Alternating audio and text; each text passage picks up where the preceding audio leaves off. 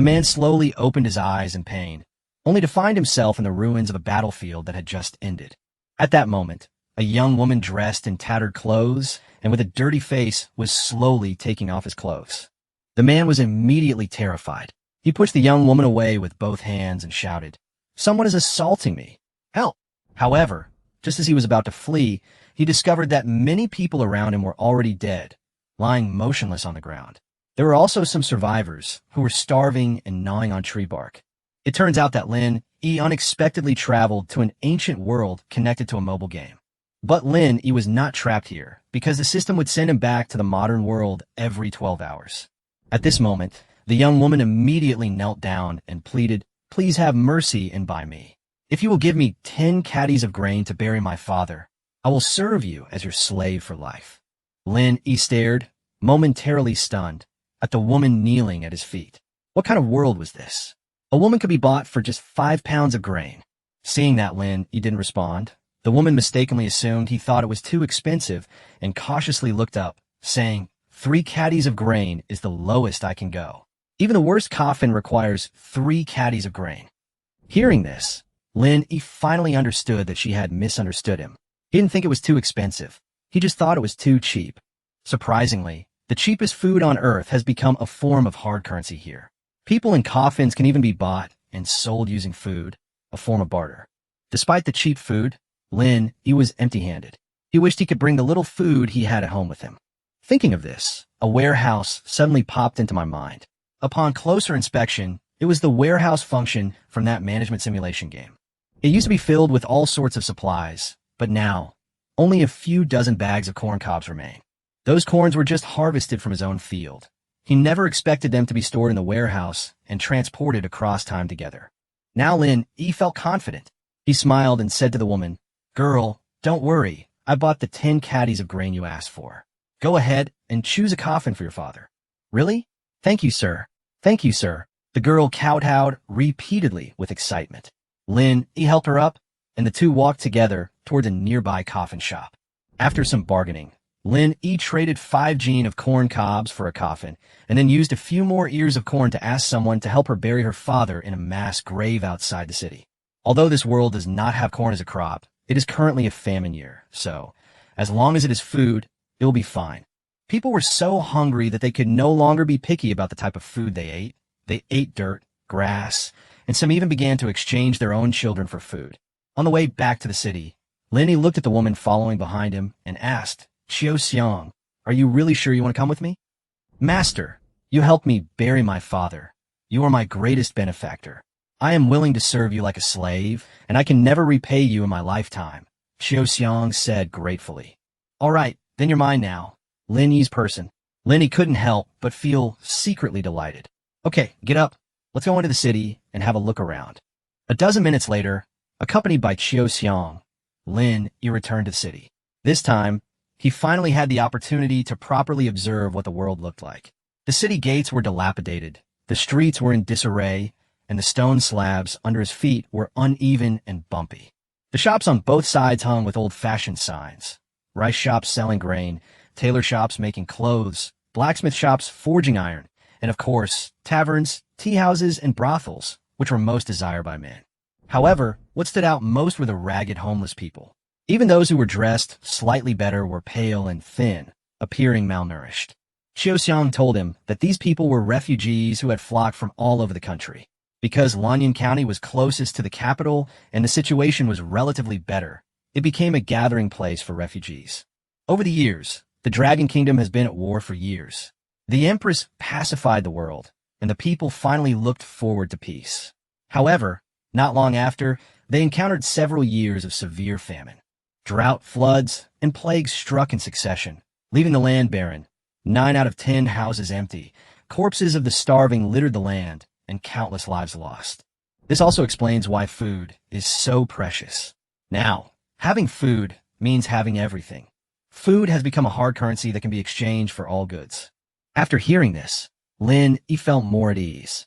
On Earth, this amount of food probably wouldn't even be enough to feed himself, but here, it was enough for him to live the life of a landlord. Lin Yi, who was originally a member of the lower class of society, suddenly became a rich man and was even able to experience the life of the rich. Just thinking about it was exciting. Xiao, I'm not very familiar with this area. Do you know where I could buy a house? Now that he was here, Lin Yi decided to find a place to stay first. Sir, to buy a house, you need to find a broker.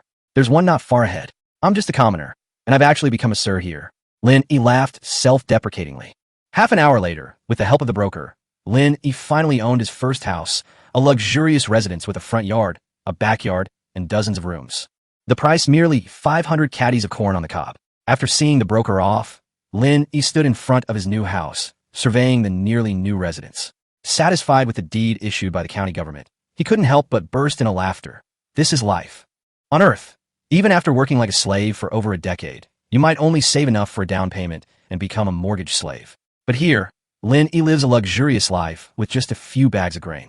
Xiao, tidy up a home first, and wash up while you're at it. I'll go buy some things. Yes, sir. Xiao lowered her head, a hint of shyness on her face. Lin Yi turned and left, but did not notice the thoughtful look on Xiaoxiang's face. Lin Yi went out onto the street, strolling around and buying things. Due to the famine, business was generally slow in these shops. It was a miracle that they could barely stay open. An hour later, Lin Yi returned home, leading 2 large, skinny black dogs. Fortunately, the county town wasn't too big, and he hadn't gone to the wrong place. As for the items I bought, they're all already stored in my game inventory, which is incredibly convenient. This inventory feature is just so useful. After taking the purchased items out of the warehouse, Lin Yi called out into the house, Xiao, I'm back. As soon as he finished speaking, a pretty woman with a slender figure but still some curves ran out of the house. Are you Xiao? Lin Yi couldn't help but rub his eyes. Was this really the disheveled woman who reeked of decay from just now? Xiao pursed her lips slightly and nodded shyly. Master, are you tired? Let me help you wash up.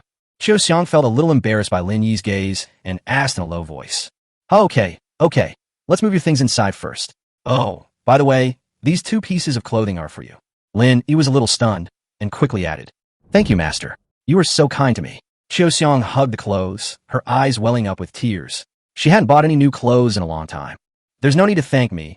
It's just 2 pieces of clothing. A barely perceptible glint flashed in Lin Yi's eyes as he looked down at Xiao.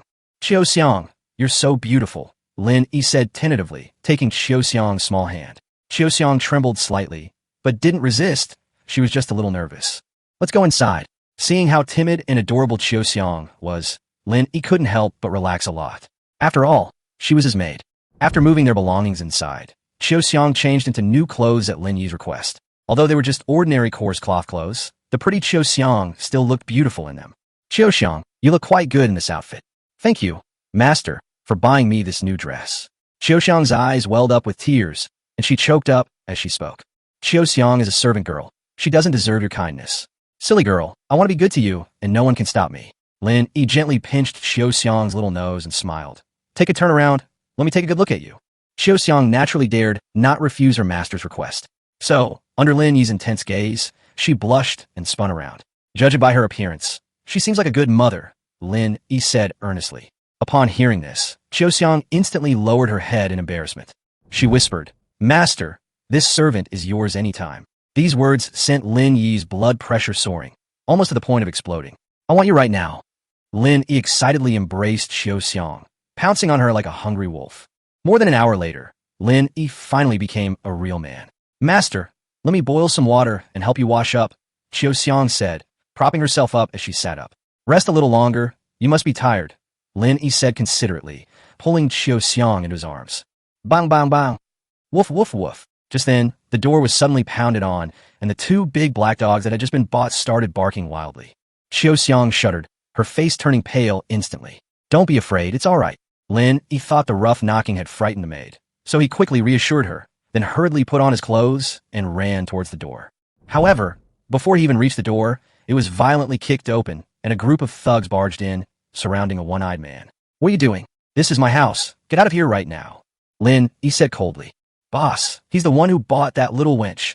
A thug pointed at Lin Yi and said, Did you hear that? Hand over that little wench obediently, and I might let you go otherwise.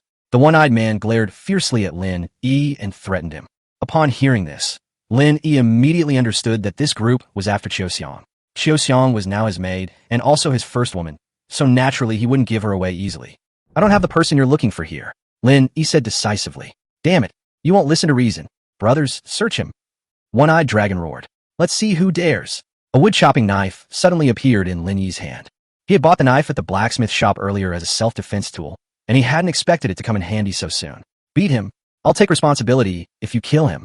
With the one-eyed man's order, the thugs grabbed their sticks and started beating Lin Yi indiscriminately. Several men seized the opportunity to rush into the house and drag Xiaoxiang out. Damn it, you still say she's not here. Seeing Xiaoxiang dressed neatly and with a pretty face, the one-eyed man's eyes immediately gleamed with greed. This young lady is surprisingly beautiful when she's dressed up. She'll definitely fetch a good price. But before selling her, I need to enjoy myself first. Stop, stop. I'll go with you. Please don't hit my master anymore. Xiaoxiang looked at Lin Yi and mustered her courage to speak. All right, as long as you come with me obediently, I promise I won't kill him. At most, I'll break his 2 legs, the one-eyed man said excitedly. I'll fight you to the death. Lin Yi roared angrily. The next moment, the movements of the one-eyed man and his men became unusually slow in Lin Yi's eyes. Lin Yi was unaware of this and continued to frantically swing the wood-chopping knife in his hand. At the same time, Big Black and Second Black pounced on the men like madmen, barking and biting wildly. Screams echoed throughout the courtyard. Moments later, all the hooligans, including One-Eyed Dragon, lay on the ground, covered in blood, howling in agony. Lin Yi didn't kill them. After all, these people had broken into the courtyard, and if he killed them all, no matter how cleanly he did it, he wouldn't be able to escape responsibility. Get out! Lin Yi shouted coldly. A group of thugs helped the one-eyed man away, limping and disheveled. He had been bitten on the waist by a dog, and blood had seeped through his clothes, staining half his body red. Even if he survived, he would certainly be left with a disability. The house returned to peace. Xiaoxiang looked remorseful, tears still wet in her eyes. Master, it's all my fault. I've caused you trouble. Lin Yi gently stroked her face and comforted her tenderly. Silly girl, how can I blame you? Don't cry, it's all over now. Xiaoxiang shook her head, her eyes full of worry. These people are local thugs in this county, and they do a lot of illegal and disorderly things on a regular basis. Many girls who fled from other places have been tricked by them and sold into brothels. A few days ago, they also set their sights on me. Fortunately, an official from the capital came to my rescue, and I escaped a disaster. She lowered her head and continued. This servant saw that you were tall and strong, with a ruddy complexion, and must be a wealthy man. So I wanted to ask you to take me in. On one hand, it was to buy a coffin for my father, so he could be properly buried. On the other hand, it was also to find someone to rely on, because I knew those people wouldn't let me off easily. After hearing Xiaoxiang's words, Lin Yi couldn't help but laugh. You're quite clever. So, do you think that besides being physically imposing, I'm also very vigorous? Xiaoxiang said shyly in a low voice. You're really amazing. I almost fell apart just now. Lin Yi laughed heartily. Don't worry, with me by your side. You'll live the high life, and no one will dare bully you. Xiaoxiang looked up, asking in confusion. Won't you blame me, master? What's it to blame you for? Blame this cannibalistic world for what it is. Let's not talk about it anymore. Let's cook first. You must be starving, right? Lin Yi turned on the lights and then asked Xiaoxiang to go to the kitchen to cook, while he chose a bedroom to tidy up. He had gradually adapted to his status as a landlord, and he didn't want to wait for Xiaoxiang to finish cooking before doing these small tasks. The house had dozens of rooms, and Lin Yi could choose whichever he wanted to stay in. From the beginning to the end of the month, he could choose a different room each time. He lit the lamps, laid out new sheets and blankets, and also prepared several sets of clothes suitable for this world. Wearing his old clothes before seemed somewhat out of place here, but now he knew he had to adapt to local customs. After tidying up, Lin Yi took 2 steam buns from the warehouse and tossed them to the big black dog. The dog wagged its tail excitedly. These 2 dogs have been a great help in the fight just now. He'd have to take good care of them from now on. By the time Xiaoxiang finished preparing dinner, it was already getting dark. Lin Yi had Xiaoxiang eat dinner with him so he could review his lessons. However, just then, a countdown suddenly appeared in his mind. Xiaoxiang, find a room to rest after you're done tidying up. I need to practice my skills and don't want to be disturbed. After saying that, Lin Yi hurriedly returned to his bedroom and tied the 2 big black dogs to the door. 5, 4, 3, 2, 1. As the countdown ended, everything went black for Lin Yi. When he opened his eyes again, he found himself back in the fields of Xiaohua village, exactly where he had been before he transmigrated. Dawn was just breaking. Was this a dream? Lin Yi quickly took out his phone and opened a minigame. But when he clicked send, nothing happened. Was this really a dream? Lin Yi was startled. He immediately opened his game inventory and saw that the corn he had harvested from his field was still there. However, the quantity of corn had decreased, exactly the amount he had used to shop and buy a house in that other world. This isn't a dream. This is real. Lin Yi jumped up excitedly, because it meant that his life, which he had originally planned to live peacefully, would undergo a dramatic change. He was no longer an ordinary bachelor. Life in this other world had become inextricably linked to him. However, he also understood that he couldn't enjoy his new life for long by relying solely on his family's small plot of land. He needed to come up with a long-term plan. As for this interdimensional travel, he figured it out. Each time he went to another world, he could only stay for 12 hours, and then he needed to wait 12 hours before he could go again, which was equivalent to the cool-down time of a game skill. This wasn't so bad. He could spend his days leisurely on Earth and enjoy himself in another world at night. Suddenly, Lin Yi's gaze fell on a time manipulation item. This item was bound to his warehouse. He tried clicking on it and found that its time could be sped up or slowed down, with a maximum adjustment of 10 minutes. In the minigame, the time-based item is mainly used to accelerate the ripening of crops. It's essentially a premium in-game item. While in reality, 10 minutes wouldn't have a significant effect on a crop cycle that takes several months, extending the time might have a different impact. Since it's not very effective at ripening crops, can I use it on myself? Lin Yi had an idea and tried to accelerate time to its maximum value, then used the item on himself. The next moment, he looked up and was shocked to find himself standing on the edge of a cliff. If he took another step forward, he would fall. Holy crap! What's going on? Lin Yi exclaimed, quickly taking 2 steps back. Then, he returned to his original position. Lin Yi was astonished. Just now, he was so focused on looking at his phone that he hadn't noticed he had walked nearly a kilometer. This meant that although he only consciously took a few steps, under the effect of time acceleration, he had already covered the distance in 10 minutes. Thinking of this, Lin Yi began to speculate that if he adjusted the time speed device to slow down, he should be able to become exceptionally agile, as if in slow motion. He excitedly began his experiment. Several hours later, Lin Yi had fully mastered the use of the time-manipulating device. He could use it not only on his surroundings, but also on himself. He could enter or exit this accelerated time state at any time. For example, if someone attacks him, he can adjust the speed of his time manipulation item to make the enemy's movements appear as slow as a snail to him. He can then react quickly and easily neutralize the attack, achieving the martial arts principle that speed is the only way to break through all martial arts. This is merely one way to use the time manipulating tool. Its future applications remain to be explored. Lin Yi continued to accelerate time in the field, beginning to harvest the remaining corn. This corn would be his capital for enjoying life in another world. Just then, a villager passed by and, seeing his busy figure, couldn't help but tease him. Hey Lin Yi, why are you working so hard today? Lin Yi chuckled and gave a casual reply before continuing to focus on his work. Chapter 4 Cheap Labor, 2 steamed buns a day. The day passed quickly. Lin Yi not only finished his farm work, but also took a short nap. Now, he was full of energy and ready to face the tasks ahead.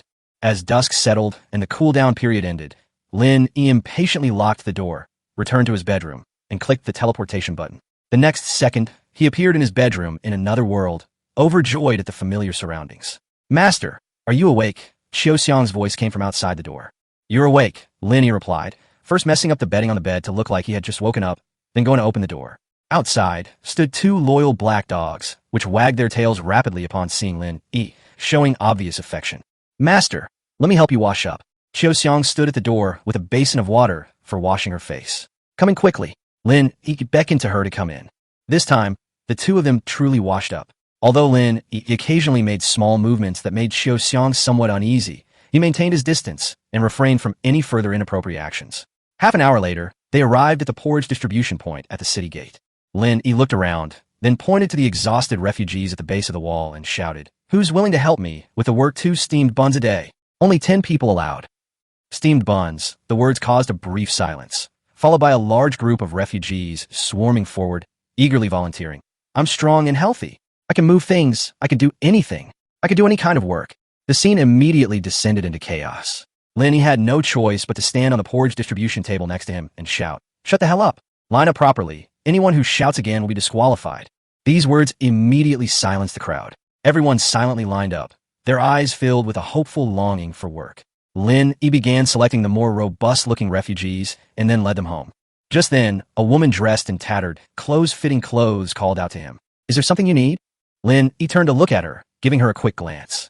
Although this woman wasn't as beautiful as Xiao Xiang, she still had a certain charm. She was athletic, had a unique air about her, and looked like she had practiced martial arts. "My name is Yi Shaodai. My father used to be a bodyguard at the Wei Yuan escort agency in the capital. We fled here because our hometown suffered a famine." The woman clasped her hands slightly.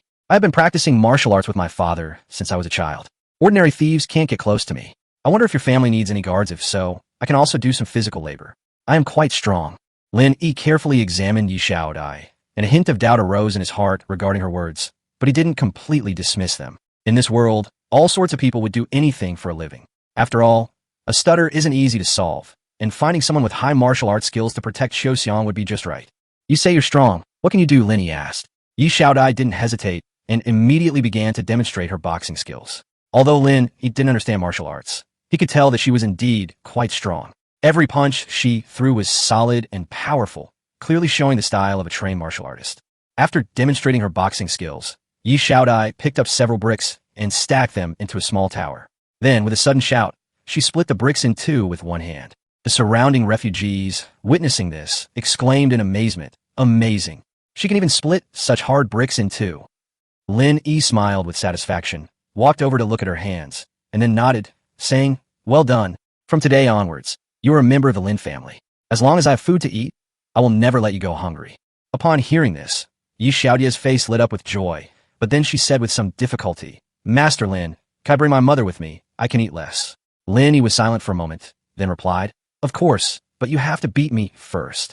Yi Xiaodai was stunned. She thought to herself, it's easy to tell the difference between a martial artist and an ordinary person. Lin Yi obviously doesn't know martial arts, so wouldn't she be able to win easily? But if she hurts Lin Yi, she will lose her job opportunity. But if she couldn't defeat him, her mother couldn't come with her. At this moment, Yi Xiaodai was caught in a dilemma. Chapter 5: Recruiting a female bodyguard to find business opportunities. Lin Yi was unaware of Yi Xiaodia's complex thoughts. His purpose was not simple. He just wanted to take the opportunity to demonstrate his strength and intimidate the petty people around him. "What? You don't dare?" Lin Yi smiled slightly, provoking her. Yi Xiaodai bit her lip, a hint of hesitation flashing in her eyes. "Master Lin, you're not joking, are you?" "Of course not. As long as you beat me, you and your mother can come to my house, and you won't go hungry," Lin Yi said firmly. "Fine. Then I'll have to offend you." Yi Xiaodai made her decision, gritting her teeth. "Come on, show me your strongest skills." Lin Yi put on airs, assuming a Tai Chi starting stance. Yi Xiaodai was slightly taken aback by this stance. A question flashed through her mind. This stance doesn't seem simple. Could this person in front of her really be a hidden master? "Excuse me." Yi Xiaodia's mind raced, but her movements were swift, and she immediately launched an attack. "Well done." Lin Yi chuckled, then activated the time manipulation device. Instantly, Yi Xiaodia's attacks appeared unusually slow to Lin Yi. He easily found an opening, blocked it with his hand, and then swiftly stepped forward, grabbing her by the neck. "Miss Yi, you've lost." Lin Yi smiled faintly, his tone brimming with confidence. Yi Xiaodia's eyes widened, her face pale, and she exclaimed in shock, "How could it be so fast? Impossible, impossible." Before she could even react, she was grabbed by the neck. "Wow, this Master Lin is amazing. How did he do that? I didn't even see it.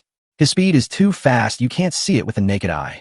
I never expected Master Lin to be such a hidden master." The onlookers whispered amongst themselves, and Lin Yi knew he had achieved his goal. He then turned and called to everyone to go home. "Miss Yi, don't stand there in a daze. Quickly bring your mother and follow us." Xiaoxiang walked to her side and reminded her. "Huh, but I lost." Yi Xiaodai looked at her defeated appearance, somewhat at a loss. "This is our master's decision," Xiaoxiang added with a smile, then quickly went to catch up with Lin Yi. The group was quickly taken to the Lin family's residence. Lin Yi gave each person 2 steamed buns and then had them work in the back garden. Although the buns weren't very tasty, being mixed with bran and other grains, they were much better than the watery porridge and were enough to fill their stomachs. "Master Lin, go and keep a close eye on those people for me. See who's slacking off and who's hardworking. I'll have Xiaoxiang take care of your mother here." Lin Yi took out 2 steamed buns and gave them to Yi Xiaodai. "Thank you, Master Lin." Although Yi Xiaodai was somewhat confused by what was happening, she didn't dwell on it and decided to carry out Lin Yi's instructions. After giving her mother a few instructions, Yi Xiaodai went to the backyard to check on the people working. Lin Yi then had Xiaoxiang arrange accommodations for Yi Xiaodia's mother and planned to have her take charge of the kitchen. Yi Xiaodai was undoubtedly a talented individual and worth cultivating. With everything arranged, Lin Yi left the big black dog at home and then went out. He intended to explore business opportunities. While wandering aimlessly through the streets, Lin Yi spotted a pawn shop ahead and an idea struck him. He went inside. He had originally intended to buy some antiques, but since all the antique shops were closed, perhaps he could find something of value at this pawn shop. "Sir, what would you like to pawn?" The clerk greeted him warmly.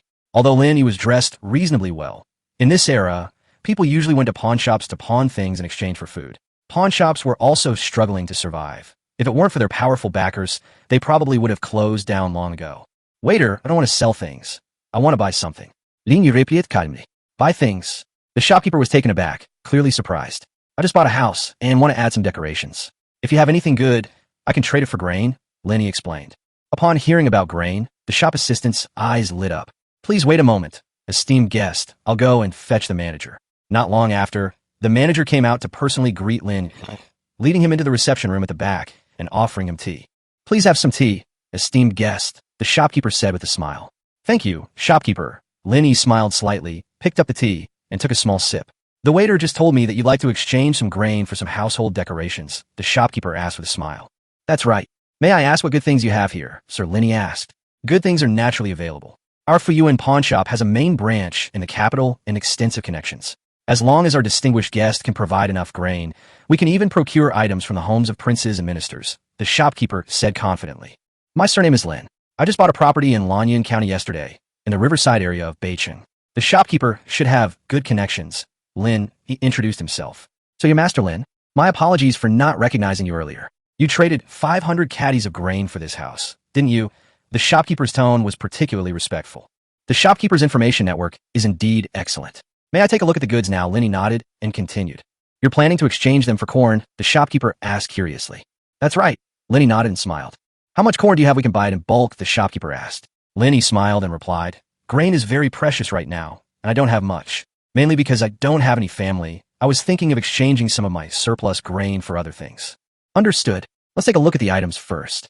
Having learned about Lin Yi's background, the shopkeeper confidently displayed several precious items. One of them was a white jade Buddha statue, about 10 centimeters in size, crystal clear and exquisitely crafted. Although Lin Yi didn't understand these things, he knew it was a good item based on the Buddha statue's transparency and carving craftsmanship. Shopkeeper, how much for this Buddha statue? Lin Yi asked. This Buddha statue can be traded for 100 caddies of corn, the shopkeeper said casually, holding up one finger. 100 caddies? Lin Yi was slightly surprised, but then he understood. Grain was hard currency these days. Compared to these antiques, storing some grain was a better guarantee of survival. If you like this jade Buddha, we'll trade it for 80 caddies of corn. Seeing Lin Yi's thoughtful expression, the shopkeeper finally said through gritted teeth. All right, I'll be your friend. We'll settle for 80 caddies. Lin Yi agreed with a smile. Master Lin, take a look at this blue and white porcelain vase. It's from the Ling kiln, specially made for the imperial family. If you like it, how about 50 caddies of corn? The shopkeeper continued to recommend. And this set of Wangwali table and chairs. Chapter 6, Corn for Antiques, earning 1,000-fold difference. The old shopkeeper, Chun Jingji, enthusiastically introduced various antiques to Lin Yi. Half an hour later, Lin Yi exchanged 500 jin of corn for over a dozen valuable items. Shopkeeper Chun, could you please have your servants deliver these things to my house later and take the grain back with you? Lin Yi said. No problem, Brother Lin. Don't worry. We'll deliver it safely. Chun Jingji smiled, took Lin Yi's hand, and escorted him to the door. He then whispered a reminder, Brother Lin, think about what we just discussed. As long as we have food, we can get supplies from the palace too. They can even get things from the palace? The empresses? Lin Yi's heart skipped a beat, but his face showed no surprise. Chun Jingji smiled slightly and said mysteriously, You and I both know the truth about this, but we must not tell anyone. All right, I'll come and bother you again after I've transported some more grain. Lin Yi silently noted it down, knowing that this pawn shop had a powerful background. The fact that the manager of Fuyuan pawn shop dared to easily mention the empress's belongings meant that they must have a strong force behind them. Leaving the pawn shop, Lin Yi walked down the street, and the scene before him could only be described with one word, desolate. The streets were almost entirely filled with ragged, emaciated refugees and beggars. Despite the presence of county yamen runners patrolling and maintaining order on the streets, the atmosphere of poverty was still oppressive. Passing a brothel, Lin Yi heard occasional bursts of laughter coming from inside, suggesting a lively atmosphere. It seemed the wealthy people here were passing the time. Sir, come in and have some fun, a prostitute at the door called out. Another day, Lin Yi thought to himself. Although he really wanted to go in and take a look, he had important business to attend to today. Besides, he had a prettier and sexier maid at home, and the outside world couldn't compare to his own homegrown beauty. He could only hold back for the time being. Not long after passing the brothel, Lin Yi suddenly noticed a pharmacy. An idea struck him, and he went inside. Most of the medicinal herbs in this era were truly high quality, many even wild. If he could collect some precious herbs and bring them back to the modern world, he was sure to make a fortune. Sir, what can I do for you? A waiter greeted him warmly at the pharmacy. Waiter, do you have any ginseng that's been aged for a while? Lin Yi asked. Our ginseng is generally quite old. How old would you like? The waiter replied. Of course, the older the better, Lin Yi said, a hint of anticipation flashing in his eyes. Sir, as you know, ginseng is a treasure as vital as life itself. Generally, older ginseng has long been collected by officials and landlords. Our pharmacy is fortunate enough to have a 300-year-old ginseng, but it is our prized possession and is not for sale, the waiter said somewhat reluctantly. If it could be sold, how much would this 300-year-old ginseng fetch? Lin Yi asked, calculating in his mind. The shopkeeper thought for a moment and said, the 200-year-old one can sell for 50 taels of silver now. A 100-year-old one is 20 taels, and those that are younger are much cheaper. How about I trade you some grain for a 200-year-old wild ginseng? Lin Yi asked. Copy grain. Please wait a moment, sir. I'll go ask the manager. The waiter was taken aback for a moment, then quickly ran to the back to ask for instructions. Soon after, the shopkeeper came out and quickly greeted Lin Yi, saying with a smile, Sir, are you planning to exchange grain for ginseng? Yes, but how would you like to do it? Lin Yi knew that this medicinal herb was very valuable, but grain was also a form of hard currency. If it's top-quality rice, 50 sure will suffice. If it's inferior rice, it will cost 200 sure, the shopkeeper replied. So expensive? Lin Yi was taken aback. Based on current grain prices, 50 sure would require 5,000 jin of grain, a price much higher than he had anticipated. Through their conversation, Lin Yi learned that medicinal herbs were now as precious as grains, especially wild ginseng. Due to the plague, the prices of both herbs and grains had skyrocketed. Despite the high prices, Lin Yi didn't give up. He decided to forego buying ginseng and instead opted for other medicinal herbs. So he traded 500 jin of corn for 100 jin each of Ganoderma lucidum, Panax nodo ginseng, Dendrobium officinale, and agarwood. While not as precious as ginseng, these herbs were still highly valuable. Lin Yi knew that upon returning home, he would need to further research the market for these herbs, estimating he could earn a considerable profit. After leaving the pharmacy, Lin Yi found a secluded spot and stored the medicinal herbs, along with the trolley the pharmacy had given him, in the warehouse. He didn't intend to deal with these things immediately. He wanted to resolve the immediate problem first. The one-eyed man and his gang were easy to find now, as many people in town were talking about them being bitten by dogs. The once arrogant thugs had suddenly become the object of ridicule. Lin Yi casually overheard the conversation and quickly learned their whereabouts. Without making any deliberate inquiries, he followed the conversation and found the hiding place of the one-eyed man and his gang. To avoid attracting attention, Lin Yi used a time manipulation device to arrive at his destination at an extremely fast speed. This way, even if someone saw him, they would only see a shadow and wouldn't be able to make out his appearance clearly.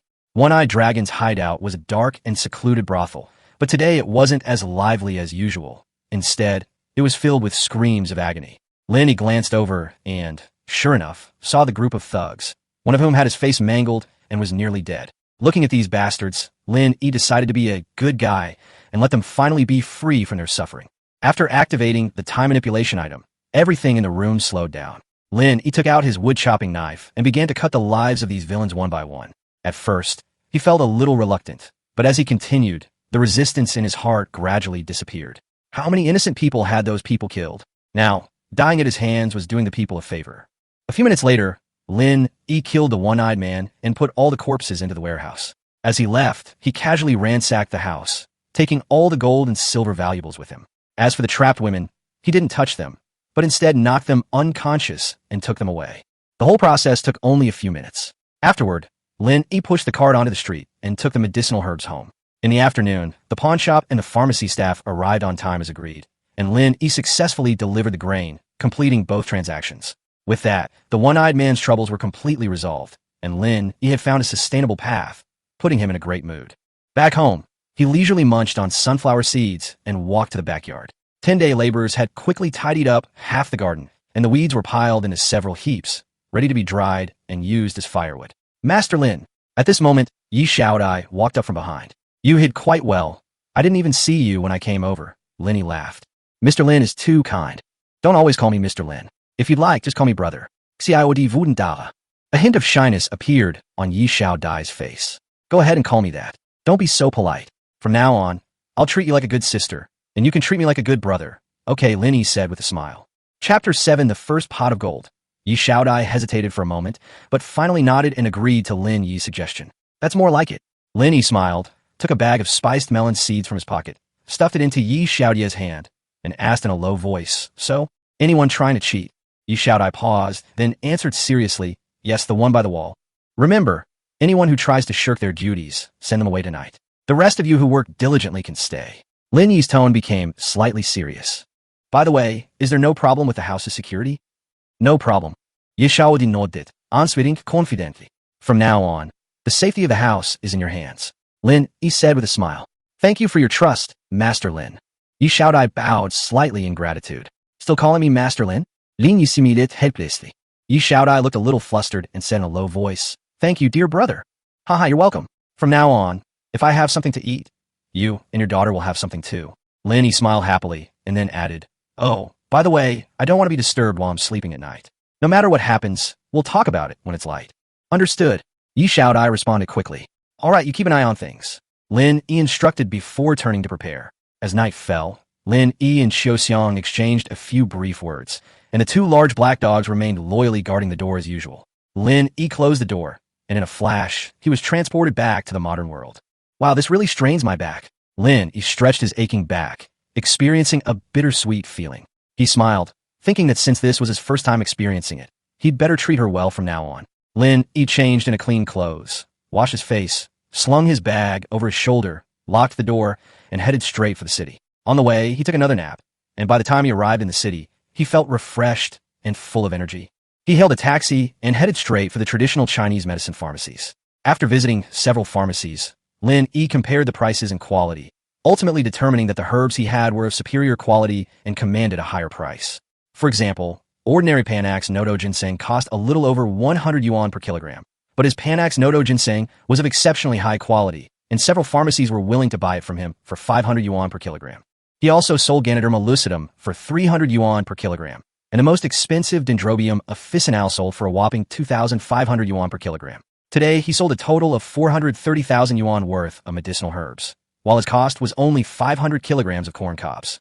Lin Yi sold the herbs to several pharmacies, and the owners of each shop were very enthusiastic, exchanging contact information, clearly intending to continue cooperating in the future. Business people always have a keen eye, and Lin Yi was satisfied that he had been able to establish himself in this industry. After selling the medicinal herbs, Lin Yi took out a bag he had prepared in advance and retrieved the Jade Buddha from the warehouse. With this item in hand, Lin Yi took a car to the city's largest antique shop. He had high hopes for the Jade Buddha. It was at least more valuable than the medicinal herbs. Upon entering the antique shop, the clerk greeted him with a smile.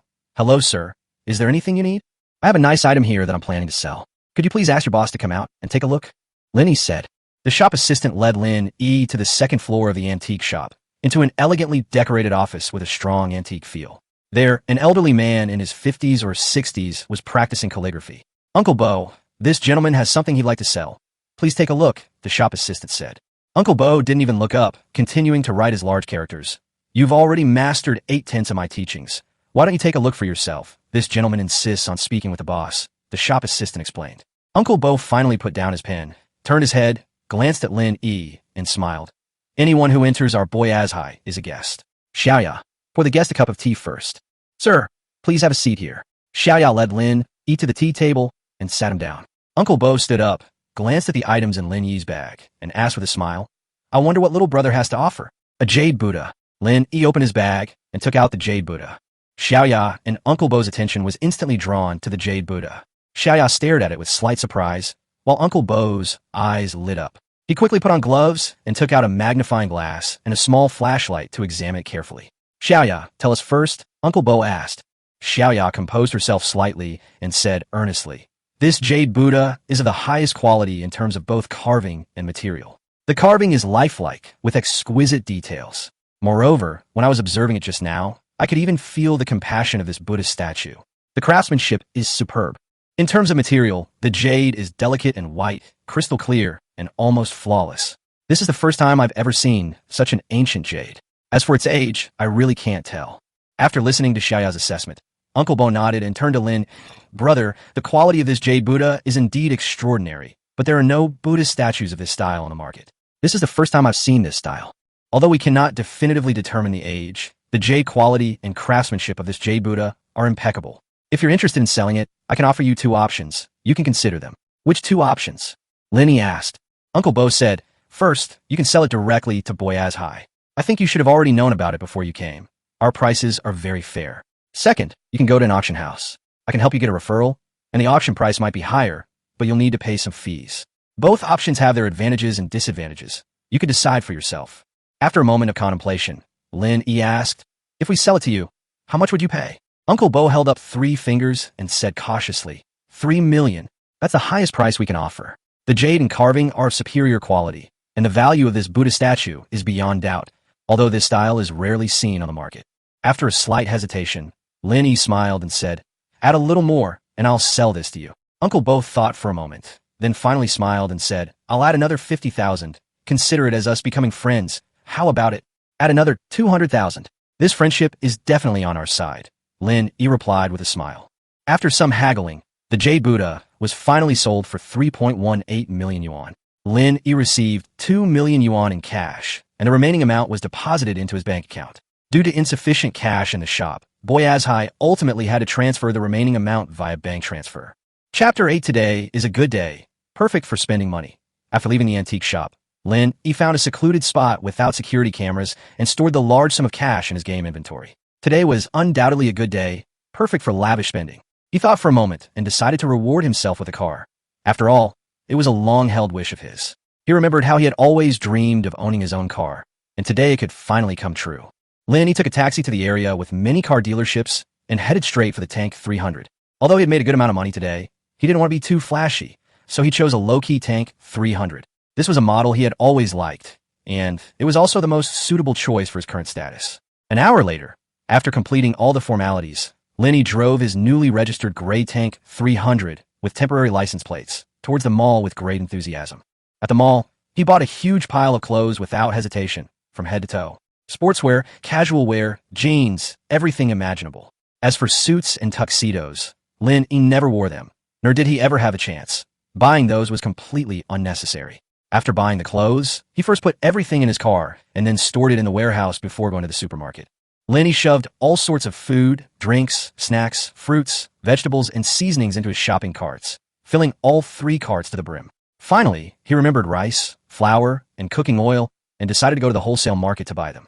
Before going to the wholesale market, Lin Yi bought some unmarked woven bags to pack some loose rice. He planned to get about 100 bags to test the waters.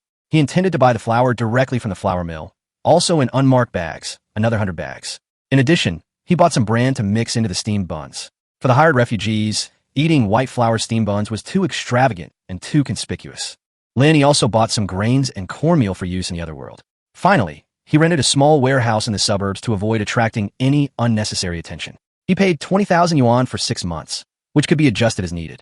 After everything was settled, Lin Yi locked the warehouse door and stored everything in the game's inventory. This was an essential arrangement to avoid any unexpected trouble.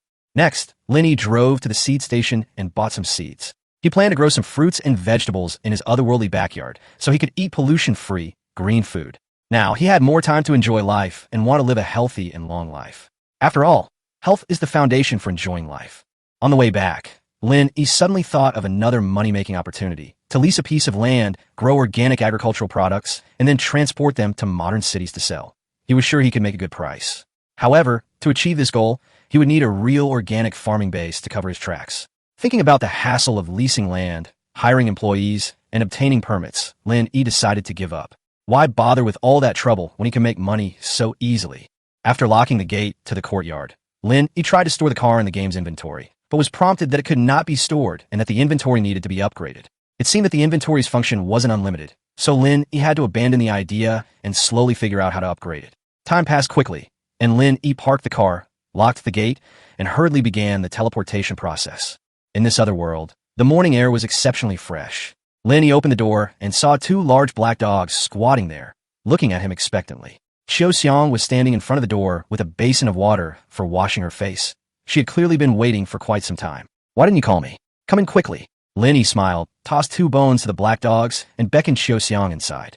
Xiao Xiang carried the basin of water into the room and said in a low voice, Master said yesterday that he doesn't like to be disturbed when he's sleeping, so I've been waiting outside the door. So thoughtful. Here, this is your reward. Lin Yi casually took out a red butterfly hair clip. So beautiful. Xiao Xiang's eyes widened. Then she shook her head and said, Master, this is too precious. I can't accept it. Do you like it? Lin Yi playfully pinched Xiao Xiang's chin. I like it, Xiao Xiang whispered. Then take it. It's a gift from me. You can't refuse, understand? Thank you, Master. Xiao Xiang immediately said gratefully. Then how will you thank me? Lin Yi raised an eyebrow. Whatever you say, Master, Xiao Xiang said playfully, lowering her head. Chapter 9 Pork Stew with Vermicelli. Even the county magistrate was seduced. In the room, Lin Yi took out another Chong Sam and handed it to Chiu Xiang. Although she was slender, her curves were exquisite, and she looked exceptionally charming in the Chong Sam, exuding a sexy allure. Lin Yi admired her for a while, satisfying his eye candy, before letting Chiu Xiang serve him his washing and meal.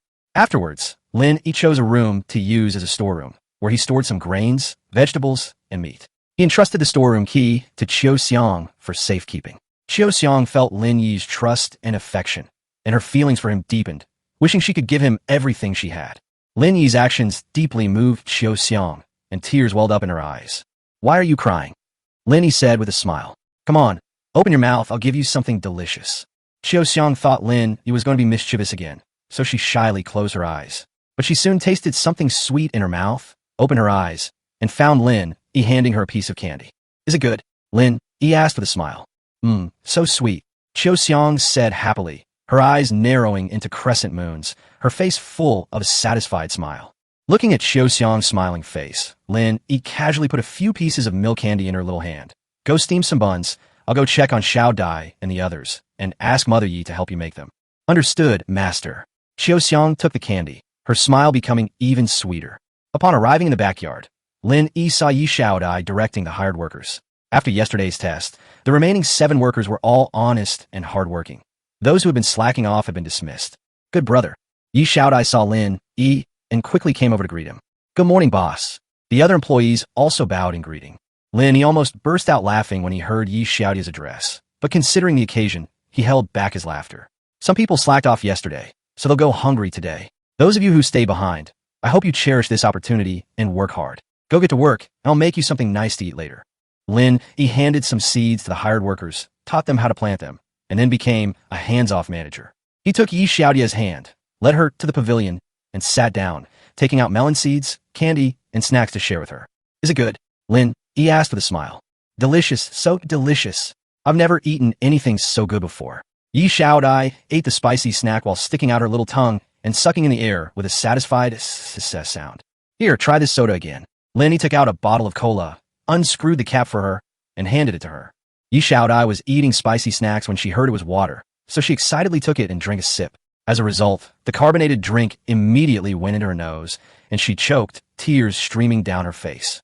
"Good brother, what is this? It tastes weird." Yi Xiaodai covered her eyes, her face flushed red from choking, and asked curiously. "This is cola, a new drink I've been researching," Lin Yi said with a smile. "Drink it slowly, and have a taste." Yi Xiaodai obediently took another sip, and suddenly exclaimed excitedly, "It feels like there's air in my mouth, it's so amazing. It'll be even better with spicy strips," Lin Yi said with a smile. Yi Xiaodai took another bite of the spicy strip and a sip of cola, and quickly grew to like the taste, as if she had entered a completely new taste experience. Watching her enjoy herself, Lin Yi wondered to himself if she would like a hamburger even more. After eating and drinking for a while, Lin Yi told Yi Xiaodai to watch the workers continue working while he went to the kitchen. At this time, Chiu Xiang and Ye's mother had already steamed some hot buns, which smelled delicious and were steaming hot. "Chiu Xiang, Aunt Yi, please help me wash the vegetables. I'll make pork stew with vermicelli." Lin Yi walked into the kitchen and started cooking. Chiu Xiang and Ye's mother were very surprised to hear that Lin Yi wanted to cook himself. But as the head of the household, whatever Lin Yi said went, and they naturally didn't dare to say anything more.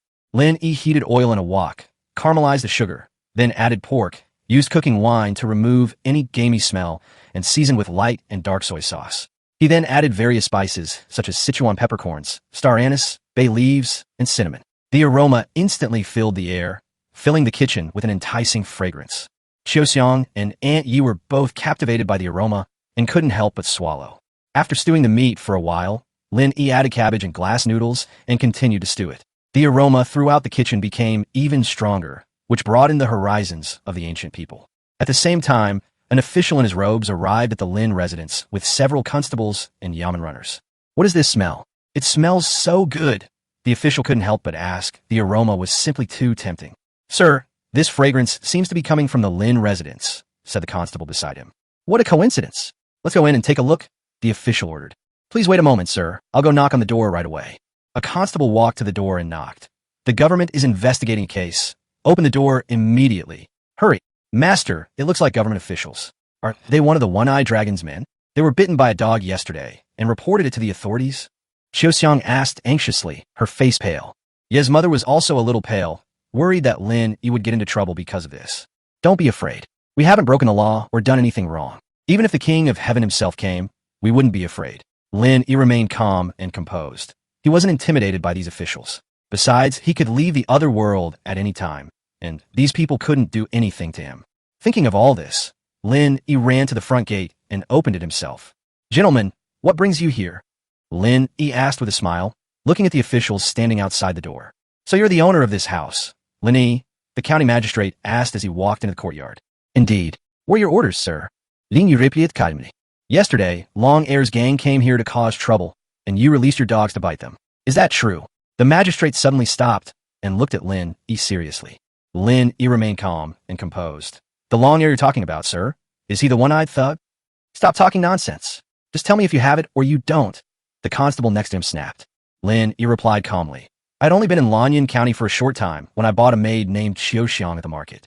She was selling herself to pay for her father's funeral. Then this group of people broke into my house and threatened me to hand her over. If I didn't, they threatened to beat me. When my dog saw someone attacking and realized I was being threatened, it pounced on them and bit them. After that, they ran away. How dare you? You killed them all, and now you claim to be the victim of bullying. You must have a death wish. At the magistrate's command, the constables immediately drew their knives and held them to Lin Yi's neck. Chapter 10: The Olive Branch Extended by the Magistrate. Injustice. Your Honor, injustice. Just as the constables were about to take action, Xiaoxiang suddenly ran out of the house, crying and rushing towards the magistrate. She deliberately made herself look disheveled and put on her old, worn-out clothes, completely losing her previous charming appearance and looking extremely haggard. Who are you? And what grievance do you have? The magistrate frowned as he looked at Xiaoxiang and asked coldly. Xiaoxiang knelt on the ground, bowing her head, and said, I am Xiaoxiang, the maid that my master bought.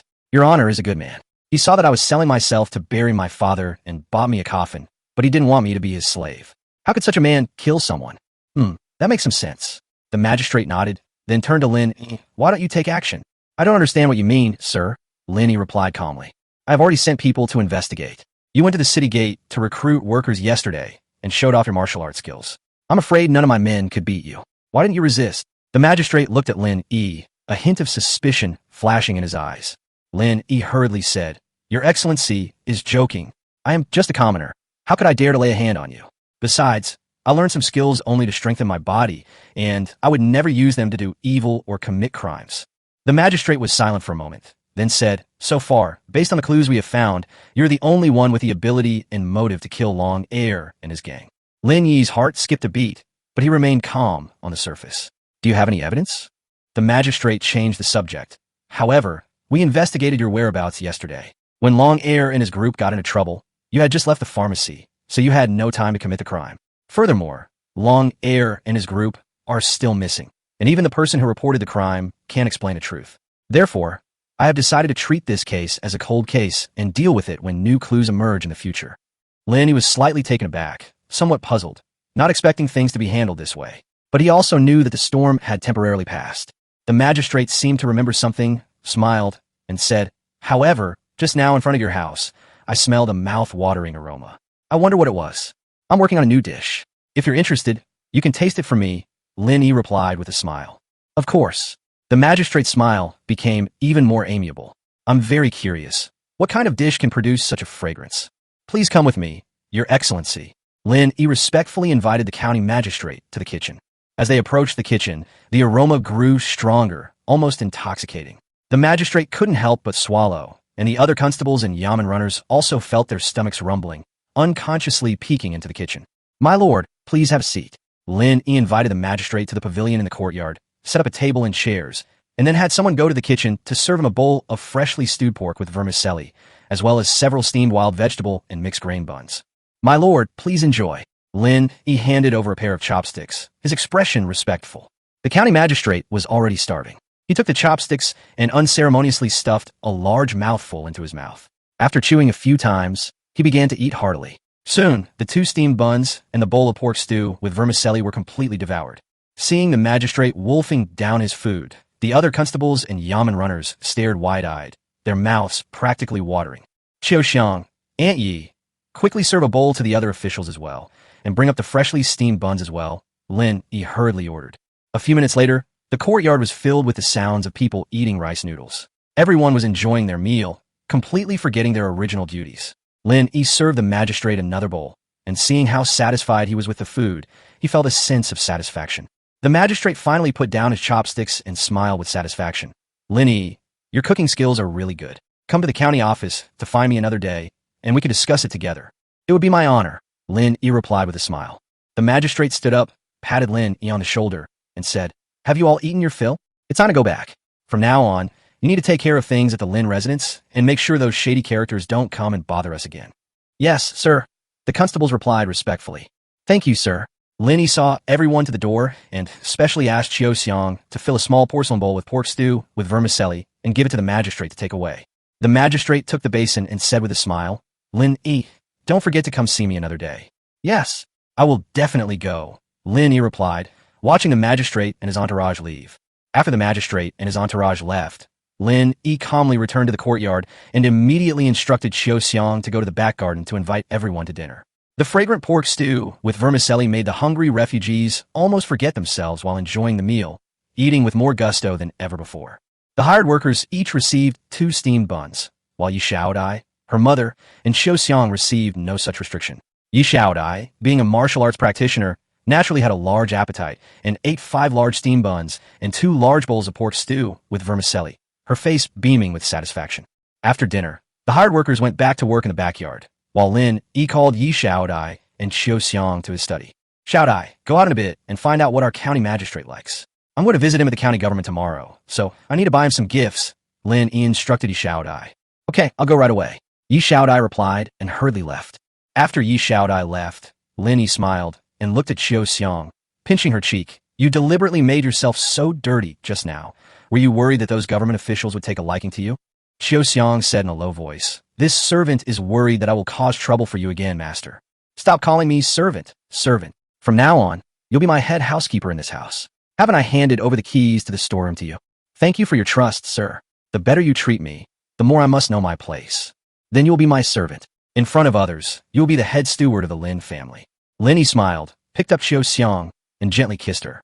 "By the way, you should use the toothpaste I gave you regularly every day to protect your teeth. I love your teeth. They're so white and straight." "This servant will remember," Qiu Xiang nodded in response. "Also, remember to shower every day. Don't worry about wasting firewood. In addition, you need to eat more and to try to gain weight quickly. I like women who are a little chubby, but not too fat," Lin Yi gently instructed. After hearing this, Qiu Xiang smiled and said, "Then I will eat more at every meal and try to gain weight as soon as possible so that master will like me even more." "Qiu Xiang, I'm holding you, and now I'm having second thoughts," Lin Yi said, somewhat troubled. Although he knew he wasn't young anymore, he still couldn't resist wanting to enjoy more tenderness. "Qiu Xiang will always belong to you, master. You must take care of your health," Qiu Xiang said considerately. "I'll go to the pharmacy later and get a prescription to nourish your body for you. I'll go by myself. I was just planning to go to the pharmacy anyway." Lin Yi decided to go personally and also collect some useful medicinal herbs. He instructed Qiu Xiang to go to the backyard and hire a few workers to buy some chickens, ducks, and piglets to raise in the backyard, so that it would be convenient to have meat. After making these arrangements, Lin Yi took some money and went to the pharmacy. "Master Lin, you're here again. What would you like to order today?" The shop assistant greeted Lin Yi warmly. "Bring me your 200-year-old ginseng," Lin Yi said with a smile. Chapter 11. Free cordyceps. I'm rich now. Yesterday, Lin Yi dealt with a one-eyed dragon's group and incidentally stole several hundred taels of silver. At first, he didn't think too much about it, thinking that a few hundred taels of silver wasn't much. In the past, when watching period dramas, people would casually pull out dozens of taels of silver. Wealthy landlords and corrupt officials had assets starting at tens of thousands of taels. But upon further reflection, it wasn't quite like that. At least in the newly established Dragon Kingdom, several hundred taels of silver was definitely a huge sum of money. Take ginseng in a pharmacy, for example. A ginseng that is 200 years old will sell for 50 taels of silver. If Lin Yi were to exchange it for grain, he would need 50 sure, a unit of dry measure, and it would have to be top-quality rice. This shows that silver had strong purchasing power. One tael of silver could buy a bushel of top-quality rice. Based on the calculation that one tael of silver costs 1,000 coins and one sure, a unit of dry measure, costs 100 jin, another unit of dry measure. 10 coins can buy 1 jin of good grain. It seems that not only is food precious in the Dragon Kingdom, but silver is also scarce. For Lin Yi, it was clearly much more cost-effective to buy ginseng with silver than to exchange it for grain. Upon learning of Lin Yi's arrival, the shopkeeper personally came out to greet him. He's now considered a VIP customer. "Master Lin, please have some tea." The innkeeper was very polite and specially served him tea. "Shopkeeper, you're too kind. I've come today mainly to buy some ginseng to keep on hand, just in case. I wonder if you could part with your prized ginseng." "Master Lin, you know that's our prized possession. We dare not sell it. Buying some 200-year-old pieces will be enough for you," the shopkeeper said with a wry smile. "You really can't give it to me. It really won't work, and I can't make that decision either. When your boss comes in the future, please ask him for me. The price is negotiable." "Okay, I'll definitely ask for you next time I see the boss." "Shopkeeper, do you know anything about our county magistrate?" "Lin," he asked casually. The shopkeeper stroked his goatee and laughed. "You've come to the right person. This gentleman of ours is from the same hometown as our boss." "Oh, tell me about it. I'm planning to visit you tomorrow, sir. Could you give me some advice?" Next, the pharmacy owner gave Lin Yi a brief account of the county magistrate's affairs. Of course, these are all things that can be mentioned, such as their name, hometown, past achievements, hobbies, and so on. Half an hour later, Lin Yi gained a basic understanding of the official in charge of Lanyan County. "I have a clear idea of what to do when I visit tomorrow." "Brother, I heard that Long Air's group got into trouble."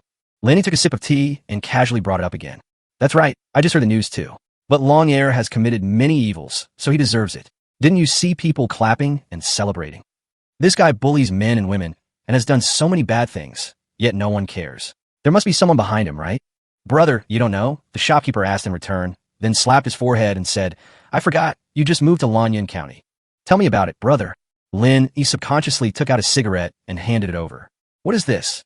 "This is called a cigarette. When you have something on your mind, or when you're visiting a brothel, having one of these is a real treat. As the saying goes, a cigarette after the deed is like being in heaven," Lin Yi said, gesturing to the shopkeeper. When the lighter emitted a flame, it startled the shopkeeper again. "Don't worry, this thing is a tinderbox. I made it myself, and it's more convenient to use. My brother is truly skillful." Next, the shopkeeper also tried smoking a cigarette, and to his surprise, the feeling of exhaling smoke was quite wonderful. The two got along better and better, and Lin Yi also learned a lot about the distribution of local forces in Lanyan County. "Brother, it's getting late. I should take my leave. I'll invite you to Fengxiang's for drinks another day when you're free." "You're too kind, brother. I'll treat you another day." The shopkeeper rubbed his hands together, looking embarrassed. "Could you give me another cigarette?" "No problem. These are all for you, and this lighter is also a gift." Lin Yi took out a pack of unfiltered cigarettes and gave them to the pharmacy owner along with the lighter. The shopkeeper was immediately pleasantly surprised and thanked him repeatedly. Upon arriving at the pharmacy, the shop assistant had already packed the 230-year-old ginseng into a box. Lin Yi bought 3 more trees that were over 100 years old. As for those that were only a few decades old, he didn't bother with them. Given the rapidly escalating relationship between the two, the shopkeeper offered them the cost price directly. As is customary, Lin Yi didn't stand on ceremony with him. "Hey, isn't this cordyceps?" Just before leaving, Lin Yi suddenly noticed some cordyceps that looked like withered branches in a bag in the corner behind the door. "Brother, what is this?" Lin Yi pretended not to recognize it, squatted down, and examined it, confirming that it was indeed cordyceps. A merchant brought it back from the western regions. He said it could be steeped in water and drunk, and it was good for your health. We didn't know how to use it, so we just left it here. I've been studying the art of tea lately, and I wonder how well this stuff would taste when brewing tea. Hey buddy, sell me these things. Why would I sell it? It's not worth much, just take it. I couldn't possibly accept that. Given our friendship, there's nothing to be embarrassed about. Take it all, it'll save us space. Then thank you very much, brother. After thanking the shopkeeper again, Lin Yi left the pharmacy with the ginseng, cordyceps, and the tonics he had ordered. I'm rich. I'm rich. Lin Yi excitedly walked home. In modern times, cordyceps is sold by the gram or by the root. Good quality ones cost around 100 yuan each. If we sell them all at this price, we'll make at least 1 million this time. And it's all free stuff, a huge profit with no investment. After leaving the main street, Lin Yi checked that no one was around and put the cordyceps and ginseng into the warehouse. Then, carrying several bags of medicine, I returned home. At this moment, Yi Xiaodai had already returned and was waiting for him near the door. Good brother. Yi Xiaodai greeted him. Xiaodai, how's the inquiry going? Lin Yi didn't correct Yi Xiaodai's form of address. It's just a name. You get used to it after a while. Yi Xiaodai nodded and reported, the county magistrate's name is Song Yao, the same Yao as Yao, Shun, and Yu. He was transferred from the capital to Lanyan County, supposedly by order of the Empress to deal with the previous civil unrest. After the civil unrest was resolved, Magistrate Song stayed on. This Lord Song has a very good reputation. He is honest and incorruptible, and treats the people very well. You can see this from the current situation in the county town. His only hobby is food. He likes to cook and sometimes invites friends to try his dishes. Hearing this, Lin Yi nodded, as it was similar to what he had inquired about from the pharmacy owner. This is a county magistrate who loves good food. He's determined to make this friend. With modern technology and ruthless techniques and all sorts of random additives, it won't be finished until it's completely intoxicatingly fragrant. Chapter 12. The old bachelor becomes a hot commodity, offering his daughter to his door. Sir, we're back. At this moment, Xiaoxiang and Ye's mother also returned. Two hired workers followed behind, one pulling a wooden cart with cages on it and several sheep tied to the back. The other one had several half-grown piglets tied with ropes, grunting and squealing, looking quite happy. Not bad. You bought a few chickens and ducks. Lin Yi smiled, took out a small handkerchief, wiped the sweat from Xiaoxiang's forehead, and handed the handkerchief to her. Thank you, sir. Xiaoxiang bowed and thanked him. Then he replied, there weren't many chickens and ducks at the market, and they didn't look very healthy. So, my servant and Aunt Yi went to the villages below and found that the sheep and piglets were all bought from wealthy families in the villages. There were 20 chickens and 10 ducks. That's good, but it's still too little. Next time, I'll take you for a walk in the village, and we'll collect some more.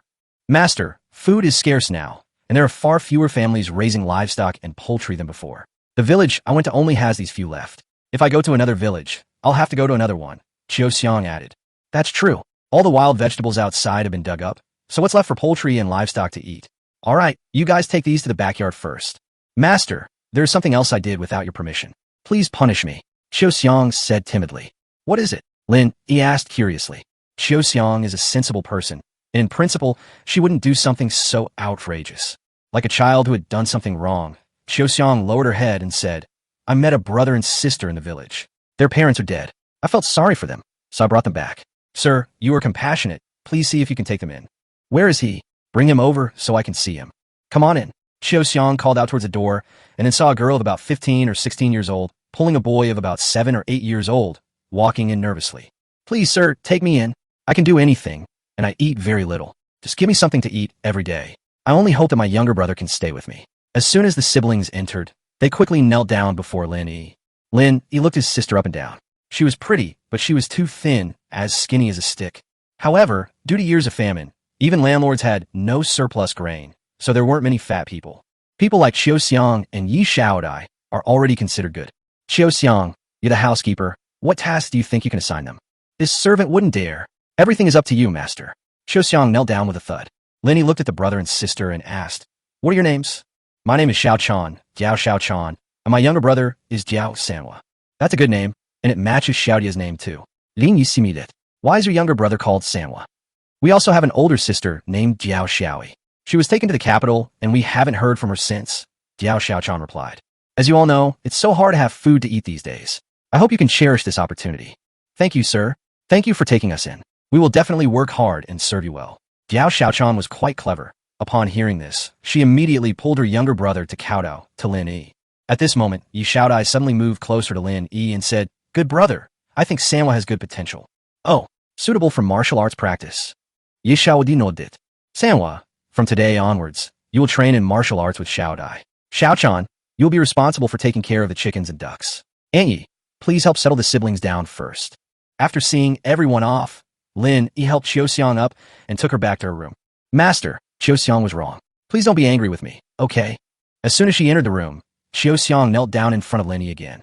Lin Yi lifted her chin, making her look up and gently pinch her cheek, saying, What did you do wrong? This servant should not have made the decision on her own. Wrong. Your mistake wasn't making decisions on your own, but rather trusting people too easily and bringing them back without proper guidance. Do you know who they are? What if they're scammers? What if they're robbers? You know what kind of world it is these days. Do you know what the consequences would be if you brought bad people home? Lin Yi said seriously. I'm sorry, I know I was wrong. I didn't think that much, Xiaoxiang said, her eyes welling up with tears again. Get up. Lin Yi pulled her up and let her sit in his lap, saying, I know you mean well, but sometimes the people you want to help may be the ones who want to hurt you. People can be treacherous. You must be careful in the future. I understand. Master, you're not angry anymore, are you? That depends on how you make me calm down. In the evening, Lin Yi had dinner with Xiaoxiang, drank some nourishing medicine, and then went back to his room. After Xiaoxiang finished clearing away the dishes, she went to the kitchen. Ye's mother hesitated for a moment before saying, Miss Xiaoxiang, I think the master likes you very much. Why don't you serve him tonight? Xiaoxiang said shyly. Master doesn't like to be disturbed when he sleeps. Otherwise, he won't be able to rest well. I see. Madam Yi nodded and asked again, Miss Qiuxiang, what do you think of our Xiao Dai? Little butterfly is wonderful. She's beautiful and knows martial arts. I value her highly. What I mean is, how about marrying into our master's household? Even as a concubine, it would be good. After I die, Xiao Dai will have someone to rely on, said Mother Yi. I don't know. You'll have to ask Master. And what does little butterfly think? The Master is a kind man. As long as he is willing, he will definitely treat Xiao Dai well in the future, so I can rest assured. As for Xiao Dai, she doesn't understand anything, so I, as her mother, can make decisions for her. Mother Yi held Qiuxiang's hand and pleaded, Miss Qiuxiang, if you have the chance in the future, could you please ask the Master what he means? Qiuxiang thought for a moment and said, Aunt Yi, the Master is a good man. Even if Xiao Dai didn't marry him, he would still take care of her. As for what you mentioned, I can pass on a message for you. As for how to say it, you should go and tell the Master yourself. Then we are so grateful to Miss Qiuxiang. If things work out in the future, you will be a benefactor to my daughter and me. I dare not accept the title of benefactor. Let's just treat each other as family, take good care of Master, and manage this household for him. What Miss Qiuxiang says is true. Lin Yi had no idea that he had already caught the eye of Aunt Yi, who was planning to make him her son-in-law. He has now returned to the modern world. He took out his phone, added the heads of several pharmacies in the city to a group chat, and then took a picture of the cordyceps and a century-old ginseng. Gentlemen, do you need any of these good items? Highest bidder wins. After sending the message, Lin Yi rode his electric tricycle to town. He needed to buy some fertilizer to plant the wheat. If suitable ones are found, he plans to buy a few more piglets and lambs, as well as some chickens and ducks, to raise here as well. The backyard is quite large, and it's a shame to leave it empty. Raising some poultry and livestock can help pass the time. Chapter 13. A century-old ginseng fetches an exorbitant price. More than an hour later, Lin Yi returned from town. He bought fertilizer and wheat seeds, as well as 6 piglets and 6 half-grown lambs, all for good luck. We bought more chickens, ducks, and geese, a total of over 100, and also a few dogs. 2 of them were large, adult wolfhounds, imposing and intimidating to look at. This is used for guarding the house and property. There are also 3 puppies, which Lin Yi plans to raise from a young age. Put 1 large wolfhound in the front yard and 1 in the backyard, and the puppies can run freely in the yard. Pigs, sheep, chickens, ducks, and geese were all thrown in the backyard. Lin Yi sprinkled corn kernels on top, added bran and cornmeal, along with chopped cabbage, and mixed a large bowl of food, then left it to its own devices. There are trees and grass in the backyard, and insects in the grass and soil, so let them find their own food. After finishing his work, Lin Yi finally had time to check his phone. But I saw dozens of missed calls and hundreds of messages in the group chat. I checked the missed calls and found they were all from the managers of those pharmacies. The messages in the group chat showed that several people in charge were bidding on cordyceps and ginseng. The price of cordyceps has been driven up to 200 yuan per piece, while that century-old ginseng has reached 3 million yuan. At this point, the atmosphere in the group was already very tense, and it looked like it was about to escalate into personal attacks. Lin Yi quickly said, Gentlemen, please calm down. I was just going to town for a short while. How do we end up arguing? Brother Lin, you've finally spoken. If this keeps up, we're all going to start fighting. Chun Jia, the manager of Ingbin Pharmacy, said with a wry smile. Mr. Lin, name your price. As long as this old wild ginseng is purely wild, we at Xixingtang will take it, no matter the price, said Lin Siki, the person in charge of Xixingtang Pharmacy. So you think Xixingtang is rich? Xinglong Pharmaceutical will go all the way, no matter the cost, Zhao Long shouted angrily. Brother Lin, say something. What are you planning to do with these things? Finally, Yang Xiaowei, the person in charge of Taiyang Pharmaceutical, spoke up. Lin Yi thought for a moment and said, We all see each other all the time. There's no need to argue so much over such a small thing. How about this? You 4 families can split these cordyceps equally. And as for this old ginseng, each of you can put up a seal bid. The highest bidder wins. What do you all think? How do you throw the seal bid? Send your bids to me privately. To be fair, each person is only allowed to submit 1 bid. After the deadline, I will send you screenshots of your bids to the group chat. Does everyone agree?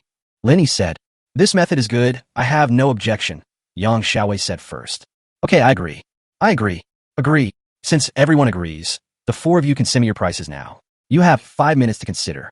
5 minutes later, I will post everyone's bids. Those who do not bid will be considered to have given up. Start the timer now. Lin Yi had just sent the message when Chun Jia sent the price. The offer is 4 million. To be honest, this price is already quite high. Lin Yi had previously researched online and found that although century-old ginseng was rare, it was worth about 2 or 3 million. Of course, Lin Yi didn't think they were fools. We're all business people. Nobody does anything that isn't profitable. Immediately afterwards, less than a minute later, the other 3 also sent their prices. The highest bid came from Zhao Long of Xinglong Pharmaceutical, who offered a price of 8.88 million. Secondly, Sishingting Lin Siki's 8 million is only 800,000 less. As for Yang Xiaowei of Taiyang Pharmaceutical, she offered a price of 5 million. There are quite a few, but compared to the other two, they're still far behind. Thank you all for your patronage. I didn't expect you to be so optimistic about this old ginseng. Although the time hasn't come yet, all 4 of you have submitted your prices. In accordance with the principles of fairness and impartiality, everyone can only submit one sealed bid. That is to say, the price we see now is the final price. Then we don't need to wait any longer. I'll screenshot the price now, and everyone can see for themselves. Immediately afterwards, Lin Yi took a screenshot of the prices sent by the 4 people and sent it to the group. Zhao Long was overjoyed to finally obtain the old ginseng. Brother Lin, how do we hand over the work? Lin Yi thought for a moment and said, I'll go to the city now and deliver it to you. You 4 can split the cordyceps equally, and each one will cost 200 yuan. How about that? No problem. I'll be waiting for you then. After making an appointment with everyone, Lin Yi first called the person in charge of planting the crops, and then brought the fertilizer and wheat seeds to the field. Now, both tilling the land and sowing seeds cost money. It saves me some trouble, but these costs are too high. Farming doesn't make any money at all. I barely break even. There's a saying that goes, if farming were profitable, ordinary people wouldn't have a place to live.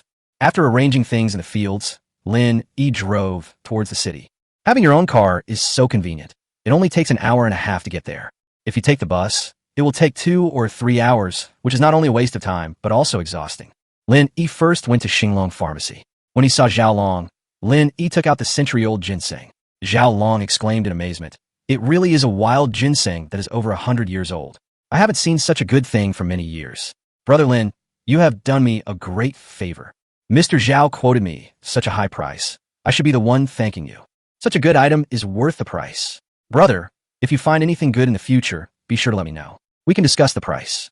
Since Mr. Zhao is so kind, I will definitely inform you as soon as possible. These are cordyceps. Please select them. Lin Yi then took out another quarter of the cordyceps. Wow, my brother is truly resourceful. You managed to get your hands on such a wonderful item, Zhao Long exclaimed. I was just lucky. Good luck is also a kind of ability. Brother, we should keep in touch. Must. Hey bro, give me your account number. I'll have the finance department transfer the money to you. Mr. Zhao, I have a request. Could you give me cash? Cash. Zhao Long looked at Lin Yi, then smiled and said, I understand. But I can't come up with that much cash.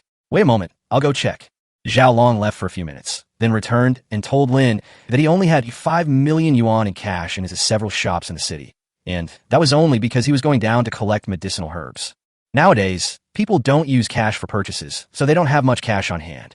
Mr. Zhao, then give me the 5 million in cash and transfer the rest to my card. No problem. I'll have someone bring the money over right away. Zhao Longxian transferred the remaining balance to Lin Yi, and after half an hour, the cash was also transported over from other stores. Zhao Long handed the box containing 5 million yuan in cash directly to Lin Yi, and said with a smile, Brother, you'd better be careful. If you lose or get robbed of so much cash, you'll have nowhere to cry. I'm a miser. No one can take my money away from me, Lin Yi joked. After receiving the money, Lin Yi said goodbye to Zhao Long and went to deliver cordyceps to the others. Chapter 14. Now that we're rich, let's find a place to have some fun. After completing the round trip, Lin Yi's total assets instantly increased by another 10 million. Among them, the century-old ginseng sold for an astronomical price of 8.88 million, and the rest was made from selling cordyceps. Because the other 3 companies all accepted cash, Lin Yi now has more than 8 million yuan in cash stored at his game warehouse. He has over 5 million in his account, making him a true multimillionaire. Life is truly full of surprises. Originally, he just wanted to go back to his hometown to relax, but unexpectedly he suddenly became a rich person. Before returning to the village, Lin Yi planned to find a place to have some fun. As the old saying goes, if you have money but don't spend it, it's all for nothing. It would be so pointless to make so much money this time and then act like a miser. Driving to the mall, Lin Yi headed straight for the front row of counters, wanting to support domestic products. Moreover, they buy 2 at a time, one foldable screen and one regular one, to switch between them since they have plenty of money. Then I went to the computer store and bought a high-spec gaming laptop, planning to play the currently popular game Black Wukong when I'm bored. I also bought a tablet and a projector. Tablets are for watching videos, while projectors are for watching movies. That would be really great. After making his purchase, Lin Yi passed by a luxury watch boutique, intending only to browse casually. But considering that going to another world also requires checking the time, I decided to just buy one. Moreover, even when resold secondhand, such luxury watches fetch a very high price. So he spent over 1,000,000 yuan to buy a Patek Philippe Nautilus. Thinking that the watch could be used in another world, he went to the counter of ordinary watches and spent 1,000 yuan to buy 10 mechanical watches, intending to give them as gifts. As Lin Yi walked out of the mall, he looked at his Patek Philippe watch, which cost over 1,000,000 yuan, on his wrist, as if in a dream. I can hardly believe that I'm wearing a watch worth over 1,000,000. That's so damn extravagant. If it were someone else with that much money, they would definitely buy a house in a big city, find a girlfriend, and prepare to get married and have children. But Lin, he had already figured it out. Being alone was just fine. Firstly, it offers freedom and independence. Secondly, it helps keep secrets. Moreover, in this other world, he can still marry and have children, and he can marry as many wives as he wants. The women over there are so well-behaved and gentle. Why bother finding a nemesis here? If you get divorced over a disagreement, you'll have to divide the property later, which will only cause you more trouble. Seeing that it was already noon, Lin, he found a restaurant, spent several hundred yuan, and enjoyed a delicious meal. In the past, he would never have dared to do such a thing, even if you beat him to death. After finishing his meal and returning to his car, Lin, he took out his phone, removed the SIM card from his old phone, and installed it in his newly purchased foldable phone. As for the original phone, it was only used to open mini-games and travel between the two worlds. Knowing that the village sometimes experiences power outages, Lin Yi went and bought several large power supplies that could power the television and computer. After thinking it over, I decided to just get a gasoline generator. Now we don't have to worry about power outages. After figuring out there was nothing else he needed to buy, Lin Yi drove back to the village. More than an hour later, back in a county town, Lin Yi went to a deli and bought some braised pork head, roast chicken, sausages, and the like. On his way back to the village, he suddenly noticed a car behind him, as if it were following him. At first, he was a little unsure, but after he walked and stopped several times to test the waters, the other person also walked and stopped. Am I being watched? Lin Yi thought to himself, pulled the car over to the side of the road, and then activated his time manipulation device. The next second, after the time was slowed down, the tracking vehicle's reaction slowed down. Lin Yi then quickly appeared next to the car behind. Are you following me? Looking at Yang Xiaowei inside the car, Lin Yi deactivated the time manipulation device and asked in a deep voice. Yang Xiaowei was startled by Lin Yi's sudden appearance beside the car, but she quickly recovered, opened the car door and got out, saying apologetically, Brother Lin, don't misunderstand. I just want to talk to you about a business. Didn't we just finish negotiating our business? Lin Yi remained wary. Yang Xiaowei explained, Brother Lin, through these two collaborations, I guess you must have channels to obtain these high-quality medicinal herbs. So I thought, can we reach a long-term cooperation agreement? Price is negotiable. Whatever Xinglong can offer, Taiyang Pharmaceutical can offer too. If it's just this, you could have made it clear in the city, Lin Yi said. Yang Xiaowei admitted, you're right. The main reason I came here is that I'm eager to make a name for myself and achieve something. Also, I think Brother Lin probably has some good stuff, so I wanted to come and try my luck. I really didn't mean anything by it. Please forgive me for being so presumptuous, Brother Lin. Lin Yi glanced at Yang Xiaowei and, seeing that her expression was sincere and not feigned, his expression softened slightly. If we're talking about cooperation, can you make the decision? Seeing Lin Yi's expression improve, Yang Xiaowei breathed a sigh of relief and smiled, saying, to be honest, Brother Lin, Taiyang Pharmaceutical is actually my family's business. The current chairman of Taiyang Pharmaceutical, Yang Tai, is my father. So you're a rich young lady. Brother Lin, you're joking. I'm just an employee now, and I get paid based on my performance. Otherwise, I wouldn't have followed you here so abruptly. Lin Yi considered it for a moment and nodded, saying, all right then, you follow behind me. Thank you, Brother Lin. Lin Yi decided to talk to her first. Having a stable sales channel would be a good thing for him. As for security and confidentiality, Lin Yi was not worried. They're all so overpowered, this little thing is no problem at all. Back in the car, Lin Yi led the way, with Yang Xiaowei following behind. After driving along the mountain road for more than 20 minutes, the two cars drove together into Lin Yi's house. This scene was witnessed by the elderly people sitting at the village entrance, who began to discuss it among themselves. Some busybodies even secretly followed him to his home. Upon seeing a very beautiful city woman get out of the car behind me, my gossip instincts were instantly ignited. Lin Yi also saw those busybodies, but he couldn't be bothered to pay them any attention. That's just how it is in the countryside. There's always plenty of gossip. Brother Lin, is this your home? Is it a bit surprising, isn't it? No, I actually think it has a very rustic feel to it, Yang Xiaowei said. Lin Yi smiled, knowing that this was just a perfunctory response. While taking things out of the car, he said to Yang Xiaowei, who was helping him, not everyone wants to see you doing better than him, especially in the countryside. Besides, this is the old house my father left me. It's warm in winter and cool in summer, and I think it's quite nice to live in. I love old houses like this too, Yang Xiaowei said, when suddenly a large wolfhound came up to her, startling her. It's okay, it doesn't bite good people. Lin Yi stroked the dog's head, let go play somewhere else, and then invited Yang Xiaowei into the house. The room is a bit old. After all, it's furnished more than 30 years ago, but it has a very vintage feel. Moreover, the house was very clean and there was no strange smell. Lin Yi invited Yang Xiaowei to sit down and brewed her some tea he had brought from another world. Miss Yang, tell me your thoughts. Chapter 15 I want it, feature unlocked. Lin Yi's home in Xiaohua village. This tea smells. Yang Xiaowei picked up the teacup, brought it to her nose, and smelled it. Brother Lin, is this wild tea? Miss Yang is quite knowledgeable about tea, Lin Yi said with a smile and a nod. Yang Xiaowei waved her hand and said with a smile, I wouldn't presume to call it research, but my dad loves tea, so I've tried a lot of teas with him. But this tea has a very unique flavor. If you like, bring some back for your father when you go back, Lin Yi said. Thank you, Brother Lin. Yang Xiaowei did not refuse, which was also a way to bring the two closer. Brother Lin, as you know, wealthy people are paying more and more attention to their health these days, and the demand for nourishing herbs, especially high-end ones like ginseng and cordyceps, is also increasing. Now you have the channels to get these things, while Taiyang Pharmaceutical has a dedicated research department and a high-end customer base. If we can cooperate, it will be a win-win situation. You might say that other pharmacies would also work, and I can't deny that. But what I want to say is that I am more sincere than them. Take Xinglong, for example. Although he spent a lot of money to buy that century-old ginseng, Zhao Long didn't use it for research, but to give it as a gift. Gift? If I'm not mistaken, he was giving it to a very important person, and that person is about to celebrate his 70th birthday. So he paid a premium for your century-old ginseng, hoping for a good reputation, Yang Xiaowei said. Lin Yi nodded and said, I see. But even so, as long as I can get a good price, I don't need to know what you're going to do with it. Miss Yang, the long-term cooperation you mentioned isn't really suitable for me. Because I'm just one person, even if I can get some good medicinal herbs, the quantity won't be too large, and it won't be of much benefit to your company. Brother Lin, you're wrong. High-end medicinal herbs are meant for the wealthy. Besides, scarcity drives up prices, so quantity isn't a problem.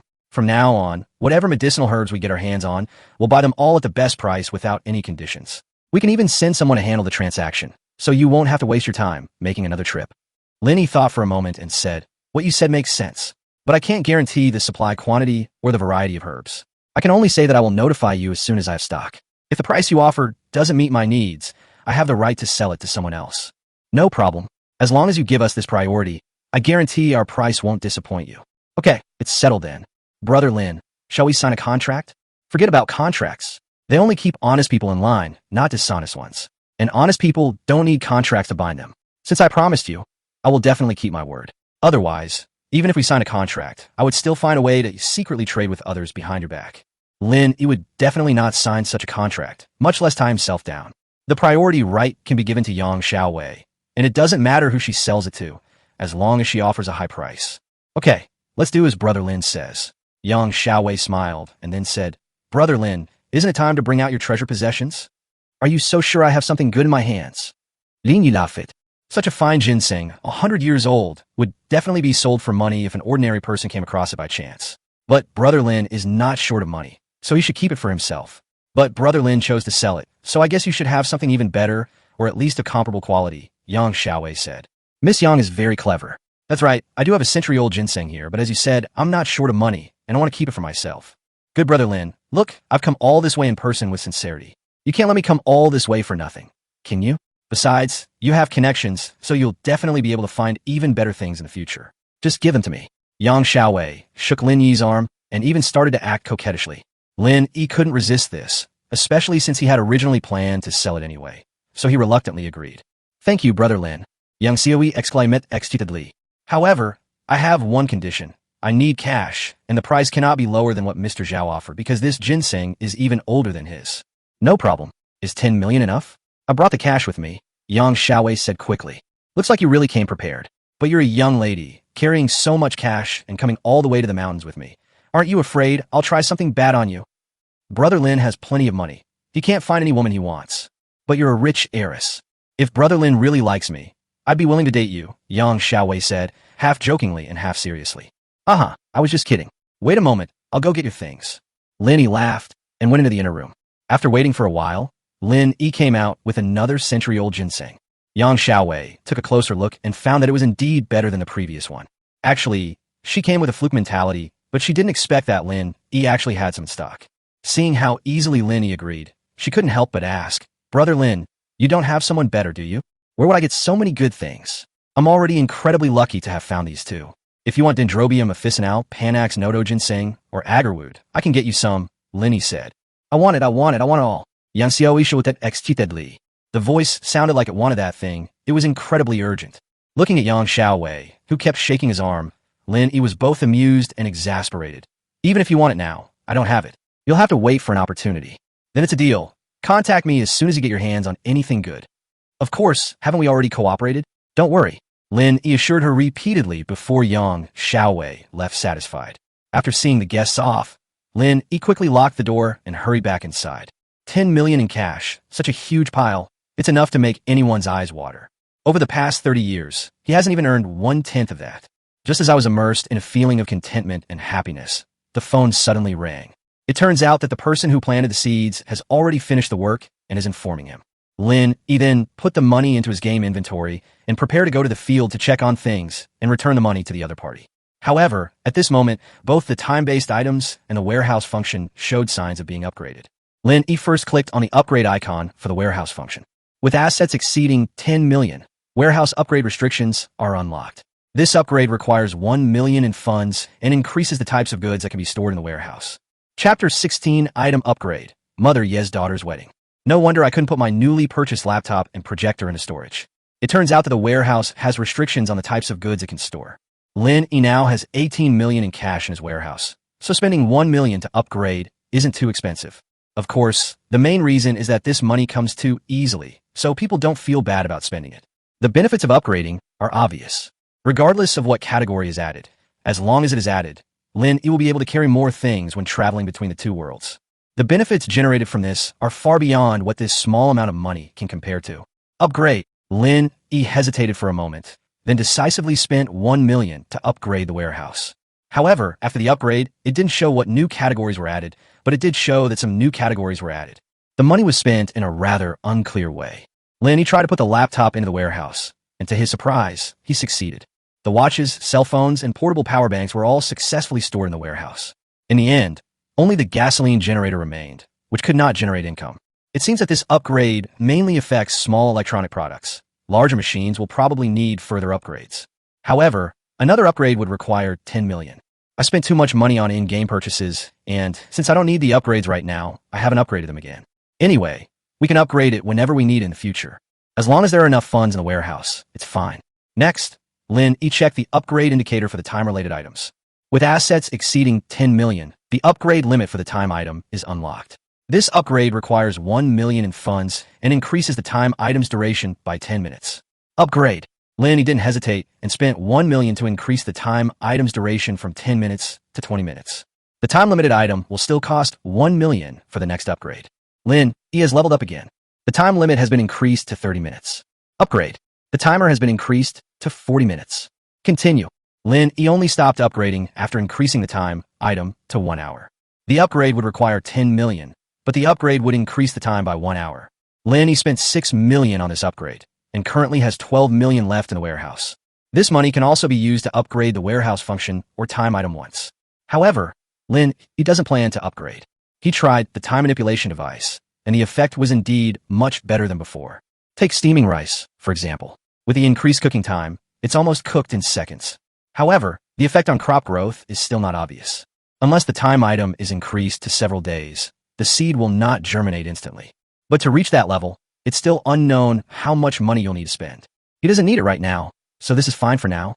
After completing the research, Lin Yi went to the field, paid for the machinery, and then went home. As they reached the village entrance, the elderly people sitting idly under the big tree asked one after another, Lin Yi, was the person who came back with you just now your girlfriend? No, we're just ordinary friends. I saw that girl was driving a BMW. What does your friend do? It's just a regular work day. I have something to do, so I'm going home now. Lin Yi fled home as if he were escaping. We can't tell these intelligence personnel in the village too much, otherwise it will spread throughout the whole village in no time, and who knows what kind of rumors will spread about it. Even so, news of Lin Yi finding a wealthy girlfriend spread. Moreover, some people heard them being affectionate at home, and they described it in great detail, as if they had seen it with their own eyes. Night fell in the blink of an eye. Lin Yi packed up his belongings, threw them all into the warehouse, and then clicked to teleport. Another world, early morning. Lin Yi opened the door, and as always saw two big black dogs and Xiao Xiang standing in front of the door, holding a basin of water for washing her face. Good morning, master. Xiao greeted Lin Yi with a deep bow. Come. Lin Yi took out 2 more bones and tossed them to the 2 big black dogs. Xiao brought the water for washing his face into the room. Lin Yi sat in a chair, and Xiao helped him shave, brush his teeth, and wash his face. It feels incredibly comfortable. Xiao, are you free tonight? Don't worry, master. Everything is fine at home. Xiao Dai and the hired workers will take turns patrolling at night. Where are Jiao Xiaochun and her brother? As per master's instructions, Samuel went to practice martial arts with Xiao Dai, and Xiao Chan is feeding the chickens in the backyard right now. Xiao reported in detail, like a little secretary. Use the food at home as you see fit. Let me know in advance when you're about to run out. I've got it. Lin Yi made Xiao sit next to him. Open your mouth. Let me see if you brush your teeth. Xiao obediently opened her little mouth, revealing 2 rows of neat, white teeth. Your teeth are very white and clean, and your breath smells fresh. Did you just brush your teeth? Xiao nodded shyly. I just finished bathing. No wonder you smell so good. Master, what do you think of little butterfly? Xiao asked, lying in Lin Yi's arms with her little face upturned. Lin Yi looked at Xiao and asked, what's wrong? Why do you ask that? It's nothing, I was just asking. Lin Yi didn't think much of it and said, Xiao Dai is capable, responsible, and has a good character. She's a trustworthy person. With you and Xiao Dai in this family, I can feel much more at ease. Sir, Aunt Yi has something she wants to talk to you about. Would you like to see her sometime? Okay, have her come to me in a bit. Xiao helped Lin Yi bathe and dress, then went to call Ye's mother. Not long after, Ye's mother walked in alone. Boss, no need for formalities, please sit down. Lin Yi casually gestured for Ye's mother to sit down and asked, I heard from Xiao that you wanted to see me about something? Mother Yi quickly stood up again, mustered her courage, and said, Master, I would like to marry Xiao Dai to you. What do you think? Oh, why did you suddenly bring this up? Mother Yi sighed and said, in this world, it's too difficult for us orphans and widows to survive. The landlord is kind-hearted and willing to take us in, but it's not a long-term solution. I'm getting old, and I might not be around any day. My only worry is Xiao Dai. In the past few years, I've lost several of my children, and I only have this daughter left. If you don't mind, please let Xiao Dai be your concubine. That way, she'll have someone to rely on in the future, and I can rest easy. Aunt Yi, to be honest, I do have feelings for Xiao Dai. But is Xiao Dai willing to do this? I think we should listen to her opinion, Lin Yi said after thinking for a moment. If I could make Yi Xiao Dai my woman, that would be great. I could use her with more peace of mind. In this era, once a woman gets married, she will devote all her attention to her husband. And it's 100% complete, wholehearted dedication. Yi Xiao Dai is skilled in martial arts, quite beautiful, and willing to become a concubine. Of course, Lin Yi wouldn't refuse such a good offer. Master, you agree? Mother Yi asked in surprise. Lin Yi smiled and nodded, saying, as I said, we need to hear Xiao Dai's opinion on this matter. No need. Since ancient times, marriages have always been arranged by parents and matchmakers. I can make the decision for her. Aunt Yi, I still want to hear Xiao Dai's own thoughts, Lin Yi insisted. You wouldn't force Yi Xiao Dai if you didn't want to. Forced relationships are never sweet. He still wants to find someone who is truly sincere to him. Chapter 17 Cigarettes, Watches, Pig's Head Meat, and Becoming Brothers with the County Magistrate. Lin Yi had his own principles, and even if Aunt Yi wanted to force her daughter on him, she couldn't. So they called Yi Xiao Dai over. Mother, dear brother, what do you want to see me about? Yi Xiao Dai always thought that good brother was the same as brother Lin or brother He. It came out very naturally for them, and they weren't embarrassed at all. Xiao Dai, your mother wants you to marry me. What do you think? If you're unwilling, I will never force you, nor will it affect your job as a guard in my household. You can rest assured about that, Lin Yi said. Yi Xiao Dai glanced at her mother, then lowered her head and said somewhat embarrassedly, I'll listen to my mother. Xiao Dai, don't be shy. This is a matter of your lifelong happiness. I want to know your true thoughts, Lin Yi continued. Yi Xiao Dai was, after all, an unmarried girl, and in this era, marriage was a major life event decided by one's parents. Who else would call her over directly and ask for her opinion like Lin Yi did? However, after these few days of getting to know him, she also realized that Lin Yi was different from other landlords. Lin Yi is kind-hearted and tolerant. Most importantly, he never treated her like a servant and would always give her all sorts of delicious food. Such men are, if not unique, certainly extremely rare. If she doesn't agree today, we might miss out. Xiao Dai, the master is asking you a question. Why aren't you answering him? Ye's mother urged anxiously from the side. Aunt Yi, don't rush her. Let Xiao Dai think it over carefully. This is a lifelong matter and cannot be taken lightly, Lin Yi said. Good brother, you're the best man I have ever met. I am willing to marry you, bear your children, and protect this family for you. Yi Xiao Dai mustered her courage and looked at Lin Yi to tell him her decision. Aunt Yi watched from the sidelines, feeling both excited and happy. This silly girl has finally figured it out and knows how to say sweet words to coax men.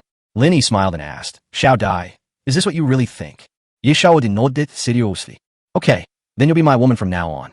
But I don't have many relatives, and times aren't good these days. So how about we just have a little celebration at home? Everything is up to the master to decide, said Mother Yi. Aunt Yi, please don't call me boss anymore. Just call me by my name.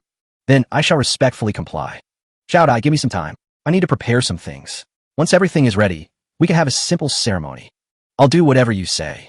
All right, it's settled then. I still need to visit the county magistrate. You all go ahead and do your work. Lin Yi plans to buy some wedding items and decorate the house. After all, it's my first time experiencing this, and I wanted to have a sense of ceremony. As for Qiu Xiang, Lin Yi plans to take her in as well.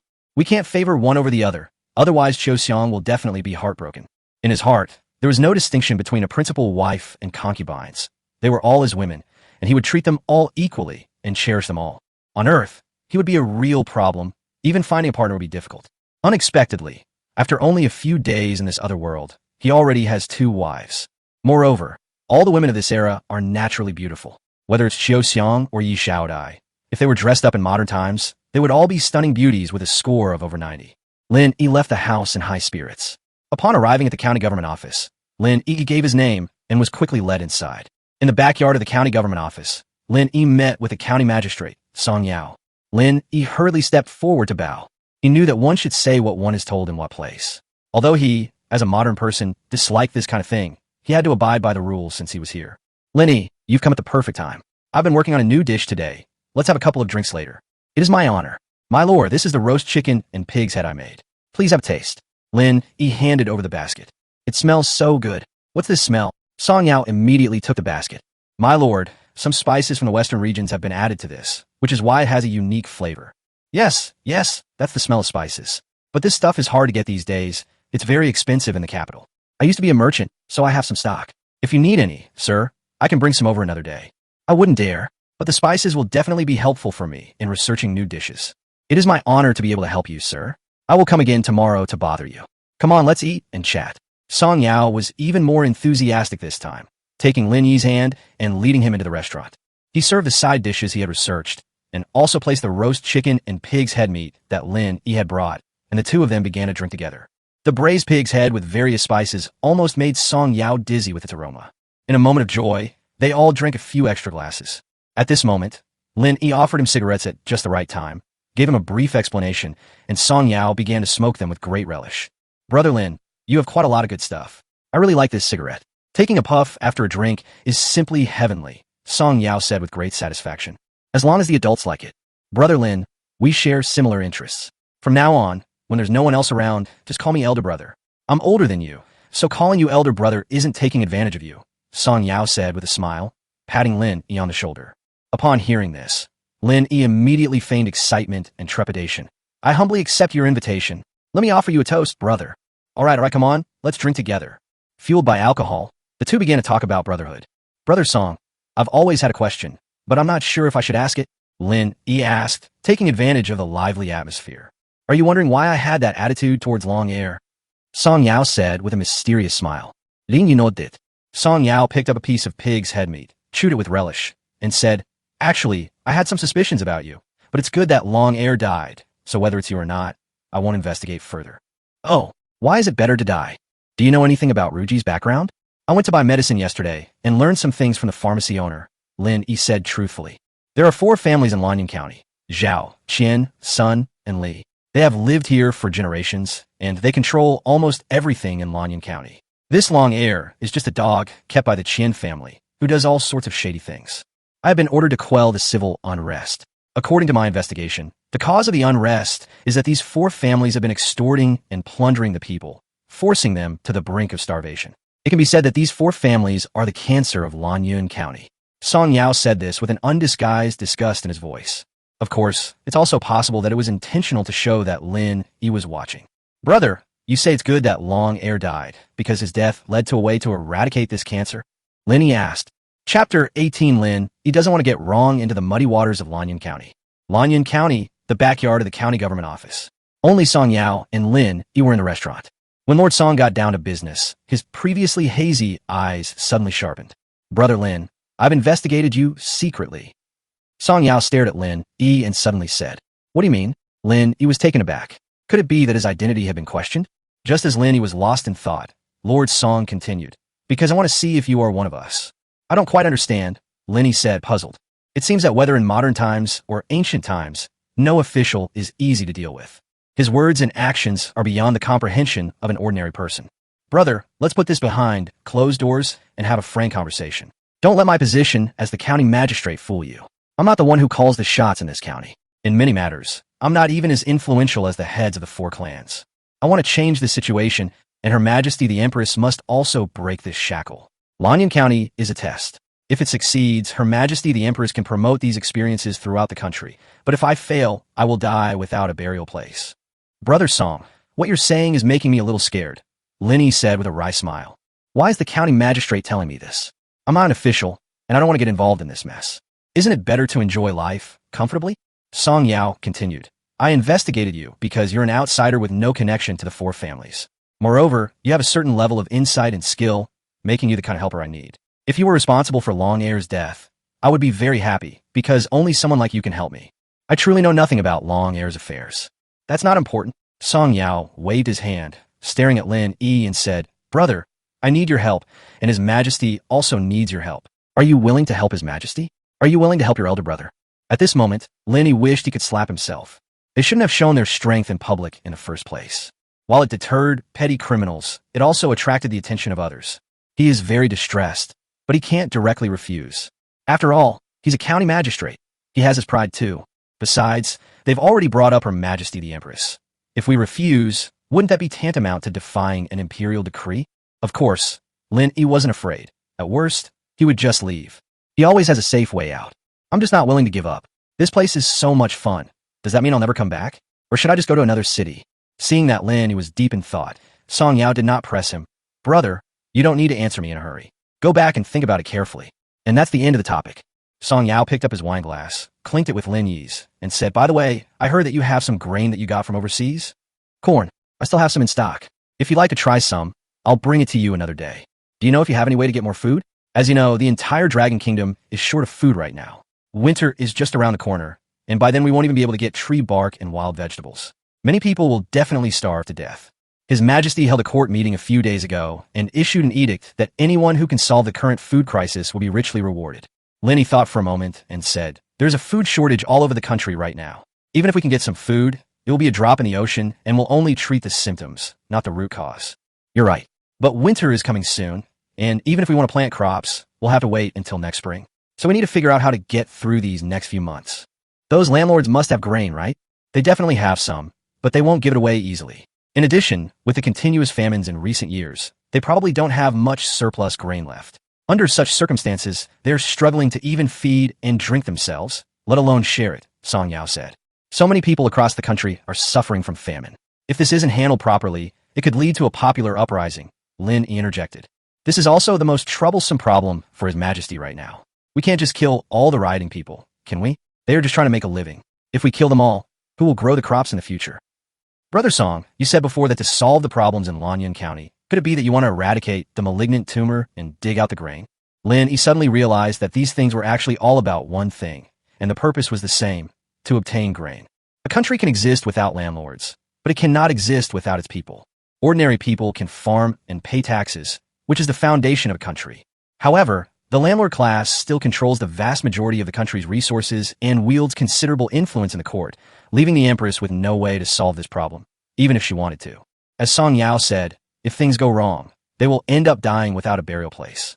This is going against the entire landlord class.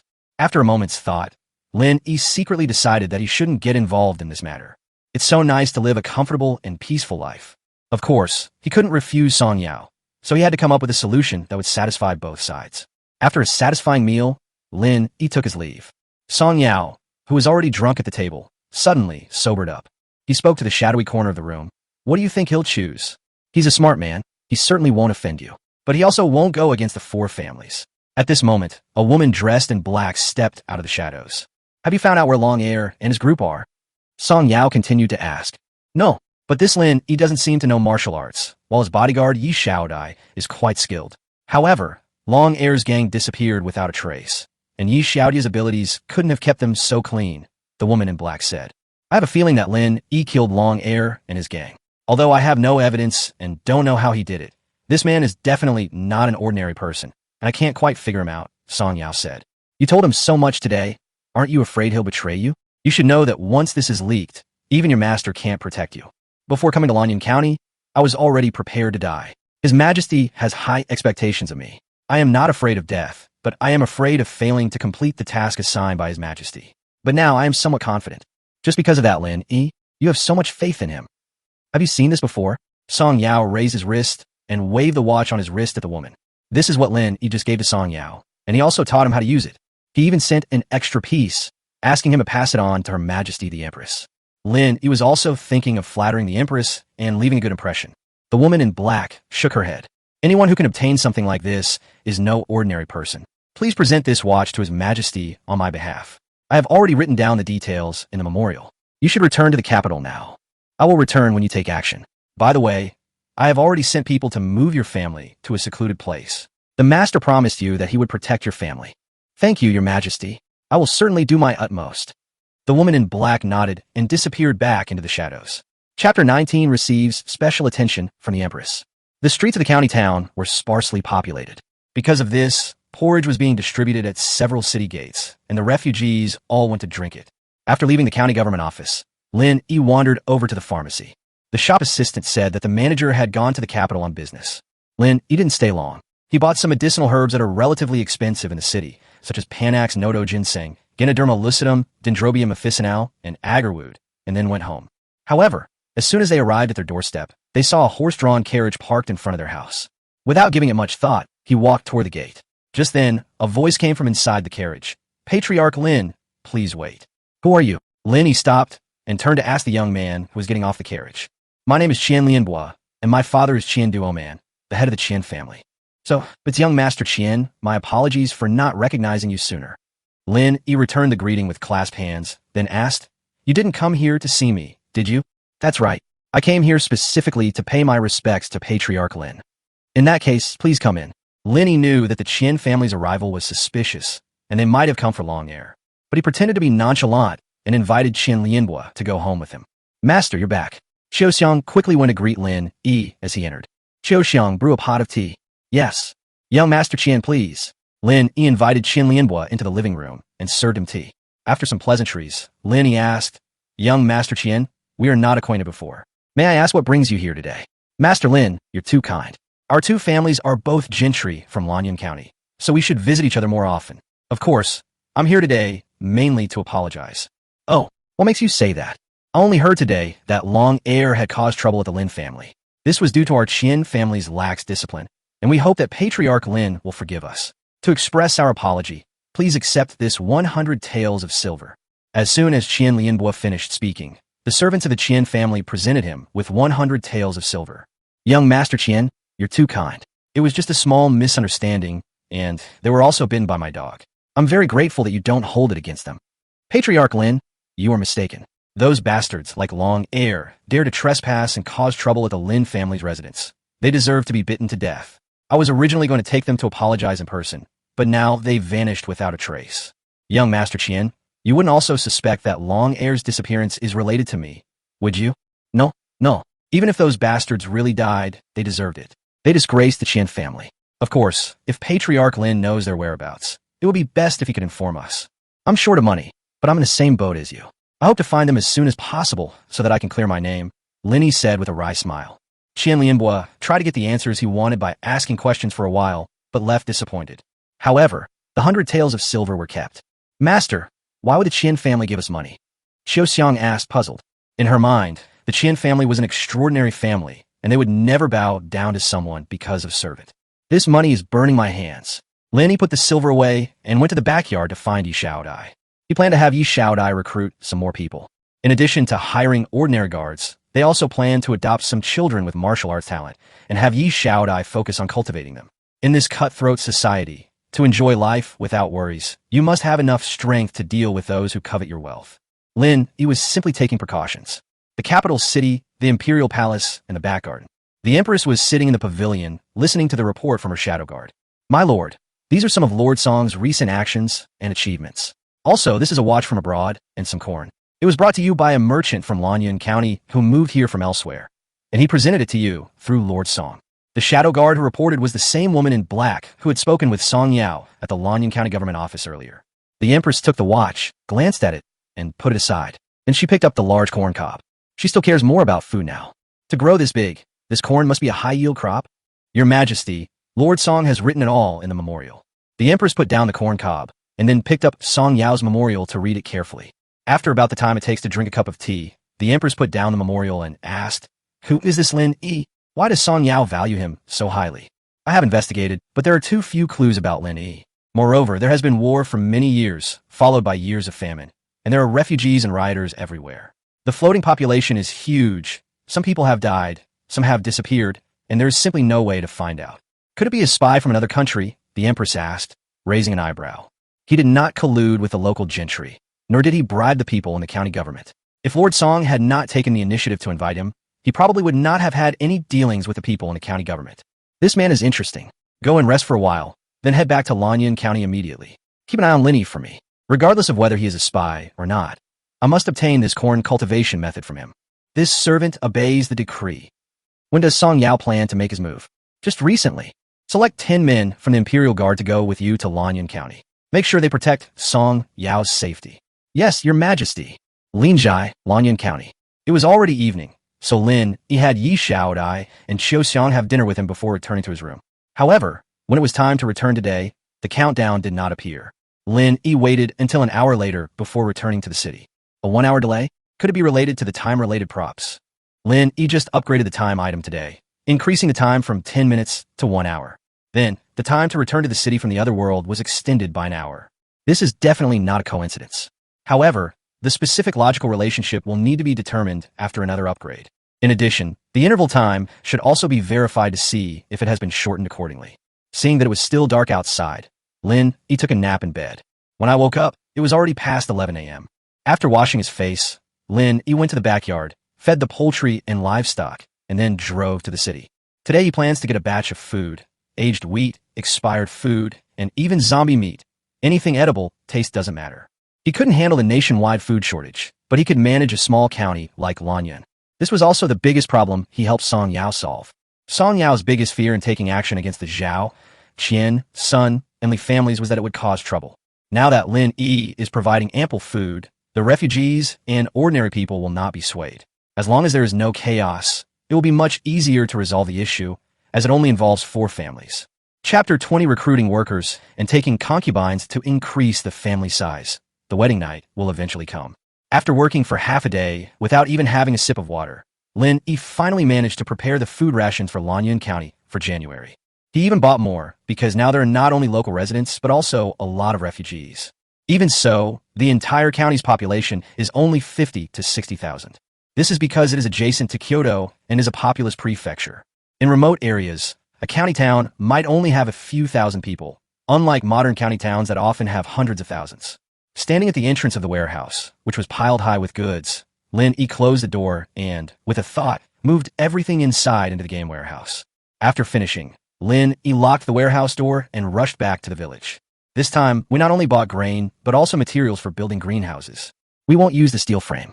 It's not that we care about the cost, but it would be too conspicuous in another world. So Lin Yi bought bamboo, then built an earthen wall with mud and covered it with plastic sheeting, so that he could eat fresh, pollution-free green vegetables even in winter. More than an hour later, Lin Yi returned to Xiaohua village. Now, he can confirm that if the time spent in the other world is extended by 1 hour, the interval time will be shortened by 1 hour accordingly. In other words, now we only need an 11-hour interval to travel to another world.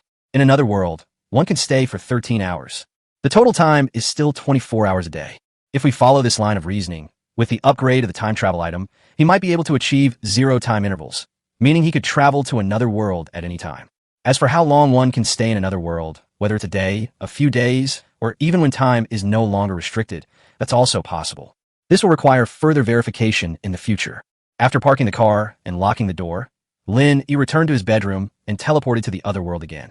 With Qiu Xiang's help, Lin Yi finished washing up and then called over Yi Xiaodai, Aunt Yi, and Jiao Xiaochan, asking them to decorate the bridal chamber.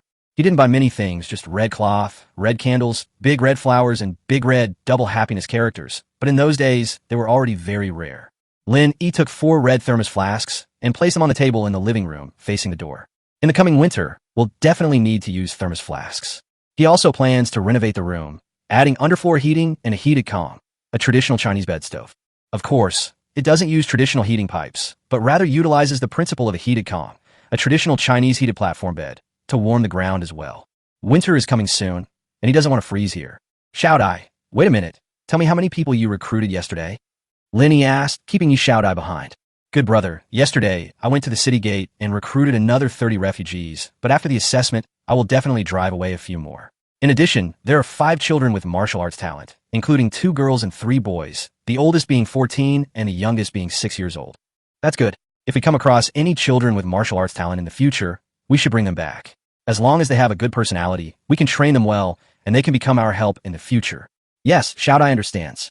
You go ahead and get busy. We'll leave things at home to you. This is what Shout-I should do. After the wedding room is decorated, we'll hold a simple ceremony at noon. It might be a little plain, but I hope you won't mind, Lin Yi said apologetically. Although taking a concubine is not the same as marrying a wife, it is still a major life event for a young woman. He felt embarrassed that the event was so simple. I'm already very content to be your woman. Besides, many people don't even have enough to eat these days. We are so grateful to you, my good brother, for allowing us to have hot meals every day. Silly girl, we're family now, so don't stand on ceremony with me. After telling Yi Shout-I to go about her business, Lin Yi went to the backyard. Luckily, the backyard is quite large, otherwise it would be too crowded with so many people. After several days of work, many vegetable plots have been cleared out, and the flowers and grass that used to grow there have been removed. Next, Lin Yi directed these people to start building the greenhouse.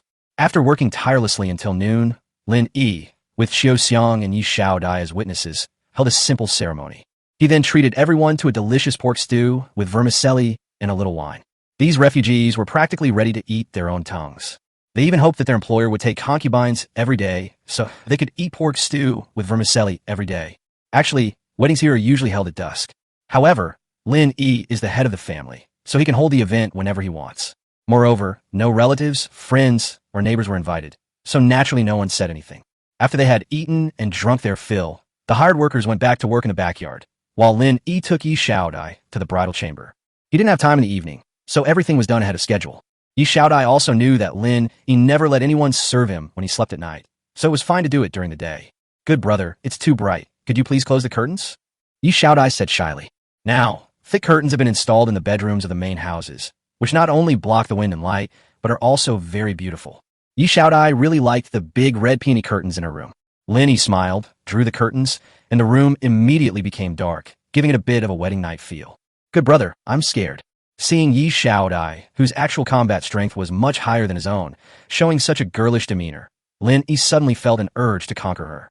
As evening approached, Lin Yi called Xiao Xiang and Yi Shout-I over. Xiao Xiang, from now on you will be the housekeeper of our family. You will be in charge of all matters, big and small. Shout-I, you will be mainly responsible for the safety of the house, and also assist Xiao Xiang. You two will be my right and left arms. I'll be away for a few days, so I'll leave these things at home to you. If there are any decisions I can't make, wait until I get back to deal with them. If the magistrate comes looking for me, just say I'm on his behalf. Oh, and I also wrote a letter for the magistrate. Shout-I, please deliver it to him in person tomorrow. Sir, let me go with you. It's too dangerous for you to go out alone, Yi Shout-I said worriedly. I still prefer you to call me brother, Lin Yi teased Yi Shout-I. Master, Sister Xiao Xiang is still here. Yi Shout-I was so embarrassed that she couldn't lift her head. We're all family, we won't laugh at you. After Lin Yi finished speaking, his expression turned serious. Shout-I, after I leave, the safety of this family will depend on you. Besides, you know my strength, so don't worry about my safety. Just take good care of this family for me. Chapter 21, The Experienced Driver Gets on the Road. Early in the morning, Lin Yi returned to Xiaohua village. He plans to go to the other world again in a few days after returning this time. Such a large quantity of grain certainly cannot be obtained simply by raising it. Since the source cannot be clearly stated, we must try to find the answer by looking at the timeline. As for what to do these next few days, he's already decided. Daoshin's concert is very popular recently, and he plans to go and join the fun, while also supporting his idol. 20 years have passed since the first snowfall and the folk songs, and he has gone from a young man to a middle-aged man. Now that I finally have the opportunity, I naturally want to go and see for myself, and also pay tribute to my lost youth. Lin Yi thought about it and realized that driving there alone would be a bit boring. So he posted an ad online looking for people to go to Daoshin's concert with. He offered to reimburse the tickets, accommodation, and food and drinks along the way. In reality, it's just paying someone to accompany him to a concert. He had no other intentions. He just wanted someone to keep him company so he wouldn't be too bored. But as soon as the post was published, people who replied said that he was trying to hook up with women. Some people maliciously speculated that he had ulterior motives, warning everyone to be vigilant and not to be deceived. Lin Yi was furious after seeing this, but after calming down, he ignored them. There are all kinds of people online. Those with dark minds, those who are unhappy in life, those who are deliberately seeking attention, and even those who are mentally ill. If you take them seriously, it will never end. Although some people didn't believe him, and some were skeptical, many others sent him private messages. Most people still want to take advantage of others. Otherwise, not so many people would fall victim to telecom fraud. Lin Yi asked these people to send photos, and he would only proceed to the next step if he found them appealing. At this point, some people became more vigilant, wondering if they had really encountered a scammer, and therefore stopped sending photos. Lin Yi didn't mind. If he didn't send it, he would lose the opportunity, and it would also prove that they weren't meant to be. This wave of filtering also eliminated some people. In the end, only 7 or 8 people sent him photos. Lin Yi looked around and added 3 girls who he found agreeable and who had kind faces to his WeChat. As for the others, Lin Yi apologized and gave them movie tickets as a way of repaying his trust. When these people posted the movie tickets Lin Yi had given them in the comments, many regretted it. But some people jump out and say that this is a common trick used by bad people to lure more people into being deceived. Lin Yi ignored him. Even doing good deeds can be suspected of having ulterior motives, so Lin Yi wouldn't take these deliberately provocative remarks seriously. Anyway, those who are meant to believe will still believe, and no matter what others say, it won't make a difference. Next, he chatted with the 3 girls. More than an hour later, Lin Yi finally decided on one person, and the other 2 also sent movie tickets, this time 3 tickets in total. Why don't they admit they're scammers? They even talk about sex scams and fraud. Now I'll show you just how ignorant you are. After confirming the candidate, Lin Yi contacted the other party and then drove to the city. More than an hour later, Lin Yi dialed the other party's number. Coco, I've arrived in the city. Where are you? I'll come pick you up. Brother Lin, I'm at Bishwan residential area. I've sent you my location, Coco replied. Okay, see you in a bit. Lin Yi opened WeChat, then clicked on the location Coco sent and navigated there. A dozen minutes later, Lin Yi saw the girl named Coco, a very sunny and beautiful girl. At this moment, she was wearing faded blue jeans, clean white sneakers, a yellow sweater, and small sunglasses. Pulling a suitcase, she stood at the entrance of the residential area, a beautiful sight to behold. Coco, hello, maid Lin Yi. Lin Yi parked his car on the side of the road and walked over to greet her. Brother Lin, Coco waved to Lin Yi with a smile. Many people think you're a fraud, but I knew you weren't the first time I saw you. Why? Can you tell fortunes? Lin Yi asked with a smile. I can't tell fortunes, but I can judge people. You're quite good at judging people. Lin Yi smiled, took Coco's suitcase, and led her to the car.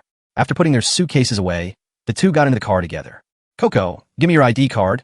I'm booking tickets now, Lin Yi said as he opened the ticket booking platform. Brother Lin, I just checked. All the tickets are sold out. Now we can only buy tickets from scalpers, Coco said to Lin Yi. She was eager to see if this man was genuinely rich or just pretending. Lin Yi checked and found that there were indeed no tickets left. So, while driving, he said to Coco, I've never bought scalp tickets before. Can you see how to buy them and help us buy too? The price doesn't matter. Really?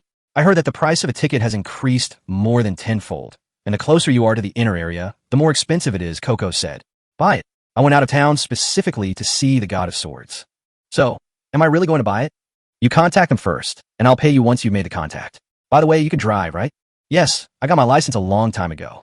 You got your license, but have you driven it yet? Lin Yi didn't want something so exciting to end up causing a car accident. There are quite a few road accidents on the roads now, which harm both the driver and others. Don't worry, I'm an experienced driver too, Coco said confidently. That's good.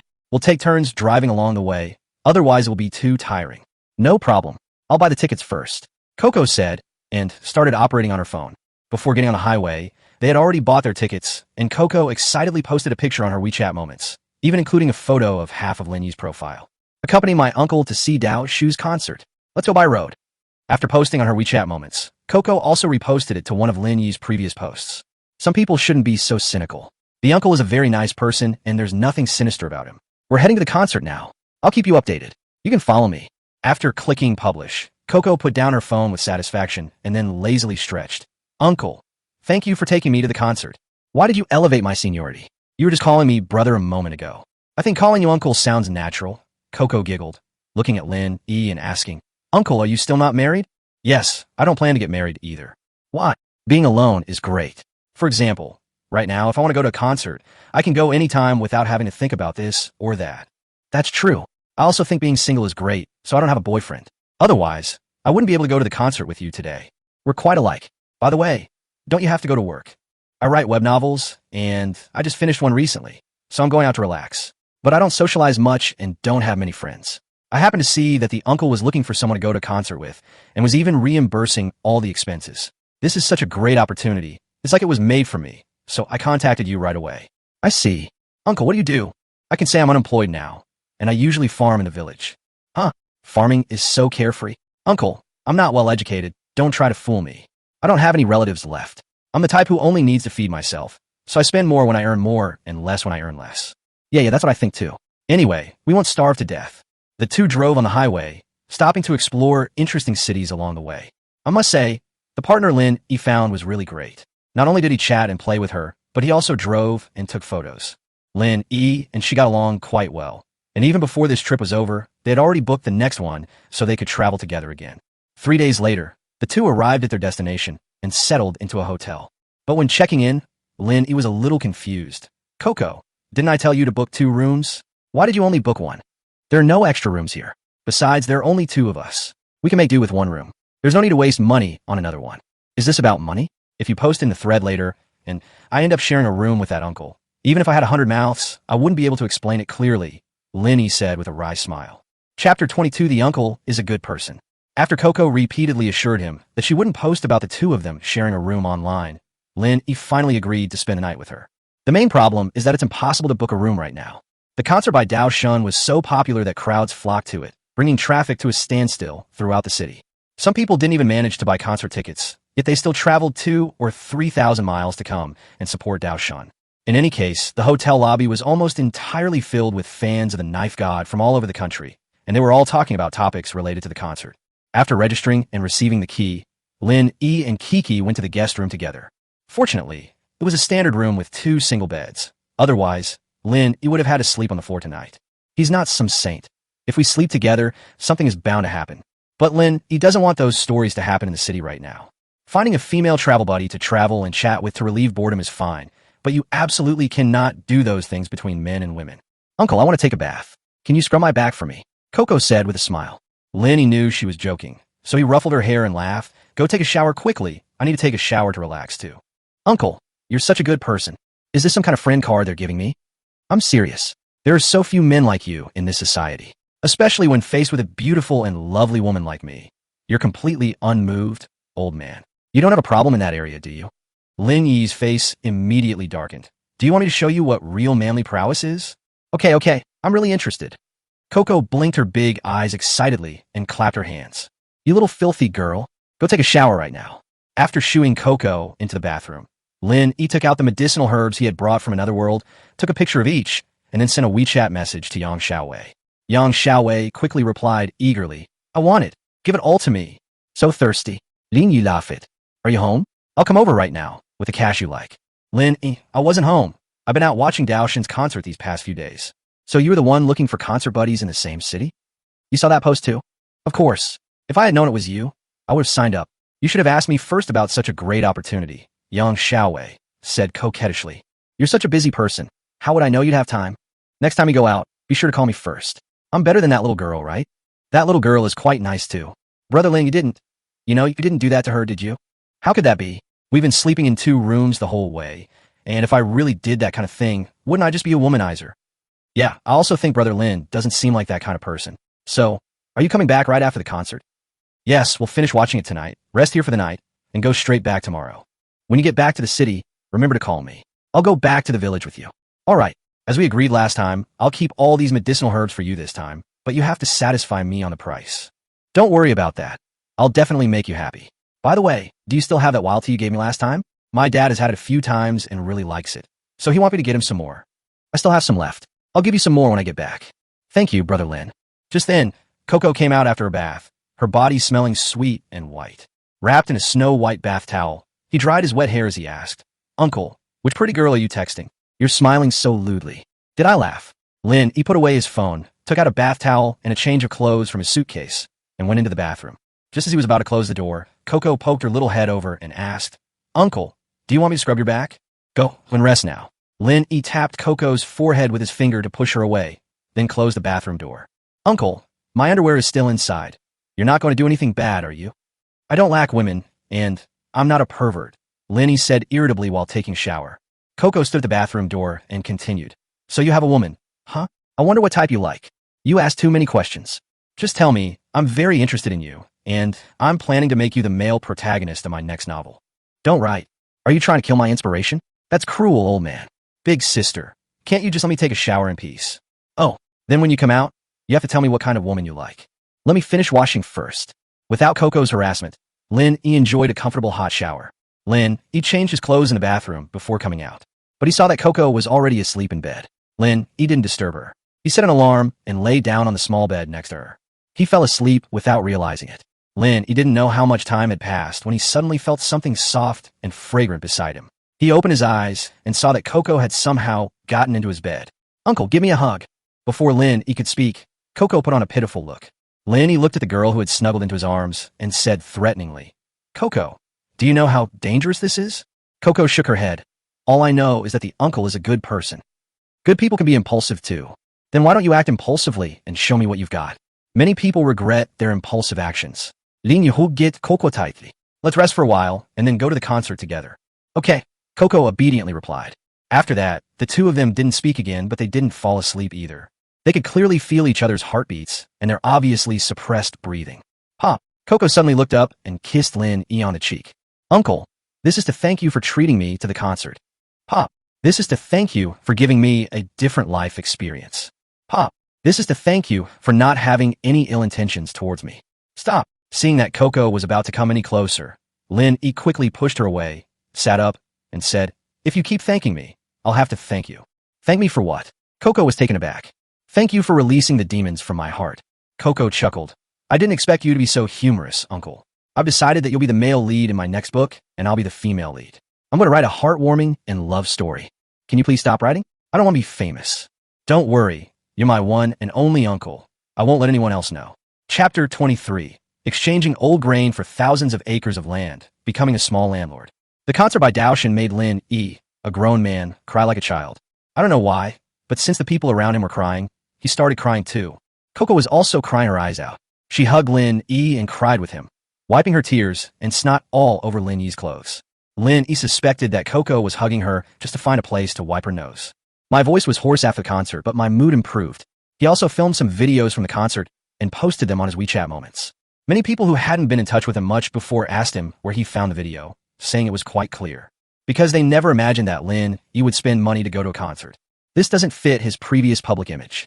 Lin was too lazy to explain, so he just said that he found it online, and that was it.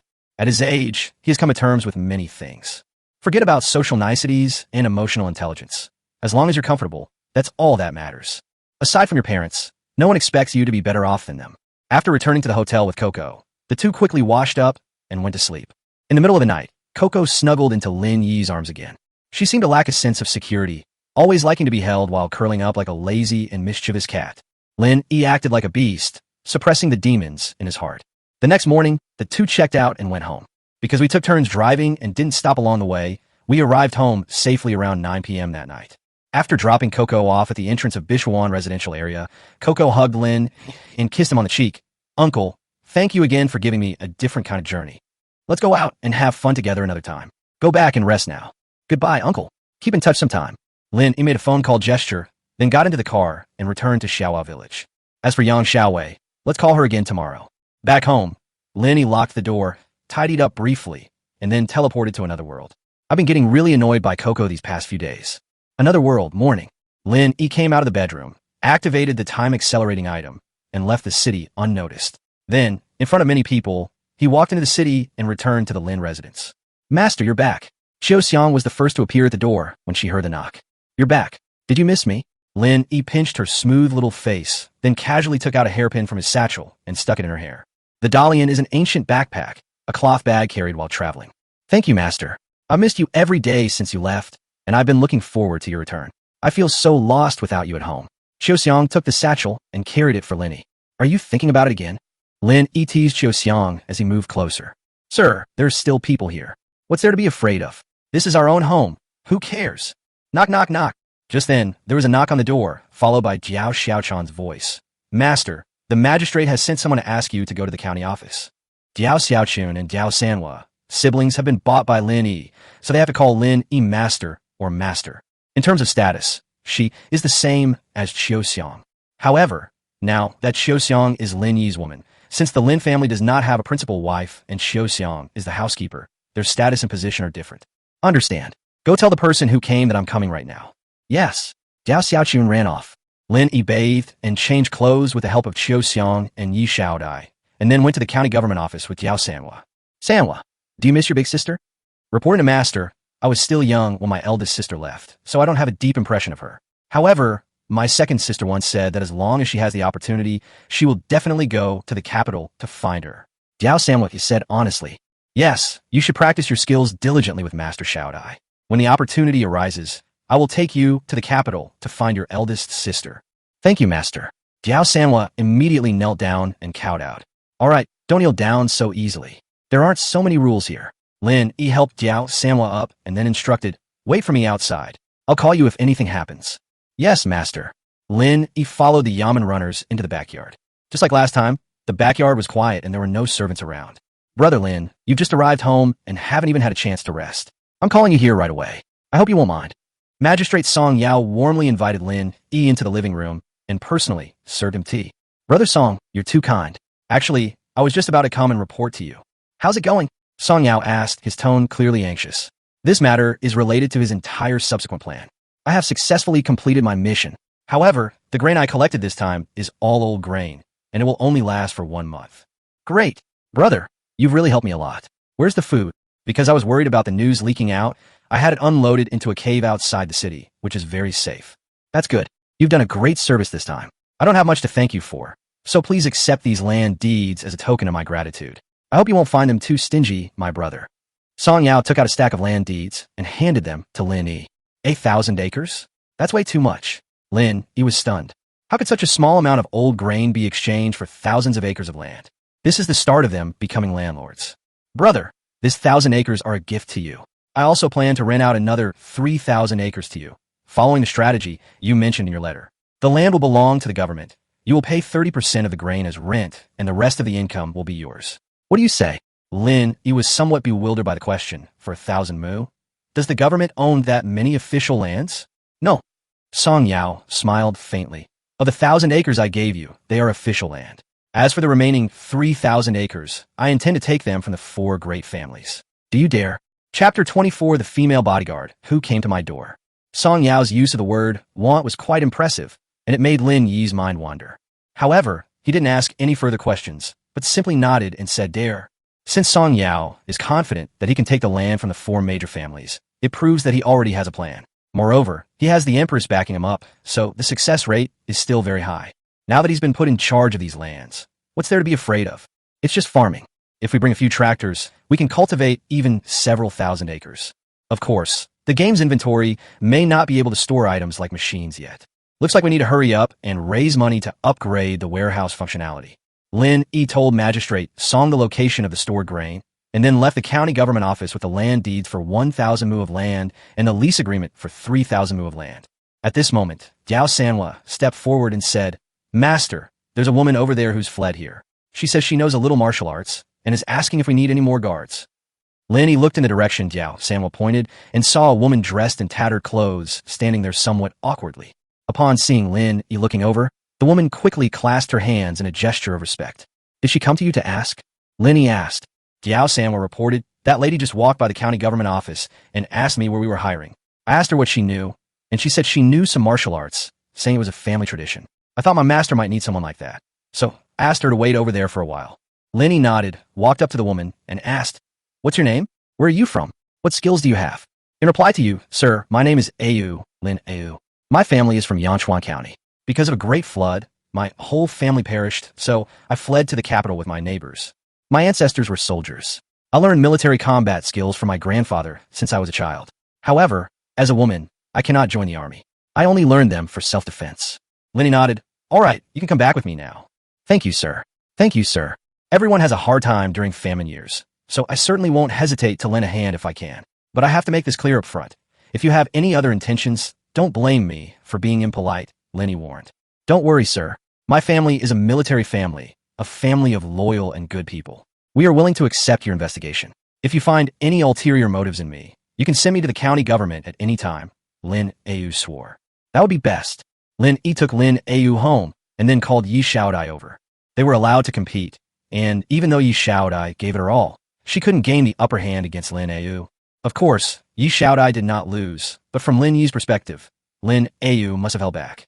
Lin Yi, your strength is quite good, so stay and be a guard for now. Thank you for taking me in, sir. I don't keep idle people in my house. Now that you've entered my home, you have to prove your worth. Xiao-chan, take you to get something to eat first, change into some nicer clothes, and then come with me to see our fields in a little while. Yes, master. Diao Xiao-chan led Lin Yi to the kitchen. Lin Yi then pulled Yi Xiaodai aside and asked, "What do you think of this Lin Yi?" "Very strong. At least stronger than me. The reason I didn't lose is probably because they held back," Yi Xiaodai said truthfully. Lin Yi pondered for a moment and said, "I also feel that this woman is not simple, and her appearance is a bit strange. If brother suspects she has ulterior motives, we can leave her out," Yi Xiaodai said. Lin Yi shook his head and said, "If she really has some ulterior motive, it's much better to keep her under our noses than to hide in the shadows. Let's observe her first. Besides, we don't have anything to covet in our family. Who could it be that's after us? I've just arrived in Lanyan County and haven't offended anyone. If someone is targeting me, it's very likely someone from the 4 major families. There are no secrets in the county government. I've been getting along very well with Lord Song lately, so it's understandable that they'd like to probe my background beforehand," Lin Yi guessed. "Forget it. I don't want to think about it anymore. Anyway, I can't do anything. It's no use for them to probe me. Xiaodai, come with me to the backyard and see how the greenhouse is going." Lin Yi had long ago decided not to get involved in the affairs between Song Yao and the 4 major families. How they fight is none of his business. At this moment, the backyard was bustling with activity. The greenhouse had been built according to Lin Yi's plan, and all that was left was to cover it with plastic sheeting. After these busy days, the vegetables we planted have sprouted. Before long, we will be able to eat fresh, green, and pollution-free vegetables. The workers worked diligently every day, and none of them dared to slack off. Here, there's food, drink, and a place to stay. Nobody wants to be kicked out and go hungry again for being lazy. Therefore, they cherish the opportunity they have now. "Hello, boss." "Hello, Madam Xiaodai." The employees greeted Lin Yi and Yi Xiaodai one after another. "I have seen your efforts. As long as you work hard, you will have food as well as I do. Don't worry about going hungry." "Thank you so much, boss." Lin Yi not only planted vegetables in his backyard, but also corn, sweet potatoes, and peanuts. He wanted to test how well the crops could grow here without chemical fertilizers and pesticides. As for the land acquired in exchange for grain, chemical fertilizers must be used, otherwise the yield will not be high. The entire Dragon Kingdom is currently experiencing a food shortage. No matter what you want to do, you must first solve the problem of food and clothing. The key to solving the problem of food and clothing is to increase grain production. "Master, Ayu has eaten her fill, and we've given her a bath and changed her clothes. I heard you're going to check on our fields." Xiaoxiang led Lin Ayu to the backyard at this moment. "Yes, I bought 1,000 acres of fertile land from the county government. Let's go take a look first. Xiaoxiang, you're our housekeeper. You can come along later. Xiaodai, pick a few skilled farmers from among the hired workers to come with us." "Yes." Diao Sanhua rented a carriage at the inn, and then Lin Yi and his group left the city through the east gate. After walking less than 3 or 4 miles, we arrived at our destination. As far as the eye could see, there was only overgrown weeds. This is hardly fertile land. It's not even considered barren land. If you didn't know better, you'd think you were on a grassland. However, this is also a reasonable thing to do. These past few years have been marked by successive disasters. First drought, then floods, followed by plagues, leaving almost all the land abandoned. "Send a few people to check the fertility of this land," Lin Yi said. Immediately afterwards, those skilled farmers dispersed in several directions. A moment later, Lin Yi received the results, which made him feel much better. Although the land is now barren and overgrown with weeds, it is likely that the flood brought silt from the nearby river, making the soil very fertile. Once it is cleared, planting crops will surely yield a bumper harvest. If we add modern methods, such as chemical fertilizers and pesticides, it's not impossible to achieve a yield per acre that would shock the entire country. Chapter 25, Work for Relief Program, Weeding in Exchange for Cornbread. Using work as a form of relief was another strategy Lin Yi suggested to Song Yao. The reason Song Yao gave Lin Yi 1,000 acres of land was actually to indirectly use Lin Yi to help him implement his plan. Whether 1,000 acres of government-owned land is valuable or not is certainly true. However, in the current situation, grain is naturally more valuable, and these lands have been turned into wasteland. Instead of continuing to panic, it's better to hand it over to someone capable of managing it. Moreover, in Song Yao's view, exchanging 1,000 acres of land for Lin Yi's batch of grain, along with his help, was a huge profit. If he handles things well, Song Yao will definitely rise to the top. As for the lost 1,000 acres of government land, if the plan succeeds, more land can be recovered from the 4 major families. In reality, they still earn more. Therefore, from ancient times to the present, there have never been any fools among officials. Even though Lin Yi is a modern person with many advanced ideas, he is still far behind in this aspect. Grandpa, is this whole area our family's land? Xiaoxiang asked in surprise. Lin Yi smiled, pinched Xiaoxiang's chin, and said, "That's right, this 1,000 acres of official land will belong to our family from now on. You, as the head steward, have to manage it well for me. Xiaodai, go back to the city right now and recruit as many refugees as possible. Help us weed until dark, and we'll provide a meal." How many people are needed? There are more than 20,000 refugees in the city now. If we take the elderly, women, and children out, there should be less than 10,000 people who can actually work. Let's recruit 10,000. From now until nightfall, we must clear out these 1,000 acres of wasteland. Yes, I'll go right now. Xiaoxiang, you go back with me and recruit 100 female workers to steam cornbread at home. After they're done, hire carriages and horses to bring them here. I'll ask Lord Song for help in finding some yamen runners to help maintain order, Lin Yi instructed. Understood, sir. When we get back, send all the hired help from home over. Today's main task is clearing the land and weeding. Have them help with the arrangements and supervise the work. With Lin Yi's order given, everyone went about their business. In less than half an hour, a large group of refugees arrived. Yi Xiaodai has quite a talent for command. She even knows how to coordinate. She divided these people into several small teams, each with a captain who was responsible for leading the work. Seeing so many people squatting in the field pulling weeds together, all working with great enthusiasm and in an orderly manner, Lin Yi couldn't help but praise them repeatedly. He had originally planned to ask the yamen runners to maintain order, but now it seems unnecessary. Evening arrived quickly, and Xiaoxiang brought steam buns. The weeds on the 1,000 acres of land have been mostly cleared away. The power of many is fully demonstrated at this moment. After arranging the cornbread, Yi Xiaodai called over the team leaders and gave each of them a few cornbreads. After that, they were asked to lead their own teams to line up and collect the cornbread. Everything went smoothly, and there were no major problems. When Lin Yi got home, he checked the time and went to his room. The 2 large black dogs stood guard at the door, as always, like 2 loyal guardians. City, early morning. Lin Yi took out his phone and called Yang Xiaowei first. "Miss Yang, are you up yet?" "Brother Lin, you're back?" Yang Xiaowei's slightly muffled voice came through the phone receiver, clearly indicating that she hadn't gotten up yet. "I managed to get my hands on another old wild ginseng, over 200 years old. Do you want it?" There was a moment of silence on the other end of the phone, followed by Yang Xiaowei's excited scream. "I want it. Good, Brother Lin, you have to save it for me. The price is negotiable. I'm coming to find you right now." "Okay, I'll wait for you. Drive carefully. Remember to bring cash," Lin Yi reminded him. "See you in a bit." Yang Xiaowei was wide awake now, so she quickly got up, dressed, and headed to Xiaohua village with her cash. Meanwhile, Lin Yi began upgrading the warehouse. 12 million in cash instantly shrank to 2 million. Warehouse functionality upgrade successful. Lin Yi tried to put the gasoline generator into the warehouse, but it still showed that it could not be stored. It seems his worries were not unfounded. He knew it wouldn't be that simple. Now, another upgrade would require another 10 million, and he doesn't have enough money. He can only wait for the lucky charm Yang Xiaowei to arrive. Upon arriving in the backyard, Lin Yi prepared some food for the poultry, when a sudden inspiration struck him. With a thought, the little hen in front of him suddenly disappeared. Quickly open the warehouse, and you'll see there's an extra little hen inside. Wow, it can even store living creatures. This upgrade was definitely worth it. Lin Yi moved the little hen out, and the little hen was immediately startled. It flapped its wings, squealed, and ran away while excreting its feces and urine. Next, he tried other poultry. Ducks and geese that were about the same size as a hen worked, but sheep and pigs did not. It seems that while this upgrade has opened up the category of living storage, there are still limitations on the size. However, this would allow Lin Yi to bring some chicks over and develop a chicken farming business. In this other world, buying chicks isn't so easy. A village can only buy 20 chickens. If this were to be developed into a large-scale operation, it would take forever. After selling the medicinal herbs and ginseng, Lin Yi planned to go to the city to buy a batch of fertilizer and wheat seeds, and then buy a batch of chicks to take to the other world. The weather in that other world is about to turn cold, making it impossible to grow rice and other grains, but winter wheat will be fine. He plans to plant winter wheat on all 1,000 mu of official land. In addition, water conservancy facilities must also be arranged, such as digging irrigation canals, which is also very important. So engrossed in her thoughts, Yang Xiaowei had already entered the yard when she heard the dog barking, bringing her back to reality.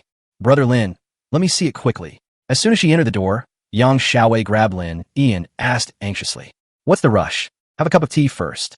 Is it really 200 years old?" Yang Xiaowei's mind was now entirely focused on that old ginseng. More or less. Lin Yi smiled faintly and poured Yang Xiaowei a cup of tea. "Okay, Brother Lin, please take it out and let me see it," Yang Xiaowei pleaded. Okay, stop shaking it. I'll go get it for you, all right?" Lin Yi walked into the house. After waiting for a while, Lin Yi came out carrying the 200-year-old ginseng. Yang Xiaowei immediately rushed over, and seeing the ginseng that had shrunk to the size of a tiny person, she was so excited that tears were about to fall. "What a treasure! I've never seen anything like it in my life." Yang Xiaowei's voice trembled. "Miss Yang, now that you've seen the item, tell me the price." Yang Xiaowei struggled to look away from the old ginseng, took a deep breath, and said, "Brother Lin, this treasure hasn't been seen for many years, and no one sells it on the market. I don't know how much to offer. Let me give you a number, and you can see if it's acceptable."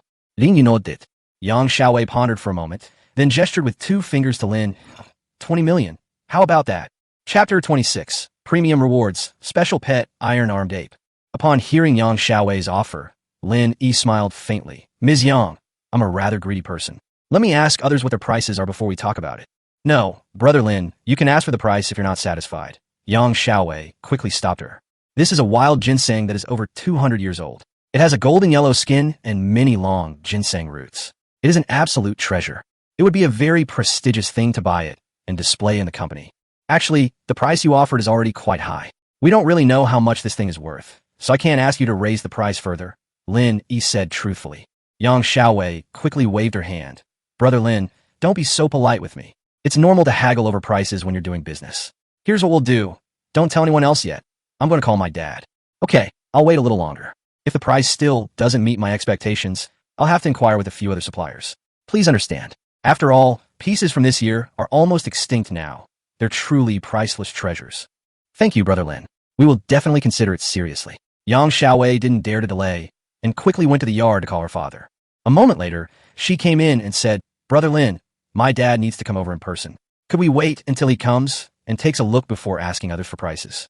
"All right, for your sake, I can wait a little longer." Lin Yi thought for a moment and agreed. Thank you. By the way, didn't you say there were still medicinal herbs? Why don't we trade the herbs first?" "All right, wait for me a moment." Lin Yi went back into the house and brought out several expensive medicinal herbs that he wanted to trade. After inspecting the herbs, Yang Xiaowei readily purchased them all at the high price she had paid last time. Lin Yi received 2.3 million. It's still a cash transaction. Yang Xiaowei brought plenty of cash, which pleased Lin Yi and was the reason he was willing to wait for Yang Xiaowei's father. After the transaction was completed, Lin Yi helped Yang Xiaowei move the medicinal herbs to her car. Then the two chatted while drinking tea. After finishing their tea, the two went for a walk in the backyard, where they heard a car horn honking from the front yard. Yang Xiaoi's father, Yang Tai, arrived.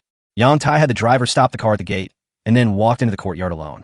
"Dad!" Yang Xiaowei went out to greet him, pointing to Lin Yi beside her and introducing him. "This is Lin Yi. The wild tea you drank earlier was a gift from him. Mr. Lin, I have long admired you." Yang Tai extended his hand and shook hands with Lin Yi warmly. "Mr. Yang, you're too kind. Please come in." Lin Yi invited Yang Tai into the house and poured him a cup of tea. Yang Tai didn't rush to look at the ginseng. Instead, he savored the tea for a while and discussed the art of tea with Lin Yi before getting down to business. Yang Tai personally examined the precious wild ginseng and then said to Lin, "Mr. Lin, this wild ginseng is indeed a rare treasure. A few years ago, I attended a private collection exhibition where someone exhibited a 200-year-old wild ginseng, priced at 20 million, but its condition was not as good as yours, and its age was not as sufficient. It's fair to say that this kind of treasure is extremely rare. We become very good partners now. The medicinal herbs you sold us before were all of excellent quality, and I hope that our friendship can continue. Of course, I'm very willing to cooperate with your company." Lin Yi nodded. "Mr. Lin, I'll offer you 40 million for this wild ginseng. How about it?" When the price was announced, Lin Yi and Yang Xiaowei, who were standing next to him, were both stunned for a moment. It must be said that Yang Tai has a lot of guts. The price doubled immediately upon opening the door, exceeding Lin Yi's expectations. He thought it would be quite good if he could get 30 million. In fact, Lin Yi is not the kind of greedy person he claims to be. The reason for wanting more is to upgrade the warehouse. Yang Tai Kai's price satisfied him, and Lin Yi readily agreed to the deal. After the transaction was completed, Lin Yi gave Yang Tai some tea he had brought from another world. Yang Tai expressed his gratitude repeatedly, and then left Xiaohua village with his daughter. Lin Yi put all the cash into the game warehouse, and his funds soared to 44.3 million again. That should be enough this time. Next, Lin Yi continued to upgrade the warehouse functionality. With 10 million yuan instantly deducted from his funds, the warehouse upgrade was successful, but Lin Yi tried the gasoline generator, which still didn't work. Then let's continue upgrading. The funds have decreased by another 10 million. It still doesn't work. Upgrade. Upgrade. The 40 million yuan he had just received vanished in the blink of an eye. Such a crazy thing, and Lin Yi, a country bumpkin, didn't even think he was crazy. At that moment, he was like a gambler, constantly going all in. Fortunately, he didn't suffer the same tragic fate as other gamblers. The gasoline generator can finally be stored in the warehouse. He even tried out his own car, and surprisingly, he put it in the warehouse as well.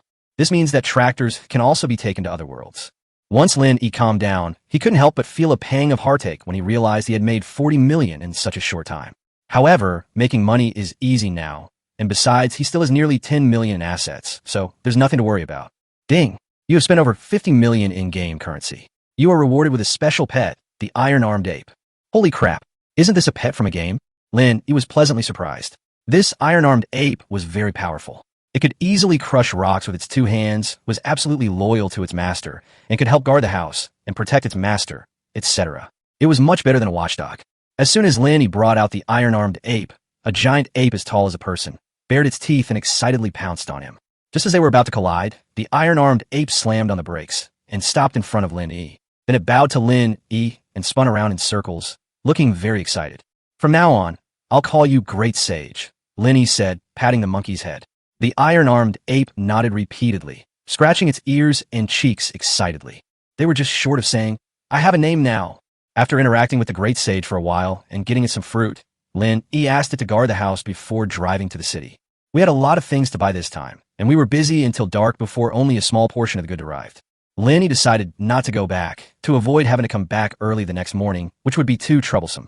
Lin Yi called the delivery company and asked them to deliver again tomorrow. He then drove the car into the warehouse and locked the door from the inside. First, I put the car into the game's warehouse. Then I put in some of the seeds and fertilizer that had been delivered. And finally, I took back the iron-armed ape that was guarding the house in Xiaohua village and took them all to the other world. With the iron-armed ape guarding the gate, Lin Yi no longer needs to worry about others discovering his secret. Chapter 27, Making Money Can't Be Delayed. Another world, early morning. Lin Yi opened the door and saw Qiu Xiang, as always, holding a basin of water for washing her face, waiting at the door to serve her. Two large black dogs stood at the door, grinning and waiting for their owner to feed them. But when he saw a large monkey suddenly dart out from behind Lin Yi, he immediately screamed and ran away with his tail between his legs. Qiu Xiang was also startled. How come there was a big monkey hiding in the master's room? Qiu Xiang, don't be afraid. This is my pet, the Great Sage. Lin Yi patted the iron-armed ape's head. Great Sage. Say hello. The Great Sage immediately greeted Qiu Xiang obediently. Wow, it's so smart. It can even understand human speech.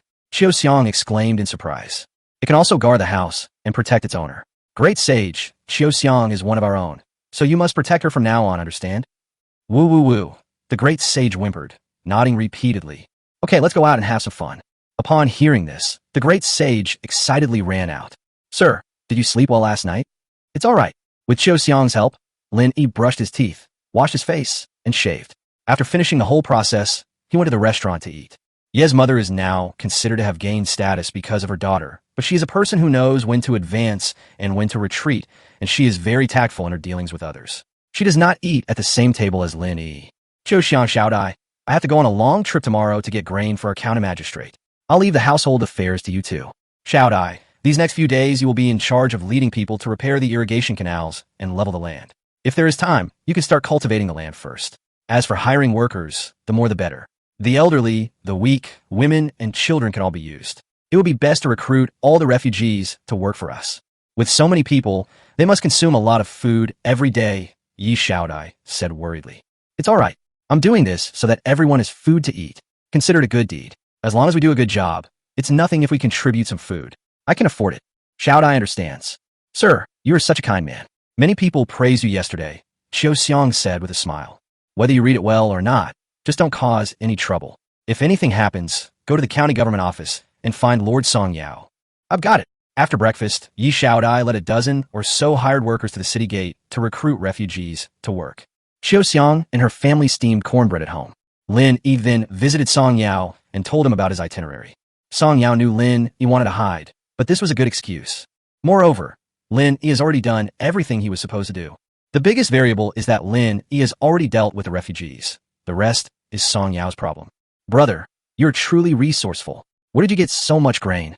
Song Yao asked, half jokingly and half seriously. Lin Yi smirked and joked. Of course, it was conjured up by a deity. Otherwise, where would I get so much food? Haha, my good brother, you've got some clever tricks up your sleeve. Well then, I wish you a safe journey. Thank you, brother. When I return, I will ask you for wine again. I will be waiting for you then. By the way, these are some spices used in cooking. Brother, you could try them when you have time. My dear brother understands me best. As Lin Yi left the county government office, a carriage appeared behind him, a gift from Song Yao. It's like a modern BMW, and even if you have the money, you might not be able to buy one. It can also be considered a symbol of status. Arriving at the pharmacy by horse-drawn carriage, Lin Yi purchased another batch of medicinal herbs. These things could be sold in the city for millions of dollars, so why not? As noon approached, Lin Yi invited Sun Shidao, the owner of the pharmacy, to go to Fengxiangzai for drinks.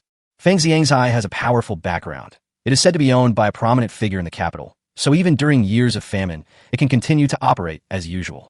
As long as you have money, you can get whatever you want to eat. Lin Yi didn't want to be too high-profile, so he casually ordered a few dishes and then went into a private room. Brother Lin, could you get more of that cigarette? What's the meaning?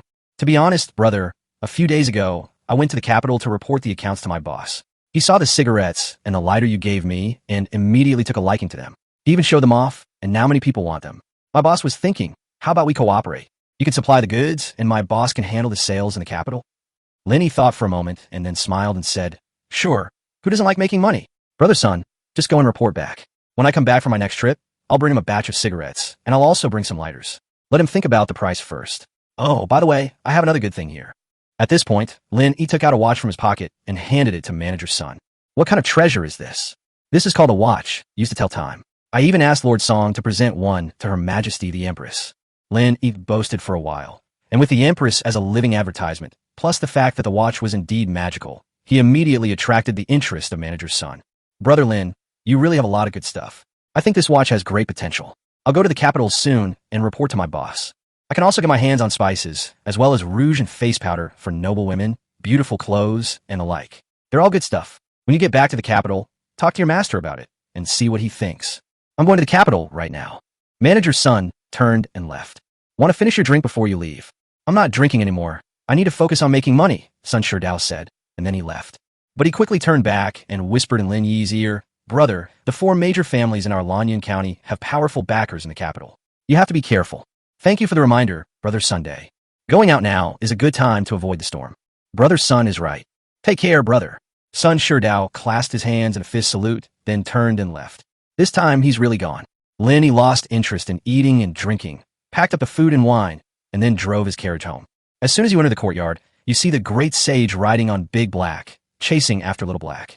Big Black was so tired he was foaming at the mouth, but he didn't dare to stop. Airy-Eye was so frightened that it tucked its tail between its legs and trembled, but didn't dare to run too fast. That's so pitiful. Great Sage, stop fooling around. Lin Yi scolded. The Great Sage did a backflip and jumped in front of Lin Yi, hopping around him like a child begging for candy. Lin Yi tossed an apple to De Sheng. You're not allowed to bully De Hei and Air Hei anymore. They're your partners too, understand? You two have to work together and take good care of this house for me. Immediately afterwards, Lin Yi threw a few bones to Da Hei and Airy-Eye to soothe their wounded hearts. Chapter 28, Renovating the Old House. Coco comes to visit. After giving Dasheng a political lesson for a while, Lin Yi went back to his room to rest. Now that someone is watching over things at home, he doesn't have to worry about much. He didn't know how long he had slept, but he heard Qiu Xiang calling him from the courtyard, and that's when he woke up. With the great sage guarding the gate, Qiu Xiang dared not even approach the house, let alone enter it. Even if you get within 3 meters, you will be driven away by the great sage. This is Qiu Xiang. If it were anyone else, they would probably have been attacked by the great sage. Great sage, let Qiu Xiang in, Lin Yi called out from his bed. Immediately afterwards, Qiu Xiang came in and said somewhat fearfully, Master, the great sage was so scary just now. When I came in to call you for dinner, it tried to attack me. When I'm resting, the great sage doesn't allow anyone to get close, but you're my woman, so he definitely won't attack you. At most, he'll just keep you out of the house. Master, won't you need me and Little Butterfly to serve you tonight? Xiao asked. Lin Yi smiled and scooped Xiao up and carried her to the bed. What? You're thinking about it again? No, I just feel that I should serve you while you rest, Xiao said shyly. I need to practice my skills at night and can't be disturbed. When I master my skills, I'll let you guys come and keep me company at night. How about that? Lin Yi said, his large hands getting restless again. Xiao immediately collapsed into Lin Yi's arms. After all that commotion, Lin Yi didn't even have dinner before it was time to return to the city. After giving Xiao some instructions and then giving to Shang a strict order to guard the room, Lin Yi hurriedly teleported back to the city. In a rented warehouse in the suburbs, Lin Yi opened the warehouse door and drove off to have breakfast. Although Xiao is beautiful and pleasing to the eye, she can only satisfy her spiritual needs. She still needs to supplement her physical nutrition. A steamer of Xilong Bayo, soup dumplings, a bowl of pumpkin and millet porridge, 2 tea eggs, and some pickled vegetables. It was pure bliss. Back at the warehouse, delivery men started arriving one after another. They deliver fertilizers, seeds, pesticides, tractors, and all sorts of machinery. Lin Yi spent the entire day receiving goods. We've only gotten one tractor for now. There's no one who knows how to drive more. The rest are various agricultural equipment, such as rotary tillers for tilling the land, seeders for sowing, and water pumps and pipes for irrigation. As for other machinery, we can buy it whenever we need it. Moreover, Lin Yi was only temporarily stockpiling these machines. In that other world, there's plenty of cheap labor. Even when tractors are used, it's only done discreetly in emergencies. This thing is too technologically advanced for another world. Its sudden appearance is a bit unrealistic. Perhaps we can start a productivity revolution over there first. Either wait until he has a certain level of strength and status, then there will be no need to worry anymore. Machines like tractors can't be used openly for the time being, but cosmetics, perfumes, and clothes can be traded to earn some money to spend. As for the grain, Lin Yi plans to do it one more time, and then temporarily stop. He couldn't explain too much, and Song Yao was already starting to have doubts. From now on, we just need to make sure we have enough to eat. We'll discuss everything after next year's wheat harvest. He was just an ordinary citizen, and he couldn't control the food shortage crisis across the entire Dragon Kingdom. Just live in the present and take care of yourself. Back in Xiaohua village that evening, Lin Yi ordered some cost-effective cosmetics, perfumes, lipsticks, and other items online, as well as some pretty vintage clothes. Thinking that winter was approaching in the other world, and that it would definitely be cold if he used a toilet outside, he decided to get a flush toilet. Then set up underfloor heating and heated brick beds. That will make winter much more comfortable. In addition, natural resources such as coal, oil, and natural gas should also exist in other worlds. Oil and gas extraction requires highly sophisticated extraction techniques, but finding coal mines, especially open pit mines, is much easier. Anyone can do it, and right now, China has no shortage of cheap labor. All I need is a meal. I don't need to pay any compensation. If the mine coal is used for heating, it is not only a good business, but it can also save more lives in the cold winter, which can be considered a great deed. With this in mind, Lin Yi started looking up information about coal mines online. The next day, Lin Yi slept until he naturally woke up. That felt so comfortable. Carrying my toothbrush cup, I went to the backyard to brush my teeth and watch the chickens, ducks, pigs, and sheep eating and chasing each other. It was a real treat. After breakfast, Lin Yi continued shopping online, buying anything he could get from the other world to exchange for money. Feeling nauseous from browsing so much, Lin Yi moved a deck chair over and lay down under a big tree in the yard, where he started watching movies on his tablet. It was noon soon, and Lin Yi ate lunch and then took a stroll around the village. I saw that many people had renovated their houses, and some had even built small houses. Lin Yi thought to himself, why don't I also renovate the house? The old house his father left him was very comfortable to live in, but it was a bit old. He plans to make some simple repairs, mainly to improve the aesthetics, practicality, and convenience. Just like indoor toilets, bathrooms, and bright and clean kitchens, they all need to be renovated. It will definitely be more comfortable to live in after the renovation. Now that he has money in his pocket, Lin Yi does whatever comes to mind. He had originally planned to stay a few more days before going to the other world. Firstly, to avoid the conflict between Song Yao and the 4 major families, and secondly, to allow enough time to gather food. The Dragon Kingdom is currently facing a severe food shortage, and the longer it takes to procure food, the less likely it is to arouse suspicion. We were a bit too hasty last time. This time, he took advantage of the opportunity to renovate the old house. They contacted a local design company online, who came to Lin Yi's home to take measurements and listen to his requirements. With Lin Yi's financial resources, the other party agreed to complete the design by tomorrow. Afterwards, Lin Yi asked the other party to introduce him to a construction team. Having received the benefits, the other party had done their best to find Lin Yi a construction team with a decent reputation. All that was left was to wait for the workers to arrive on site the next day. Ring, ring. Just as I hung up the phone, it rang again. Lin Yi glanced at the incoming call and couldn't help but ask curiously, Coco, what made you think of calling me? Uncle, I'm here to visit you. Are you home? Coco's playful and sweet voice came through the phone. I'm at home. Where are you? I'm at the bus station in your county, sir. Can you come pick me up? Okay, wait for me there. I'll come pick you up right away. Although Lin Yi was surprised, he couldn't refuse to entertain the girl who had come all the way to the county town. After hanging up the phone, Lin Yi drove to the county town. More than 10 minutes later, Lin Yi picked up Coco, who was carrying a suitcase. What are you doing? Uncle, do you mind if I stay at your house for a few days? Huh? Isn't this inappropriate? Why is it inappropriate? You're unmarried, and I'm unmarried. Who has the right to tell us what to do? The villagers love to gossip, and I'm going to renovate the old house tomorrow, which will be very messy and noisy, and it will affect your writing. That's great. I came here to find material anyway. Please let me stay for a few days, Uncle. I won't cause you any trouble. Coco shook Lin Yi's arm and started to act coquettishly. All right, if you don't mind the noise, then stay here. Lin Yi reluctantly agreed. What do you want to eat tonight? It's on me. Don't you often drink corn porridge in the countryside? Add some sweet potato. It's both healthy and delicious. I really want a bowl right now, Coco said, squinting her crescent-shaped eyes. Lin Yi couldn't help but laugh. Want some corn porridge? That's easy enough. I don't care if your braids are facing up. Chapter 29, Watching a Movie with Coco. After bringing Coco back to the village, Lin Yi drove the car directly into the yard. This gate is quite good. It allows vehicles to come and go, and there's a paved road right outside, which is very convenient. However, the wall and gate are a bit old, and the wall on the left is also a bit tilted. Lin Yi plans to rebuild it and then spray it with real stone paint. As for the main gate, it will be transformed into a doorway with a roof, which can then be used as a garage. Wow, what a lovely house. I love this big persimmon tree. Coco jumped out of the car, stood in front of the tree, and closed her eyes in bliss. These were planted by my dad over 30 years ago. They bear a lot of persimmons every year, and they're especially sweet. Lin Yi looked up at the persimmons, which resembled little lanterns, and couldn't help but think of his father when he was alive. Uncle, are you missing your dad? Seeing that Lin Yi's eyes were a little wet, Coco took Lin Yi's hand and asked softly. Lin Yi wiped away his tears. I'm sorry, I lost my composure. Come on in. Lin Yi carried his luggage down and gave his bedroom to Coco. He plans to move into his parents' bedroom. If we start work tomorrow, we'll probably have to live in the car or set up a tent.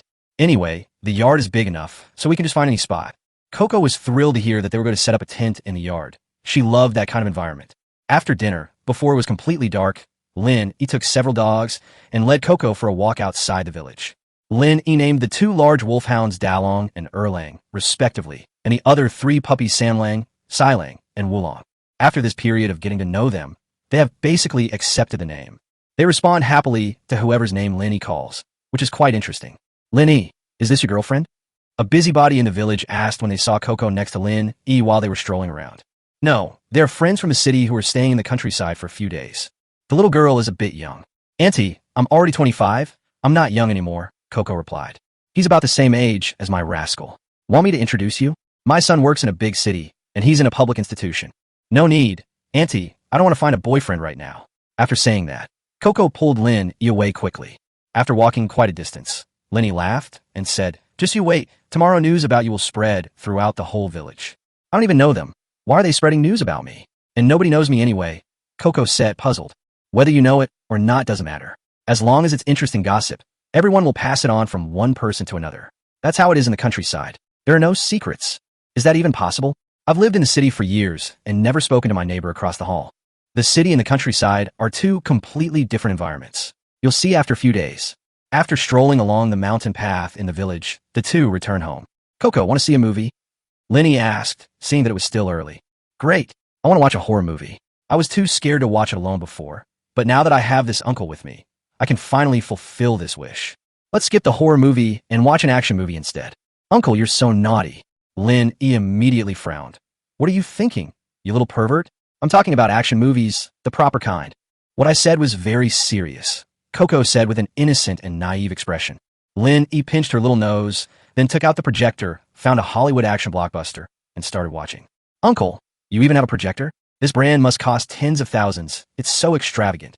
Life is about knowing how to enjoy it, Lin Yi said, bringing out a large bucket of popcorn and 2 cans of cola from inside the house. Popcorn too. Coco was overjoyed. How can you watch a movie without popcorn? Come on, cheers. Lin Yi unscrewed the can of cola and clinked glasses with Coco. The movie lasted for more than 2 hours, and it was already past 10 o'clock. Lin Yi prepared hot water for Kiki so that she could wash up. Uncle, you're so considerate. You're a guest. Of course I have to take good care of you. Uncle, you're so kind. Go wash up quickly. After washing up, Lin Yi helped put on the new sheets and change the quilt. All right, it's getting late. Let's rest. Uncle, don't go. Coco suddenly hugged Lin Yi's arm. Feeling the strange sensation in his arm, Lin Yi subconsciously tried to pull away, but couldn't manage to pull it out. I'm in the house across the street. You can hear me if you call my name.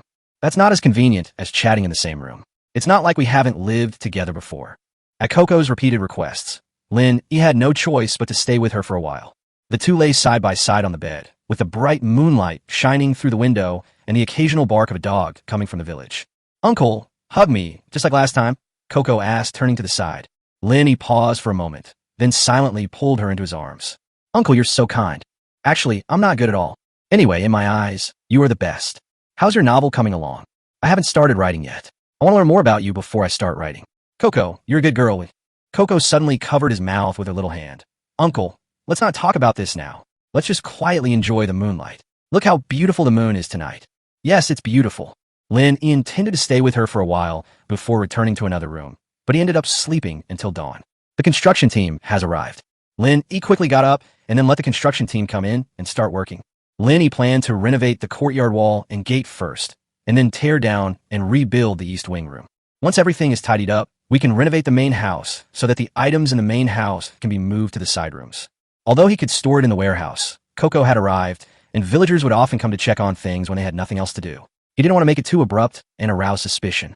Even so, Lin Yi and Coco stayed in the tent the following night. Lin Yi pitched the tent under the big tree, and the two lay down inside, chatting about their childhoods in a warm and natural atmosphere. The three puppies were lying next to the tent, as if protecting them. Uncle, wouldn't it be great if we could travel back to ancient times? What was good about ancient times? Then I can become your concubine. What kind of logic is this? Because in TV dramas, concubines are always more favored than wives, and I want an older man to dote on me. This isn't a plot you came up with for your novel, is it?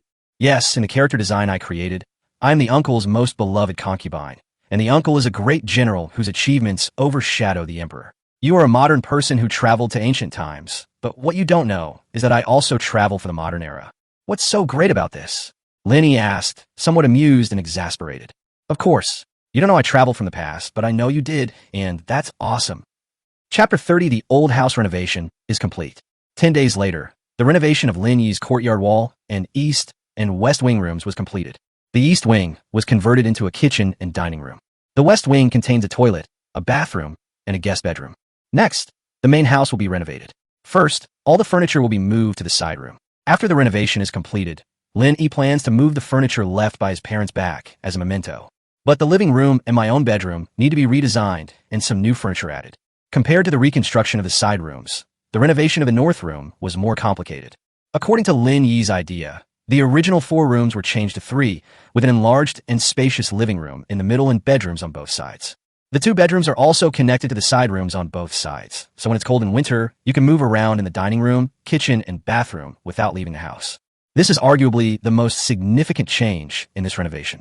With the main house renovation nearing completion, Coco decided to return to the city. Lin Yi happened to be looking at furniture, so he took Coco home on the way. During this period, the two got along very well, but did not do anything out of line. Uncle, I'm going to stay at your new house for a few more days next time. Before parting, Coco made a reservation for the next reunion. No problem, just call me when the time comes, and I'll come pick you up.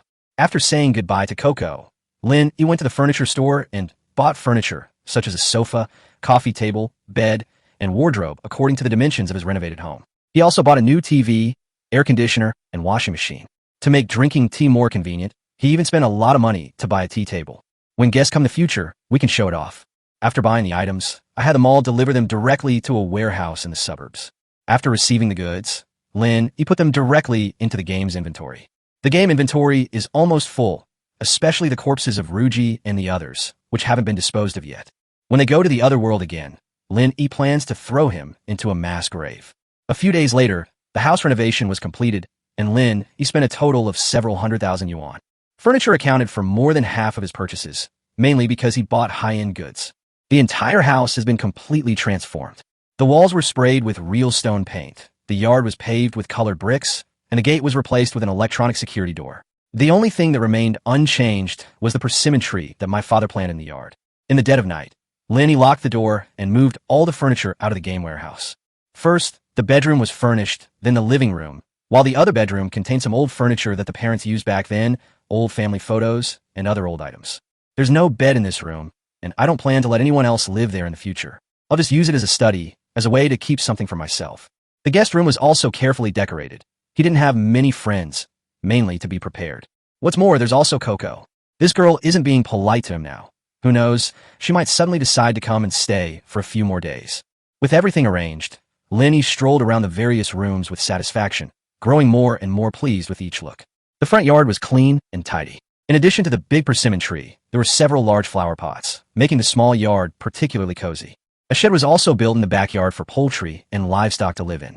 They also opened a back door to make cleaning easier and to let the chickens and ducks roam around the back hill. The house features an indoor bathroom, electric water heater, modern kitchen, underfloor heating throughout, and smart appliances. In winter, I won't go out.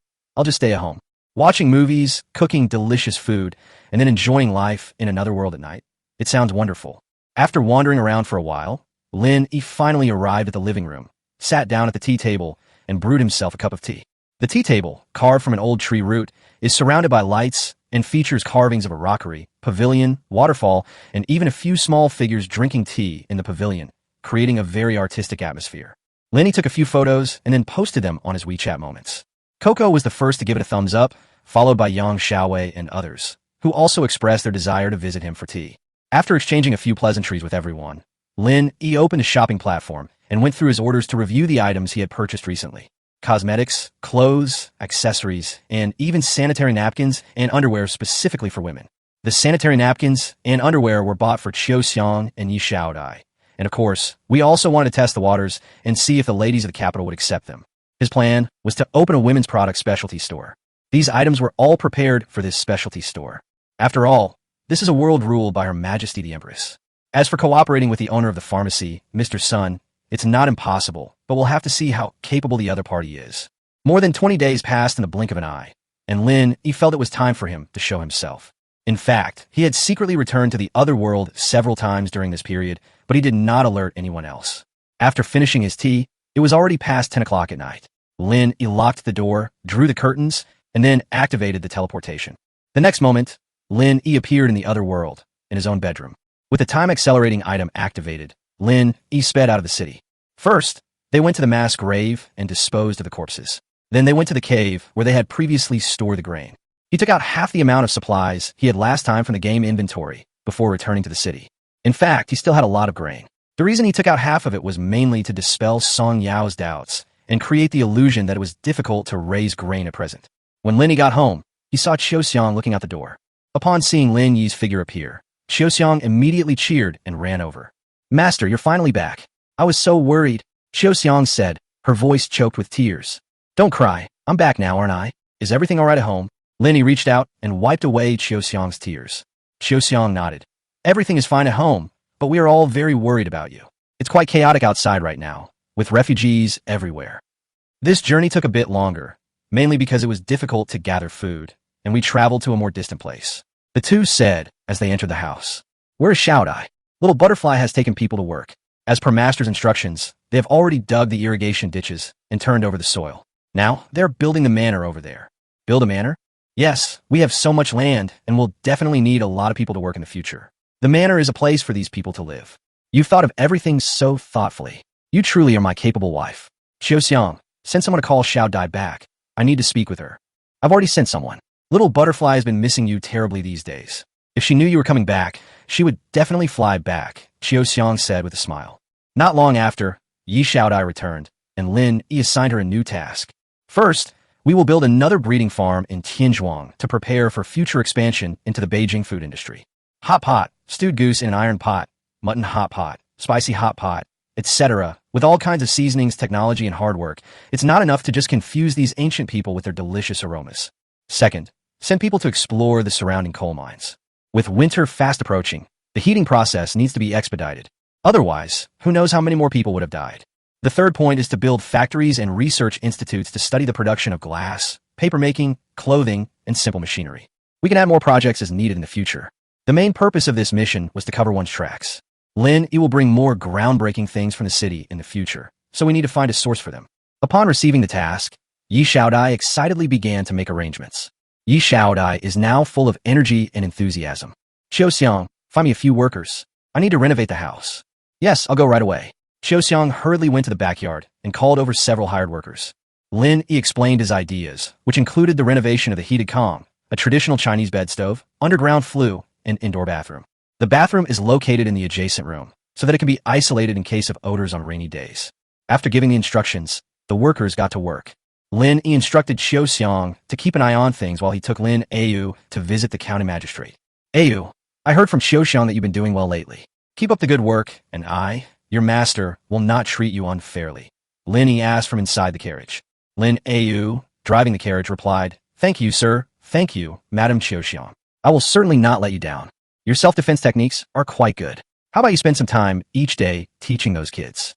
I'll pay you extra. How about that? I will obey your orders, sir. Very good. Master, be careful, Lin Yi suddenly shouted. The next instant, a sharp arrow shot from the rooftop beside them, which Lin Yi deflected with her dagger. Yi, don't worry about me. Grab that person. Lin Yi was startled. Damn it. He's gotten himself to the point where he's the one getting assassinated. Upon receiving the order, Lin Yi immediately leaped from the carriage onto the roof. The assassin, having missed his target, immediately turned and left. Lin Yi sneered and immediately used the time manipulation item to slow down the surrounding environment. Immediately afterward, to the astonishment of the assassin and Lin Yi arrived first and stood in front of the assassin. Using the time-stopping item's effect, Lin Yi sized up the assassin and asked, Who sent you? The assassin looked around warily, looking for an opportunity to escape. No need to look anymore. I'm faster than you. You definitely can't escape. Your only way out now is to confess honestly, and maybe I can spare your life, Lin Yi said. Die, the assassin roared, raising his bow and arrow to shoot at Lin Yi. However, at that moment, Lin Yi's dagger pierced the assassin's shoulder first. With a scream, the assassin's bow and arrow fell to the ground, and he was kicked over and trampled under Lin Yi's feet. The assassination attempt quickly alerted the patrolling constables. Now everyone in the county government knows about Lin Yi's relationship with the county magistrate, so they treat him with great respect. Master Lin, are you alright? A constable stepped forward and asked with concern. I'm Fina. I'll leave this assassin to you all. Lin Yi clasped his hands in thanks, then got into the carriage and continued towards the county government office. Soon, news of Lin Yi's assassination reached Song Yao's ears. However, he was neither too surprised nor too worried. Now everyone in Lanyan County knows that Lin Yi helped them deal with the 4 major families. Moreover, Lin Yi played a crucial role in this matter. If it weren't for him providing food and resolving the most unsettled refugees, the 4 major families wouldn't have fallen so quickly. Therefore, it is only natural that Lin Yi would be hated and assassinated. If Lin Yi knew that even hiding away hadn't prevented him from getting into trouble, he might curse him out. Actually, he had oversimplified things before. This is a den of intrigue. Once you step inside, how can you possibly remain uninvolved? Even if he wanted to stay out of it, Song Yao would continue to drag him into it. For Song Yao, Lin Yi was a great help. How could he not use it? As for not worrying about Lin Yi's safety, it's because he knows that the Empress's shadow bodyguard is right next to Lin Yi. To become the Empress's shadow bodyguard, one must first be loyal, and secondly, possess great strength. There aren't many people who can kill right under the noses of the shadow guards. Master, Lin Yi has arrived, Song Yao's old servant reported. This person was also an elder in Song Yao's family, and one of the people he trusted most. Please come in quickly. Soon, Lin Yi followed the old servant in from outside. Brother Song, I'm back. Brother, are you alright? I heard someone tried to assassinate you just now. Song Yao asked with concern. He's just a petty thief, not worth mentioning. Brother, don't be careless. Although I've defeated the 4 great families, their remnants haven't been wiped out yet, and they might retaliate against you. Even when I go out now, I'm accompanied by a group of Yamen runners, Song Yao said. Lin Yi said with a wry smile. I'm just an ordinary citizen. If they want to target me, there's nothing I can do. But you don't need to worry too much. I've already issued a warrant for their arrest. Those clowns won't be able to keep jumping around for long. Song Yao comforted Lin Yi for a while before asking. How was it? How much grain did you bring back this time? It's less than last time. The main problem is that there's not much food left, so it's difficult to collect it. No wonder you took so long to get here. I thought you'd run into some trouble. But this is just the reality of our country. Several years of famine have left many places with no harvest, and even many landlords have no surplus grain. Unless next year brings favorable weather, things might improve. Otherwise, Brother Song, We can figure out a solution to the food problem gradually, but now that winter is approaching, there's a very serious problem that urgently needs to be solved, Lin Yi said. What is it? Song Yao asked in a deep voice. To keep warm. You mean those refugees will freeze to death? Lin Yi nodded. If we can't find a way to keep warm, these refugees will have no shelter and definitely won't be able to survive the cold winter. You're right. In our Lanyan County, there are currently more than 20,000 refugees, while there are hundreds of thousands in the capital. They have nowhere to escape the cold, and many of them will surely die if they encounter severe cold. Song Yao's expression turned serious. But then, as if remembering something, he looked at Lin Yi and asked, Brother, you brought up this issue on your own initiative. Do you already have a solution? Chapter 31, The Lin family village has taken shape. The county government office, in the backyard. Lin Yi lit a cigarette for Song Yao, and, as they puffed on their cigarettes, Lin Yi said, Brother Song, to be honest, I do know a way to help the common people get through the coming winter. What's the solution? Tell me quickly, Song Yao urged. It must be said that Lord Song is indeed a good official who cares about the people, and Lin Yi's help to him was not in vain. Lin Yi was willing to befriend such a good official, even if it meant taking some risks for him. If it's a corrupt official who is inactive and insatiably greedy, Lin Yi can only keep his distance. Coal, what is this? Song Yao asked with a look of suspicion. He had never heard of such a thing before. Lin Yi smiled mysteriously, then took out a piece of black coal from his satchel. Brother Song, this is coal. It can be used for heating and cooking, which is much more convenient than charcoal. Most importantly, there are plenty of this stuff stored underground. As long as we find the veins, we can mine it and allow the people to safely get through the winter. This dark thing, it's underground? Yes, but we need to find a coal vein. If our Lanyan County has a coal mine, then not only Lanyan County, but also the capital and surrounding areas can meet their heating needs. Song Yao thought for a moment and asked, Brother, is this stuff easy to mine? It's not difficult. If you're lucky, you'll find an open pit coal mine and you could just dig it out. Another point is that it's much cheaper and easier than charcoal. Even ordinary people can afford it. Good. Excellent. My dear brother, you truly are my lieutenant. Song Yao laughed heartily. I'll send people to find coal mines right now.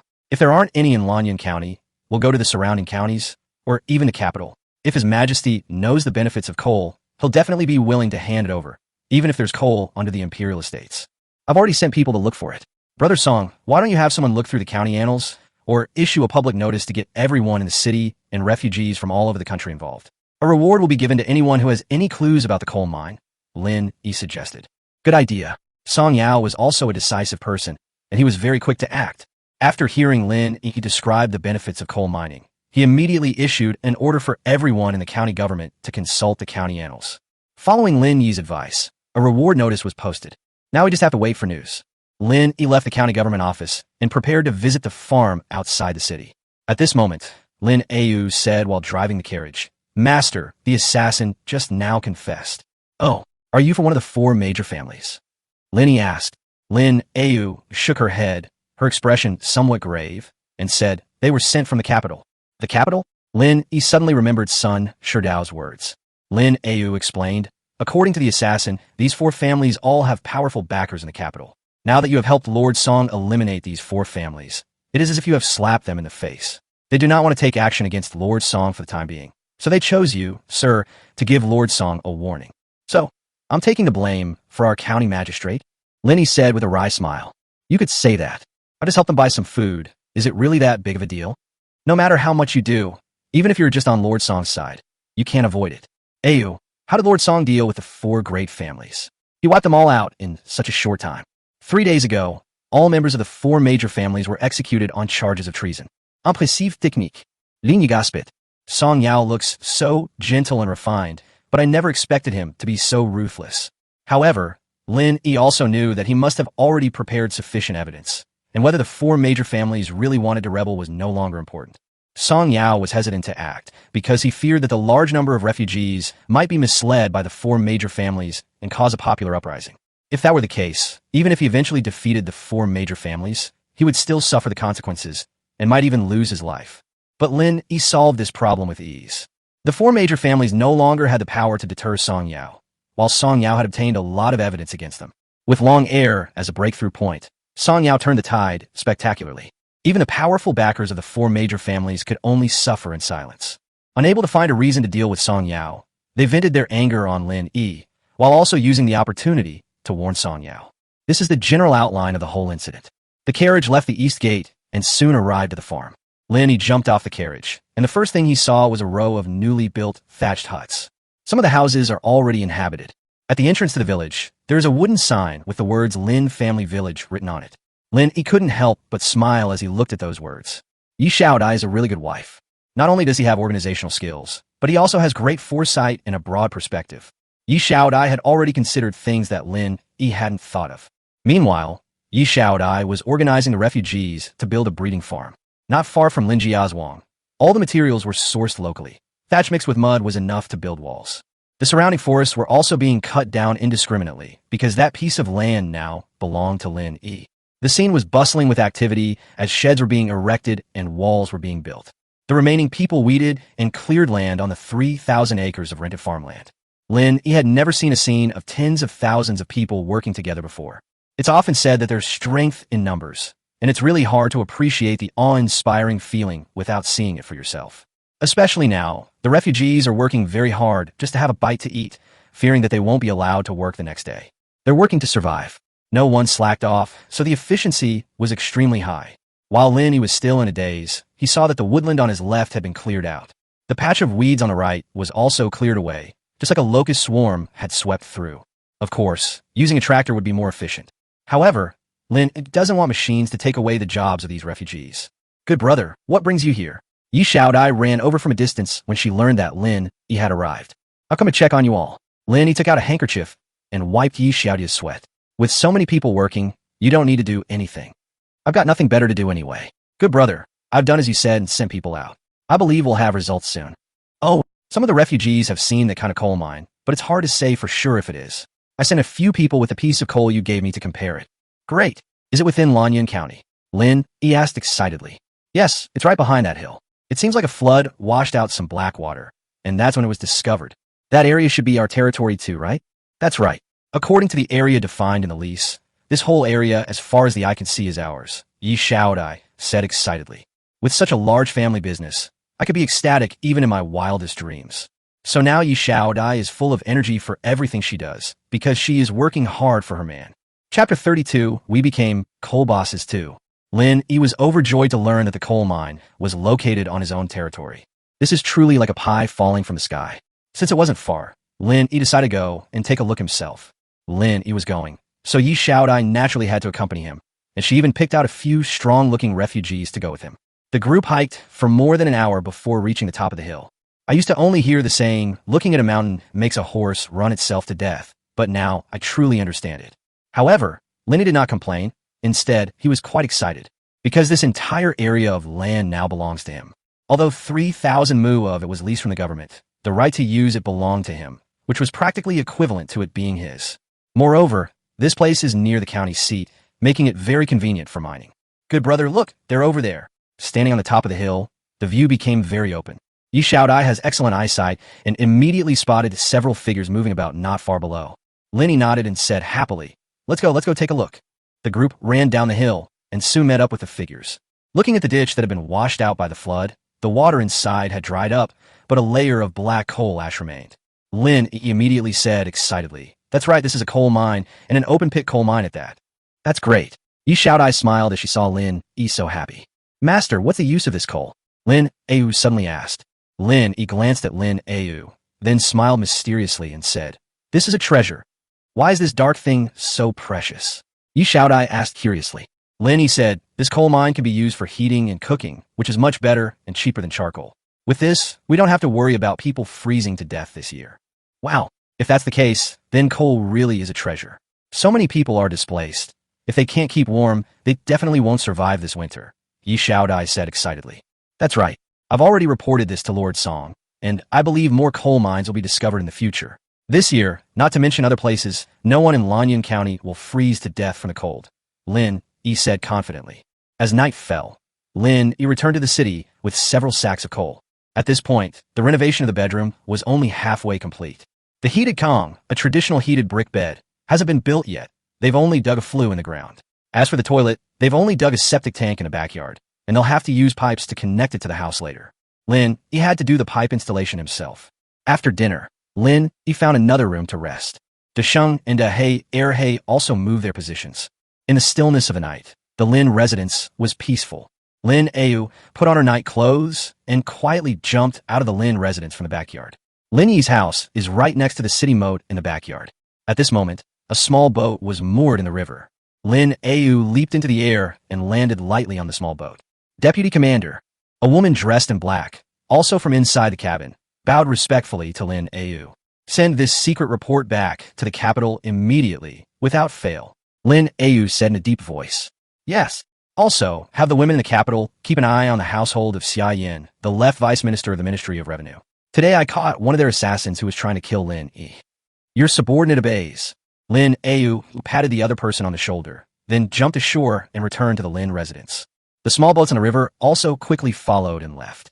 More than an hour later, Lin Yi's secret report was sent to the palace and reached the Empress. It was already late at night, but the Empress had not yet rested. Looking at the piles of memorials on the table, all of them were requests for money and grain, and there were also secret memorials from various prefectures and counties, all of which were bad news. In which county was nearly wiped out, where the tragedy of exchanging children for food occurred, and where a civil uprising broke out, etc. Not a single piece of good news. Now, just thinking about these things makes her so worried that she can't eat or sleep. In comparison, she still prefers the days when she was conquering the world, when all she had to think about was how to fight and how to win. But now we have to face so many thorny problems.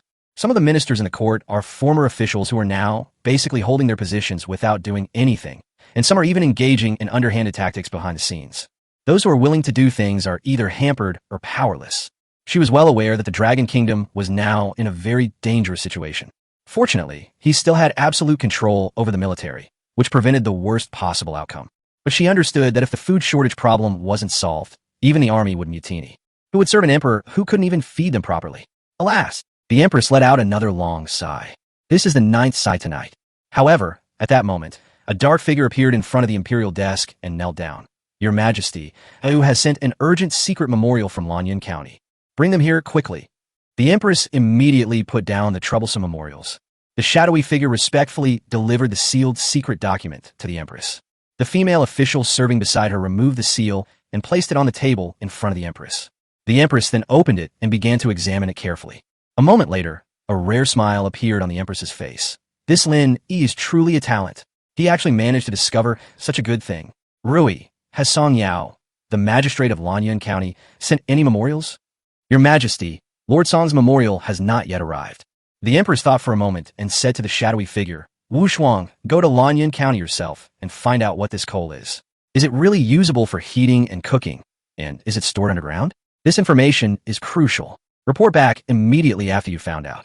This servant obeys. Wu Shuang accepted the order and left the capital for Lanyan County overnight. The Empress took a sip of tea, stood up, and stretched her limbs, which had become stiff from sitting for so long. She looked a little more relaxed. Rui, I remember your hometown is Lanyan County, right? Your Majesty, this servant is indeed from Lanyan County, specifically from a village under its jurisdiction. When we have time, I'll take you to Lanyan County for a visit. You can also go home and see your family, the Empress said. Upon hearing this, Rui immediately knelt down and said, This servant thanks your Majesty for your grace. Get up, tell me about the situation in Lanyan County. Just tell me what you know. Yes. Rui then began to tell the Empress about the situation in Lanyan County, as she knew it. While listening, the Empress picked up the memorial that Ayu had brought her, which detailed some of Lin Yi's actions. The backyard was planted with vegetables and crops, such as corn, and there were also pet gibbons. Work for relief programs and the process of discovering coal were all recorded in detail. If Lin Yi knew that the Empress was paying such close attention to him, I wonder how he would feel. Chapter 33. Collecting cheap corn and building a manor in another world. Xiaohua Village. After returning from the other world, Lin Yi took a nap and didn't wake up until almost noon. I quickly prepared some food, fed the chickens, ducks, pigs, and sheep, and then took a few puppies out for a stroll. Passing by the village store, I heard people talking about how cheap corn was this year. Selling directly from the farm, it only costs a little over 40 cents per pound. After deducting all sorts of miscellaneous expenses, that's probably enough to break even. In remote villages like Xiaohua Village, grain buyers don't even come, and they don't even offer a price. On the other hand, things that are closely related to people's lives, such as vegetables, pork, and eggs, have increased in price significantly compared to last year. A little over 4 cents a pound? That's so cheap. If I bought some and took it to another world, wouldn't I make a fortune? Lin Yi suddenly had an idea. I bought 2 packs of good cigarettes at the convenience store, and then turned a corner to go to the village chief's house. Is Uncle Yang home? Lin Yi called out from the doorway. I'm home. Who is it? A gruff voice replied from inside the house. Uncle Yang, it's me, Lin. Lin Yi pushed open the door and walked in. The village chief came out of the house and asked with a smile, "What brings you here all of a sudden? Something wrong. You wouldn't come here without a reason." Lin Yi smiled and stuffed 2 packs of good cigarettes into the village chief's hand. Uncle Liang, I want to harvest all the corn in our village. Could you please help me announce it over the loudspeaker? You want to harvest corn? Uncle Liang couldn't help but sized up Lin Yi, a scrutinizing expression on his face. Yes, it's 0.6 yuan per gene, settled on the spot. No credit or debt. Do you know the current corn market price, kid? The village chief asked. I heard it's only a little over 40 cents. Yes, corn prices are so low right now. If you buy it for 60 cents, you'll lose money, and you might even end up with a bad deal. Uncle Yang, I know you mean well, but I've already found a market for it. Whether you make a profit or a loss, as long as it's sold to me, it has nothing to do with the villagers. I'll pay you on the spot and promise not to cause you any trouble, Lin Yi assured him. Are you really sure? You're really going to pay right here? Uncle Yang, if you don't believe me, you can supervise me on the spot. Now that the farm work is over, how about you help me harvest the grain for 2 days? I'll give you 200 yuan a day for your hard work. How about that? Lin Yi said, taking out 400 yuan and handing it to the village chief. You little rascal, you even made your old man work for you. The village chief chuckled, but didn't refuse. All right, I'm just killing time anyway, so I'll help you out for a couple of days. You're quite shrewd, starting a business without making a sound. It's all thanks to the help of friends. Let's go. You come directly to the village committee with me. After we announce it over the loudspeaker, anyone who wants to sell can just take it to the village committee. It's a big place there, so it'll be convenient for you to transport it. You've thought of everything perfectly. Let's do it that way. In front of the village committee is a small square with a cement surface, which is perfect for storing grain. That's why those 2 packs of cigarettes and a few hundred yuan came in handy. Normally, it would be forbidden to pile up grain and miscellaneous items here. Bang, bang, bang. The village loudspeaker blared. The village chief tapped the microphone and announced, Attention everyone! Attention everyone! Lin Yi from our village is buying corn. He'll pay 60 cents per pound, cash on delivery, no credit. Anyone wanting to sell grain can come to the village committee. This is only for our own village for now. We're not buying from outside the village. This message was shouted several times. After the loudspeaker was turned off, the village chief smiled at Lin Yi and said, Lin Yi, why don't you take over your uncle's house first?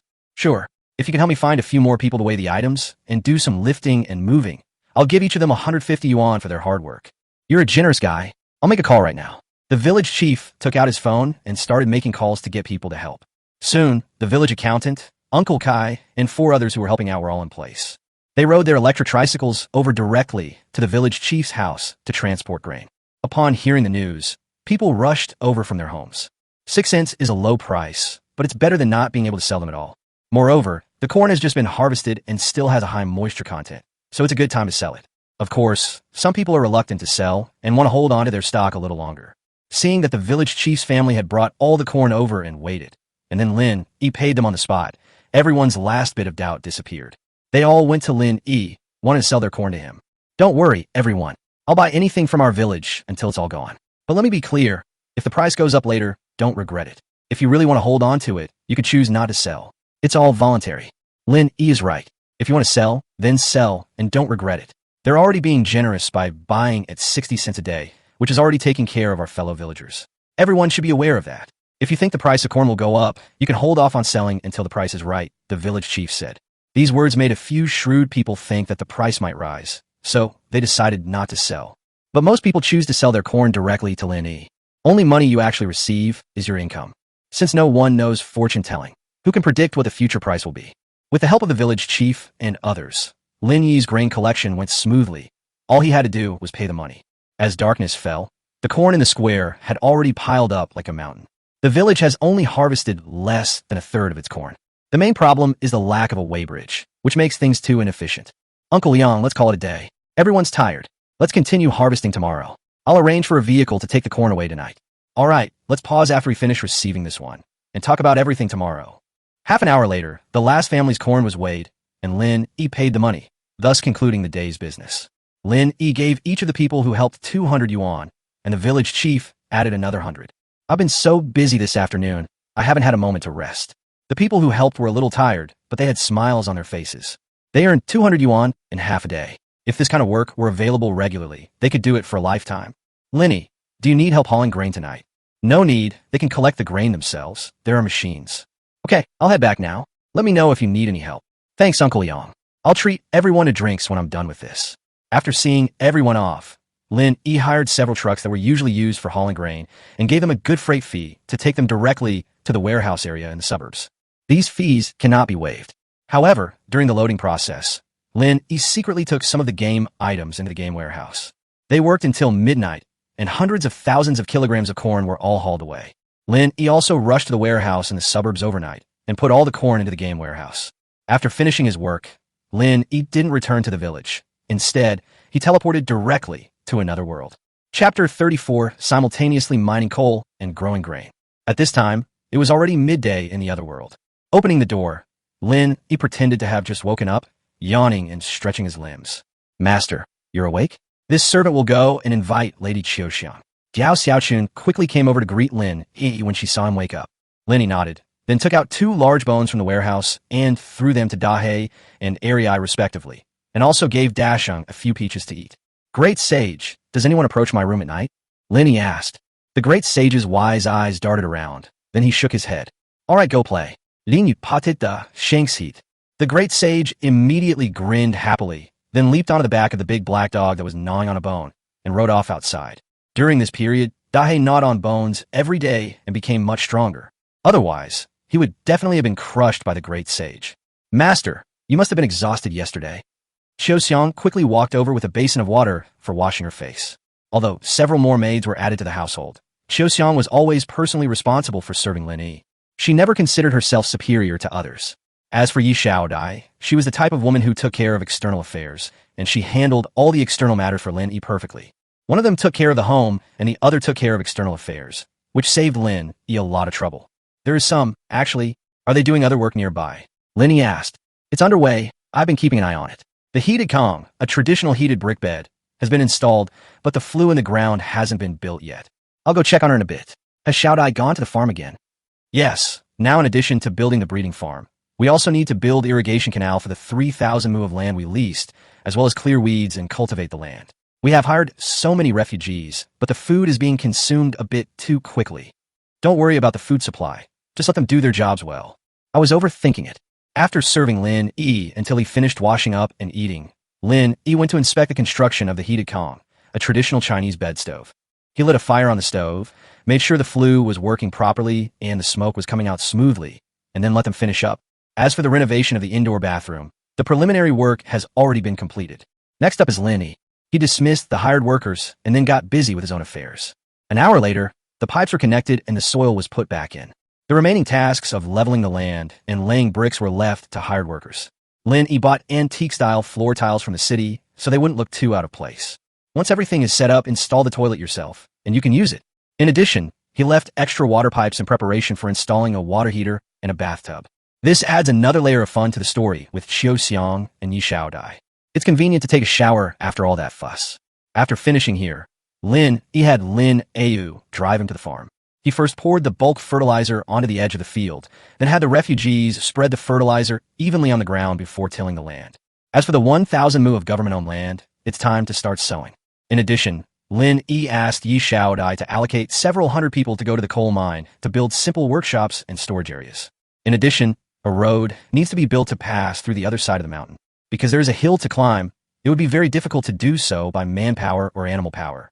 Therefore, Lin Yi planned to use explosives or excavators to clear a road. However, we'll have to find a time when no one is around to start this. In addition, he also needs to buy an excavator. This thing is much more efficient at clearing mountains and leveling roads than manual labor. After arranging these matters, Lin Yi personally led a group of people home to fetch wheat seeds. First, plant winter wheat on the 1,000 mu of land that has been cleared. This land has not been fertilized, and Lin Yi does not plan to use fertilizers or pesticides on this land in the future. This pristine land will be used to grow the cleanest grains in the future.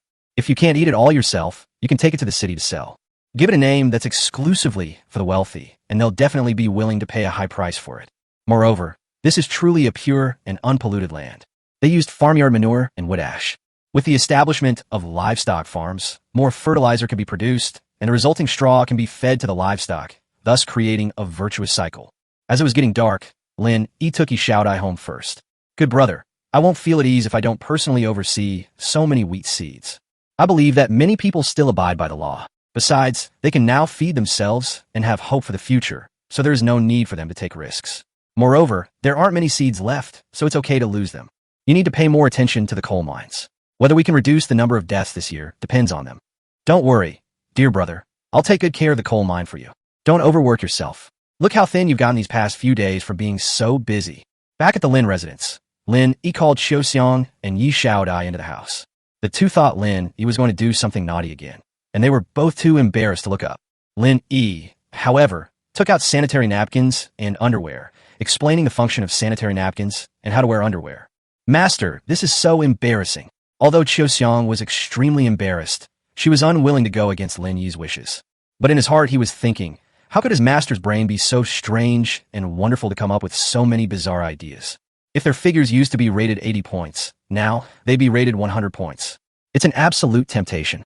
Following that, Lin Yi gave each of them a bottle of perfume and a set of cosmetics, and then gave them a science lesson. Sir, this perfume smells wonderful. What do you think would happen if I took these things to the capital to sell? Ordinary people definitely can't afford it, right? Of course. This glass bottle alone cost a lot to make. In that case, I think those wealthy ladies will definitely buy it. In addition, there are female officials in government offices, courtesans in brothels, etc. They all have money and will definitely not have trouble selling. Xiaodai, give one bottle of perfume to Au later, Lin Yi said meaningfully. Understood. Yi Xiaodai nodded, understanding perfectly. Chapter 35, The Powerful Employer. Over the next few days, Lin Yi harvested corn in the city and mined coal, farmed, and renovated houses in the other world. Winter is coming, so I need to make myself a warm and comfortable little nest before it arrives. The heated Kong, traditional heated bed, has been installed, and the underfloor heating system has also been completed. The underfloor heating here uses the principle of a heated Kong bed, with a flue running underground, unlike the underfloor heating systems found in modern cities. In addition, the indoor bathroom has also been renovated, so you no longer have to worry about your bottom getting cold when you go to the toilet in winter. What interested Lin the most was the large bathtub he installed, which could easily fit several people. To ensure he had hot water in winter, he chose an electric water heater powered by a portable power source. This thing is silent, and when it runs out of power, you can just take it back to the city to charge it. Now that he owns a coal mine, he might consider developing coal-fired power plants in the future. After consulting with the county magistrate, the idea of building a manor outside the city was no longer a concern. At that time, there was no demolition of illegal buildings and no land permits were issued. Since those 1,000 acres of official land now belong to Lin Yi, he has the right to do whatever he wants on his own land. Even the emperor couldn't control it. The next step is to find a location and make a plan. Lin Yi plans to find a designer in the city to design a garden-style manor. Anyway, the area is big enough, and there's no need to worry about funding. With so much corn harvested, there's ample financial security. He has selected more than 100 professional craftsmen from among the refugees and signed contracts with them, making them the first official residents of Linjiazhuang. They could be considered Lin Yi's employees. The construction of the manor will depend on these craftsmen from now on. In fact, there are many skilled people among the refugees, such as blacksmiths, carpenters, tailors, and even chefs. There are quite a few talented people among them. Lin Yi planned to make full use of all these talents, to make the best use of everyone's abilities.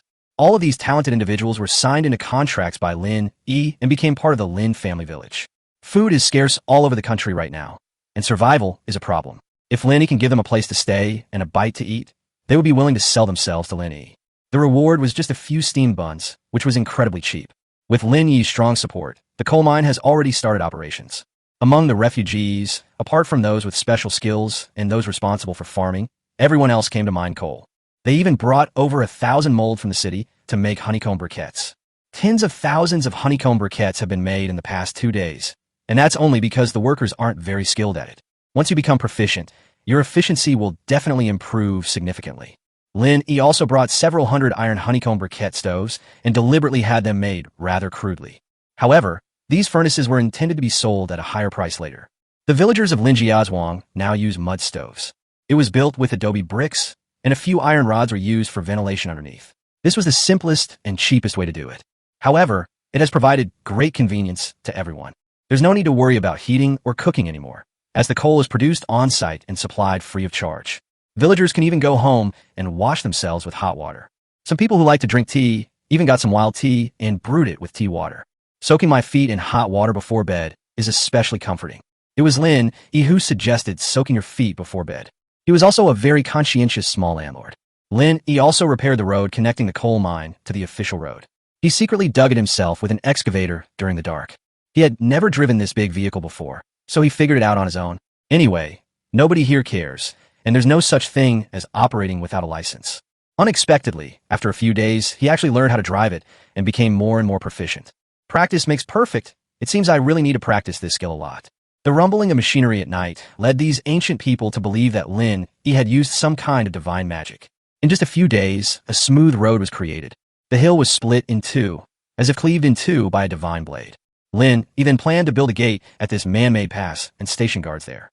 The hills on both sides meander to either side, and the plan is to build a wall for defense. Based on the current plan, the most suitable location for building the manor is on the left side of the hill. The area is high and open, so there's no need to worry about being flooded during a flood.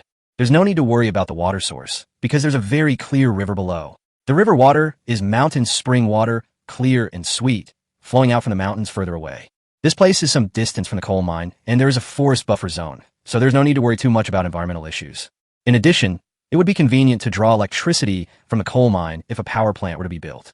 Of course, this is just his initial idea, and the final location for construction will depend on further consideration. It was nearly noon when Lin Yi returned to the city from the coal mine in a horse-drawn carriage. As soon as they arrived at the city gate, they were stopped by manager's son of the pharmacy. "Brother Lin, I've really been looking for you for a long time," Sun Shi Dao said with a wry smile. "Oh, brother Sun, you've returned from the capital? I came back yesterday, but I looked for you several times and couldn't find you. Hey, I've been busy. Did you need something? My friend, you really have a short memory. Didn't you mention our collaboration a few days ago?" Yes. I've been so busy lately, I'm completely out of it. Brother Sun, get in the carriage. Let's find a place to chat. Lin Yi invited Sun Shi Dao into the carriage, and then they went to the Fengxiangzai Grand Restaurant. However, this time it was Sun Shi Dao who treated everyone. After several rounds of drinks and dishes, Sun Shi Dao poured Lin Yi a full glass of wine before getting down to business. "Brother, our boss is very interested in the cooperation you mentioned. He has decided to come to Lanyan County in the next few days to meet with you in person. Brother, now that we're going to cooperate, can you tell me who your boss is?" "Of course. My master is Chun Yu Dao, the eldest son of the imperial physician Chunda. Imperial physician Chun is highly skilled and is known as a miracle worker. He followed Her Majesty when she was conquering the world, so he could be considered a minister who helped her rise to power. He has saved Her Majesty's life several times and is one of Her Majesty's most trusted people. Currently, Imperial physician Chen's daughter, Chun Rong, who is also our boss's younger sister, is the Empress's personal physician. She often accompanies Her Majesty and is deeply trusted by Her Majesty." Hearing this, Lin Yi nodded and said, "It seems your employer has a very powerful background. Of course, Imperial physician Chun is highly skilled and has saved many lives. He is respected by many high-ranking officials in the capital. Our boss, on the other hand, is well-connected in the capital thanks to his family's influence. You're definitely making the right choice to cooperate with us, brother," Sun Shi Dao said. Chapter 36, The Unexpected First Snow. From Sun Shi Dao's words, Lin Yi gained some understanding of the owner of their pharmacy. It has to be said that this background is indeed very impressive. The Empress's savior, a descendant of a divine physician, has extensive connections and good interpersonal relationships, making him indeed the best choice for a partner. However, given how lively Manager Sun's description was, Lin Yi still wanted to meet him in person before making a decision. Making money is a good thing, but if the people he partners with are not good enough or do not suit his taste, Lin Yi doesn't want to make that money. He's completely in a relaxed state of mind now, not wanting to pursue any great achievements or power, just wanting to enjoy life. What I'm doing now is just a prerequisite for enjoying life. Therefore, in business, one should adopt a Buddhist-like attitude. Making money is naturally the best option, but if doing business makes him unhappy, he can simply quit or start anew. There are so many things a modern person can do. There's no need to fixate on one particular tree. Brother Sun, I look forward to meeting your boss. We can discuss the cooperation later. As for the cigarettes and lighters I promised to provide last time, please send someone to my house to pick them up later. You can decide on the price. Don't worry, brother, I won't let you down. By the way, our boss really likes that thing called a watch. Please accept this gold ingot."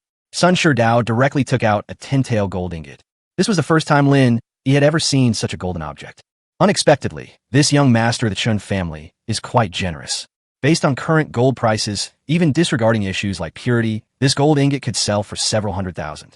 But if you add in its historical and research value, it could probably sell for over $1 million. The watch only cost Lin Yi 100 yuan. Another 10,000-fold profit. This business can continue. Of course, scarcity increases value, and Lin Yi wouldn't make the watch into something like a cheap street vendor item. Although watches are indeed cheap goods in modern times, and you can buy an electronic watch for just a few dollars. Then I won't stand on ceremony. Lin Yi accepted the gold ingot. After finishing his business with Sun Shi Dao and having eaten and drunk his fill, Lin Yi went home under Lin Yu's protection. The room has been renovated, and Lin Yi has moved back to his old room. Qiu Xiang, go to the bathroom and run some hot water. We'll take a bath together in a bit, Lin Yi said to Qiu Xiang, who was following him as he entered the room. Yes, Qiu Xiang replied shyly. Although Qiu Xiang is the housekeeper, Lin Yi is her everything, and taking care of Lin Yi is her top priority. Whenever Lin Yi was home, Qiu Xiang would stay by his side and serve him. Hot water gushed out of the tap and quickly filled the bathtub. Although she had already used it twice, Qiu Xiang was still very curious about the faucet. How can it produce water, and hot water at that? Of course, the flush toilet is more fun. It's clean with just a flush of water, which is very convenient. After a relaxing bath, Lin Yi took a nap in Qiu Xiang's arms. Just as he woke up, Song Yao sent someone from the county government office to invite him again. Lin Yi quickly tidied himself up, took some tobacco and a pipe, and went to the county government office. Under Lin Yi's influence, Song Yao became a complete smoker, and a heavy smoker at that. He smokes one cigarette after meals, one after waking up, one while working, and even more when he needs to use the restroom. Lin Yi is really worried that he might smoke himself to death. So Lin Yi kindly tried to persuade him several times, but it seemed to be of little use. Master Lin, you've arrived. The magistrate is waiting for you in the back office. Thank you. Lin Yi casually gave the gatekeeper a few pieces of candy. Thank you, Master Lin. The constable knew this was a valuable item. As Lin Yi visited more frequently, almost all the men in the county government office received small favors from him. Of course, this small is only from Lin Yi's perspective. But to those yamen runners, this sugar was more precious than grain. Lin Yi's generosity towards them naturally earned him a lot of goodwill. Brother Song, is there something you need? Lin Yi asked, presenting the gift to Song Yao. What is this? Song Yao asked curiously, looking at the pipe. This Lin Yi always manages to come up with some strange and unusual things. Brother Song, this is called a pipe. It's also used for smoking. Let me teach you how to use it. With Lin Yi's introduction, Song Yao quickly got the hang of it and even became quite fond of it. That stance felt a bit like a golf club's base. This pipe is nice. Brother, if you have time, get me 2 more. I'll give them to our elders as gifts when I return to Beijing. No problem. I'll have someone deliver it tomorrow. Song Yao pointed to the seat next to him, gesturing for Lin Yi to sit down, and then said in a deep voice, Brother, how's your coal mine going? The temperature has dropped sharply these past 2 days. I don't think it's a good sign. Don't worry, Brother Song. The coal mine has already started mining, and I've also had some honeycomb briquettes made and tested them in Linjiazhuang. The results were excellent. I'll have someone send some coal briquettes over later, and you'll see for yourself once you try them. It's very effective at heating. Very good. I can guarantee that as long as the people have access to coal, no one in Lanyan County will freeze to death this winter. That's great. I'm relieved that you can do that. Could you send some to the capital? Brother Song, do you mean to sell it or to His Majesty? There are many refugees in the capital, and they have nowhere to live, so this winter will be very difficult. His Majesty's biggest concern right now is how to ensure that these hundreds of thousands of refugees can get through the winter safely.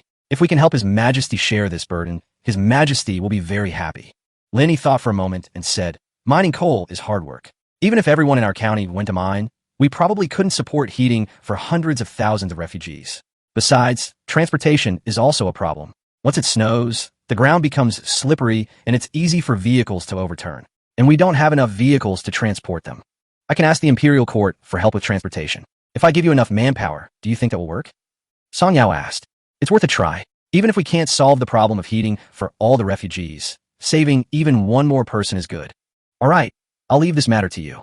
I'll request His Majesty's permission later to have the troops guarding the capital assist in transporting the coal. Also, I'll relocate 10,000 refugees from the capital to help you mine the coal. If you do this well, I'll ask His Majesty for credit on your behalf. Thank you, Brother Song. I will do my best. Although Lin Yi was not interested in seeking credit, he could not say it out loud. Master, it's snowing. Just then, Song Yao's old servant hurried in to report. Upon hearing this, Song Yao immediately stood up and walked outside. Lin Yi followed them into the courtyard. Snowflakes began to fall from the sky, dense and plentiful, quickly turning the ground white. Brother, time waits for no one. I'll arrange it right away, Lin Yi said. All right, I'll go write the memorial. Let's split up. Lin Yi clasped his hands in a fist salute and then left the county government office. Ayu, go to the coal mine and tell Xiao Dai that from today onwards, all the mining refugees will be divided into 2 teams, one for daytime and one for nighttime, and will mine coal day and night. Prepare hot water and food for everyone.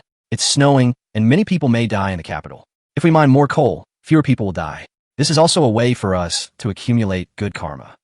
Chapter 37 Trading Cigarettes for a 300-year-old ginseng. After sending Lin Yi home, Lin Yi rode her horse out of the city. Meanwhile, Lin Yi was greeted by Sun Sherdao, the manager of Chen's pharmacy. Brother Lin, are you heading out? No, I just came back from the county government office. The weather has suddenly turned cold, and now it's snowing heavily. I'm afraid Lord Song is under a lot of pressure, Sun Sherdao said, sighing as he spoke. Yes, our Lanyan County is a little better off. It is said that there are hundreds of thousands of refugees in the capital. If they cannot withstand the severe cold, many people will probably freeze to death. Speaking of which, I recently heard that the coal you're mining in the east of the city is already being tested. That's right, it's very effective at heating, much better than charcoal. There are fewer and fewer people burning charcoal these days, and I'm worried about how I'll get through this winter. Brother, could you get me some of your coal? No problem. I have honeycomb briquettes and a stove at home. I'll give you one too. You can take it home and use it first, Lin Yi said generously. How could I possibly accept that? We're old friends. No need to be so polite with me. Hey buddy, are you here to get some cigarettes? Lin Yi asked. Yes, I also brought the thing you wanted most. Sun Sherdao patted the package he was holding. Let's go inside and talk. Lin Yi led Sun Sherdao through the gate, where snowflakes had already covered the ground. Upon entering the living room, a warm feeling immediately piqued Sun Sherdao's curiosity. Lin Yi smiled and pointed to the stove in the living room, on which sat a kettle, steaming as it rose. Brother, this is the stove I developed. Lin Yi said, picking up the kettle. Look, it's burning honeycomb briquettes made from coal. No wonder it's called a honeycomb briquette, with so many tiny holes. You're quite the talent, brother, Sun Sherdao remarked. It's nothing, please have a seat. Lin Yi waved his hand. At this moment, Dao Xiaochan brought tea to Sun Sherdao. It's simply brewed with boiling water, without any unnecessary seasonings. It has a fragrant aroma and a rich aftertaste, making it more refreshing than drinks with added seasonings. After drinking his tea, Sun Sherdao mysteriously opened the package and took out a wooden box. Brother, guess what's inside? He was familiar with this box because he had bought ginseng from the pharmacy several times before, especially the 200-year-old one, which was packaged in a box like this. Could it be that 300-year-old ginseng? Lin Yi's heart skipped a beat. This is a rare find. It's practically impossible to find on Earth anymore. He had wanted to buy it for a long time, but the pharmacy refused to sell it to him, saying it was their prized possession. Brother, you are wise. This is the 300-year-old ginseng. Our boss knows you like ginseng, so he asked me to bring it to you as a gift. Give it to me? That's way too expensive. This is our master's sincere offer. Please don't refuse, Brother Lin. Sun Sherdao placed the ginseng on the table next to Lin Yi, and then took out a cloth bag containing some silver. Brother, this 200 taels of silver is for the cigarettes and lighters we need. I wonder if that's enough. Brother, since you've given me an old ginseng root, I can't accept this money. Let's keep things separate. That old ginseng was a gift from our boss, and this money is for our business. Brother, you must accept it so we can continue to cooperate in the future, right? All right then, I'll gladly accept your offer. After receiving the silver and ginseng, Lin Yi gave Sun Sherdao the 3 boxes of cigarettes and 100 lighters he had brought with him. These cigarettes were all made with purchased tobacco and rolled by myself using a cigarette rolling machine. There were no words or labels on them. The lighters were ordered online, and some of them were printed with characters from the Chinese era. Some, however, were so morbidly humorous that they printed a picture of a beautiful woman. There were also 2 more advanced windproof lighters. Lin Yi took out one lighter and handed the other to Sun Sherdao. Brother, please give this lighter to your boss on my behalf. It's just a small token of my appreciation. Sun Sherdao looked at the lighter, which was different from the others, and asked, Brother, what's different about this lighter? This is windproof. Here, blow on it and see. Lin Yi lit the fire and let Sun Sherdao blow on it. The flames were only blown askew, not extinguished. How amazing! Sun Sherdao exclaimed, stroking the lighter's texture as he said, the material looks high-end and has a very premium feel. That's right, this metal won't rust even if it gets wet. It will stay shiny forever. Brother, on behalf of our employer, I thank you for your gift. You're too kind, brother. After exchanging pleasantries for a while, Sun Sherdao prepared to take his leave. Lin Yi sent a hired worker to pull a cart and deliver the goods back to Sun Sherdao, along with a stove and several hundred honeycomb briquettes. But the most eye-catching thing is that touch of green. These are vegetables that Lin Yi grows in his backyard using a greenhouse, including spinach, lettuce, bok choy, and so on. These leafy greens have just come off the harvest and are at their freshest. After the hired worker finished seeing Sun Sherdao off, Lin Yi had him deliver honeycomb briquettes, a stove, and some leafy greens he had grown himself to the county magistrate. Early morning in Shawa village. Lin Yi pushed open the door, walked out of the room, and exhaled several breaths of white air. Compared to the other world, although it hasn't snowed yet and the weather isn't as cold here, it's already starting to get cold. Some people who are afraid of the cold have already put on their padded jackets. Lin Yi rubbed his face and then went outside for a run. When they encountered early risers, everyone greeted Lin Yi warmly. Some people even gave him homemade soybean paste, crushed dates, peanuts, and the like. Since purchasing the villagers' corn at a price higher than the market price, Lin Yi's image in the village has immediately become more prestigious. In the eyes of the villagers, Lin Yi was a capable man. Moreover, he had collected so much grain and paid for it all on the spot. Roughly speaking, he was a small-time rich man. That's just how reality is in rural areas. If you have no money, no one will respect you. But if you have money, they will look up to you and speak to you politely. Lin Yi, I was just about to look for you. He ran to the brigade headquarters and saw Uncle Liang, the village chief. Uncle Liang, what's the matter? Lin Yi stopped and asked. The village secretaries from the neighboring villages know you're buying corn and the price is pretty good. They've all called to ask me if you're still buying. If you are, could you also buy all the corn from their villages?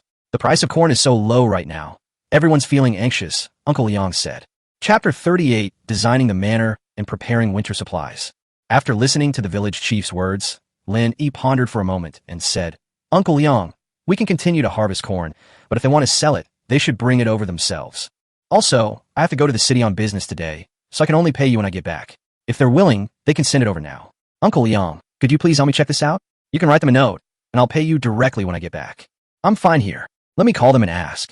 The village chief took out his phone and made calls to the neighboring villages one by one. A few minutes later, Uncle Liang hung up the phone and asked, they're all willing to sell, but with such a large quantity, can you handle it all? About how many? Lin Yi asked. The surrounding villages have about the same amount of land as our village, so their yields should be similar, the village chief said. Lin Yi nodded. Uncle Liang, don't worry about accepting them. For now, we'll limit it to these few villages. I can't handle any more than that. Okay, let them start delivering then. Thank you for your help, Uncle Liang. What's the trouble? Didn't you pay the workers? It's the off-season for farming now, and there's nothing to do. It's only right to pay you. I can't let you work for nothing. Uncle Liang, please keep an eye on things. I have to hurry to the city. Go ahead and get busy. I'll take care of this little thing for you. Having had previous experience harvesting corn, the village chief had some confidence in Lin Yi's abilities. Anyway, the corn was piled up in the village committee square, and Lin Yi couldn't move it without paying him. There's absolutely no need to worry about not being able to come up with the money. Lin Yi ran home, washed up, and then drove to the city. On the way, he called several pharmacy managers to ask them to send some medicinal herbs. More than an hour later, Lin Yi arrived at Ingbin Pharmacy. Brother Lin, you finally remembered me, Chun Jie said with a hint of resentment. Brother Chun, these are the medicinal herbs for this batch. Please check them. Lin Yi smiled, but didn't explain anything. Of course, Chun Jie was just saying it. He wouldn't actually go against business. Chun Jie checked it and confirmed that there was no problem. Then he had someone weigh the money and count it. A total of 1.3 million. The cash is ready for you. Thank you, Brother Chun. Brother, if you have the chance, give me an old wild ginseng root. The price will be the same as what you traded before. How about that? No problem. I'll call you when I get it. We've already agreed. So let's not let Yang Xiaowei take it again, Chun Jie joked. Don't worry. I'll definitely save it for you this time. In fact, Lin Yi had 2 old ginseng roots in his game inventory. One of them is a 300-year-old ginseng that was just acquired, while the other is one of the 3 old ginsengs that were purchased previously. However, today is not a good day for trading, so let's do another day. Anyway, we have plenty of stock to sell. Why rush things? After the transaction, Lin Yi sat for a while, then went to Xixingtang, and then to Xinglong Pharmaceutical. Each family had over 1 million yuan worth of medicinal herbs, which eventually ended up at Taiyang Pharmaceutical. Brother Lin, why did you sell the goods to 3 other companies this time? You're in business. You should know it's not good to hoard things. Besides, I've given you quite a lot of medicine these days. You should at least give some to others. Yang Xiaowei was just being coquettish. She wouldn't argue with Lin Yi about right and wrong. The medicinal herbs Lin Yi provided were all of the highest quality, and she didn't want to lose this supplier. The transaction was completed, and another million or so was acquired.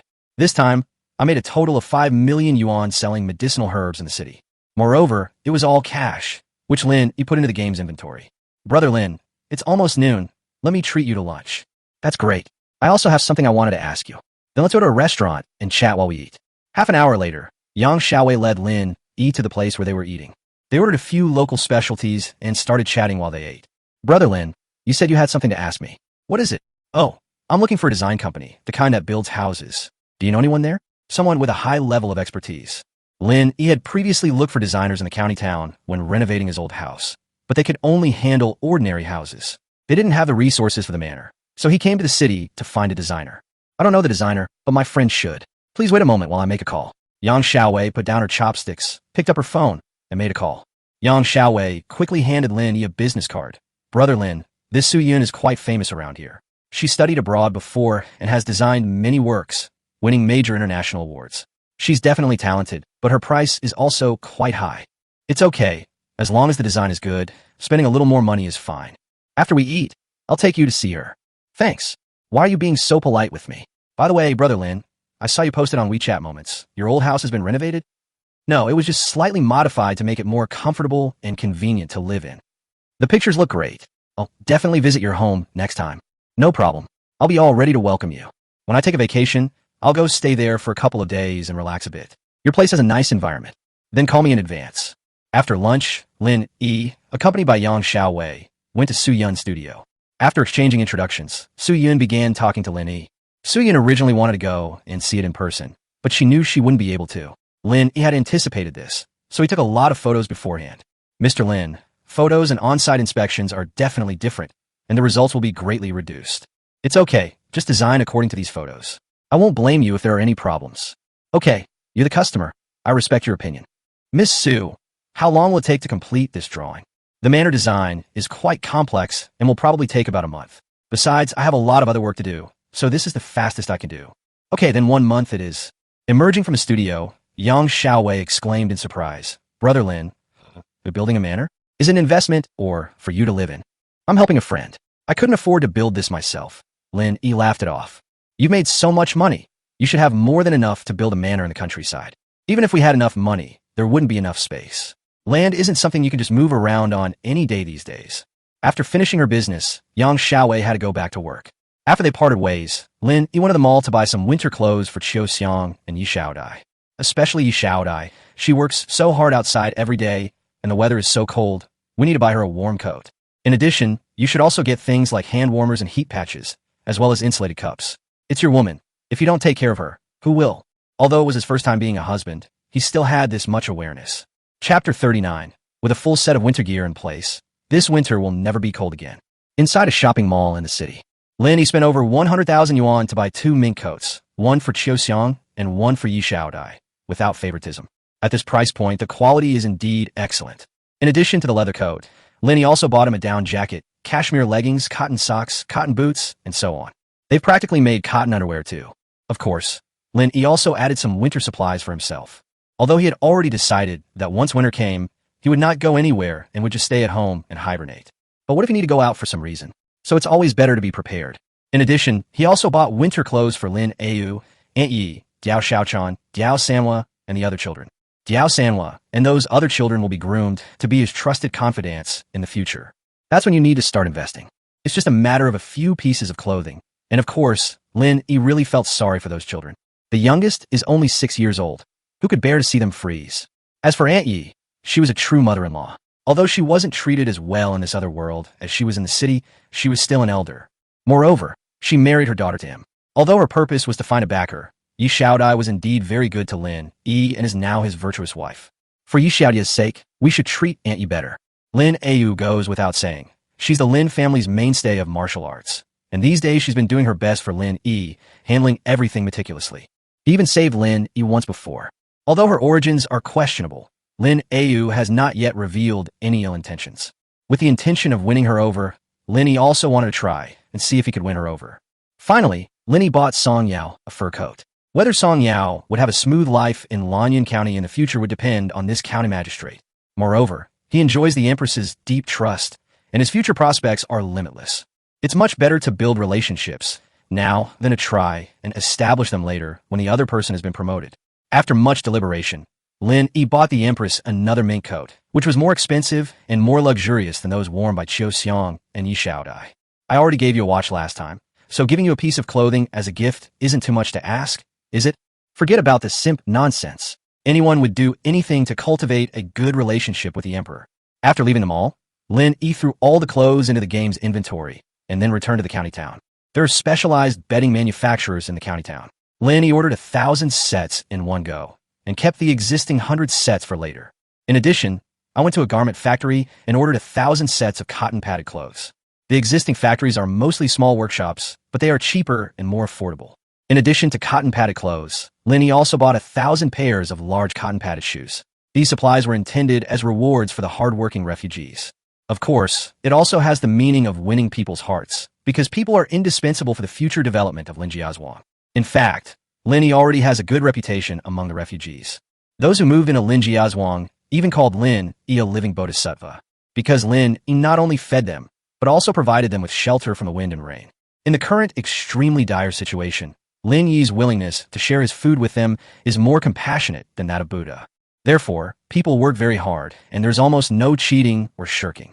After finishing my business and returning to the village, I saw vehicles of all sizes lined up in a long queue, delivering corn to the village. Xiaohua village has never been this lively in many years, which has even caused traffic congestion, making it impossible for Lin Yi to enter the village to go home. After parking his car in a spacious area, Lin Yi walked to the village committee. In just over half a day, the square was piled high with golden corn cobs. "Uncle Yang, how much have you collected?" Lin Yi asked, walking up behind the busy village chief. "Hey, Lin Yi's back. He's already harvested over 300,000 jin, 150 tons, the village chief said, then pulled Lin Yi aside and whispered, "How's it going? Funding secured, right? Don't worry, I've retrieved all the money. I'll distribute it to everyone in a little while. I was planning to come back and get some sleep, but it looks like I won't be able to now." They worked until dark, then temporarily stopped collecting grain, sent all the grain sellers away, and the village finally quieted down. "Uncle Liang, let's not collect the grain tomorrow. I'll find a truck to transport it away. We'll continue collecting it the day after tomorrow." "Okay, I'll call a few neighboring villages so they won't worry. This is my hard-earned money for today. Please share with everyone, Uncle Liang. I've been busy all day, and I'm a little tired, so I'll go back and rest now."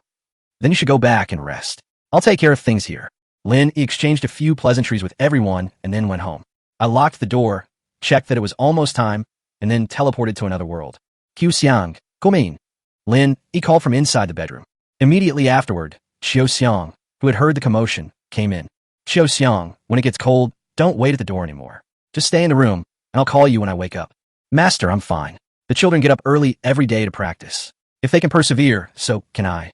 It's only right to endure hardship when practicing martial arts, but you don't need to do this. If you get too cold, I'll be heartbroken.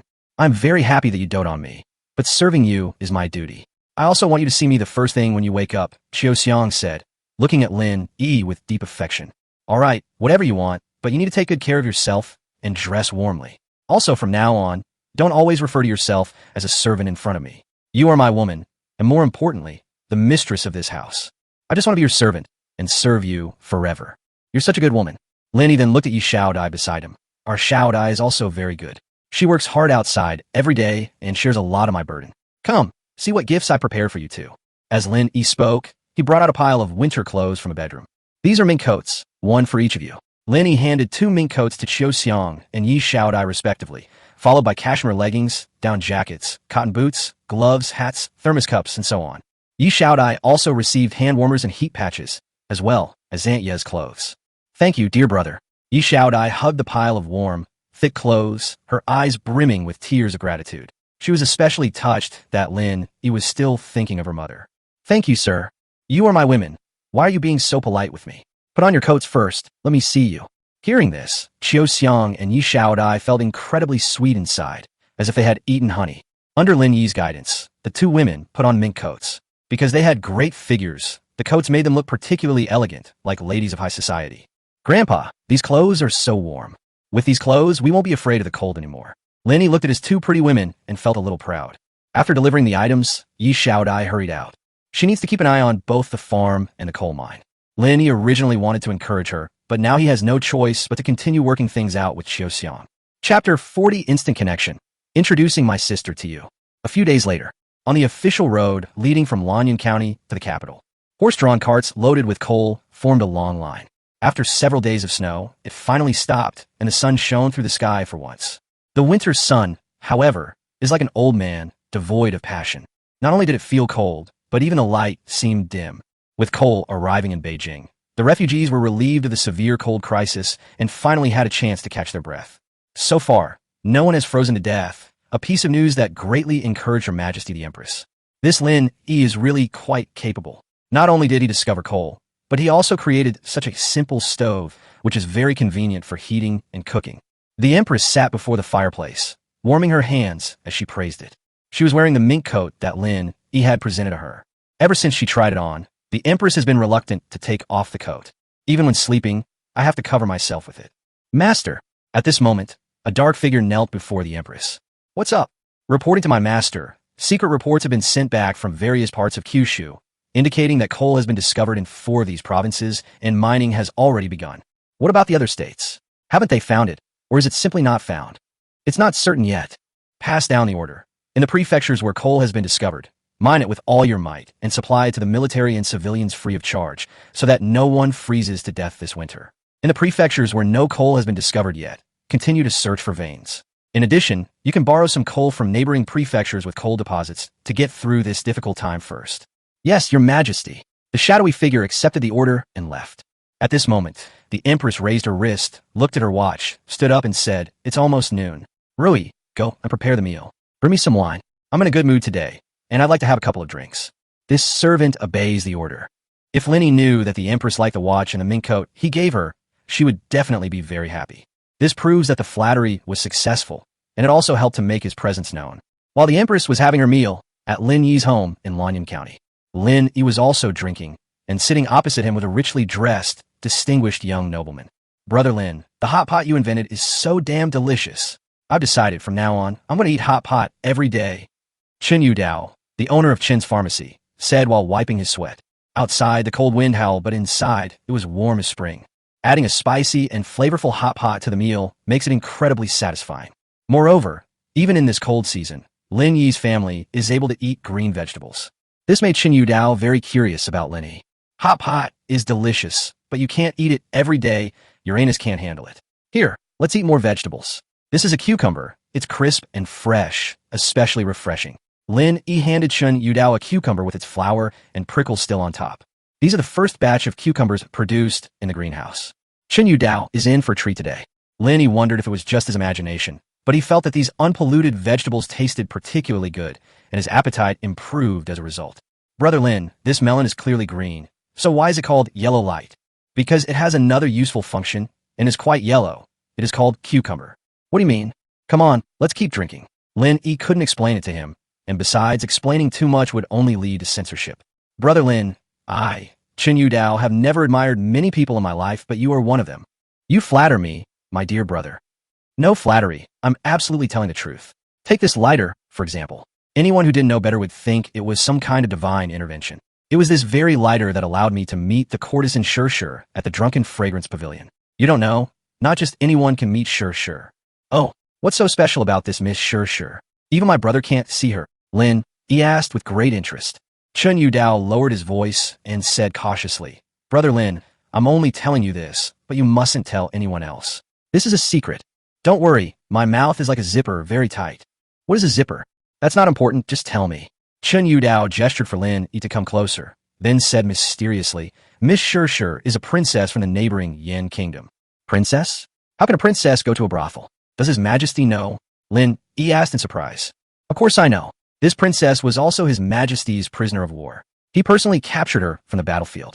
So they were prisoners of war." "Brother Lin, don't underestimate this prisoner of war.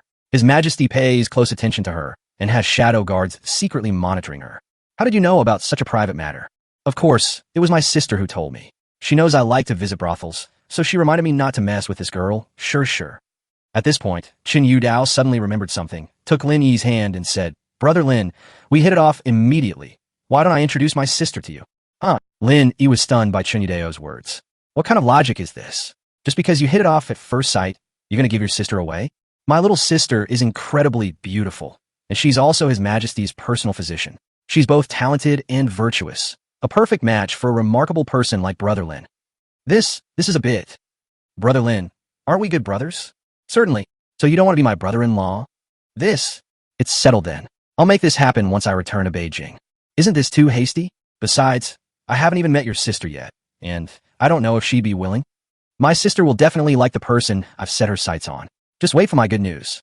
In the evening, Lin Yi saw off the drunken Chen Yudao, taking with him the goods specifically for women. There was also a small mirror, which Chen Yudao asked Lin Yi to give as a gift to his sister. After thinking it over, Lin Yi gave her a small mirror, the kind that could be carried in a bag, and a small comb. "This thing isn't worth much in the city, but here it's a very rare item.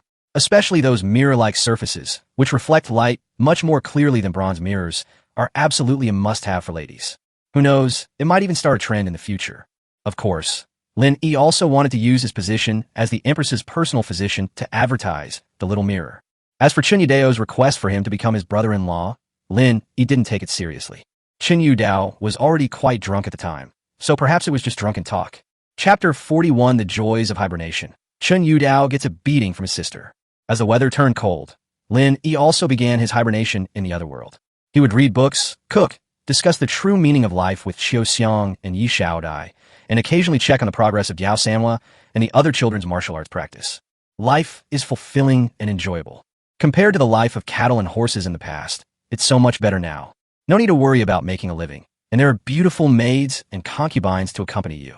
Whatever you want to eat will be served to you, and you'll even get a massage when you're tired of lying down. Even if you offered him the presidency, Lin Yi wouldn't accept such a life. Yi Shaodai, the capable wife who was in charge of external affairs, was also forced by Lin Yi to stay at home for a few days. It's so cold outside. Why should I let her go out and suffer in the cold while I enjoy myself at home? Under Lin Yi's guidance, Yi Shaodai appointed some squad leaders and supervisors among the refugees and gave them better treatment. Even if Yi Shaodai doesn't go, the work at the coal mine farm can still proceed normally. 1,000 sets of cotton-padded clothes, quilts, and shoes were awarded to hard-working and capable individuals. This not only won Lin Yi the hearts of the people, but also gained him a group of loyal craftsmen and inspired everyone's enthusiasm for work. The system of rewards and punishments was balanced, making everyone understand that under Lin Yi's leadership, only hard work would lead to a future. Sir, this journey to the West is so good. Please show us another episode. Good brother, please. On the warm Kong, heated brick bed, a small table is placed, on which are placed fruits and tea, and there is also a flatboard. The video that was playing on the tablet was a journey to the West that Lin Yi had downloaded in advance. Then so be it. Lin Yi laughed heartily.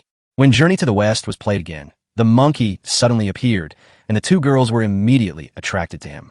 But Lin Yi began to study the white bone demon. I used to only watch the monkeys when I watched Journey to the West, but this time, revisiting the classic, I discovered that every woman in it is absolutely stunning. Master, young Master Chen has arrived. At this moment, Dao Xiaochan's voice rang out from outside the door. Chen Yudao, why is he here again? Although Lin Yi didn't want to move, he had to go out and greet the guests. Qiu Xiang quickly got off the Kong, a heated brick bed, and helped Lin Yi put on his shoes. Yi Shaodai took Lin Yi's fur coat from the clothes rack next to her and draped it over his shoulders. You two can look at it. If your eyes get tired, take a break. We're not going to watch anymore. It'll be better if we watch it together with Master. I'll go check the backyard, Qiu Xiang said, winking at Yi Shaodai. Yi Shaodai immediately said, then I'll go to the farm to take a look. The breeding farm just got a few hundred chicks recently, and I'm a little worried about it. Why go out in this cold? Stay indoors. Good brother, I know you care about me, but I've been here for several days already, and I'm really worried if I don't go and check on things. Also, what if someone steals grain from the mill? And how is the safety of the coal mine? I need to check on all of these things. You're destined to suffer. Take the carriage there in a bit, and bring gloves and a hat. Oh, and this hand warmer too. Lin Yi knew that Yi Shaodai did all this for him. This woman was so understanding, it was heartbreaking. Okay, brother, I understand. Yi Shaodai's eyes welled up with tears again at Lin Yi's concern. How can I be such a good man in this world?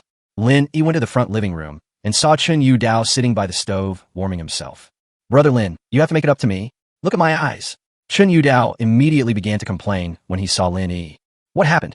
How does this have to do with me? Lin Yi asked, puzzled, looking at Chen Yudao's dark circles under his eyes, which clearly indicated he had been beaten up. Isn't it all for your marriage? Could this have been done by your sister? Although I hate to admit it, it was indeed my younger sister who hit me. However, she has already apologized to me and is very interested in you. She said she would like you to come to the capital to meet and talk. You came here just for this? Lin Yi was somewhat amused and exasperated. I suppose so. Also, our women's goods specialty store has become a huge hit in Beijing. All the stock you gave me is sold out. You need to restock it quickly. Oh, this is the profit from this sale. Chen Yudao opened a small box next to him, which was filled with gleaming gold ingots. Sold out so quickly? Aren't we facing a famine?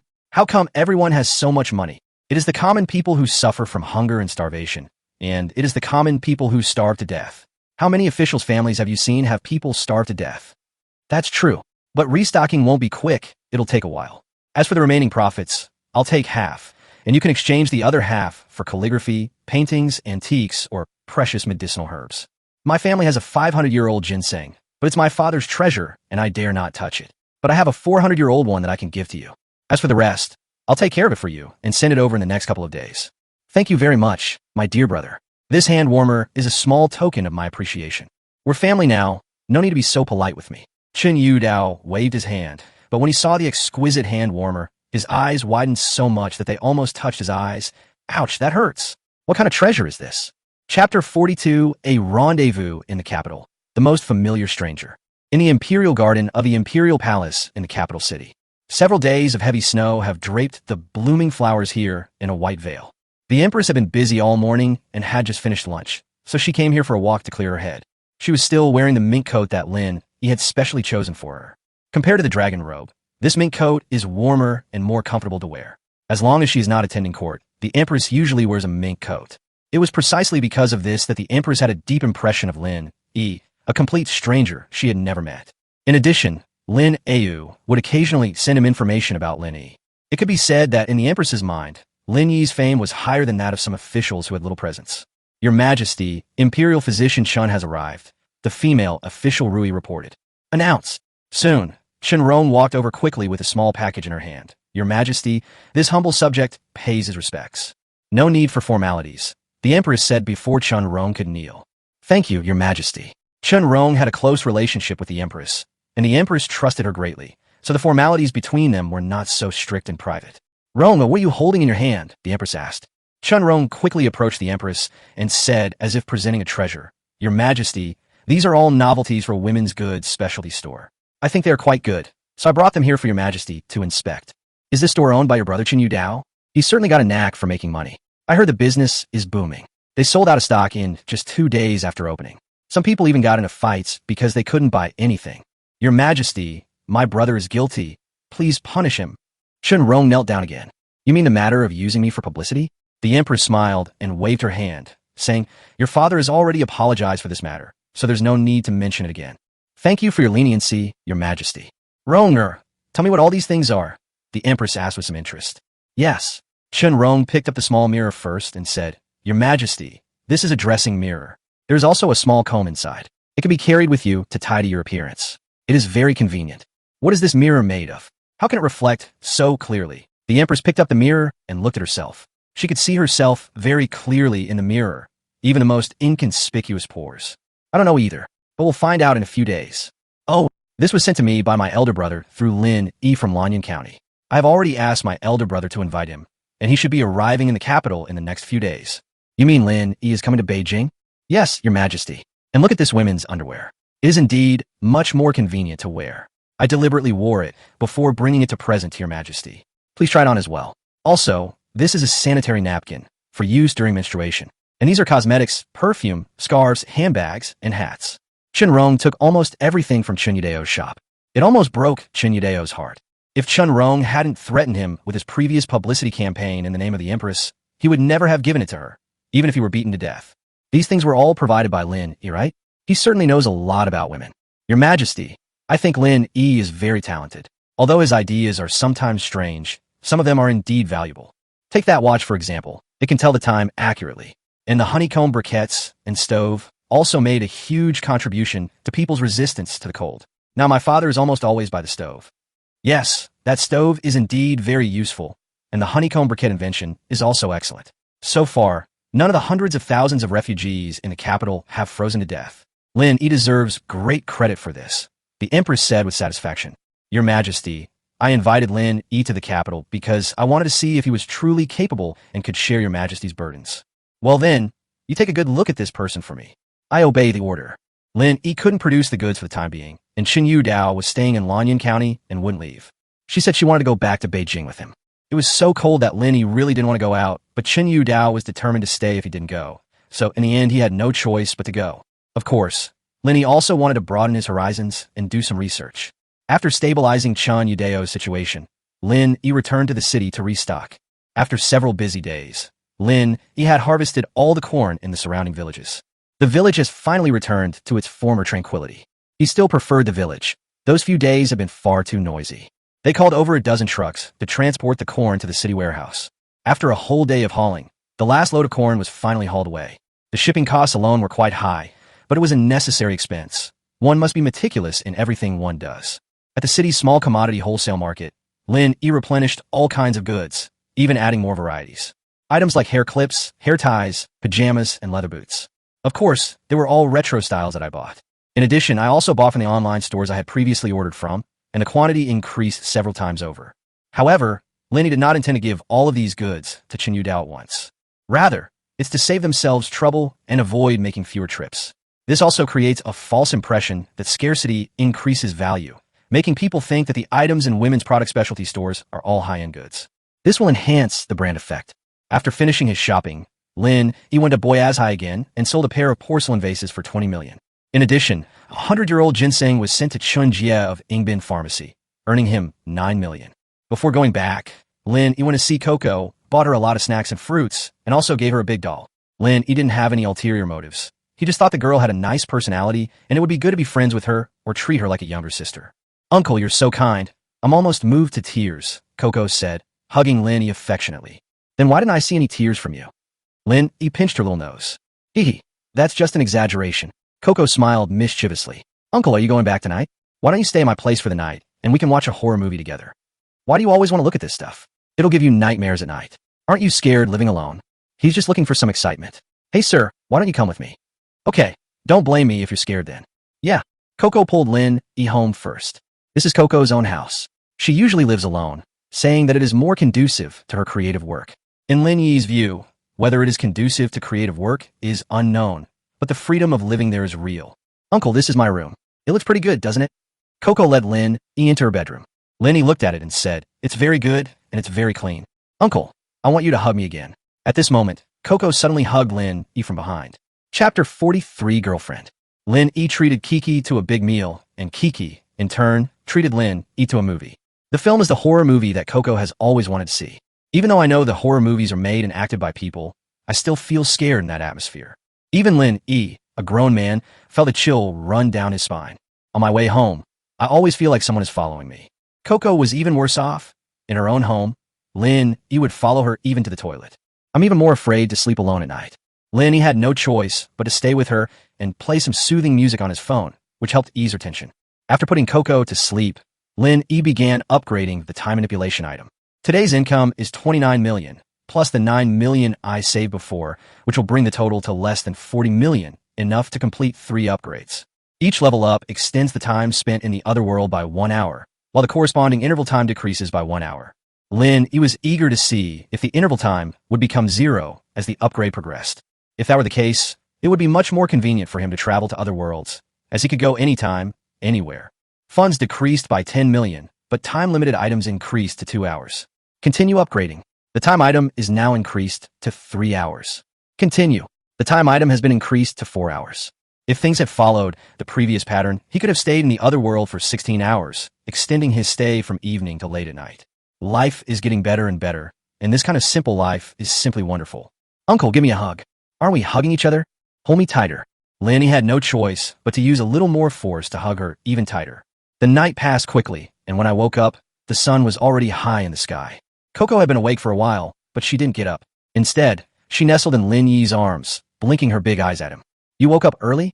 Lin Yi opened his eyes, saw Coco staring at him, and asked. "I just woke up a little while ago." Coco pursed her lips. "Uncle, it feels so good to be held by you. I slept so soundly last night, I didn't even have any dreams." "You're sleeping soundly. Aren't you afraid I'll take advantage of you?" "I'm not afraid." Coco shook her head. "If Uncle wanted to do something to me, he would have done it already." "You can't say that. What if I lose control one day?" "Then don't control it. I also want to experience that feeling.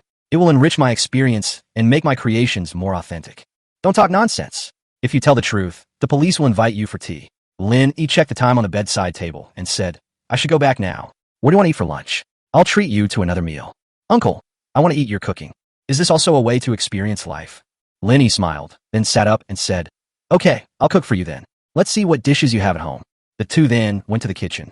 The refrigerator was well stocked. Lin Yi cooked a few simple home-style dishes, had lunch with Coco, and then drove away under Coco's reluctant gaze. Before they even left the city, Yang Xiaowei called, "Brother Lin, you came to the city yesterday? How did you know?" Chun Jie said that, and even bragged to me that he bought a century-old ginseng from you.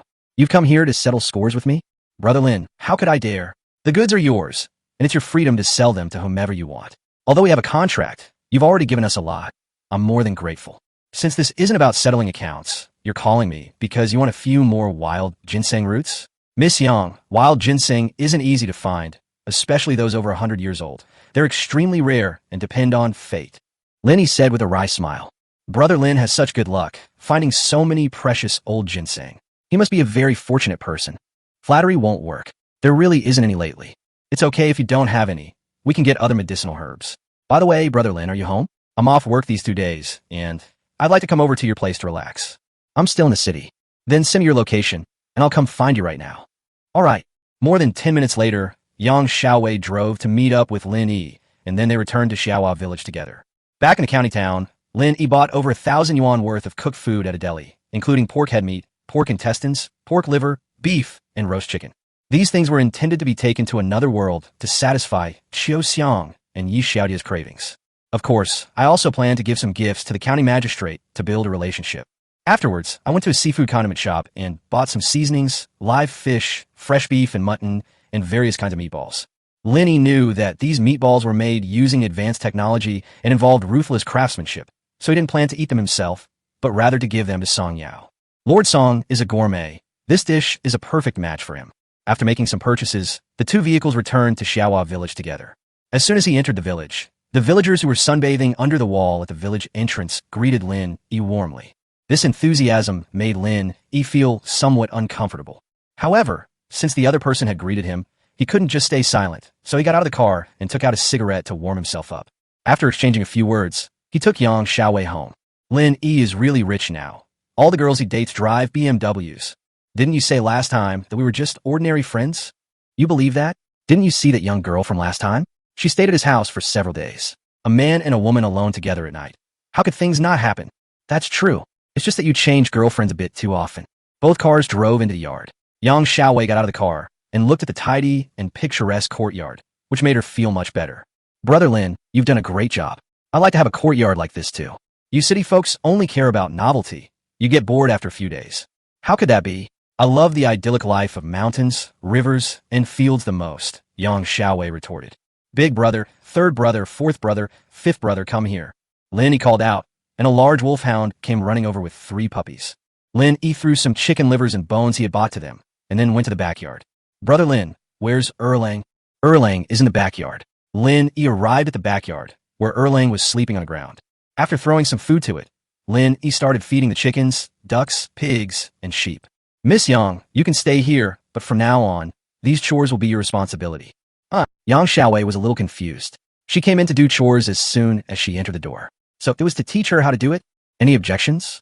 Yang Xiaowei immediately shook her head and said, no, I quite like these things. Let's go. Let me settle you in first. What would you like to eat tonight? I'm not a picky eater. I'll eat whatever you make. Let's have some hot pot with lamb. I also prepared some green vegetables. Please try them too. After putting her luggage in the guest room, Yang Xiaowei went to the kitchen to wash and chop vegetables with Lin Yi and prepare ingredients for hot pot. Half an hour later, the steaming hot pot was ready to be served, and Lin Yi even moved the projector into the dining room so the two of them could eat and watch at the same time. Brother Lin, you're hilarious. While others eat popcorn at the movies, we're eating hot pot, Yang Xiaowei laughed. I thought you, Miss Yang, were someone who never spoke a word while eating or sleeping.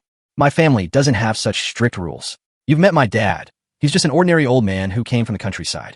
And please stop calling me Miss Yang. Just call me Wei Wei. Is this appropriate? My friends all call me that. Does that mean we're not friends? Yes, of course it counts. As a good friend, shouldn't you give me more good medicinal herbs, like old ginseng and cordyceps? Chapter 44 Young Master Chen pulls the rickshaw. Lord Song eats hot pot. Yang Xiaowei stayed at Lin Yi's house for 3 days, and then, carrying some wild tea and fresh vegetables, prepared to return to the city. I never leave empty-handed. I always bring something with me. Brother Lin, I'll come help you with chores again. Next time, bye-bye. Be careful on the road. Send me a message when you get home. Don't worry. Yang Xiaowei waved her hand and drove away. Lin Yi, on the other hand, went home to pack up and prepare to be teleported to another world. He hasn't shown up for the past few days. Chen Yudao must be getting impatient. Lin Yi had prepared some methods and materials for making glass, intending to take them to the other world to make a breakthrough. Paper making is relatively simple, and there are already craftsmen at the Research Institute doing it. The garment factory was also built, but it only had about 20 people. They just set up the framework first. Everything is difficult at the beginning, but once you get off to a good start, you can proceed step by step. This time he brought dozens of sewing machines and a batch of fabric, first to teach the workers how to use the sewing machines. The last and most complex element is machinery. Lin Yi bought a second-hand machine tool and welding machine, as well as a batch of iron materials, to test the waters in the otherworld first. Now the machinery factory only has a dozen or so blacksmiths working there. It's more like a blacksmith shop. Lin Yi's first task for them was to make a curved plow. As for the breeding farm, there are only a few hundred chicks and a few skinny oxen, which were bought through connections with the county magistrate. There are 2 horses, one of which was a gift for the county magistrate, along with a carriage and a horse. The other horse was bought by Lin Yi for emergency use, and is now mostly ridden by Yi Xiaodai or Lin Yi. Lin Yi doesn't know how to ride a horse, and besides, if there's a real emergency, he can just drive. Fortunately, the car I bought before was an off-road vehicle like a tank. In the traffic conditions of this other world, a sedan would have its undercarriage wrecked. As night fell, Lin Yi locked the door, checked that the surveillance cameras in the yard were working properly, and then activated the teleportation without worry. The next second, Lin Yi appeared in another world. Last time he left, in order to avoid having to travel outside the city again, he deliberately left the city before returning to the city. At that moment, he teleported back to the spot he had left earlier.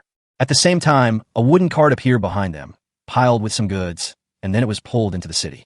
If the warehouse weren't still unable to accommodate large animals like cattle and horses, he would never have pulled the cart himself. Brother Lin, you're finally back. I've been so worried about you. As soon as they entered the city gate, a man rushed out of the tea house next door.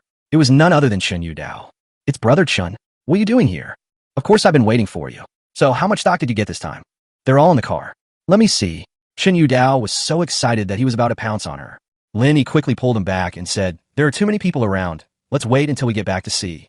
Okay, let's go back quickly. You pull the cart. Me pull.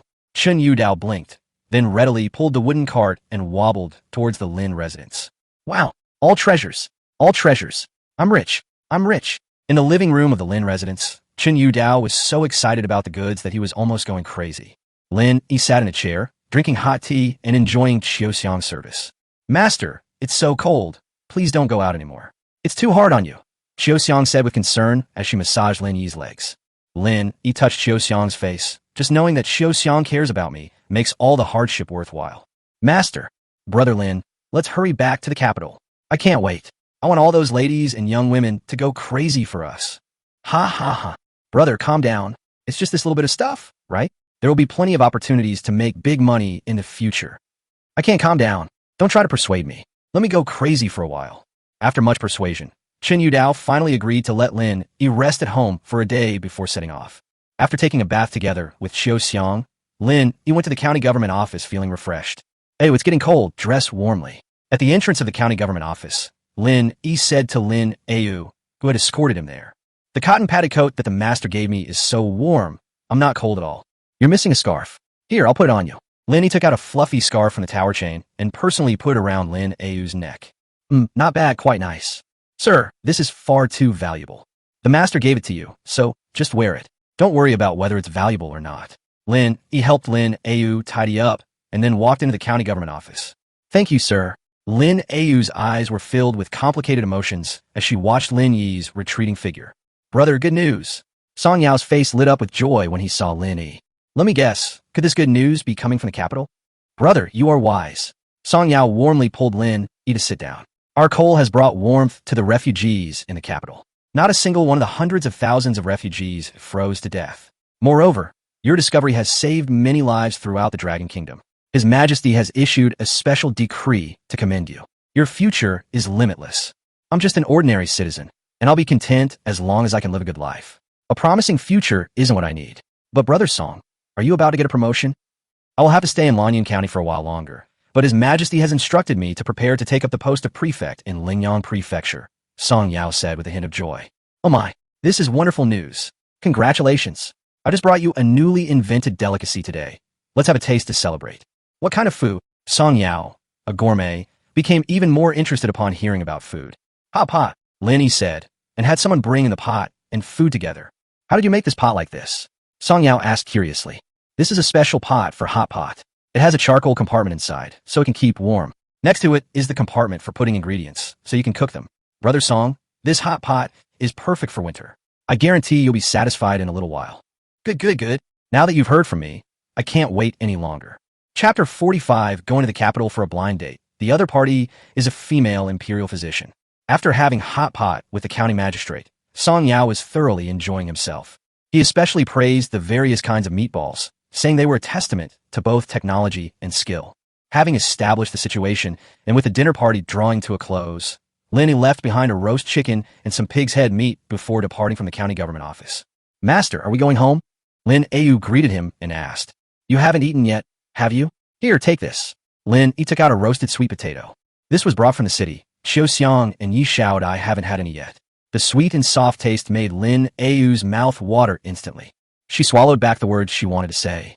She couldn't resist such a delicious treat. Yi, let's go out of the city and take a stroll around the estate. After getting into the carriage, Lin Yi leaned back and closed his eyes to rest contentedly. A small heater was placed in the corner of the carriage, so there was no need to worry about it falling over and catching fire. The floor was covered with felt, cushions, and bedding, making it very comfortable to lie on. To improve comfort, Lin Yi also had a craftsman install a shock absorption system and replace the wheels and tires with steel ones. To increase safety, the interior of the carriage was lined with sheet metal, and even the windows were fitted with bulletproof glass. These modifications were made in anticipation of the previous attempt to assassinate him with an arrow. This carriage is now a small mobile fortress. Although it is not offensive, its security is absolutely top-notch in the world. The carriage, now fitted with iron sheets, was just like a car, cold in winter and hot in summer. So Lin Yi added insulation materials to it. The space is a little smaller, but the comfort has been improved several times over. Therefore, this sacrifice of space is worthwhile. With the shock absorption system, the carriage traveled much more smoothly on the bumpy, official road. On the contrary, it was quite comfortable like sitting in a cradle. After being rocked around for a while, Lin Yi, who had drunk a little wine, fell asleep. Lin Yi, on the other hand, wolfed down a roasted sweet potato, feeling warm all over, which warmed her heart as well. Upon arriving at Lin family village, Lin Yi saw Lin Yi fast asleep. Instead of disturbing him, she stood guard beside the carriage, protecting him vigilantly. Half an hour later, Lin Yi could no longer feel the carriage moving and suddenly woke up. Ayu, have we arrived at the farm? Master, we have arrived.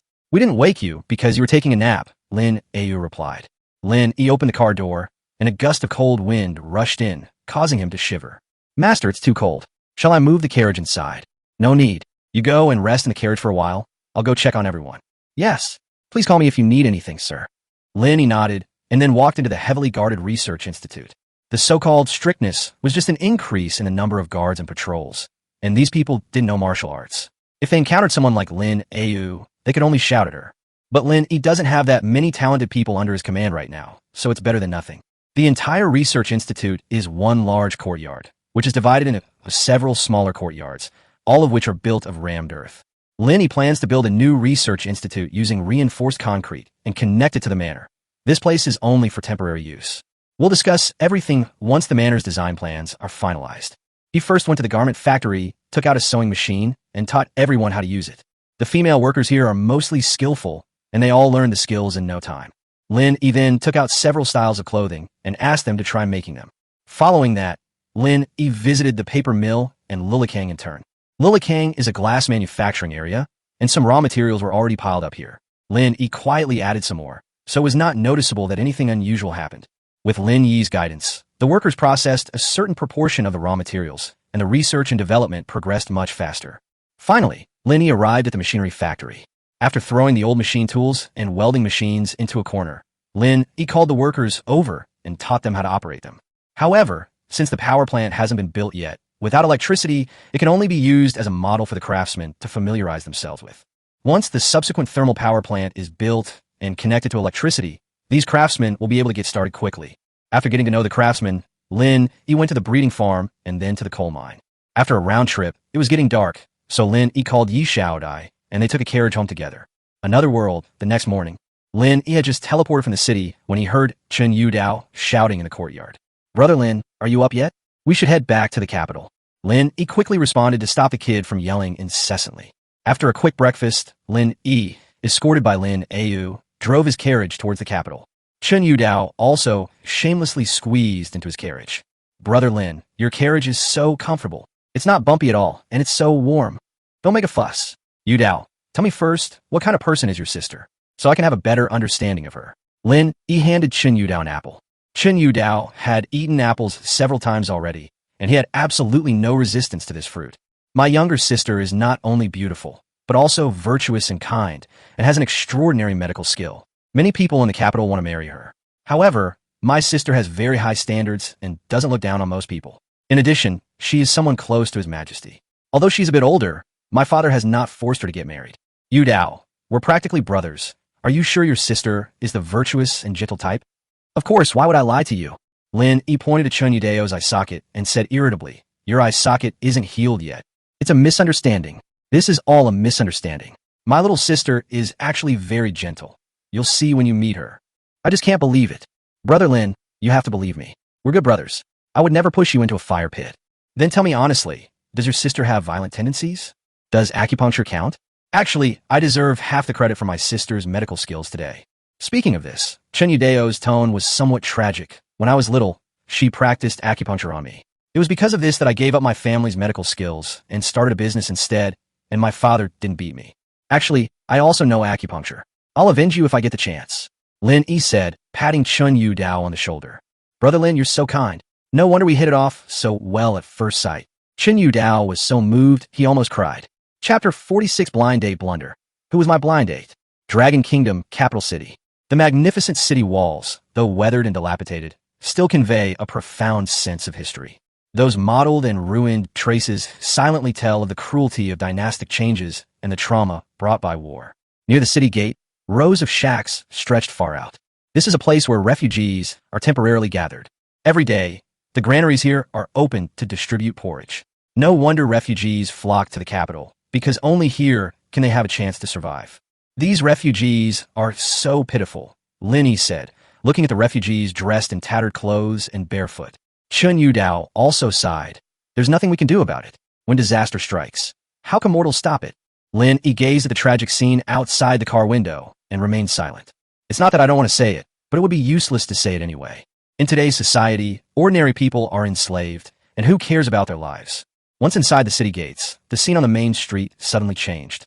There were no ragged refugees to be seen in the city. The streets were bustling with pedestrians, and the shops were doing brisk business as usual. If Lin Yi hadn't seen it with his own eyes, he would have thought they were in two completely different worlds. Being a citizen of the capital city was clearly much luckier than being a citizen of other places. This is evident from their complexion. No wonder everyone wants a Beijing residency permit. As they walked and looked around, half an hour later, the carriage stopped in front of a mansion. The entire street was lined with government offices and residences, and there were no idlers around, clearly indicating that it was inhabited by officials and gentry. Brother Lin, we've arrived home. I don't know if my little sister is home yet. Let me take you to rest for a bit. Chun Yudao had his servants drive the carriage through the side gate, and then led Lin Yi through the main gate into the mansion. As one of the Empress's most trusted ministers, the Chun family also received very generous rewards. The entire Chun mansion is very large, with pavilions, towers, and numerous rooms. Only then did Lin Yi truly witness what the upper class of this world was like. No wonder those women's products are so expensive and still sell like hotcakes. Brother Lin, you rest first. I'll go arrange the goods. Making money can't wait, Chun Yudao said urgently. How about I go with you? Lin Yi also wanted to see what the specialty store Chun Yudao had created was like, and he could give him some advice based on his experience in the city. Brother Lin, you must be tired from your journey. You should rest at home first. I'll show you around the capital another day, Chun Yudao said, instructing a servant to serve Lin Yi tea before he hurried off to attend to his business. Lin Yi drank tea for a while, but didn't feel sleepy, so he left the guest room. Before they knew it, they had wandered into the Chun family's back garden. He felt it was inappropriate to barge in so abruptly, but just as he was about to leave, a woman in the garden suddenly called out to him. Are you Mr. Lin Yi from Lanyan County? Following the sound, Lin Yi saw a tall, elegant woman looking at him from a pavilion in the garden. I am Lin. Lin Yi hesitated for a moment, and seeing that the woman did not seem to be a servant or maid, he took the liberty of asking, Are you Miss Chun Rong, the daughter of the Chun family? The woman neither admitted nor denied it. Mr. Lin, please come and sit down. Lin Yi walked over, clasped his hands in a fist and palm salute. I could dare not accept the title of sir. Young lady, please just call me by my name. You single-handedly fed more than 20,000 refugees in Lanyan County, discovered coal, and rescued hundreds of thousands of refugees in the capital. For this alone, you deserve the title of sir. Moreover, you brought corn, a high-yield grain, from other countries. If there is a bumper harvest next year, it will alleviate the national famine, and your contribution will be indispensable. You also have good policies such as work relief and nationalizing land.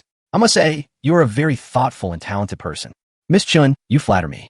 I just had a strange idea, and I dare not take credit for it. The stability and current situation in Lanyan County are all thanks to Lord Song Yao's overall planning. Lin Yi said. You don't need to be modest. It's your achievement, and no one can take it away from you. I'm just an ordinary citizen. I don't care about merit or not. Mr. Lin, did you come up with all the items in the women's products store? I usually like to tinker around. I've seen a lot when I went on trade trips before, so I have these things. Do you know how His Majesty evaluates you? Huh? His Majesty knows me. Of course I know. The watch and the mink coat you gave His Majesty are both very nice to him. He wears them all the time now. I am honored that your Majesty is pleased. His Majesty says you are a prodigy and a person who has rendered meritorious service to the country. If given the opportunity, would you serve the country and share His Majesty's burdens? I haven't thought about that yet. However, I'm naturally lazy and might not be suited to be an official. Of course, I'm willing to share His Majesty's burdens. Even if I don't become an official, I can still do a lot for His Majesty. Upon hearing this, the woman frowned slightly, then relaxed. That's true. Mr. Lin, what do you think of me? What do you mean? How do you see it? Lin, he was taken aback by the question. The woman smiled and asked, didn't you come here for a blind date? You mean this Lin Yi, a grown man, was actually embarrassed by the question. Miss Chun has an outstanding temperament, stunning appearance, and an aura that no man can match. She is truly a heroine among women. Your words are too euphemistic. Do you think I'm too assertive? Perhaps it's because I've been by His Majesty's side for too long. That's not what I meant. Actually, a mature woman like you is very charming. Although the woman didn't understand what mature woman meant, she understood Lin Yi's meaning. So, you're very satisfied with me? Satisfied, extremely satisfied. Mr. Lin, I have other things to attend to. Let's talk again another time. The woman suddenly stood up, said goodbye, and left. It wasn't until the woman had walked away that Lin Yi realized what had happened. What kind of blind date was this? They haven't said anything yet. Does that mean they're not interested in me? However, it makes sense. Chun Rong has a good family background, great talent, and is also someone close to His Majesty. Her standards must be exceptionally high. Recalling their conversation, Lin Yi suddenly felt a sense of loss. Damn it, I've come to ancient times, and a woman has messed up my mind. But it must be said that Chun Rong is indeed very beautiful, with a unique and attractive beauty. It's something that makes someone unforgettable after just one meeting. Brother Lin, Yu Dao, I'm here. Lin Yi quickly ran out of the back garden. Brother Lin, what are you doing here? My sister and I went to your room to look for you, but we couldn't find you. Lin Yi was suddenly a little confused. Looking at the girl next to Chen Yu Dao, he asked, is this your younger sister, Miss Chen Rong? How many younger sisters do you have? Chapter 47, Giving a Medical Kit as a Gift Shocks the Young Imperial Physician. The capital of the Dragon Kingdom, the back garden of the Chun family mansion. Hearing Lin Yi's words, Chen Yu Dao was a little puzzled, but he didn't think much of it. Brother Lin, let me introduce you. This is my sister, Chun Rong, the most trusted imperial physician by His Majesty's side. She is a virtuous and talented young lady of the Chun family, possessing both beauty and wisdom. Chen Yu Dao introduced the woman beside him to Lin Yi. Hello, Miss Chun. It's nice to meet you. I don't know what you like, so I'm giving you this small gift. Please don't find it offensive. As Lin Yi spoke, he took out a delicate little gift box from his pocket. What kind of treasure is this? Brother Lin, you're really not being fair. You haven't let me see it once along the way, or even mentioned it. Chen Yu Dao came up and tried to snatch the box. However, a small, slender hand was faster than him. This was a gift from Brother Lin. Why should I let you see it? Chun Rong snatched the box and then gave Lin Yi a formal curtsy. Hello, Brother Lin. I am Chun Rong. You can call me Rong. Thank you for the gift. You're welcome. I'm glad you like it. Little sister, let me see what it is. Brother Lin used such an exquisite gift box. It must be something good. Maybe it will be another hot-selling item. Chen Yu Dao said eagerly. All you know is business. You reek of money. Your words really hurt me. Without me earning money, would you be able to live a life of luxury? Would you be able to wear nice clothes? Yes, you would. This is all my own salary, okay? And everything I wear and use was a gift from His Majesty. I didn't spend your money. Chun Rong protested. And what about the goods you stole from my shop? Do you know how much silver I could sell them for? Those have all been given to His Majesty. If you want more, you can go to His Majesty. Chun Yu Dao was speechless after being rebuked, then pointed at Lin Yi and said, Brother Lin is such a talented person. If it weren't for me, would you have known him? Would you have been able to get this gift box? That makes some sense. All right, I'll allow you to take a look. But just one look. After Chun Rong finished speaking, she specifically looked at Lin Yi and asked, Brother Lin, can I open it now? Of course you can. This is a gift for you. It's your right to open it whenever you want. Lin Yi found it quite amusing to watch the brother and sister bickering. He knew they must have a very good relationship. Otherwise, they wouldn't act like this in front of him, an outsider. Thank you. Chun Rong smiled, then opened the gift box at Chun Yu Dao's anxious urging. How beautiful. Is this made of silver? Chen Yu Dao looked at Lin Yi excitedly. Lin Yi nodded. How can this necklace be made so exquisitely? It's simply stunning. That gemstone pendant is the perfect finishing touch. Brother Lin, you're so foolish. What's wrong? Such good goods. Why didn't you get more? You could definitely make a fortune this way. Those rich ladies and young wives would absolutely love it. Chun Yudeo's madness would flare up again whenever he talked about making money. This is for Rong-er. It's one of a kind in the world. Brother Lin, really? Chen Rong was deeply moved. To give such a precious and unique gift right after meeting, Brother Lin is too kind. Of course, there will never be another one of these necklaces. Brother Lin, you absolutely mustn't. This necklace is a moneymaker. We need to get more of it. Chen Yudao, don't force me to turn against you. Before Lin Yi could speak, Chen Rong suddenly said coldly. Seeing his younger sister's cold expression, Chen Yudao immediately swallowed back what he was about to say. However, deep down, he hadn't given up on the necklace. Brother Lin, let me take you for a walk in the back garden. Even though it's winter, there are still many beautiful flowers in the garden. Lin Yi would never refuse a girl's invitation. One has no humanity when it comes to women. The other has forgotten his brother after getting a boyfriend. They're both ingrates. Chen Yudao rolled his eyes and stormed off. Lin Yi and Chen Rong chatted in the back garden for more than an hour, until their feet were numb from the cold. Rong-er, it's a bit cold. How about we go to my room and chat for a while? Isn't this a bit inappropriate? We've only just met, Chen Rong said shyly, lowering her head. Lin Yi couldn't help but laugh and cry at the same time. This kid had quite a lot on his mind. I didn't mean anything by it. Don't misunderstand. Oh, by the way, I have a gift for you. You're going to give me a gift? Brother Lin, we've only just met, and you're already spending so much money. What if we don't end up together? Wouldn't that be a waste of money? Lin Yi laughed heartily. You've called me Brother Lin so many times, so it's only right that I give you a few gifts. Besides, the gift I'm giving you will be of great help and convenience to your medical practice. You also know medicine? I know a little bit about it. My main research is on how to administer injections. Brother Lin, you're amazing. Even my concubines and maids say I'm quite capable. Then let's have a friendly spar sometime. Okay, I'm looking forward to it. The two chatted as they returned to the guest room where Lin Yi was staying. Rong-er, please sit down first. I'll go get you your gift. Thank you, Brother Lin. Don't be so polite. Lin Yi went into the bedroom, and when he came out again, he was carrying a medical kit, the kind that doctors use when making house calls. It contained not only a first aid kit, but also a lot of other supporting items. This was something Lin Yi specially prepared for Chen Rong before coming to Beijing. Regardless of whether the blind date goes well or not, he intends to cultivate a good relationship with Chen Rong. Putting aside her family background and connections, as the Empress's most trusted imperial physician, she alone is worthy of Lin Yi's investment. Brother Lin, what is this? This is called a medical kit. It's a box that you carry when you go on house call. It can hold medicine for treating patients. You can carry it by hand or sling it over your shoulder. As he spoke, Lin Yi opened the medical kit. Look, there are some instruments in here. This is a stethoscope, a blood pressure monitor, a thermometer, tweezers, gauze, scissors, and alcohol. Brother Lin, wait a minute. Chen Rong picked up the stethoscope and asked, how do you use this? This is mainly used to listen to the heart and lungs, and it can also be used to listen to the fetal heartbeat. You could try it on me. Lin Yi placed the stethoscope on Chen Rong's ear and then began to undress her. Oh, Brother Lin, what are you doing? Chen Rong immediately turned around shyly. Rong-er, don't misunderstand. This stethoscope must be used in close contact with the skin. Lin Yi unbuttoned his shirt, then placed the other end over his heart and asked, now listen to my heart. Wow, how amazing. I can hear it so clearly. Chen Rong exclaimed immediately. You can listen to my lungs again. This time, Chen Rong went straight for it, and her icy little hands made Lin Yi shudder. This stethoscope is amazing. With this wonderful tool, it will be much more convenient for me to see a doctor. And this too, it's for taking body temperature. Here, try yourself. Put it under your armpit. Lin Yi handed head on Marjorie thermometer. Although Chen Rong felt a little embarrassed, her curiosity about these devices overcame that feeling. She turned her back, tucked the thermometer under her arm, and then Lin Yi pointed to his watch on his wrist and said, wait 5 minutes for the reading to be accurate. Then you'll know your temperature. Brother Lin, your watch looks really high-end. I'll give you one later. It'll be useful when you see a doctor. Chen Rong originally intended to politely decline, since Lin Yi had already given her many gifts, and she couldn't be too greedy. But when I heard it was helpful for treating illnesses, I swallowed the words I was about to say. Chapter 48, the first-class hot pot. Even the Empress praised it. 5 minutes later, Chen Rong took out the thermometer. Lin Yi immediately took it. The thermometer, carrying the girl's body temperature, seemed to have come alive. Rong-er, let me teach you how to read this. This is the mercury column. This position is your current body temperature, 36.5, which is a normal value.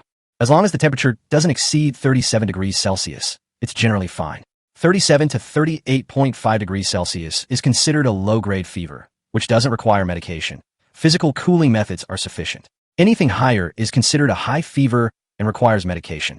Brother Lin, you know so much. Did you research this thermometer too?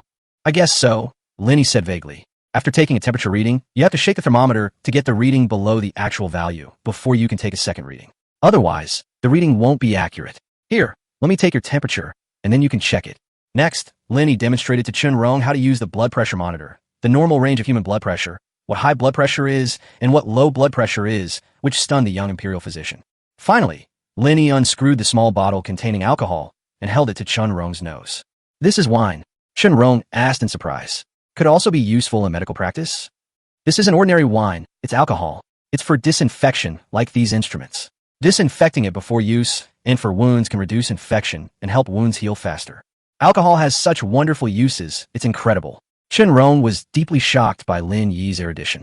And this needle and thread, it's not for sewing clothes, but for stitching up wounds, usually larger ones, so that they can heal faster after being stitched up. I do know this, but I haven't mastered this medical skill yet. Brother Lin, can you teach me? I'm not very good at this either. I'll teach you when I've fully mastered it. You must teach me such amazing medical skills. I would like to become your apprentice. Aren't you going to be my wife? If you become my wife, I'll teach you. Brother Lin, you're so mean. I'm not talking to you anymore. Ronger, what do you think of me? Do I meet your expectations of a husband? Chun-Rong blushed and whispered, Brother Lin is very knowledgeable and talented. I admire him very much. So you're satisfied with me? Chun-Rong hesitated for a moment, then finally nodded. Haha, it wasn't easy. I finally succeeded in my blind date.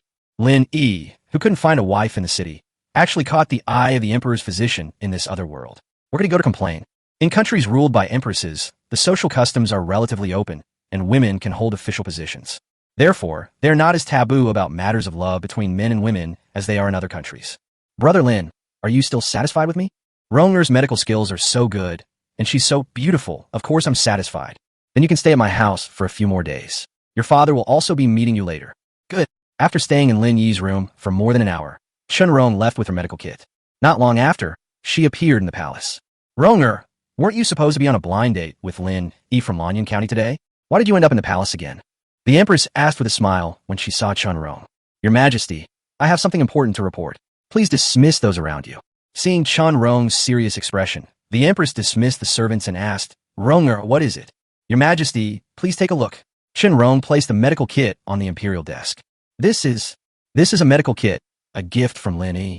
Your Majesty, please look at the medical instruments inside. I will explain them to you one by one. More than an hour later, Chun-Rong finished explaining those things to the empress. The empress's expression also turned solemn. If we master the stitching technique, and with these instruments, the mortality rate of our soldiers will be greatly reduced in the event of war. Yes, Your Majesty. Moreover, I believe that Lin Yi is very knowledgeable and is an exceptionally learned man. I suggest that Your Majesty send someone to protect Lin Yi secretly. Yes, I've already taken care of that. But what about you? What's your opinion of Lin Yi? Your Majesty, I greatly admire him. There aren't many men you can admire. Lin Yi is indeed very capable. Do you think he could be of use to me? Chun-Rong thought for a moment, then frowned and said, I also asked him indirectly during our conversation, and for what he said, it seemed that he was not very willing to get involved in officialdom. Talented people often have eccentric temperaments. Ronger, you must keep in touch with Lin Yi in the future and report any new discoveries to me. Your humble servant obeys the decree. After Chun-Rong left, Lin Yi appeared before the empress. Did you hear what was just said? I heard you. I will protect Lin Yi's safety. Even if I die, I will not let him die. The empress nodded and said, Didn't you say he's a bit of a lecher? If possible, you could use some tricks to become his woman. This servant obeys the decree. Over the next few days, Chun Yudao took Lin Yi on a tour of the entire capital city. He went to brothels, casinos, and even met Shir, the most beautiful courtesan at the Drunken Fragrance Pavilion. Lin Yi became one of the few guests favored by Miss Shir. However, after this incident, Chun Yudao seemed to have been severely punished by family rules and stayed at home for several days. Even on the day Lin Yi took his leave and prepared to return to Lanyan County, he was still limping. During this period, Lin Yi and Chun Yudao also opened a hot pot restaurant together, which was called Ipingwa. The shop name was even written by the empress herself, at Chun-Rong's request. Relying on its spicy and savory flavors and novel way of eating, Ipingwa became an instant hit in Beijing upon its debut, even leading the trend of the city's food industry. Nowadays, if a person of status hasn't eaten at Ipingwa, a type of hot pot, then they're not considered upper class. Even Her Majesty the Empress praised it personally, saying that Ipingwa truly deserves its name as a top-quality hot pot. Ordinary people can only enjoy the spectacle. They can't afford to eat it. Chun Yudao is too greedy. The money he spends on a hot pot meal is enough to feed ordinary people a year's worth of cornbread. Even so, Ipin hot pot is always packed with people. Some people even want to eat there in the morning, but Ipin strictly stipulates that it is only open at noon and in the evening. And reservations are not accepted. A restaurant that even the Empress praises. That's how amazing it is. Chapter 49, a triumphant return, ambush on the way. On the official road back to Lanyan County, two carriages were moving slowly forward. The first carriage was driven by Lin Yi, and the second carriage was driven by servants from the Chun family. At this moment, inside Lin Yi's carriage, Chun Rong and Chen Yu Dao were bidding farewell to Lin Yi.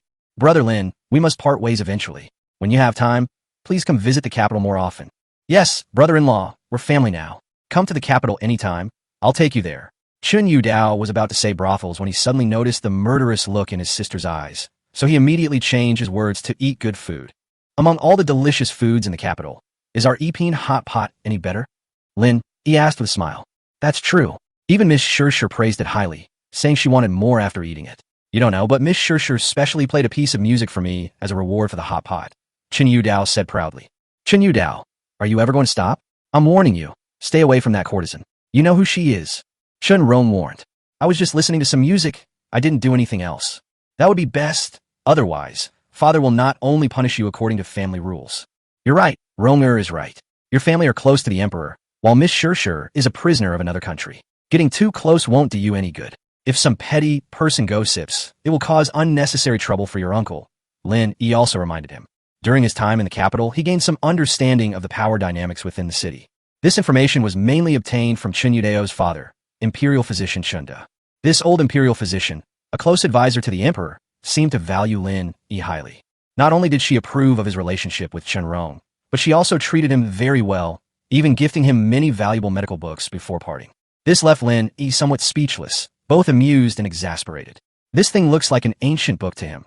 He's afraid he'll have to disappoint the old imperial physician's high hopes. Don't worry, I know what I'm doing, Chen Yu Dao said. All right, you can leave here. Ronger, you can come visit me in Lanyan County when you have time. I will, Brother Lin. Then Ronger wishes you a safe journey. After Chen Rong finished speaking, Chen Yu Dao urged her to get off the carriage, but he himself was a step slower. Old Lin, think about that necklace again. It's very profitable. Oh yeah. Fine. I won't say anything more, okay? You guys are driving me crazy. Lin Yi smiled and waited for Chen Yu Dao to get off the carriage before opening the window and waving as he said, there are plenty of good ways to make money. I'll give you a little surprise next time. That's a deal. Brother Lin, until we meet again. As the carriage drove further and further away, Lin Yi lay in the warm carriage, thinking about what he had gained from this trip to the capital. First of all, his blind date with Chen Rong was a success. Chen Rong is very satisfied with him, and Chinda is also very satisfied with him. As for when to get married, they haven't discussed it yet, but the relationship is now considered settled. Actually, this was the thing that Lin Yi had the least hope for before he came. Unexpectedly, it yielded an unexpected result. Secondly, his investigation of the capital city was also very fruitful. We gained a comprehensive understanding of the power distribution and factional conflicts in the capital. This will help you make the right choices in future interactions. Finally, and perhaps the icing on the cake, was the successful opening of Yiping Gua, a hot pot restaurant. This adds another open source business to my portfolio. Chen Yu Dao is a good person, and Lin Yi is very reassured to entrust his business to him. Moreover, Lin Yi possesses the most important base recipe for Yiping hot pot, so even if Chen Yu Dao wanted to have a change of heart, wouldn't matter. Finally, there were some gifts that the Chun family gave him. For Chunda, those medical books and his medical experience were the most precious. But Lin Yi had a special fondness for that 400-year-old ginseng. This was something Chen Yu Dao had promised him before. That 200-year-old ginseng sold for 40 million in the city. This 400-year-old one is probably priceless. Of course, he didn't intend to sell such a treasure. He wanted to keep it for himself. As for the 300-year-old tree, it could be sold or not. We'll see how things go. Besides these two items, the rest consisted of antiques, calligraphy and paintings, as well as silks and satins bestowed upon the Chun family by the emperor. Items bestowed by the emperor cannot be given away or used casually.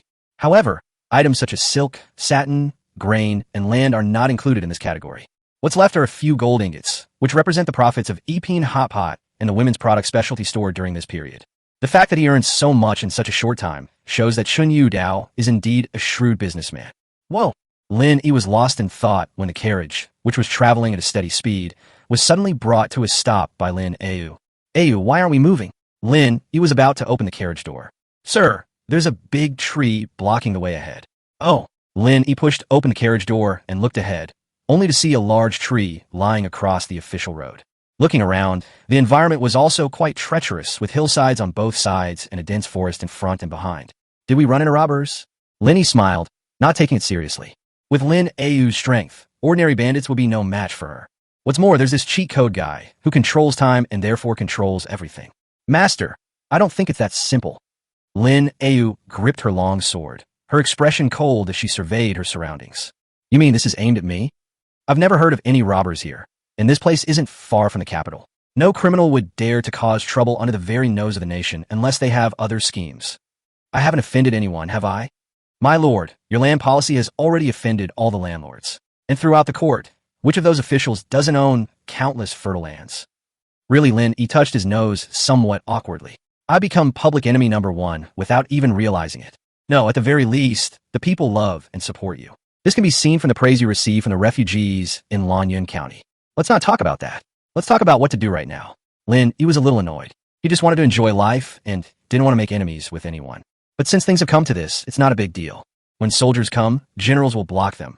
When water comes, earth will dam it. Moreover, the Empress strongly agrees with and supports this policy. Moreover, there's no indication that this will be implemented elsewhere. Even if those people are overly sensitive, there's no need for them to do something like this, making an example of someone right under the Emperor's nose. As for Song Yao, that monkey who is about to be transferred to Lingyang Prefecture, it is still unknown whether this policy will be implemented. Moreover, if the Empress really decides to do it, even killing Lin Yi wouldn't stop the policy from being implemented. I'll hold off the bandits. You, sir, seize the opportunity to escape. Lin Yi said. What a joke. Although I don't want to cause trouble, I'm not one to back down when trouble comes knocking. How could I abandon you and run away on my own?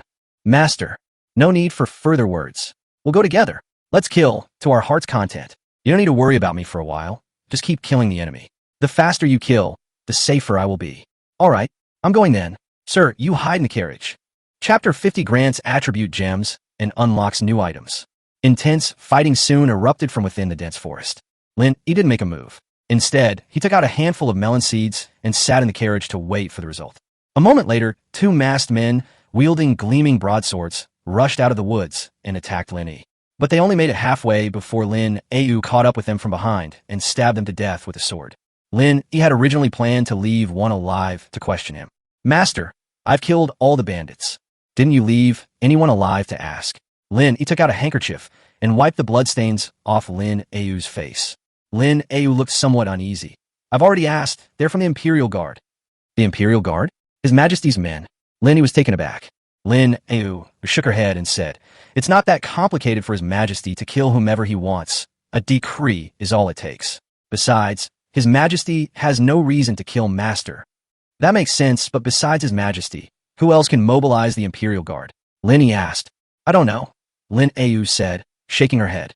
Never mind. Let's go back first and talk about it later. Lin Yi and his companion moved the large tree blocking their path and continued on their way. In the afternoon, the carriage entered Lanyin County. As soon as he entered, the maids and servants lined up in 2 rows to welcome the master home. Xiao Xiang is getting better and better at creating mischief. All right, everyone go ahead and get busy. Xiao Xiang, have someone move the things from the carriage to the rooms. Yes. It was freezing cold, so I couldn't stay outside and quickly went back to my bedroom. His room was always warm. Once he took off his shoes and stepped onto the heated brick bed, his bottom was warm and his whole body would feel cozy in no time. Sir, you haven't had lunch yet, have you? Okay, go cut me some pork head meat and go to the backyard to get some vegetables for dipping sauce. You can have a couple of drinks with me later. Please wait a moment, sir. I'll be right back. A short while later, Xiao Xiang came in carrying a plate of braised pig's head, some green vegetables, and a small pot of wine. The room was very warm, and Lin Yi had warmed up by now. Eating something cold was just right. While Lin Yi was eating and drinking, Lin Yi quietly went out. Arriving at a general store not far from the Lin residence, Lin Yi went inside. Deputy Commander, a plainly dressed peasant woman bowed to Lin Yi with a stern expression. There's a traitor in the Imperial Guard. When I returned, someone secretly tried to assassinate Lin Yi. You must immediately relay this message back. Yes. In addition, besides those protecting Song Yao, the rest of the people will be scattered around the Lin residence to patrol and protect Lin Yi in secret, ensuring his safety. This is His Majesty's decree. Understood. I'll get on it right away. Be careful. Don't give yourself away. After giving the order, Lin Yi hurried back, as she now bore the heavy responsibility of protecting Lin Yi. We still need to find a way to seduce Master Lin. This is also His Majesty's decree. However, this matter has put the Shadow Guard deputy commander, who never flinched even when swords were thrown at him, in a difficult position. After eating and drinking his fill and taking a nap on Xiaoxiang's lap, Lin Yi went to the county government office. However, Song Yao was unaware of the details of the assassination attempt by the Imperial Guards. He simply reassured Lin Yi not to worry, saying he would report to the Empress and have the matter investigated. After seeing Lin Yi off, Song Yao's expression immediately turned serious. The Imperial Guard was the force that garrisoned the capital, and its military power was always in the hands of the Empress. Without His Majesty's decree, who would dare to mobilize the Imperial Guards? And who could mobilize the Imperial Guards? But how could His Majesty possibly lay a hand on Lin Yi? Moreover, Lin Yi was protected by the Emperor's most trusted shadow guards. This is really strange. However, since Lin Yi is currently lurking near Lin Yi, he cannot go directly to her.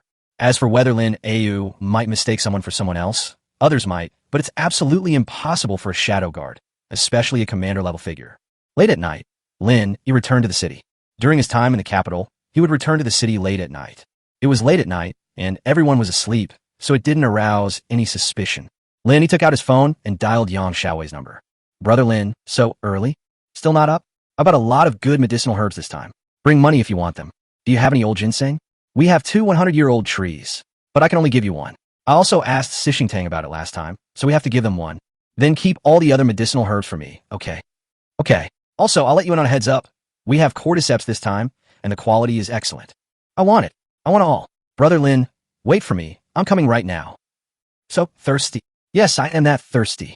Okay, I'll be waiting for you. Drive slowly and be careful. After hanging up the phone, Yang Xiaowei quickly took the cash and rushed to Xiaohua village. Since establishing a partnership with Lin Yi, Yang Xiaowei has gotten into the habit of storing cash at home.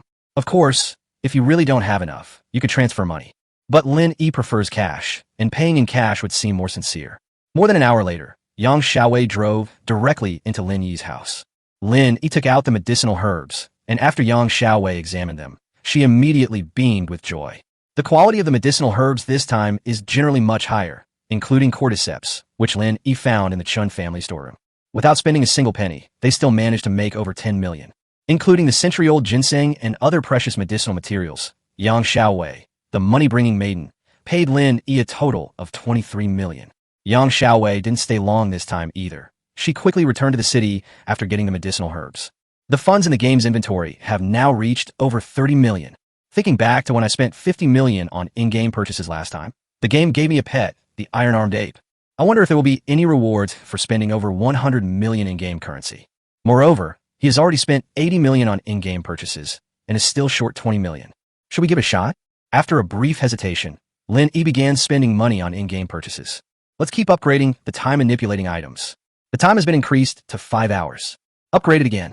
Only a little over 10 million yuan remained in the funds. The time item has been increased to 6 hours. Immediately afterwards, a notification sound rang out. Ding! You spent over 100 million in-game currency. Reward: 1 attribute gem. Ding! You spent over 100 million in-game currency. Unlock new item, building walls. Holy crap, that's awesome. In the management simulation game that Lin Yi was playing, attribute gems are items that can increase the player's attributes. Building walls are essential building materials for constructing and expanding manors. Chapter 51. Astounding Power. The Great Sage wants to play with a stick. Lin Yi's home in Xiaohua village. On the recliner by the window, Lin Yi leisurely basked in the sun and began to study the attribute gem. Just like the attribute gems in the game, once you get it, the attribute, Strength plus 10, will be displayed. This is a gem that increases the Strength attribute, and it can increase it by 10 points at once. However, in the game, attribute gems are generally used for socketing weapons and equipment. He has no weapons or equipment right now, so these attribute gems seem to be of little use. However, just as he thought of this, the attribute gem gradually became ethereal in his palm and eventually disappeared without a trace. Immediately afterwards, a strange power surged into his body, and his body felt warm. It felt as if I'd been given a boost of internal energy, and my soul felt comfortable. This works? Lin Yi instantly understood. I never imagined that attribute gems could be used in this way. Excitedly, Lin Yi went straight to the stone mill in the backyard. This thing used to be used for threshing and crushing wheat in threshing grounds. Each one weighs over 100 pounds and hasn't been used for many years. It's just lying around in the backyard. Lin Yi had tried before, but let alone lifting it, even rolling it forward or pushing it was difficult. At first, they used oxen to pull it, and later they used tractors. Human resources simply cannot meet the requirements. Lin Yi felt the increased power within his body, then squatted down and grabbed the stone mill with both hands. Drink! With a loud shout, he lifted the stone mill with ease. It was so easy that I almost strained my back. Immediately afterwards, Lin Yi lifted the stone roller above his head and walked around the backyard. Awesome! Lin Yi put down the stone mill, extremely excited. As the saying goes, one force can overcome 10 techniques. In the face of absolute power, any trick is futile. This is equivalent to increasing one's ability to protect oneself. Of course, even with strength, one might not be able to defeat a master, but he also has time manipulation items, so safety is not a concern. I never expected that spending money on in-game purchases would have such benefits. It was a pleasant surprise. I have to have 2 ounces today. Lin Yi hummed a song as he went to his neighbor's house and bought a free-range chicken. Those dressed chickens in the market are all fed with commercial feed, and they taste terrible when stewed. It's still the free-range chickens raised on their own farm in the countryside. The meat is firm and tender, not dry, and tastes even better. An hour later, the aroma of chicken filled the kitchen. Just then, a car pulled up at the entrance, and it was Lin Yi, the person in charge of Sishingtang, who had arrived. Mr. Lin, what delicious food are you making? It smells so good. Oh, Mr. Lin is here. I stewed a free-range chicken that we raise in the countryside. Please stay for dinner later. Then I won't stand on ceremony. Lin Yi readily agreed. He couldn't wait to find an opportunity to get closer to Lin Yi. Lin Yi invited Lin Yi into the house and sat her down at the tea table, where he began to set up his tea set. Now he's doing it quite well. President Lin, please have some tea. Thank you. Mr. Lin's life is truly enviable. If Mr. Lin wanted to live the kind of life I do, he would have done it long ago. No way. I'm just really envious of you. President Lin, I've managed to get 2-century-old ginseng roots this time. They're of the same quality. Yang Xiaowei has already taken one of them. This is the one I promised you before.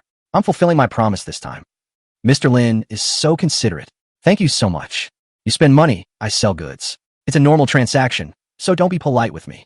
Lin Yi took out the ginseng and had Lin Yi check it. After confirming that there was no problem, Lin Yi pushed 2 large bags in front of Lin Yi. I know Mr. Lin prefers cash payments, so I want to get some cash.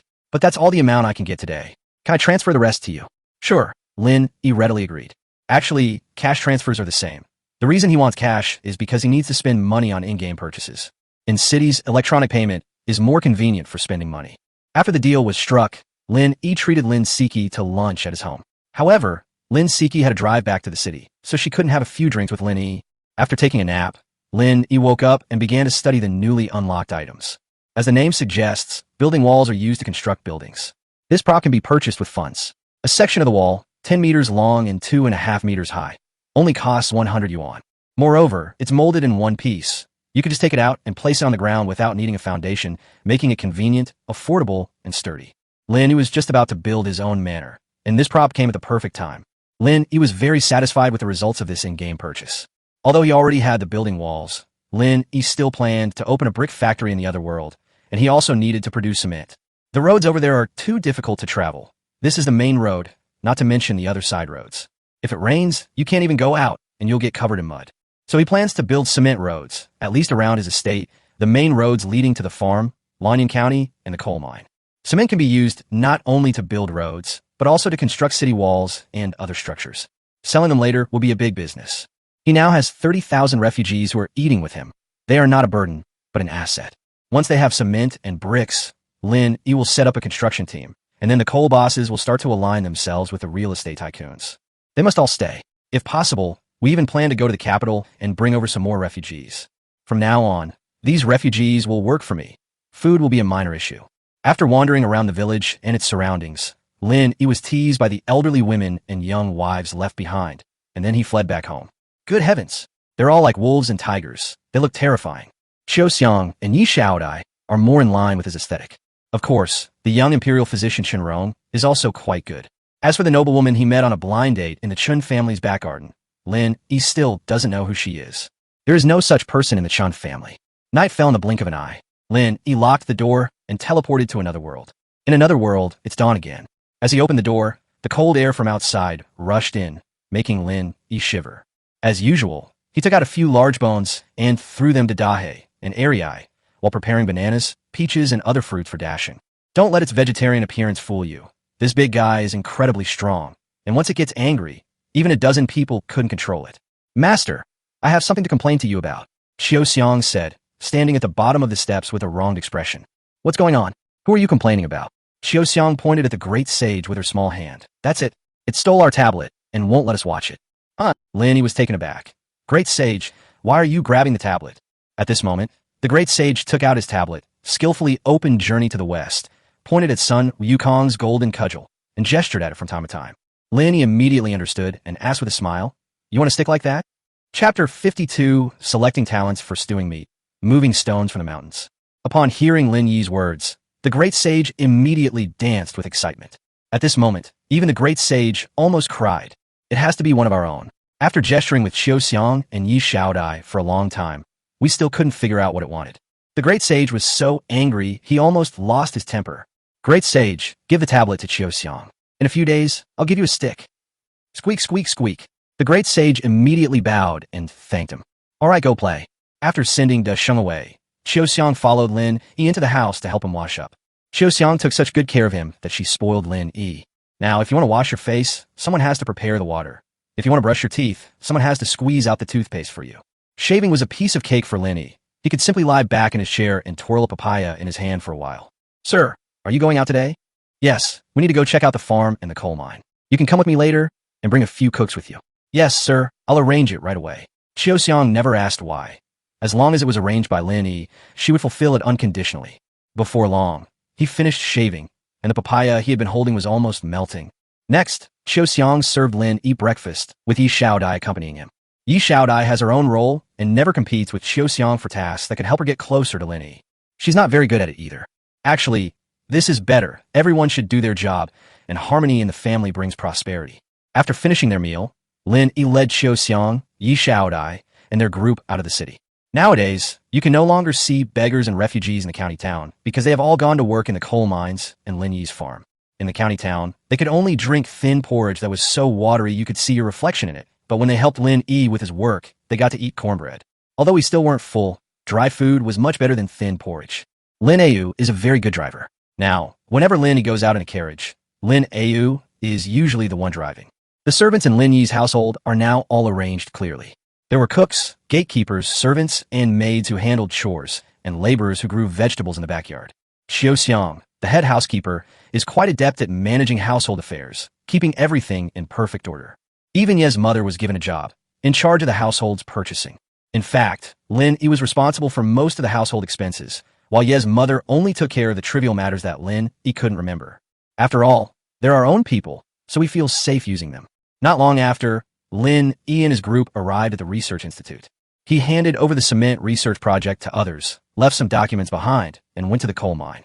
Xiao Xiang, have the cooks go to the kitchen and bring out those big pots. Set them up in this open space.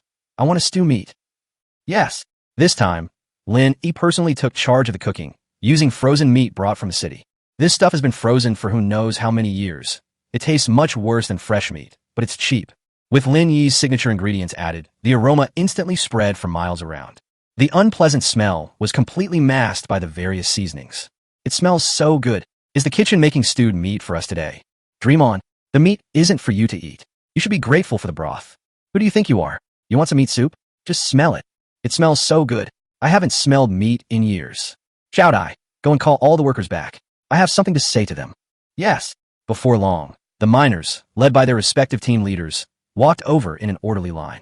With so many people, it was surprisingly not chaotic at all. Lin Yi was very satisfied with this scene, because it was Yi Shaodai who had implemented this queuing system here. Lured by the promise of food rations, no one dared to disobey. Now, orders are basically obeyed. Good brother, everyone's here. Yi Shaodai stood behind Lin Yi, assuming a protective stance. Lin Yi stood on the other side of Lin Yi. At this moment, she was shocked and curious. I wonder how these people are trained to march in such a neat formation. What's intriguing is that no one knows what Lin Yi is up to this time. Quiet down, everyone. Lin Yi's voice suddenly rang out throughout the room, and almost everyone could hear it. A murmur of surprise rippled through the crowd. Silence, Lin Yi said, holding the microphone. Several large loudspeakers were placed around it. These things had been installed a long time ago, but had never been used. Of course, besides him, no one else knows how to use it yet. The refugees had no idea what the loudspeaker was for, and when they heard the sound coming from it, they couldn't help but marvel. Can everyone smell this delicious aroma? That's right, it's the smell of stewed meat, which I specially stewed for the talented among you. So, what is talent? In my opinion, someone who knows martial arts is talent, someone who can write and calculate is talent, and someone who has a special skill is even more so. And these people deserve to eat this fragrant stewed pork today. There will also be big white steamed buns. As the saying goes, wolves travel 1,000 miles to eat meat, while dogs travel 1,000 miles to eat excrement.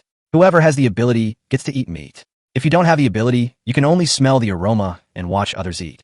Master, I know martial arts. I want to eat meat. Me too. I can write. I can eat it. Does that count?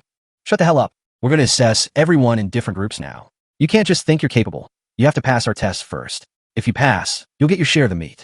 After Lin Yi finished speaking, he personally selected a dozen or so people who could write and calculate, and asked them to be responsible for grouping and recording.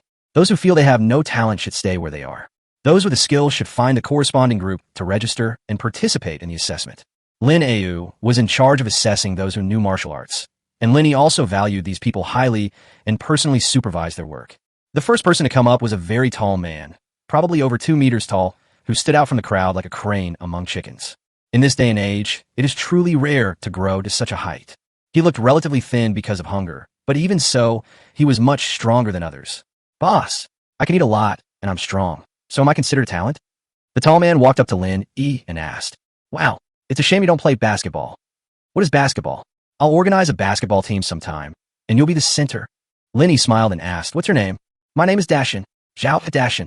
Lin Yi nodded and asked, Dashin, being able to eat a lot doesn't make you a talent, but being able to grow so big is certainly a gift.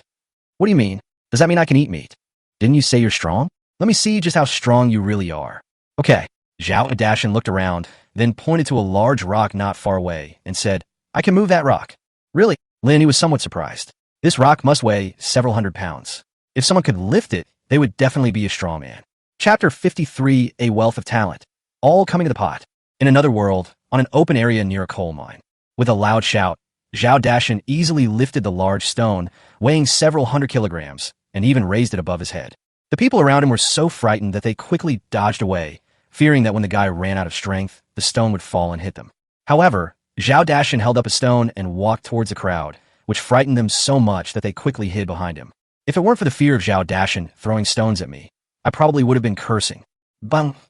After swaggering around like a tyrant, Zhao Dashin threw the stone back to its original position. Then he ran up to Lin Yi and asked, Master, can I eat meat? If not, I can move even bigger stones. No need to move it, go eat meat. Give him 10 steamed buns, pure white flour ones, Lin Yi said with a smile. This guy is a real talent. From now on, I'll make him my bodyguard. It'll be impressive to take him out. Boss, can I exchange 10 white flour buns for 20 cornbread buns? Zhao Dashin asked. Why is that? 10 steamed buns aren't enough for you. It's enough, but I want to save it so I can have a couple more full meals, Zhao Dashin said somewhat sheepishly. Lin Yi laughed and said, From now on, you'll work for me. I'll take care of whether you have enough to eat every day. Real. Would I lie to you in front of so many people? Thank you, boss. From now on, I'll work for you. I'll do whatever you ask me to do. Okay, let's go eat meat. Eat your fill, eat your fill. Zhao Dashin excitedly wiggled his big butt and ran towards the big pot of stewed meat. Everyone was really worried that this guy would pick up the pot and run away again. Soon, Zhao Dashin brought out a pot of stewed meat, his 2 large, fan-like hands, each holding 5 steamed buns, and smugly began eating in front of everyone. While eating, he swayed back and forth, the sound of chewing and the aroma of stewed meat making everyone at the scene drool. Zhao Dashin, can you stop hanging around in front of us? You son of a bitch. One of them finally couldn't hold back and cursed, swallowing hard. Zhao Dashin rolled his eyes. I'm happy to. If you're so capable, why don't you come and eat some meat yourself? It smells delicious, really delicious. So, what if I'm a little stronger? I know martial arts too. I want to eat meat too. With your pathetic skills, I could punch you flat with one punch. Bullshit. Who do you think you are? So what if I look down on you? Want to fight me? Pa, I'm not falling for your tricks. I still need to take the meat-eating test. The assessment proceeded swiftly and in an orderly manner. Although the group was divided into more than a dozen groups, and the assessment method was very simple, it still took most of the day to complete the assessment for so many people. In the final count, there were over 100 people with some martial arts skills, which is considered 1 in 100. There are 2 other people with similar extraordinary talent as Zhao Dashin. One of them was named Lin Yi. He was also very strong, able to lift 200 or 300 pounds as if it were nothing, but his height wasn't as exaggerated as Zhao Dashin's. The other one is named Yuan Fei, who is skilled in running and light-footed techniques and is extremely fast. Lin especially asked him to go from the coal mine to the city to buy some medicine for treating frostbite, and the round trip only took a few minutes. It's much faster than Lin Yi's one-way journey by carriage. Such talent must be recruited to our side. There are only about 30 people who can write and do math, and of those, only 4 or 5 can actually do math, making them a very low percentage. However, there are quite a few children among these refugees. These people can be used as teachers in the future to gradually nurture them. You should see results in a year or 2. In addition, there are about 2,000 people who possess a special skill. Most of them were bricklayers, carpenters, and blacksmiths. Lin Yi organized all the bricklayers into the construction team, the carpenters into the decoration team, and the blacksmiths into the Research Institute's machinery factory. In addition, there are basket weavers, brick makers, cooks, water conservancy experts, and barbers. All sorts of talents are available. Those who know how to farm are excluded, because most of these people are farmers and know how to farm. Seeing so many talented people, Lin Yi was so happy he couldn't stop smiling. This is all wealth. Lin Yi personally arranged for these talents. Those who could shave heads would set up a barber shop, and those who could cook would go to the kitchen to help out. As for those with some skills, Lin Yi incorporated them into the arts and crafts factory, so they wouldn't have to mine coal anymore. There were more than a dozen people who knew how to fire bricks, and they were all master craftsmen. Lin Yi decided to let them be in charge of the opening and operation of the brick kiln. After signing contracts with Lin Yi, these talented individuals were all arranged to live in Lin Family Village, forming the original inhabitants of Lin Family Village together with the previous residents. If there aren't enough thatched huts, we can keep building them. These talented people are definitely not going to run away anyway. Those martial artists will no longer need to mine coal. Instead, they will be responsible for the security of the Coal Mine Estate and Research Institute, as well as patrolling and guarding. Of course, he also had to undergo training from Lin Yi on a regular basis. There are indeed some very capable people among them, some even more capable than Yi Xiaodai, and Yi Xiaodai cannot teach them. They worked until nightfall, and Lin Yi returned to the city with Zhao Dashan, Li Erniu, Yuan Fei, and 10 martial artists. From then on, Zhao Dashan and the other 2 became Lin Yi's close attendants and bodyguards. The 10 martial artists served as guard for the household, and were all under the command of Yi Xiaodai when Lin Yi was away. Lin Yi personally settled them in the front yard and assigned them specific tasks. Dashan, Erniu, from now on, you 2 will come with me when I go out. When you're at home, just learn martial arts from everyone to improve your own strength. You don't need to worry about anything else, understand? Understood, master. Yuan Fei, come with me. Lin Yi called Yuan Fei in the bedroom alone, and they talked for more than an hour. After that, Yuan Fei left the Lin residence under the cover of night. After a busy day, Lin Yi was also a little tired. He originally wanted to ask Qiu Xiang to come over and give him a massage, but Lin Yi came over instead. And it looks like she's even freshened up and dressed up. Yi, is there something you need? Lin Yi asked curiously. Lin Yi's palms were sweating with nervousness. She could kill someone without batting an eye, but pleasing men was definitely not her forte. Master, are you tired? Let me give you a back massage, Lin Yi asked in a voice barely above a whisper. Lin Yi was taken aback. He looked Lin Yi up and down and asked, Yi, just tell me what's wrong. If I can help, I definitely will. Sir, I'm fine, that's all. You never stutter when you speak. What's wrong with you today? Master, I want to be your woman. Please take me. Lin Yi was desperate. After saying that, she closed her eyes and let Lin Yi do as he pleased. However, after a long while, Lin Yi still didn't speak. As soon as she opened her eyes, she saw Lin Yi looking at her with amusement and a mysterious expression. Yi, tell me, who exactly are you? Chapter 54. Yi confesses, and Lord Song takes the blame. The Lin residence, inside the bedroom. Faced with Lin Yi's questioning, Lin Yi did not panic. On the contrary, she was much calmer than before. Sir, what do you mean? Aren't I you? Lin Yi smiled without saying a word, but his eyes were noticeably colder. He had always wanted to win Lin Yi's heart, and today's sudden revelation was actually giving her a chance. If she still doesn't say anything, then we can't use it anymore. Even if she didn't mean him any harm, a woman who approaches him with ulterior motives is never someone he can trust. Lin Yi realized that she seemed to have made things worse. But now is not the time for regret. Since things have come to this, the only option is to be honest. Given her understanding of human nature, if she continued to spout nonsense at this point, she might never regain Lin Yi's trust. This goes against His Majesty's orders. She may die, but the task His Majesty has entrusted to her must be completed. After thinking it over, Lin Yi took a deep breath and said, Master has long seen through my ulterior motives in approaching you. Lin Yi nodded. That's right. I was indeed ordered to approach you, but we meant no harm. Who are you referring to? And on whose orders are you acting? Lin Yi asked. Lord Song. Who? Song Yao. Lin Yi asked, somewhat surprised and suspicious. Lin Yi nodded. Yes, it was Lord Song who arranged for me to get close to you. Why? It seems that I don't need to use such methods with Lord Song, right? Besides, I have helped him before. That's why I said we have no ill intentions towards you. You're here to protect me? I suppose so. You helped Lord Song deal with the 4 major families of Lanyan County, but you also put yourself in danger.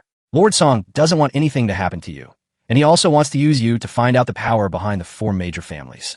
Besides, Lin Yi suddenly stopped. Continue. Sir, if I tell you everything, we won't be able to get back to Lord Song's side. Following Lord Song is not only busy, but also dangerous. If you're willing to stay, I can let you stay by my side. The condition is that you must be honest with me, Lin Yi said.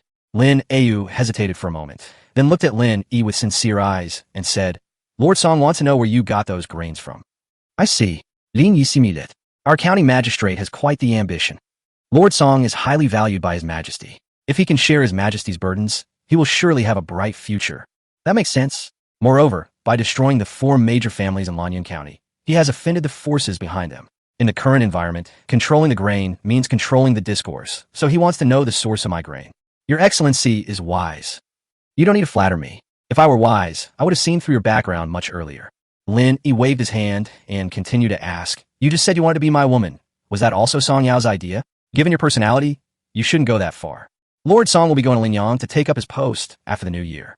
The situation there is worse than in Lanyan County. If there is food, whatever we do will be much easier and may even achieve unexpected results. So he made you my woman, hoping to lower my guard and tell you where the food comes from? Lin Yi asked. Yes, Lord Song is indeed shrewd, but asking you to offer your body is a bit of a trick. What do you mean by that? Lin Yi's expression immediately turned somewhat unpleasant. She is the dignified deputy commander of the Shadow Guard, one of His Majesty's most trusted confidants. In the past, when she went out on official business, even high-ranking officials would treat her with great respect. You, Lin Yi, dare to look down on me? Ayu, you are a martial artist with your own pride and personality. You can fight villains without batting an eye, but it would be too much to ask you to please me and offer your body. Hearing this, Lin Yi's expression softened slightly. Is that why Master suspects me? From the first time we met, I felt there was something wrong with your background. And what you did today makes me feel that I should have an open and honest talk with you. To be honest, I admire you and hope that you can sincerely do things for me. You've probably seen what kind of person I am these past few days. Anyone who's mine will never be treated unfairly. Ayu, go back and think it over again. If you're willing to stay by my side, I'd be very happy to welcome you. If you still want to work for Lord Song, I won't stop you. I'll also keep our conversation today a secret. Thank you, sir. I'll head back now. Lin Yi couldn't stay any longer and quickly ran out. After dinner, Qiu Xiang and Yi Shaodai wanted to help Lin Yi rest, but Lin Yi declined, citing his martial arts practice as the reason. When the night was deep and quiet, Lin Yi activated time acceleration and left the city. The city walls of Lanyan County were not high to begin with, and in addition, there had been wars in previous years and several years of famine after the founding of the People's Republic of China, so the city walls had fallen into disrepair and were full of holes. Closing the city gates at night is only symbolic. It's not easy to get in or out. Of course, on such a cold night, no one would be like Lin Yi, staying up all night and causing trouble. Soon, Lin Yi arrived at the entrance that had been cleared by an excavator, which was also the only passage in and out of the coal mine. There used to be someone on duty here, but they're asleep now. People in this era go to bed very early. There were no lights, no entertainment facilities, and besides, after a long day of work, everyone was exhausted.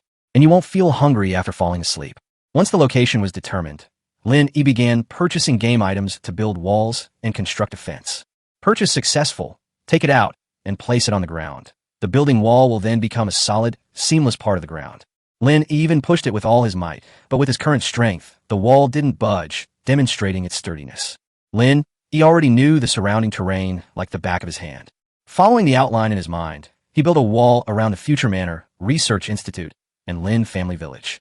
Since the coal mine is located in the mountains, surrounded by mountains, it is sufficient to simply build a wall around the lower-lying areas. Only the main road that had been cleared was left as an entrance and exit to the fortress. From now on, this coal mine will be his private property. As for the construction of the manor, the blueprints haven't been completed yet, so Lin Yi hasn't started working on the walls for the time being. However, since there was still time, they drove the excavator and leveled the foundation at the previously selected site. This will be the site of the manor from now on. The entire estate not only features pavilions and towers, but also boasts beautiful lakes and mountains, making it an absolute paradise once completed. The excavator kept running until late at night. As it was almost time to leave, Lin Yi put it away in the warehouse and returned to the city. Chapter 55. The neighbor's wife has an urgent matter. Lin Yi's home in Shaohua village. It was already past 10 a.m., and Lin Yi was still fast asleep in bed. I was busy in another world until late last night, and I felt a bit tired when I got back. Anyway, he's all alone, so he can sleep whenever he wants and sleep as long as he wants. Even the king of heaven can't interfere. However, a loud knocking on the door shattered Lin Yi's sweet dream. Who the hell is that? Lin Yi cursed, still a bit grumpy from waking up. He checked the security camera footage on his phone and saw it was his neighbor's wife, Shenwei. And, judging from her appearance, she seemed quite anxious. Sister-in-law, what's wrong? Lin Yi asked, using the voice function on the video monitor. Lin, my third son was running around and accidentally stepped on a nail. Now the nail is stuck in his foot. Could you please drive us to the hospital? Shenwei said anxiously to the camera. Okay, go back and get ready. I'll be right there. Upon hearing this, Lin Yi immediately woke up, quickly put on his clothes, and ran outside. A few minutes later, Lin Yi was already driving his car, speeding towards the county town. Mommy, it hurts, the child cried and called for his mother in pain. Don't cry, baby, it'll be fine in a bit. Shenwei was both distressed and anxious, tears welling up in her eyes, but she still had to comfort the child. Sister-in-law, don't worry. We'll be at the hospital soon. Lin Yi comforted her. Lin Yi, thank you so much for today. We're all from the same village. No need for formalities. Everyone has their own troubles. You were very helpful when my father passed away. Hey, that's only fair. After chatting for a while, Shenwei's tense mood finally eased a bit. 20 minutes later, Lin Yi drove the car to the emergency room of the county hospital. Shenwei, holding the child and with Lin Yi protecting her, rushed inside. The doctor examined the child, immediately wrote a prescription, and then began cleaning the wound. Sister-in-law, I'll go. Lin Yi took the payment slip and went to pay the fee. When they returned, the child had stopped crying because of the anesthesia, but was still snuggling in her mother's arms, sobbing intermittently. Lin Yi suddenly realized that if he brought the anesthetic injection to another world, it would definitely be very popular. It's just that this thing is not easy to make. In addition, there was the tetanus shot, which was very useful for wounded soldiers. A large proportion of people died from injuries on ancient battlefields, and one of the important reasons was tetanus. Another issue is incomplete disinfection, which can lead to bacterial infections. All right, get a tetanus shot, go back and rest well, and try to avoid going out too much in the near future. Thank you, doctor. Do I still need to take any medicine? I'll prescribe you some anti-inflammatory medication for a few days, and it would be best if you went back and had 4 fluids for a few days. Give me the prescription, sister-in-law. You take the child and wait for me in the car. Lin Yi took the prescription, picked up the medicine, and then drove home. Baby, quickly thank Uncle Yi. Thank you, Uncle Yi, the child said in a childish voice. Lin Yi smiled and said, Bower, don't be shy. Are you hungry? What would you like to eat? Uncle will buy it for you. I want to eat candied hawthorn. You want to eat candied hawthorn? Okay, I'll buy you some later. Lin Yi drove to the supermarket and bought not only candied hawthorns, but also some snacks that children like to eat. He bought several extra skewers of candied hawthorns, intending to take them to the other world for Chiu Xiang and the others to try.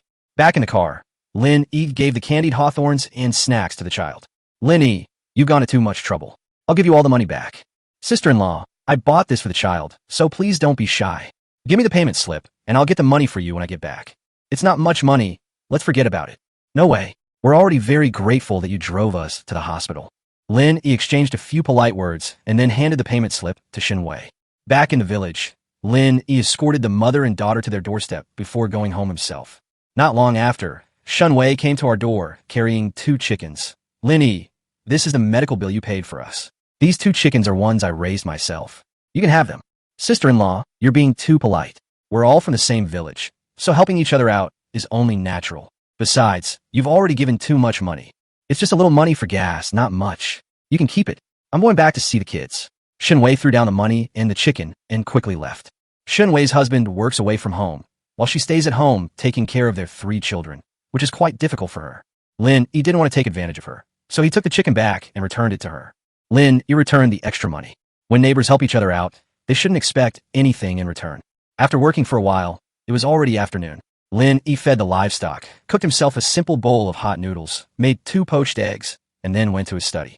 After playing games for a while, Lin Yi started practicing calligraphy. This thing is just for killing time. I'm just killing time anyway. He also recently plans to buy a guitar to play with. With time on his hands and no worries about making a living, he has a lot more ways to entertain himself. Actually, he bought a pool table online a couple of days ago, thinking he could play a few rounds when he had nothing to do. It's still in transit right now. After playing games, practicing calligraphy, walking the dog, and chatting risquely with the village women, Lin Yi returned home, feeling quite frustrated after being teased. The raunchy and suggestive language uttered by these women is incredibly provocative. Lin Yi, an unmarried older single man, became the object of their teasing. This is truly a reversal of the natural order. As night fell, Lin Yi was about to lock the door and head to the other world when Shun Wei came looking for him again, bringing him a small pot of stewed chicken. This is because she saw that Lin Yi had confiscated her chicken during the day, so she cooked it and brought it to him. Sister-in-law, why are you being so polite? I don't know what I would have done today without you. You didn't want the chicken I offered, but now that it's cooked, you'll surely accept it, right? Shun Wei said with a smile. The chicken you stewed smells so good, sister-in-law. I'll accept it. Thank you, sister-in-law. If you want to eat anything in the future, just tell your sister-in-law, and she'll cook it for you. It's not easy for a grown man like you to live on your own. How about I introduce you to someone? Forget about finding a partner. I think being single is fine.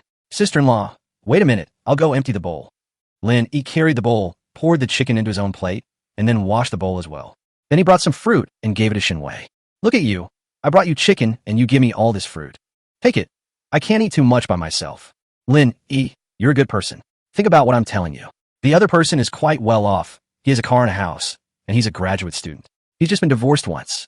I don't know if you mind that. Sister-in-law, I really haven't thought about getting married. Thank you. I heard from the villagers that several city girls have stayed overnight at your place. You wouldn't happen to be one of them, would you? We're just ordinary friends. Don't listen to those people's rumors. After finally seeing Shun Wei off, Lin Yi breathed a sigh of relief. After locking the gate, Lin Yi checked the front and backyards, then returned to his bedroom and teleported to another world. Upon opening the door and seeing the hopeful look on Dashing's face, Lin Yi remembered that he had bought his stick. Great sage, don't rush. The staff isn't finished yet. Good brother, something bad has happened. Something has happened at the farm. Just then, Yi Xiaodai suddenly rushed over. Chapter 56, A Miracle from Heaven. I'm a person favored by the gods. What happened? Lin Yi asked calmly. Yi Xiaodai said nervously. Early this morning, someone from the farm came to report that a miracle happened overnight, and our farm and coal mine were surrounded by a wall. I know about this, don't worry. Lin Yi waved his hand. You know, Yi Xiaodai asked in surprise. Last night, I dreamed of a deity who told me everything, including that place would be my home. It seems I need to build a home there. Sir, you can even dream of gods? That's amazing. What am I not amazing? Lin Yi pinched Xiaoxiang's butt. I'm a man blessed by the gods. Otherwise, where do you think all the grain in the house came from? At this point, Lin Yi said to Yi Xiaodai, Xiaodai, go and tell everyone this news. Tell them not to panic and to just keep working. Yes, I'll go right away. Have breakfast first. I better go check it out first. Everyone's terrified, Yi Xiaodai said, and ran off into the distance. Watching Yi Xiaodai rush off, Lin Yi shook his head and smiled, resigned to his fate. With such a woman at home, Lin Yi has much less to worry about. At this moment, Jiao Xiaochan ran over and reported, Master, the county magistrate has arrived. Xiaochan, go and serve tea to Lord Song first. I'll be right there, Lin Yi instructed. Yes, Master. Lin Yi had just used up a lot of energy and hadn't rested yet. So there's no rush, let Lao Song wait a while. Given their relationship, they probably wouldn't blame him. After about the time it takes to drink a cup of tea, Lin Yi arrived at the front hall. Brother Song, it is an honor to have you here. I am sorry for not being able to welcome you properly. Please forgive me. Song Yao stood up, pulled Lin Yi along, and walked outside. Brother Song, where are we going? I just heard that a miracle happened at the coal mine. Let's go take a look, Song Yao said. Lin Yi didn't say much, so he could only go with Song Yao. Brother, you've really done a great job modifying this carriage. It's so comfortable to ride in, Song Yao praised. If you like it, Brother Song, send your carriage over another day, and I'll have the craftsman modify it as well. Then thank you very much, my dear brother. Since we're brothers, let's skip the formalities. By the way, Brother Song, this is a dish I just developed. Please try it. Lin Yi turned around and pretended to take out a string of candied hawthorns from the storage box behind him. What is this? It's so pretty and bright red. This is called candied hawthorn, and the red fruit inside is called hawthorn. Song Yao tried one, and its sweet and sour taste immediately won him over. My dear brother, you are truly an expert in the culinary world.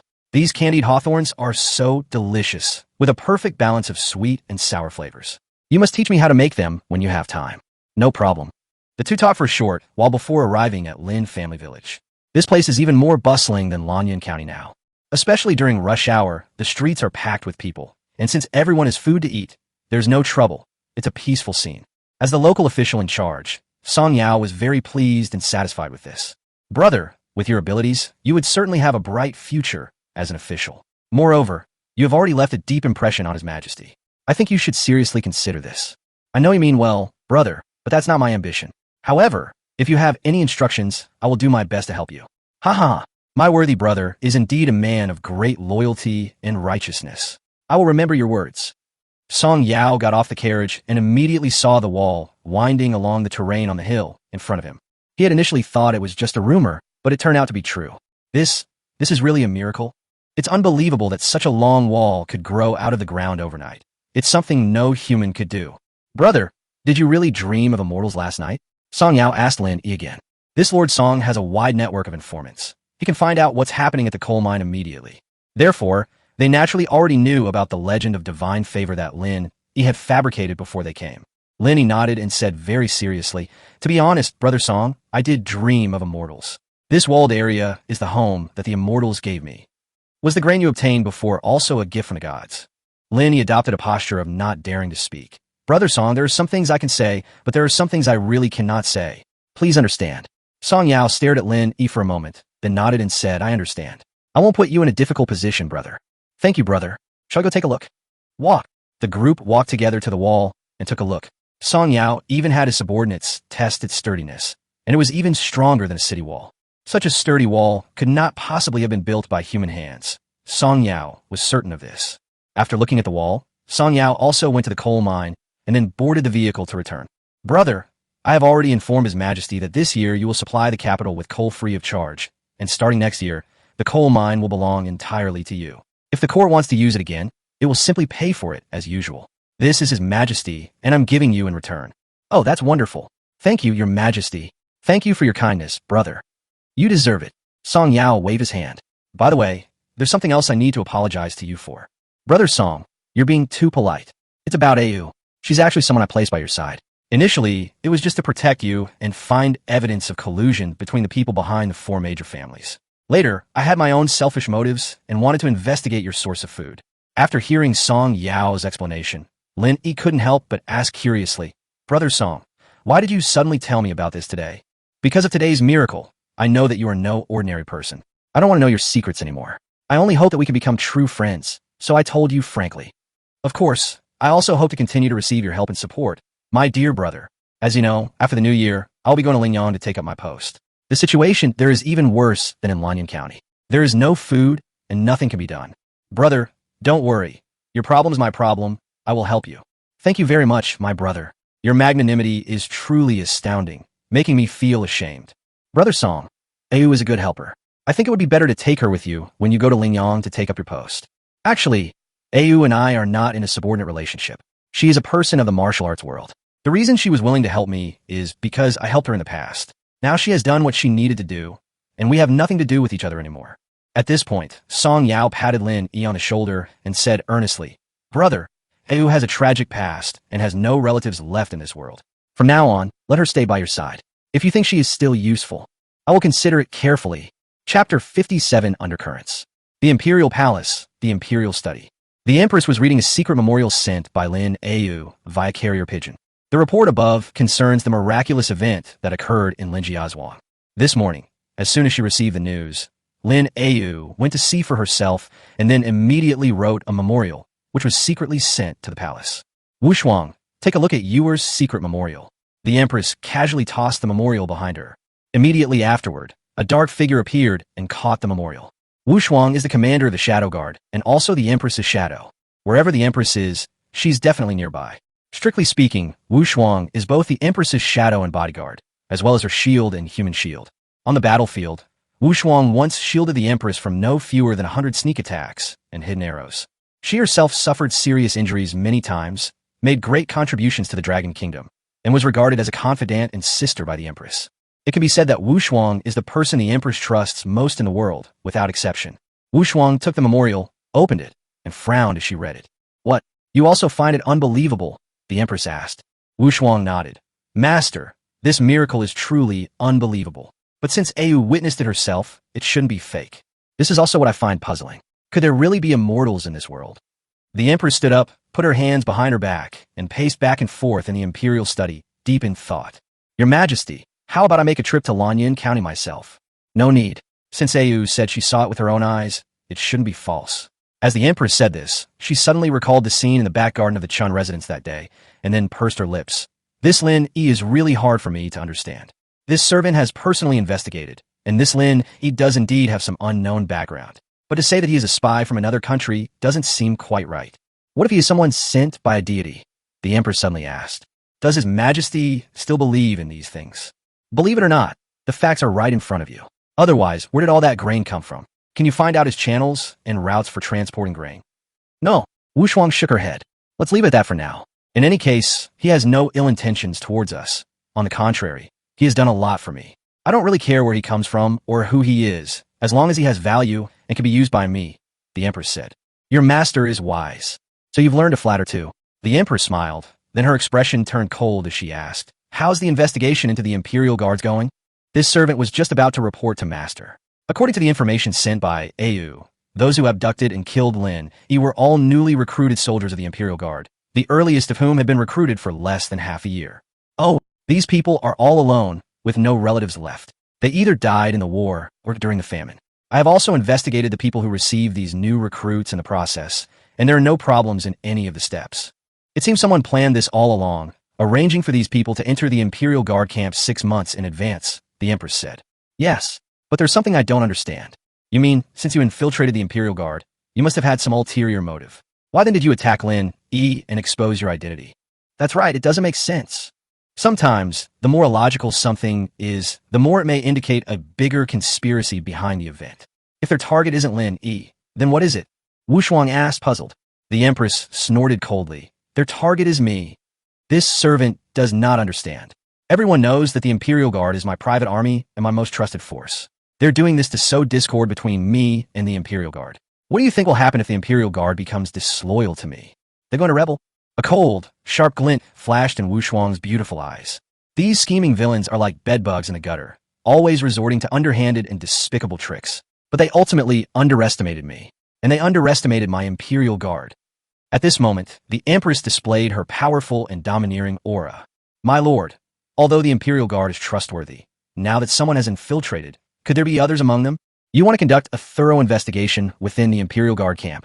The Empress shook her head and said, if you do that, you'll really fall into their trap. But I really can't rest easy if I don't investigate. If all else fails, I'll sneak into the Imperial Guard camp and investigate secretly. No need. The Imperial Guard is the unit that has served me the longest. I know the name of every single one of the old brothers in it. I could trust them unconditionally. A few clowns can't cause any real trouble. However, please give your orders, Master. I must find out who is behind this smuggling of people into the Imperial Guard. Wu Shuang, you will handle this personally. This servant obeys the decree. I'm leaving the capital tomorrow, so take this time to investigate thoroughly for me. Your Majesty is leaving the capital? Wu Shuang asked in surprise. Didn't a miracle occur in Lin Yi County? I'm quite curious and plan to go and see. It'll also give those clowns a chance to show off, the Empress said with a hint of sneer. Your Majesty is wise, I understand. However, if His Majesty leaves the capital, I cannot go with him. How can His Majesty's safety be guaranteed? Don't worry, I'll take the Imperial Guard with me. Besides, Yuer is still in Lin Yi County. You can stay in the capital and focus on your work. The Empress sighed as she spoke. Conquering the world is easy, but ruling it is difficult. I have just gained the throne, and there have been years of famine, and the people are suffering. Is it really that heaven does not want me to be the emperor?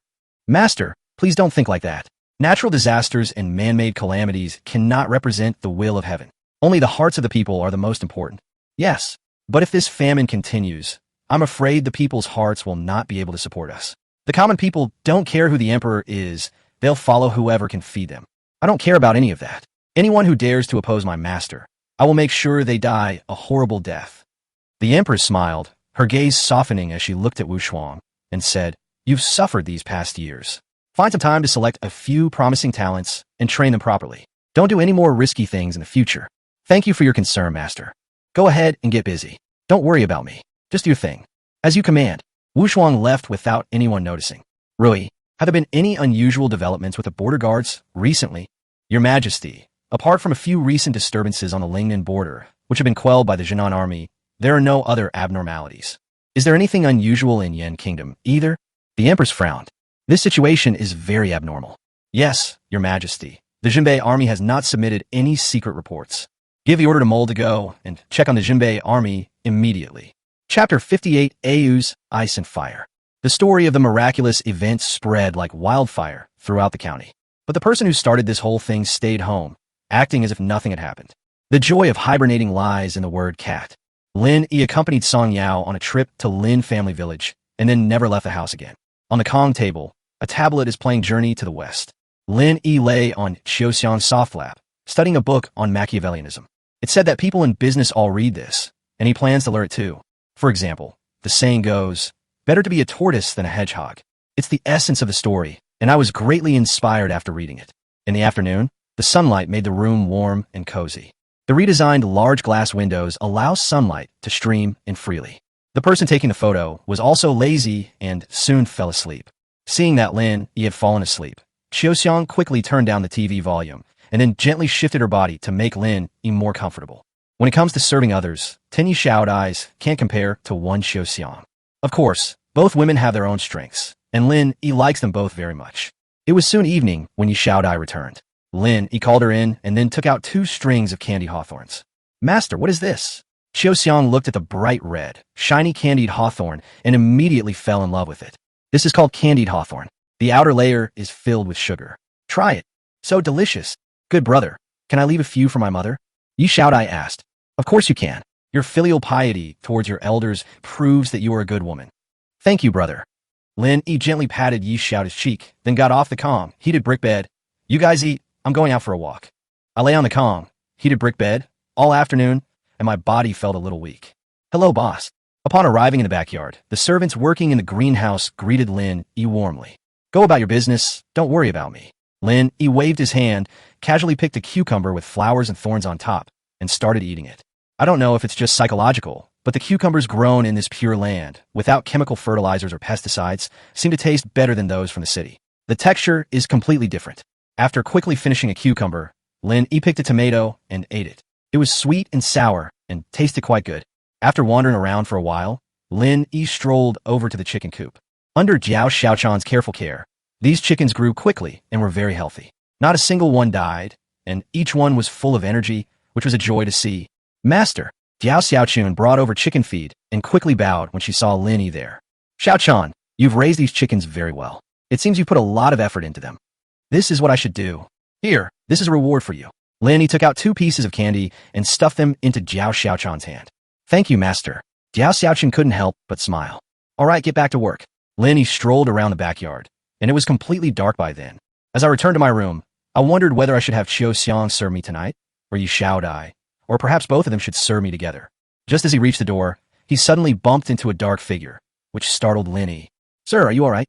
Lin Yi patted his chest and asked curiously, Hey, what are you doing here? Do you need something? Lin Yi lowered her head and whispered, Master, I've made up my mind. I want to stay by your side. Please take me in. Are you really sure? It'll be too late to regret it later. The master is a good man. I will not regret it.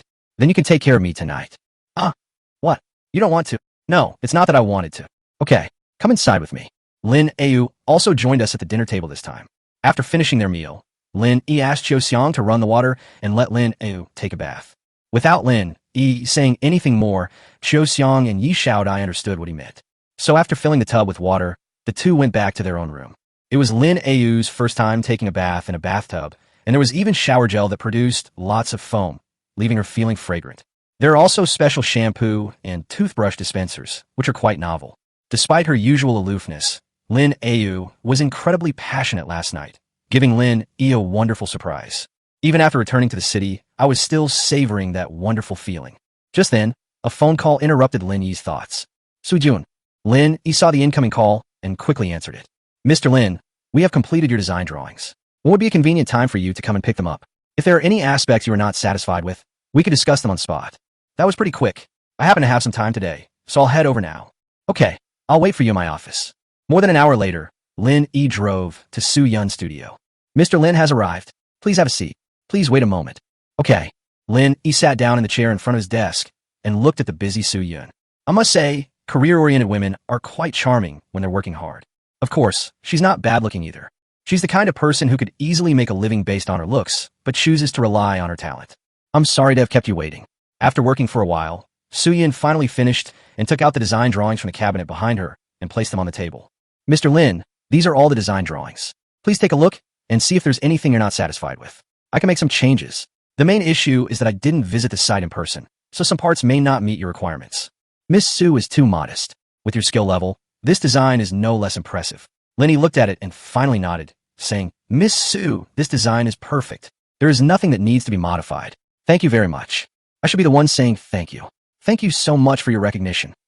Miss Su is highly skilled, and her design is excellent. I can't help but be dissatisfied. Lin Yi stood up with a smile, shook hands with Su Yun, and said, Miss Su is so busy, so I won't bother you any longer. I'll treat you to dinner when I have time. Mr. Lin, you're too kind. Let me see you out. Miss Su, please wait. By the way, Mr. Lin, I heard from Ms. Yang Xiaowei that you have a way to obtain some high-quality herbs. Chapter 59. Preparing for the sprint time item. Su Yun's office.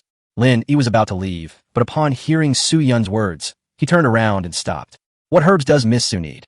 Oh, please wait a moment. I'll go look for it. Su Yun smiled apologetically and quickly ran to the desk and rummaged around for a while.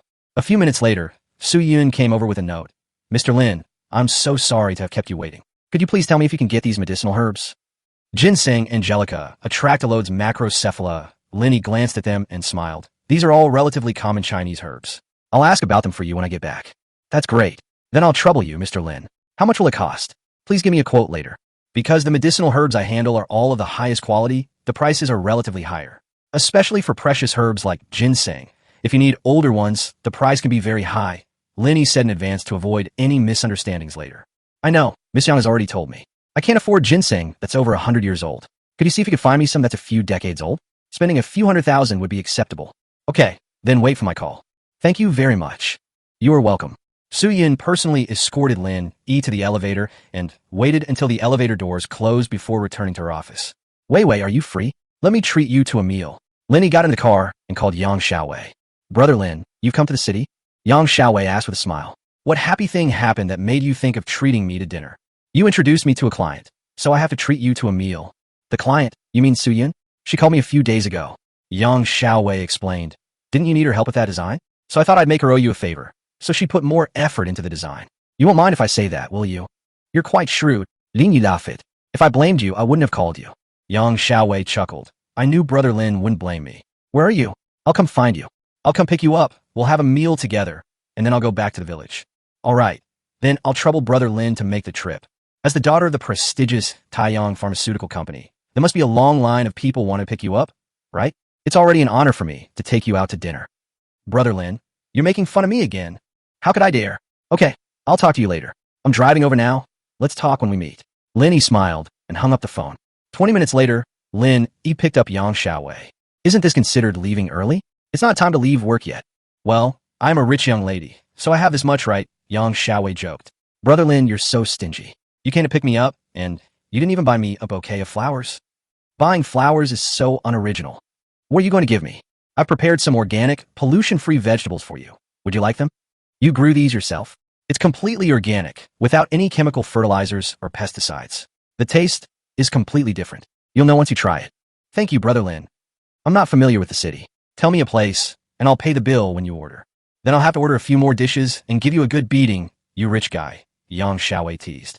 I'm just an ordinary citizen. I have nothing to do with being a tycoon. Brother, you're richer than me now, okay? The watch on your wrist is worth over $1 million. Then I'll take care of you. Would you be willing? I'm willing, as long as you love me. I don't care if I give up being a pampered young lady. Come on, you've inherited the family business. You'll be a multi-millionaire heiress. You won't need me to support you. The two are now good friends, and since they have mutual interests, it's not unreasonable for them to joke around with each other. With a smile on his face, Lin Yi, led by Yang Xiaowei, arrived at a private restaurant.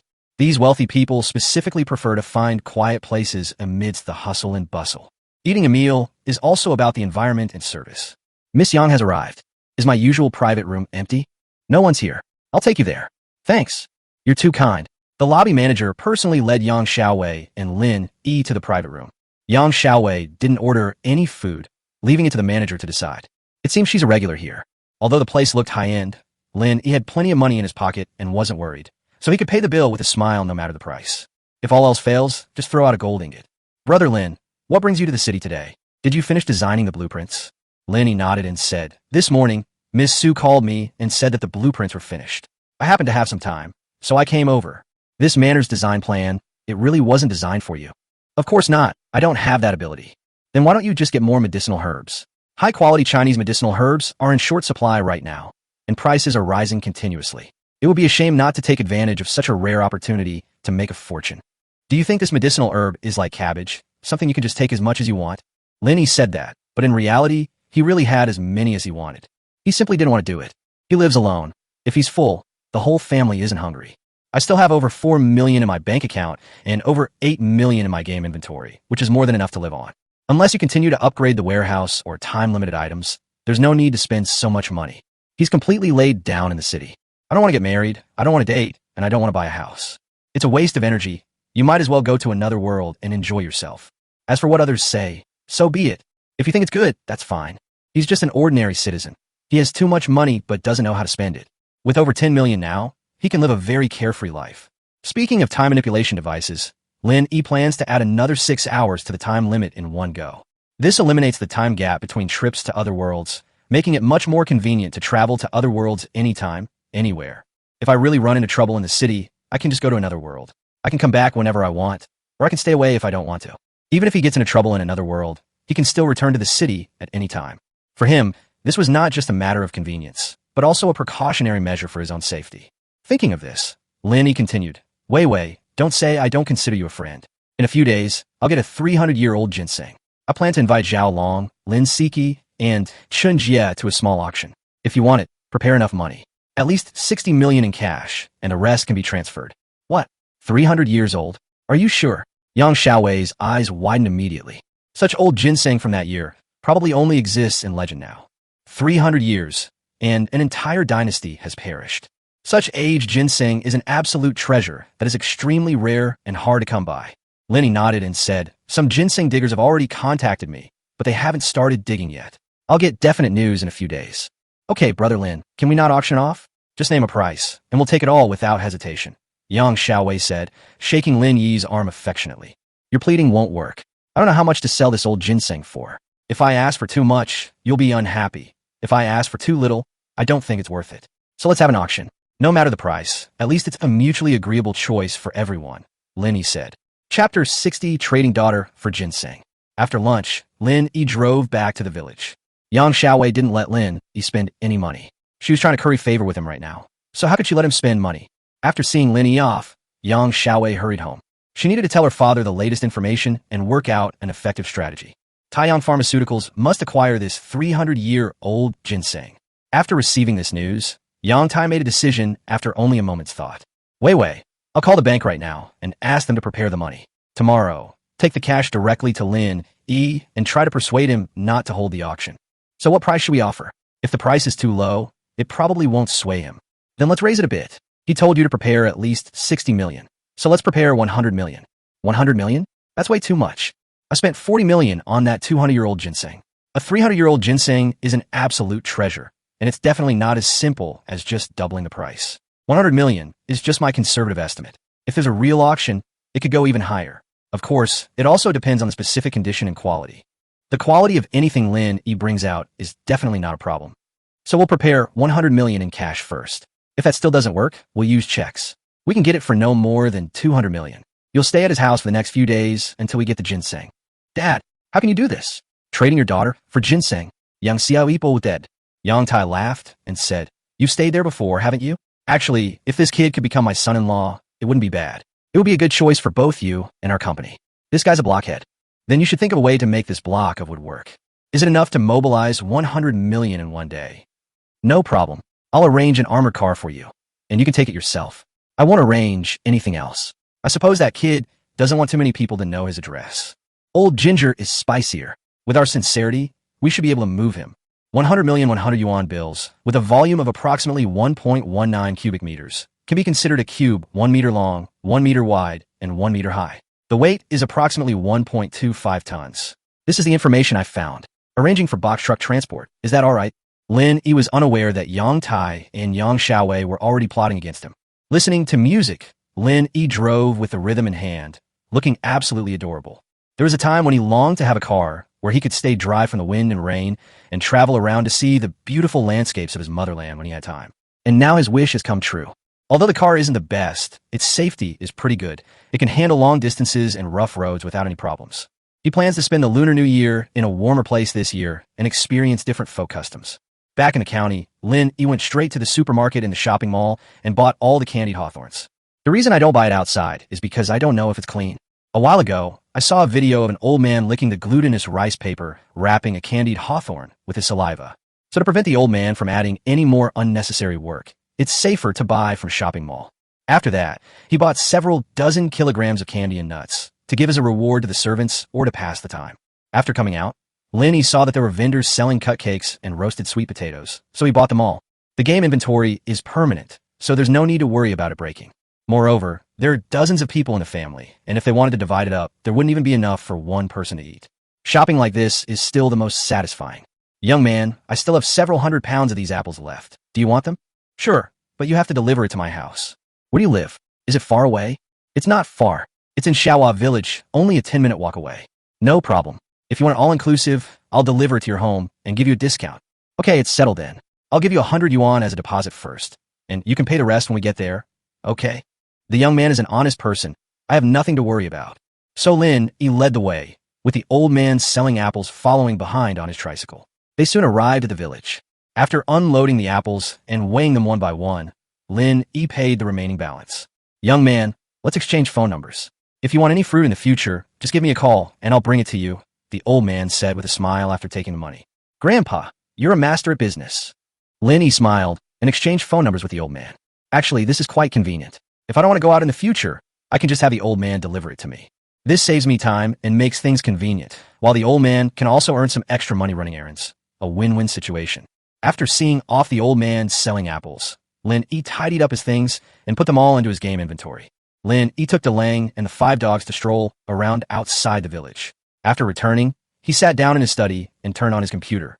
After inquiring at many online stores, I finally found one that was willing to make a custom-made golden cudgel. Lin Yi provided the dimensions, weight, and appearance, and not only paid half the deposit, but also had to bear the shipping costs himself.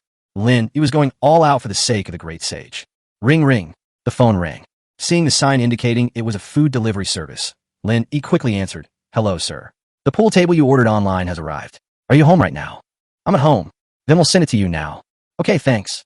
It has to be said that JD.com's logistics are really strong. They deliver directly to homes, even in rural areas. Unlike other courier services that simply leave packages in town and require customers to pick them up themselves. This time, after waiting for more than half an hour, the delivery truck finally arrived. Lin Yi opened the gate and let them drive the car directly into the yard. After installing it for more than an hour and seeing the delivery driver off, Lin Yi poked the ball twice himself. This table cost Lin Yi over 8,000 yuan, and its quality is indeed much better than the tables in the town's billiard hall. The small gifts they gave away, such as cue holders and billiard balls, were also quite nice. As darkness fell, Lin Yi locked the door, then stored the pool table in his game inventory and teleported to another world. The room next to the bedroom, the one where the toilet and bathroom were converted, is quite spacious and can fit a pool table. Moreover, during the previous renovation, a chimney was installed underground, so it's not cold in winter. In the dead of winter, playing a few rounds of cards with beautiful maids and concubines, and then playing something else when you get tired, can add a lot of fun. Having found a good spot, Lin Yi moved the pool table out of the game storage, set it up, and prepared to call someone over to try it out. Just then, Qiu Xiang's voice rang out from outside the door. "Master, are you up? Yuan Fei is back, and says he has something important to report." "Qiu Xiang, let him in." Lin Yi walked to the door and opened it. Immediately afterwards, Yuan Fei approached Lin Yi, bowed respectfully, and then whispered in Lin Yi's ear, "Master, His Majesty has arrived in Lanyan County with the Imperial Guards. They have already left the capital." Chapter 61, preparing a few dishes for His Majesty. Lin Yi arranged for Yuan Fei to go to the capital, where he was tasked with gathering intelligence on the situation. Of course, given Yuan Fei's status, he's currently only gathering information from the common people in the city. Lin Yi planned to assess his abilities first. If he truly possessed this talent, he could have him contact Chun Yu Dao to obtain more important information, which could then be quickly sent back using his lightness skill. What is His Majesty doing in Lanyan County? Lin Yi muttered to himself. Yuan Fei chimed in. "I heard they came to see a miracle from heaven." "Oh, this news has reached the capital so quickly." "Yes, now the people of the capital all know about it. People in tea houses, taverns, and on the streets are talking about it. That's a bit strange. Could someone be deliberately spreading rumors?" Lin Yi pondered for a moment, then took out a handful of candy and rewarded Yuan Fei. You did a good job this time. The news came just in time. Go and rest now. Thank you very much, sir. When may I go to the capital again? Rest for 2 days, and wait for my instructions later. Yes. Xiao, come help me wash up. Lin Yi has become too lazy to be waited on. He needs someone to help him wash his face and brush his teeth. Upon hearing the summons, Xiao quickly entered. Seeing the pool table in the room, he couldn't help but ask curiously, Grandpa, what's this? It looks like a big table. This is a table, but of course it can be used for other things too. Lin Yi said with a mischievous grin.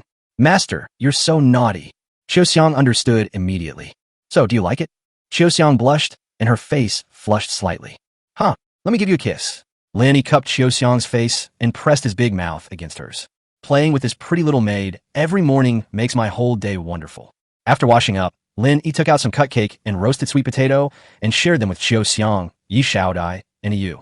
Now Yu has successfully joined this small group. Lin Yi arranged everything that needed to be arranged, such as mink coats, cashmere leggings, hats, gloves, and underwear and sanitary napkins. Last time, he bought a lot of goods to supply Chunyadeo's women's product store. Master, what is this? Lin Yu asked, picking up a piece of cut cake. She shoulders heavy responsibilities, so she has a strong spirit of exploration. If you see anything strange or unusual, you should ask about it. This is called Chiagal, and it has red dates inside. It's very delicious. You should all try it. Shaodai, take a piece to your mother later. Thank you, dear brother. Eat quickly. It's so sweet. This sweet cake is delicious. Xiao's eyes narrowed into crescent shapes with happiness as she ate the sweet treat. If it's delicious, have a couple more pieces. I'm content with just one piece. Compared to before, life now is like paradise. It's all thanks to your grace, master. Silly girl, we're family. No need for formalities. Lin Yi ate 2 roasted sweet potatoes and drank a bowl of corn porridge and immediately felt warm all over. Xiao, could you give me a basket? After finishing his meal, Lin Yi, accompanied by the 2-door god Zhao Dashan and Li Erniu, took some gifts and went to the county government office. Both of them are strong men, especially Zhao Dashan, whose name means mountain. Standing next to him is like having a mountain, which makes you feel very safe. With these two around, ordinary people dare not approach. Lin Yi made a special effort to let Lin Yu test their martial prowess. Although he had never practiced martial arts, his thick skin and strong body made him comparable to a second-rate master. If pushed too far, he could even fight Lin Yu, a top-tier fighter. People with extraordinary talent cannot be judged by conventional standards. You two wait here. Lin Yi gave the two a handful of melon seeds and some candy, and told them to wait near the entrance of the county government office. Thank you, employer. Lin Yi waved his hand, picked up the basket, and walked into the county government office. Master Lin is here. Good morning. Morning. Lin Yi was like a generous benefactor, greeting people as he walked and giving them nuts and candies. He had become quite familiar with the local government office. Brother Lin is here. I was just about to send someone to find you. Upon seeing Lin Yi, Song Yao mysteriously pulled him towards the study. Brother Song, what brings you here? Lin Yi asked curiously. Song Yao did not answer immediately, but went into the study and closed the door. Then he said to Lin, His Majesty is coming to Lanyan County. He should arrive around noon. I plan to prepare some delicious dishes for His Majesty to try. Please give me your suggestions. Your Majesty is coming to Lanyan County? Lin Yi, fine surprise. According to the latest news, they have already left the capital. However, His Majesty travels with a large entourage, so they certainly won't be traveling too fast.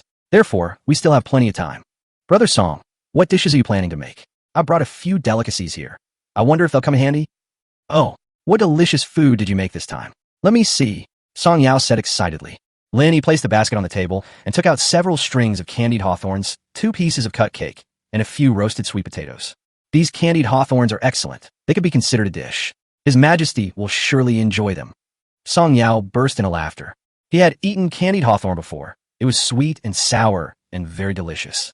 This is called chegao, made with glutinous rice and filled with red dates. It's sweet. I just figured it out myself, so I quickly brought it here for Brother Song to try. I didn't expect His Majesty to come, and there are only 2 pieces. Isn't that too few?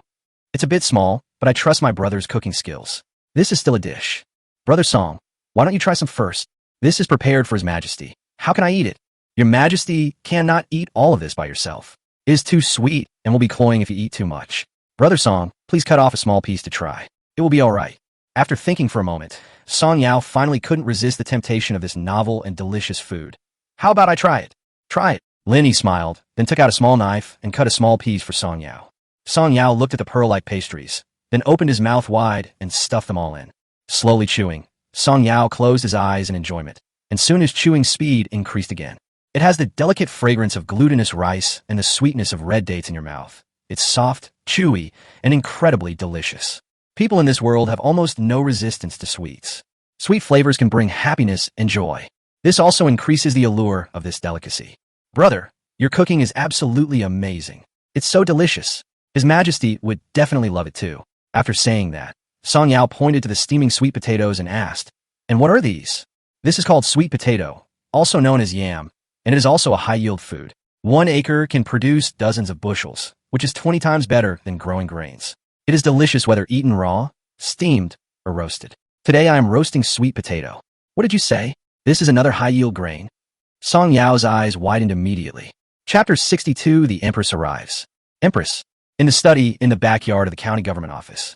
Faced with Song Yao's shock, Lin Yi gave him a reply that made him overjoyed. That's right. This sweet potato not only has a high yield per acre, but it is also highly adaptable and has low requirement for soil. It can be planted in both mountainous and plain areas. Song Yao, his expression somewhat excited, continued to ask, "Is it truly 20 times better than grain?" "This is just a conservative estimate. I planted some in my backyard, but we'll have to wait until they're ripe to know the exact harvest. Of course, in this cold weather, we can't plant them outside. We'll have to wait until next spring when the temperature rises. I'll try it first." Song Yao nodded, deciding to test it himself first. He picked up the smallest piece and asked, "How do you eat this?" Lin Yi smiled, broke it in half for him, removed the skin, and handed it to Song Yao. Song Yao took a small bite, chewed it tentatively a couple of times, and then his eyes lit up again. "This is so sweet too?" "Yes, and it's very filling. If you dry it and grind it into powder, you can use it as dry food." "Huh, that's wonderful. Brother Lin, you're truly my lucky star.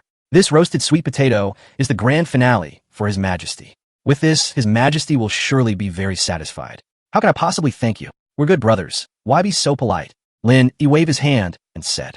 Song Yao looked at Lin Yi with a solemn expression. "Brother, rest assured, I will always keep this friendship in my heart. It's just a little food, Brother Song. There's no need for that." "Brother, His Majesty is here in Lanyan County to see the miracle that happened at Tianzhuang. He will also most likely visit the coal mine. You can wait at Tianzhuang. If His Majesty wants to see you, I will let you know." "Okay, I've got it. By the way, I heard that you and Rong, the daughter of Physician Shun, are engaged. I haven't congratulated you yet. Not so fast. We only have mutual feelings for each other right now, and Physician Shun is also quite satisfied with me. As for the next step, we haven't had time to discuss it yet. To be favored by Physician Shun, my good brother, is truly remarkable. You should know that there are dozens, if not hundreds, of well-known officials in the capital who all want to marry Physician Shun. But Physician Shun doesn't look down on any of them. Wouldn't that mean I've offended all the sons of officials in the court?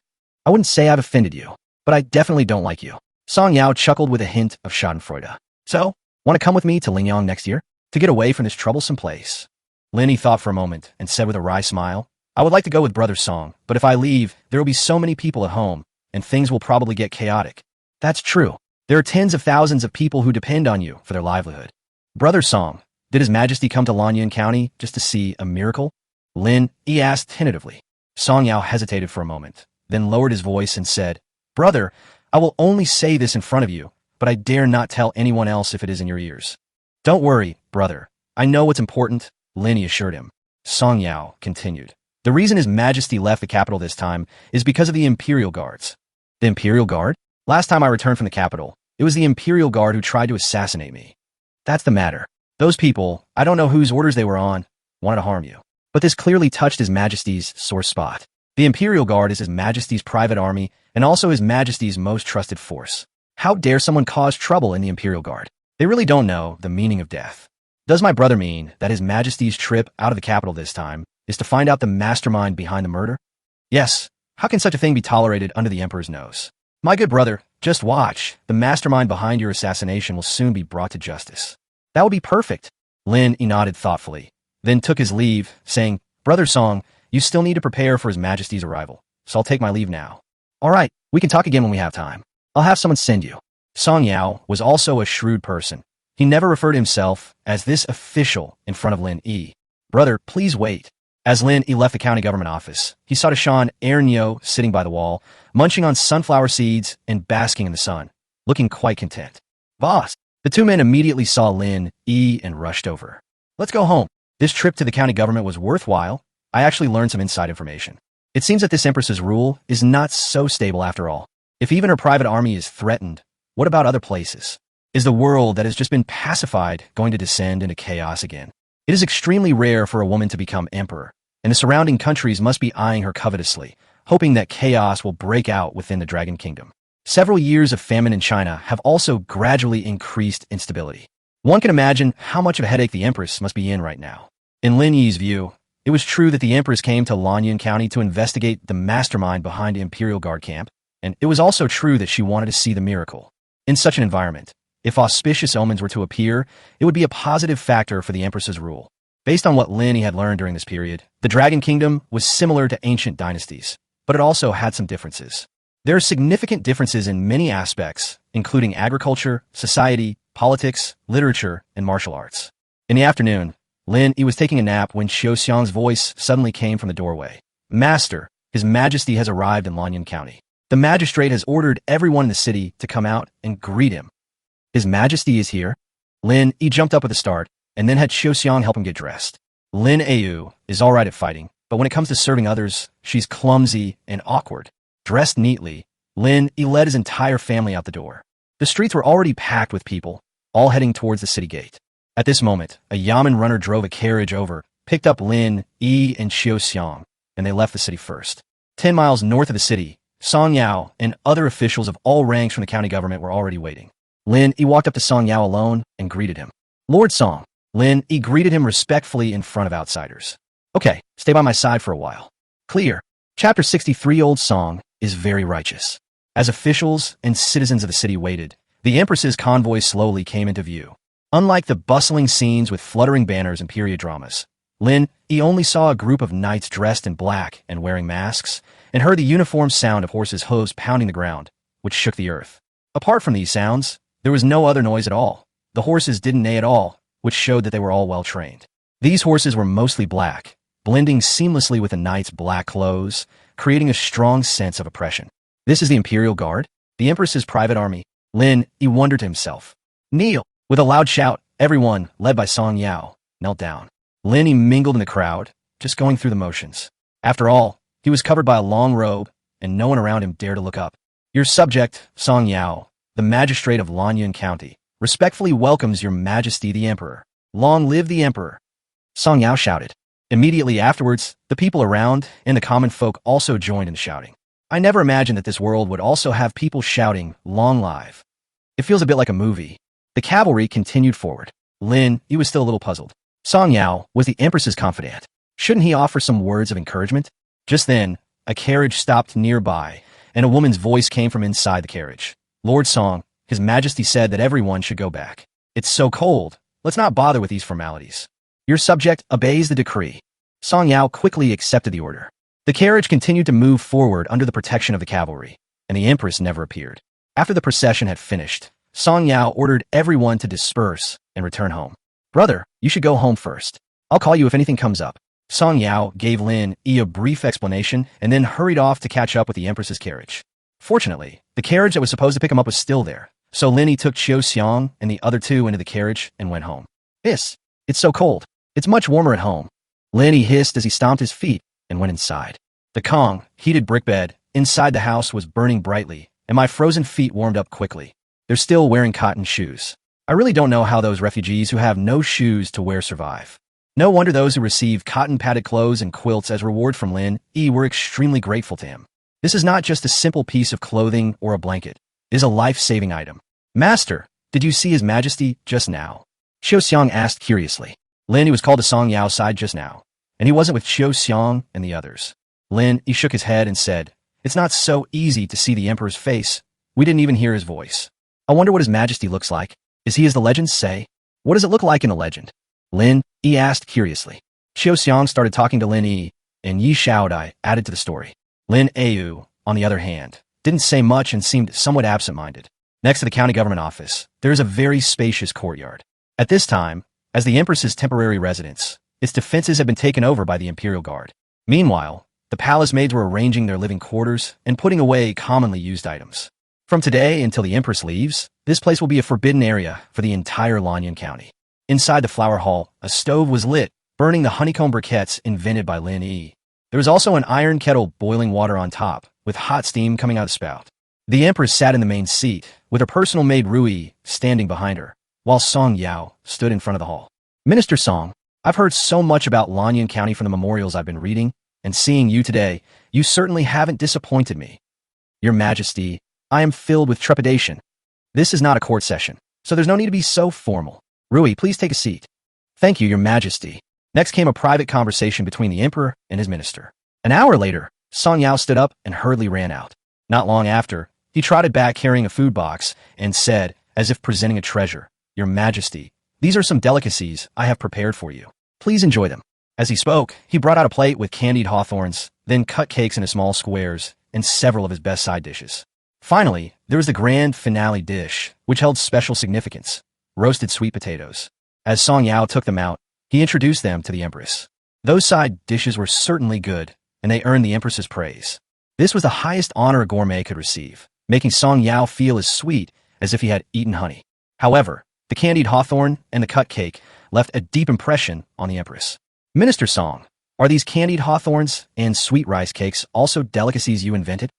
Your Majesty, these two delicacies were not made by me, but by Lin Yi. He heard that Your Majesty was about to come to Lanyan County, so he specially made them for Your Majesty. If Lin Yi knew how righteous Song Yao was, he would definitely be moved and give him some more technology and tough skills. Is that Lin Yi, the one who discovered coal as a resource and invented honeycomb briquettes? Yes, Your Majesty. Not only that, but this final grand finale dish today was also provided by him. I am offering it to Your Majesty for your consideration. Rui picked up a roasted sweet potato, first tested it with a silver needle, and then tasted a little herself to make sure there was no problem before bringing the roasted sweet potato to the empress. This has nothing to do with trust or distrust, but rather with conventions and rules. The empress's food safety is the biggest safety concern. It was always checked by trusted confidants. It tastes good, sweet, and sticky, and it warms my stomach a lot after eating it. However, compared to other delicacies, it doesn't seem that amazing.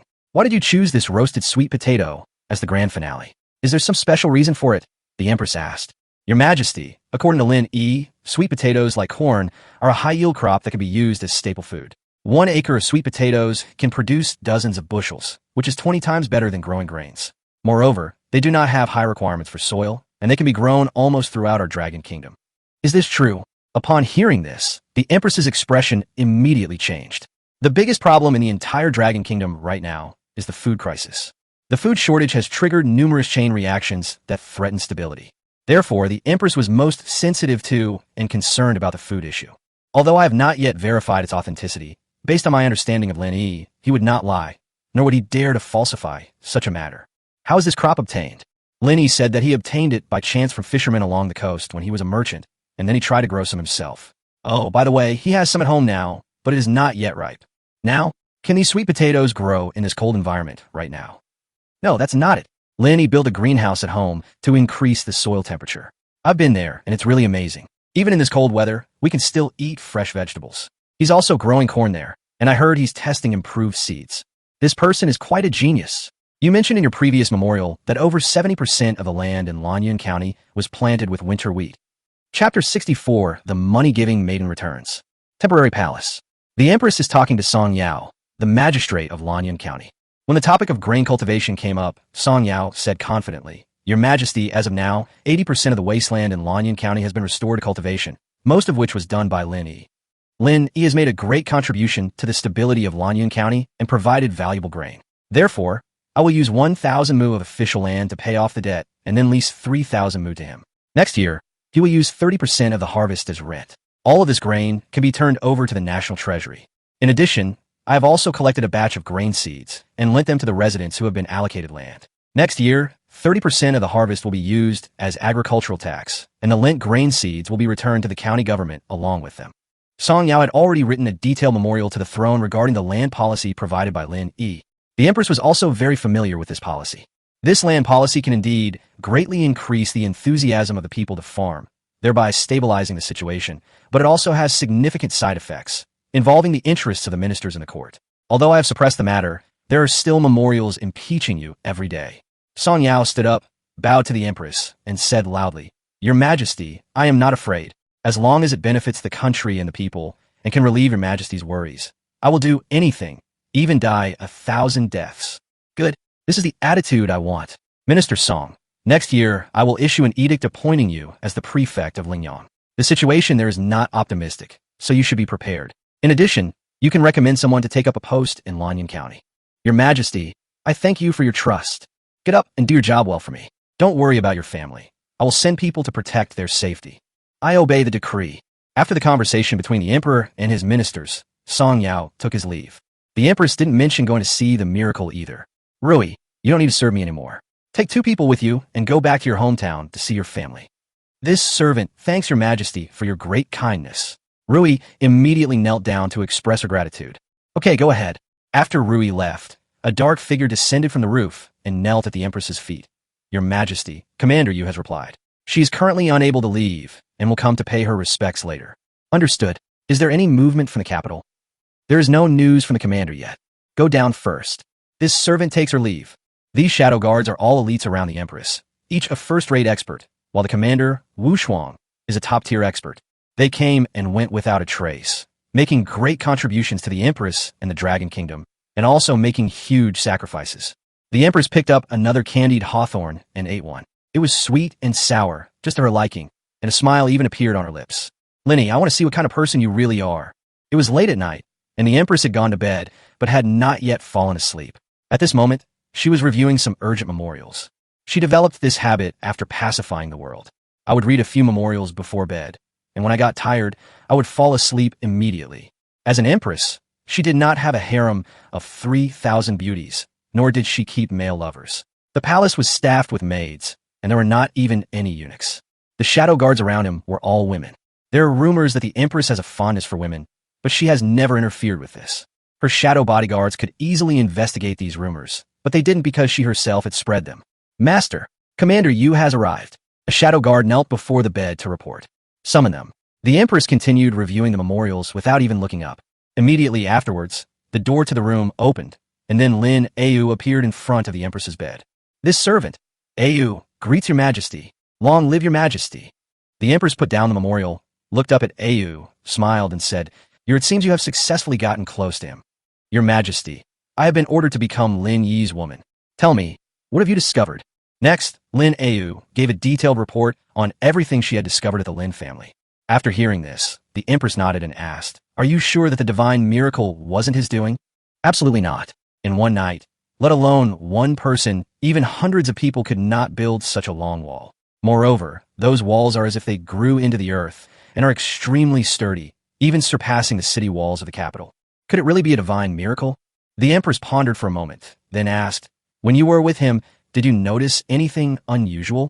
Abnormal. Lin Yi thought for a moment and said, If we have to say something is abnormal, Lin Yi sleeps alone every night. Before, he would rest as soon as it got dark and wouldn't let anyone into the house.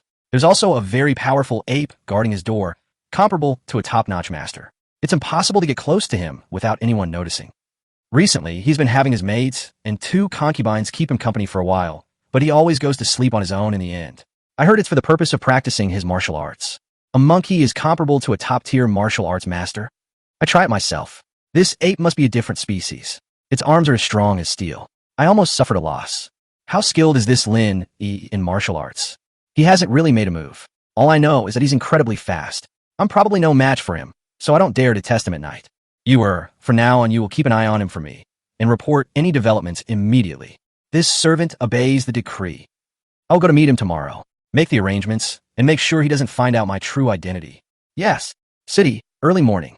Lin Yi had just been teleported from another world when he heard a knock at the front door. His phone already had dozens of missed calls, and his WeChat had many unread messages, all from Yang Xiaowei. Stop knocking. I heard you. Lin Yi responded to Yang Xiaowei through the camera, then opened the door. Immediately afterwards, Yang Xiaowei drove a van that clearly looked modified into the yard. Lin Yi came out of the room and saw Yang Xiaowei taking a suitcase out of the car, the same one she had taken when she stayed here briefly last time. What are you doing? Brother, I called you dozens of times, but I couldn't get through. I thought you had disappeared. I don't sleep well, so I usually keep the noise level down when I sleep. No, you're carrying luggage. From today onwards, I will be living in your house. Don't you go to work? This is what going to work is like. My dad said that if I can't get that 300-year-old ginseng, I don't have to go back. Is your dad your biological father? I also feel like I was adopted. They actually want to trade me for ginseng. Yang Xiaowei pouted, then pulled Lin Yi to the car and flung open the door. The next moment, Lin Yi stood there dumbfounded.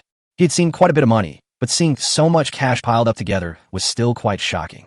Are you robbing a bank? Yeah, I just stole them. You can have them all. How much is this? 100 million. Chapter 65. An old friend comes to visit. Seeing the mountain of banknotes piled up inside the van, Lin Yi quickly closed the door. Then he walked back, looked at Yang Xiaowei, and asked, "You brought so much cash with you, and you came all by yourself?" "Yes. My dad said he might not like being bothered by others, so he told me to come by myself." "Aren't you afraid of being robbed?" "Yes, I'm scared, but to show our sincerity, we have to come even if we're scared." Lin Yi thought for a moment and asked, "Do you really want to collect that 300-year-old ginseng?" "Of course. I brought the money with me. How could it be fake?" Wei, 100 million is indeed a lot, and I've seen your sincerity, but I really can't say for sure about this price." "What's so hard to say? Business is business, and friendship is friendship. Name your desired amount, and we can add more." "Let me think about it some more." "You guys should think about it too. Anyway, the old ginseng hasn't been dug up yet, so we have to wait a few more days," Lin Yi said. "Then I'll stay at your house for the next few days." "What should we do with this money?" "Just put it in the car. It's bulletproof. My dad specifically asked him to use it as collateral." "Awesome." Yang Xiaowei settled in, and it was just a matter of a few meals, which Lin Yi could afford. Moreover, this is a lucky charm who brings wealth, so there's nothing wrong with treating her well. In fact, Lin Yi was already tempted when he first saw so much cash. Moreover, they brought cash, and it was a girl who delivered it herself, showing their sincerity. But who would complain about having too much money? A 300-year-old ginseng is an absolute treasure. He was hoping to sell it for a good price, but he didn't know if he could get one that old again. As for the 400-year-old ginseng, Lin Yi didn't plan to sell it. He would keep it for himself. After dinner, Lin Yi took Yang Xiaowei for a walk outside the village and also to walk the dog. When they got back, the two watched a movie together before preparing to wash up and rest. After saying goodnight to each other, Lin Yi went into the bedroom and locked it. He waited a while to make sure Yang Xiaowei was all right before teleporting to the other world. "Xiao, Lin Yi snuggled back into the warm quilt. The heated kong, a traditional heated brick bed, was kept very warm all night, and the blankets were warm as well. "Master, you're awake?" Xiao responded from outside upon hearing Lin Yi's call. "Great Sage, let Xiao in." Immediately afterwards, the Great Sage, who was blocking the doorway, made way for him. These days, Xiao eats and sleeps well, and under Lin Yi's loving care, she becomes more and more radiant. Even her skin seems to glow. "Master, you haven't had breakfast yet? Let me help you get up. Why get out of bed on such a cold day? Go back to sleep." Lin Yi held Xiao like she was a warm hand warmer and soon fell asleep again. After an unknown amount of time, Xiao softly called in his ear, "Master, Yu is calling you from outside. She probably has something to tell you. Just let her in," Lin Yi muttered. "Ayu, Master wants you to come in," Xiao relayed. "Master, an old friend of yours has come to visit." Lin Yi entered the room, feeling a little embarrassed. As the saying goes, if you're not embarrassed, it's others who will be. "An old friend? What old friend do I have?" Lin Yi bitkonit, Lin Ayu kulusif. The next second, Lin Yi reached out and grabbed Lin Ayu, pulling her onto the kong, a heated brick bed. Much later, "Master, there are still people waiting for you outside." Lin Ayu was anxious and on the verge of tears. "His Majesty is right outside the door." They actually refused to let His Majesty out, and hid inside, doing shameful things. "I don't have any old friends." Did she say what her name was? Looking at Lin Ayu, whose face was flushed, Lin Yi pursed his lips in a relaxed mood. She said she had met the master once in the capital. Is this person from the capital? Lin Yi thought for a moment, but couldn't remember who it was. Because in the capital, there are many people who have met once. Could it be that she is sure from Zuixianglu? Holy crap, could it be her? A figure suddenly flashed through Lin Yi's mind. "You quickly go and invite the guests in. I'll tidy up and then go out." Lin Ayu quickly put on her clothes, and before she was even properly dressed, she rushed out in a hurry. Upon arriving at the main gate, they saw the Empress standing calmly and composed in front of it. "My lord, please come in and have some tea." Lin Ayu wanted to kneel down as soon as she saw the Empress. Only at the Empress's prompting glance did he manage not to bend down. "Please lead the way. Please come in." Lin Ayu led the way, and then the Empress's soft voice came. "This guy is really a lecher." Lin Ayu was both ashamed and scared, and could only walk with her head down, almost bumping into the wall. After serving tea in the living room, Lin Yi, dressed smartly, soon arrived. "Mr. Lin, it's been a while since we parted ways in the capital. I hope you've been well." The Empress stood up and smiled at Lin Yi. "It really is a girl. I thought she was a scammer." Lin Ayu instinctively wanted to shout, "Dan," but she remembered something and quickly stopped herself. What's wrong? I just have a slightly sore throat. You probably ate too much just now. Why don't you go and rest? Lin Yi glanced at the Empress secretly before leaving the living room. Is Mr. Lin criticizing me? The Empress asked. Lin Yi sized up the woman. She possessed a noble air and a tall, curvaceous figure, clearly not an ordinary woman. But the fact that she was able to appear in the Chun family's back garden suggests that she must have a close relationship with the Chun family. No, I was just curious. If you're not Chun Rong, how did you end up in the Chun family's back garden that day? I am a lady in waiting in the palace, and Rong and I are good friends. I had heard a lot about the gentleman from His Majesty before, so when I learned that you had gone to the Chun residence, I went to meet the gentleman, the Empress explained calmly. So that's how it is. I thought you were Miss Chun Rong back then. I was so disappointed after you left. Oh, what's disappointing? Weren't we on a blind date? You asked me how I felt about you, and I said I was very satisfied, but you left without saying a word. I thought you weren't interested in me, so of course I was disappointed. The Empress smiled and said, Then, didn't you receive a pleasant surprise later? That could be considered one of my contributions, right? Chapter 66, even the Empress's small waist dares to be hugged. In the living room of the Lin residence in Lanyan County. Although it was only the second time the Empress and Lin Yi had met, they got along very well. The Empress asked many questions about national governance. Although Lin Yi's answers were very basic, his ideas were quite novel. After a moment's thought, the Empress realized that it had great potential. He also grew to admire Lin Yi more and more. How could a country bumpkin possibly know so much? Is this what they mean by a hermit who lives in the city when he is truly wise, and in the wilderness when he is not? Lin Yi, who was outside the living room, finally felt relieved when she heard the occasional laughter coming from inside. To be honest, she still cared a lot about Lin Yi, the man who took her virginity. She absolutely did not want to see anything unpleasant happen between His Majesty and Lin Yi. More than an hour later, Lin Yi and the Empress walked out of the living room together. Lin Yi quickly went to greet him. Master, is our honored guest leaving? No. I'll take Miss Ling Long to the backyard to see what I've planted. Go to the kitchen and tell them to prepare a more lavish lunch. I'm entertaining our distinguished guests. After giving his instructions, Lin Yi led the Empress to the backyard. However, Lin Yi stood there dumbfounded, unable to react for a long time, because the Ling Long that Lin Yi mentioned was the name of the Empress when she was still unmarried. It hasn't been used for a long time. Nowadays, only the old men who followed the Empress back then know this name. Does Your Majesty have some deeper meaning? The backyard of the Lin residence. Lin Yi, with Ling Long by his side, admired his masterpiece inside the plastic greenhouse. Mr. Lin, yesterday Lord Song Yao presented His Majesty with a crop called sweet potato. I wonder if you grow it here? Of course, it's over there. I'll take you there to see. Lin Yi led the way. They needed to cross a small irrigation ditch. Lin Yi jumped across first, then gentlemanly reached out his hand to the Empress, wanting to help her. The Empress hesitated for a moment, then offered her hand. Be careful. It's quite muddy here. Lin Yi reminded the Empress, holding her small hand. The Empress nodded. After crossing the ditch, she tried to pull her hand away, but Lin Yi held it tightly. Ling Long, this is a sweet potato. Its fruit grows in the soil and is probably just beginning to bear fruit now. The vines on it can be used to feed livestock, making it a very good fodder crop. So the fruit grows underground. No wonder it's called sweet potato. The name is quite fitting. Lin Yi showed Ling Long the sweet potatoes, corn, bok choy, spinach, and other vegetables, and then picked a cucumber for her to eat. Mr. Lin, why is it so warm in your greenhouse? How come the sunlight can shine through the plastic film on top? It's just like the rooms we humans live in. I've just used this room to grow crops. It's easier said than done, and for so many years, no one has thought of using this method to grow vegetables in winter. Your move is truly pioneering. If everyone can build a greenhouse like this in the future, then they can also eat fresh vegetables in winter. This is just wishful thinking. In reality, it's not very feasible, Lin Yi said. Ling Long nodded and said, that's right. People can't even get enough to eat now. They've lost their homes, so how can they talk about eating fresh vegetables? The difficulties are only temporary. Once we get through this crisis, I believe the scenario you envision will definitely come to pass. Are you that confident? Our emperor is a man of great talent and ambition. He was able to conquer the world, and he can also maintain it. As long as there is no chaos, the disaster will pass. The difficulties will be resolved, and the people will live a happy life where they can eat their fill and stay warm. What you said is so true. I also look forward to that day. After touring the backyard, Lin Yi took Ling Long back to the backyard. Because the other rooms are too cold, it's more comfortable to entertain guests in the renovated rooms. Oh, it's so warm in here. There doesn't seem to be a stove lit? The Empress asked curiously as soon as she entered the room. Feel the ground beneath your feet. My feet feel warm. What's going on?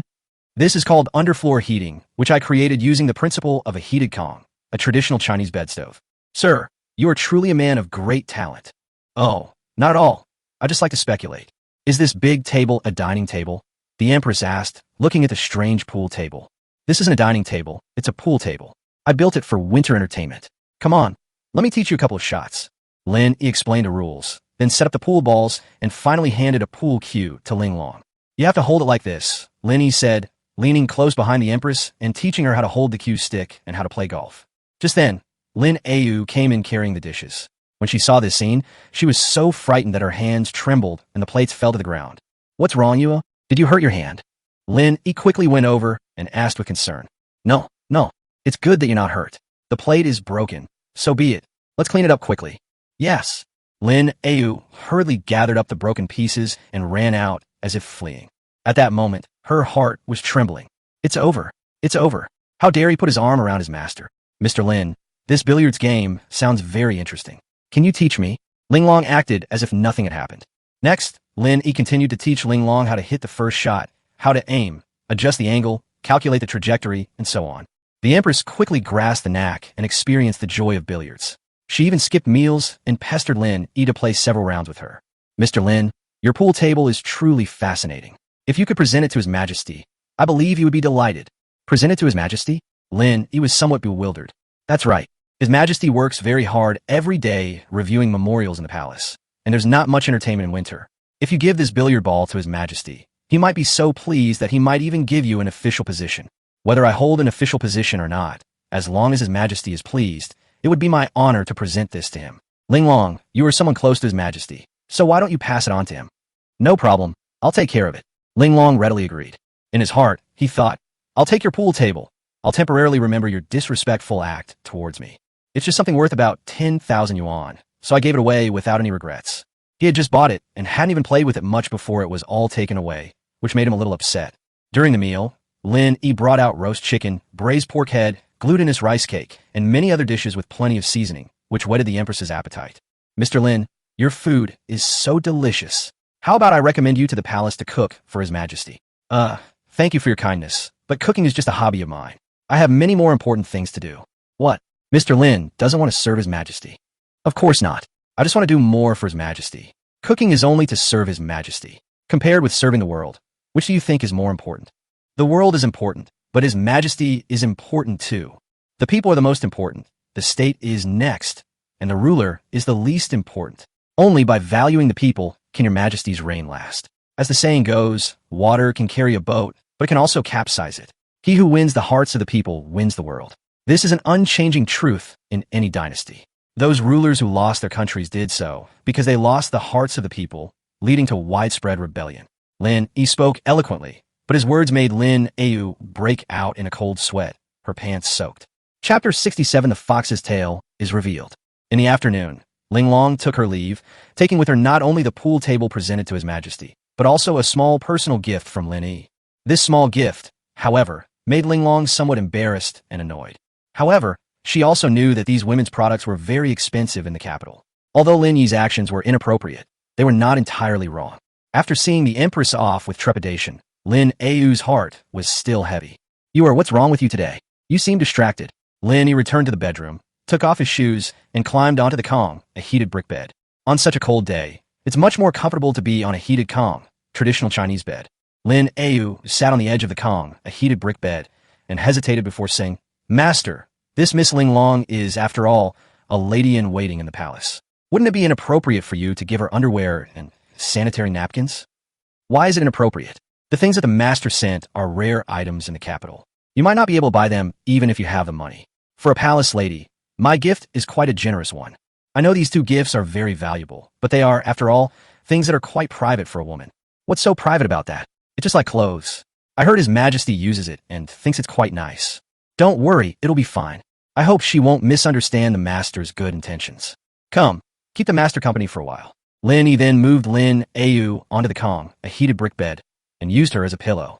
Lin Yi, however, was preoccupied and very agitated, but she couldn't show it. Finally, night fell, and Lin Yi let her leave. Lin Yi then hurried to the Empress's temporary palace. Your Majesty, I am guilty. Please punish me. Lin Yi knelt down with a thud as soon as she saw the Empress. Oh, What crimes have you committed? The Empress asked casually as she reviewed the memorials. Lin Yi took a deep breath and said with a forced smile, "Firstly, I made my master wait outside the door for so long. I deserve to die.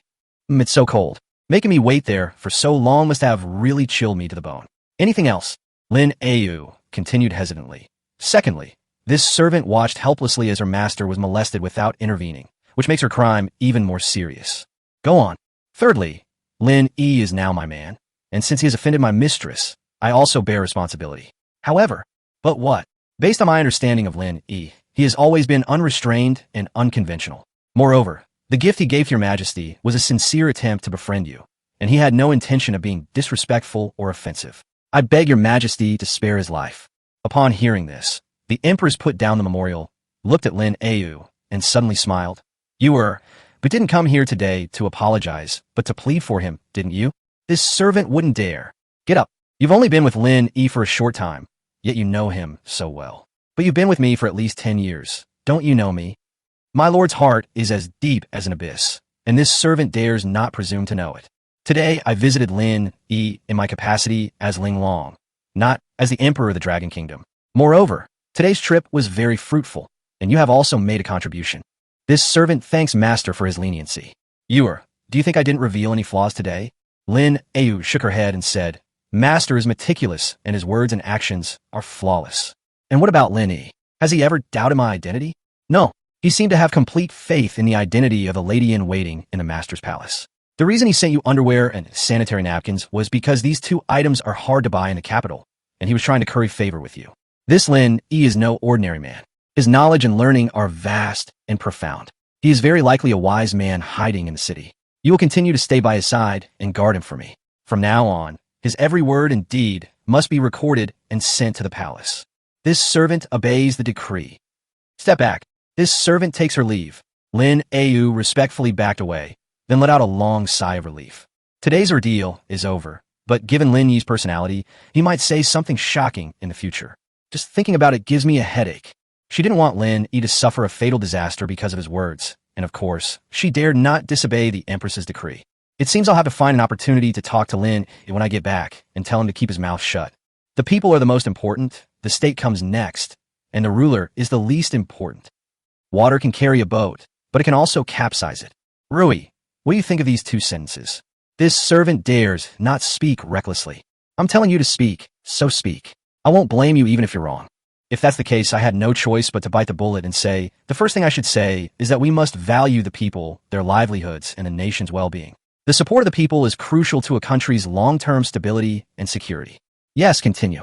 The Empress nodded approvingly. The second sentence is similar to the first, and it should also imply the importance of popular support. The people or popular support are like a vast ocean, while the boat should refer to the imperial court. If a dynasty has popular support and gains the people's support, it will enjoy long-term stability and peace. Otherwise, it will be like a boat capsizing. Well said. It's no wonder I've nurtured you. The Empress nodded in satisfaction and didn't ask any further questions. Instead, he suddenly asked, "By the way, did your family see it?" Rui's eyes reddened with sadness. "Your Majesty, my parents have passed away, and I heard that my younger brother and sister have been sold into servitude to the Lin family." Which Lin family? It's the Lin family that His Majesty visited today.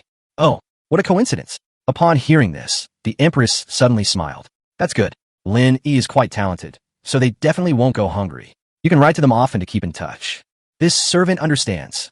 This servant has also inquired. Although my second sister and third brother sold themselves into slavery, Lin Yi treats them very well. They are well-fed and clothed, and his wife, Xiao Dai, even teaches my third brother martial arts. It is indeed much better than in the village. The Empress thought for a moment, and then suddenly said, "Tomorrow you can go to the Lin family to see your family. You might as well tell Lin Yi about your current identity. If he asks about Ling Long, just say that she's a lady-in-waiting by my side, and you don't need to say anything else." "I've got it. Master, the commander has sent an urgent secret report." Just then, a shadow guard suddenly appeared at the door. "Come in," the Empress said in a deep voice. Immediately afterwards, a dark figure, completely concealed, entered and handed the Empress a small bamboo tube sealed with sealing wax. The Empress verified the seal, then opened it and took out a note from inside. The small note was covered with tiny, densely packed handwriting. The Empress leaned closer, examined it carefully, and a cold glint flashed at her eyes. Humph. In the end, they've shown their true colors. Chapter 68 Qilin Armor, invulnerable to swords and spears. 3 days later, in another world, the Empress has returned to the capital, and Lanyun County has returned to its former peace and tranquility. During these 3 days, Lin Yi was not summoned by the Empress, but he was not disappointed. He was in another world just looking for enjoyment. Now he has beautiful maids and concubines to serve him, and he has no worries about food and clothing at home, which is already very good. He has no interest in being an official, nor does he possess the political acumen for it. Just hire some servants to farm some land, bring some goods from the city to do some business, and that's enough to ensure the basic conditions for enjoying life. What's the point of a man's life if not to pursue those things? He didn't crave power, but he already possessed money and sex. Therefore, Lin Yi is very content and has a Buddhist-like attitude. Of course, if you have the opportunity, it would certainly be beneficial to cultivate a good relationship with the Empress. He has now established contact with the people around the Empress, and he can simply send things to the palace from time to time. To his surprise, Jiao Xiaoyi, the older sister of Jiao Xiaochun and Jiao Sanhua, whom he had recently acquired, turned out to be Rui, a trusted maidservant of the Empress. This is practically like being family. With this connection, we can get direct access to the highest authorities in the future. Xiaochan, from now on you don't need to raise chickens anymore. Instead, assist Madame Qiuxiang in managing all the household affairs. Lin Yi called Jiao Xiaochan over and promoted her. From today onwards, Jiao Xiaochun is part of the management team and no longer needs to do any work. Thank you, Master. Keep in touch with your sister often. In the future, when you write to me, let me know so I can send something to your sister and His Majesty. This servant has remembered. This servant thanks you on behalf of my sister. Okay, you can go now. Great sage. Look what this is. Taking advantage of the fact that no one was home, Lin Yi took out a golden cudgel weighing over 100 pounds from the system's inventory. This was custom-made according to the exact proportions and shape of Black Wukong's staff. It has a good texture and feel, and is very hard. Lin Yi tried it and hit it on the cement ground, and it could make a dent. The quality is worth the price he paid. Squeak, squeak, squeak. When the great sage saw the stick, he jumped and leaped excitedly. Come on, show me how it works. Lin Yi tossed the golden cudgel to the great sage. With a leap, the great sage caught the golden cudgel in midair, and then, just like Sun Wukong, wielded it like a whirlwind, leaving only after images. Not bad, not bad. With weapons now, your combat power will increase significantly. The great sage happily hugged the staff to his chest, touching it and playing with it for a while, thoroughly enjoying it. With Dasheng in the family, Lin Yi no longer has to worry. Even without any special techniques, a single blow from this weapon, weighing over 100 pounds, would be enough to cause serious injury. Not to mention that the iron-armed ape is incredibly strong. With its strength amplified, it can shatter rocks, let alone its physical body. Seeing that the manufacturer's products were quite good, Lin Yi ordered one for each of his bodyguards. Zhao Dashen likes hammers, Li Erniu likes broadswords, and Yuan Fei likes throwing darts. Lin Yi arranged everything for them. It was all custom-made. He ordered a drum-shaped golden hammer for Zhao Dashen, though of course the proportions and weight weren't as exaggerated. The green dragon crescent blade was made for Li Erniu, while the throwing knife was made for Yuan Fei. From now on, it will be known as Little Yuan's flying knife. With weapons, the bodyguard's strength more than doubles. Lin Yi's safety is now more assured. At the same time, he also gained powerful defensive capabilities. Moved by young Xiaowei's sincerity, Lin Yi finally sold the 300-year-old ginseng to Taiyang Pharmaceutical for a high price of 150 million yuan. Of that, 60 million was used by Lin Yi to upgrade time-related items. From now on, there will be no more intervals between his entry into the other world. In other words, he can enter the other world at any time. As for how long he can stay in the other world, whether it's a day and a night, 24 hours, or even longer, he plans to find out this time. In addition, having spent over 150 million yuan on in-game purchases, Lin Yi received another reward. That's the Qilin armor that increases your own defense. Although it's called armor, it's not actually real armor, but rather a defensive effect. Activating the Qilin armor not only makes you impervious to blades and spears, but also protects you from fire and poison, and even has a damage reflection effect. This was Lin Yi's trump card, so he didn't want anyone to know. He then had the great sage test the effects of the Qilin armor, but unexpectedly, the armor's counter-damage effect injured the great sage himself. The aggrieved child ignored Lin Yi for 2 days. Despite feeling wronged, they still stood guard as required and never neglected their duties. Despite being struck by the over 100-pound golden cudgel, Lin Yi was completely unharmed thanks to the protection of his Qilin armor, proving his incredible strength. Most importantly, this armor covers the entire body, even protecting the head. Even if you encounter a sharpshooter, you don't need to worry about getting your head blown off. From now on, Lin Yi can roam freely in this other world, because no one can hurt him anymore. With the Qilin armor activated, Lin Yi could arrogantly ask. Who else? Lin Yi didn't wake up until noon the next day. Immediately afterwards, Xiaoxiang woke up and quickly went to wash up and had lunch brought to her. Now, Ye's mother is in charge of the kitchen. She hired a chef who is highly skilled at cooking. Even without any advanced technology or fancy techniques, he makes excellent dishes using only the most basic seasonings. After everyone had eaten and drunk their fill, they went about their own business. Lin Yi called Yi Xiaodai and took Dashan and Erniu to the farm. Yesterday, a servant came to report that the brick factory had already started producing bricks, and Lin Yi needed to go and take a look. Those who have made contributions should also be rewarded. Working under him requires clear distinctions between rewards and punishments. Merit must be rewarded. Xiaodai, how's the cement research going at the Research Institute? Sitting in the carriage, although the ride wasn't too bumpy, Lin Yi was still somewhat dissatisfied with the current road conditions. I went to see a couple of days ago. It's reached the most critical stage. If all goes well, I believe we'll have good news soon.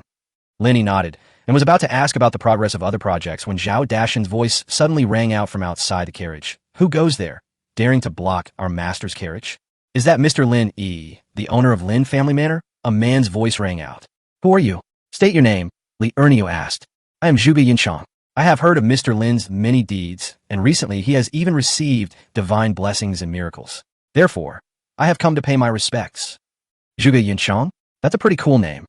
Lin Yi pushed open the car door and saw a man in front of him wearing a thin shirt, with a 3-inch beard and a thin but resolute face, standing tall in the cold wind. Chapter 69. A missed attack leads to sudden death. On the way from Lanyan County to Linjiazhuang, Lin Yi pushed open the carriage door, looked at the person blocking his way, and frowned as he asked, if you want to pay a visit, why not go to the Lin family in the city? Speak. What exactly do you want? Zhao Dashan may be physically strong, but he's not simple-minded at all. He immediately grabbed a pair of makeshift axes and questioned Zhuge Yinchang. The golden hammer they were making for him hasn't arrived yet, so he'll have to make do with a broadaxe for now. Li Erniu quickly retreated to the side of the carriage, guarding it and Lin Yi inside. These two bodyguards are indeed very useful. Putting aside everything else, at least they make you feel very secure. Zhuge Yunchang smiled faintly. Everyone says that Mr. Lin is a great philanthropist who saves people from suffering and rescues them from dire straits. Moreover, he is very learned and knowledgeable in astronomy and geography. But after meeting him today, he is nothing more than that. Oh, is that what people say about me? I didn't know I was that capable. Lin Yi smiled, not annoyed at all. He never thought he was anything special, and why would someone with no ambition who just wanted to relax and enjoy life care about empty fame? In any case, the grain you brought and the coal you mined did save many people's lives, which is a great deed. Speak. What exactly do you want to do? Lin Yi asked directly. I only wish to meet the legendary Mr. Lin. Now that you've seen him, you can leave. After saying that, Lin Yi closed the car door and then gestured to Li Erniu next to him to be careful of this person. At first, Lin Yi thought that Zhuge Yunchang was a hermit who had come out of seclusion to join him after hearing of his reputation. But seeing it with my own eyes just now, it's clear I was just being delusional. So far, this person hasn't shown any hostility, but Lin Yi has a very bad feeling about him. Lin Yi also disliked this person's appearance. Regardless of beauty or ugliness, it's the kind of person who, at first glance, gives the impression of not being a kind person. Get out of the way. Zhao Dashan didn't care who he was. He glared at Zhuge Yunchang, and after Zhuge Yunchang moved aside, the carriage continued on its way under Li Erniu's protection. Just as the carriage passed by Zhuge Yunchang suddenly drew a sword and stabbed it into the carriage. Lin Yi, prépare tout dit. However, the anticipated scene of a long sword piercing through the carriage and then penetrating Lin Yi's body did not occur. With a clang, Zhuge Yunchang immediately realized something was wrong. At that moment, Lin Yi suddenly appeared with a smile through the window. Didn't expect that, did you? I had already anticipated your prediction. You're still too green to kill me. D. Zhuge Yunchang swung his sword again, but at this moment, Li Erniu, who was guarding the side, swung his large cleaver, forcing Zhuge Yunchang back. Immediately afterwards, Zhao Dashan charged over, wielding a battle axe. His tall figure, carrying immense strength, truly resembled a god descending to earth. Zhuge Yunchang calmly dodged, attempting to evade. To his astonishment, a move he was certain to avoid suddenly became half a beat too slow. Without a second thought, Zhuge Yunchang quickly raised his sword to parry. With a loud bang, a tremendous force snapped his long sword in two and sent him flying. At this moment, Zhuge Yunchang was no longer as calm as before. He had been in Lanyan County for more than 10 days, trying to find out Lin Yi's background. But Lin Yi is such a jerk, he never goes out. When I go out occasionally, I'm either accompanied by a big, clumsy guy or a top-notch expert. I have never been out alone. After so many days without finding a good opportunity, now that the Empress is gone and the Imperial Guards have left, Lin Yi has finally emerged from his hiding place. Zhuge Yunchang could not wait any longer, otherwise he would not be able to explain himself properly. However, he still cautiously investigated a lot about Lin Yi. He overlooked the crucial point. First, there was the carriage. He hadn't expected that Lin Yi's carriage was reinforced with iron plates. How damn afraid of death must he be? Secondly, regarding that big, clumsy guy, based on his observations over this period, he thought that this big, clumsy guy wouldn't be very agile and his reactions would definitely be slow, but the result was exactly the opposite. Finally, and most importantly, Lin Yi seemed to have seen through his intentions. He had originally planned to approach Lin Yi under the guise of a visit before suddenly assassinating him, but Lin Yi seemed to have seen through him and didn't give him the chance. With these three mistakes, Zhuge Yunchang's sudden assassination attempt was destined to end in failure. Even he himself was captured alive. This bizarre outcome was completely different from what he had expected. No, it's you. You tampered with me. How did you do that? Zhuge Yunchang was brought to the carriage by Zhao Dashan. Tell me about you first. If the result satisfies me, I might answer you, Lin Yi asked condescendingly, with a hint of disdain. Don't even think about it. I will never betray my employer. I didn't ask about your employer. I'm asking you. Your swordsmanship seems quite impressive. Are you a professional assassin? Don't insult me. I'm a swordsman. Then you really are despicable. You dare insult me. You're asking for it. Damn it. You've been arrested by me, and you still dare to talk back to me? Dashan, pluck out every single hair on his head. Got a boss. Just you wait and see. I'm an expert at this. Back in my day, I was the one who slaughtered and plucked chickens. Zhao Dashan chuckled, tugging at Zhuge Yunchang's beard and giving a good rub.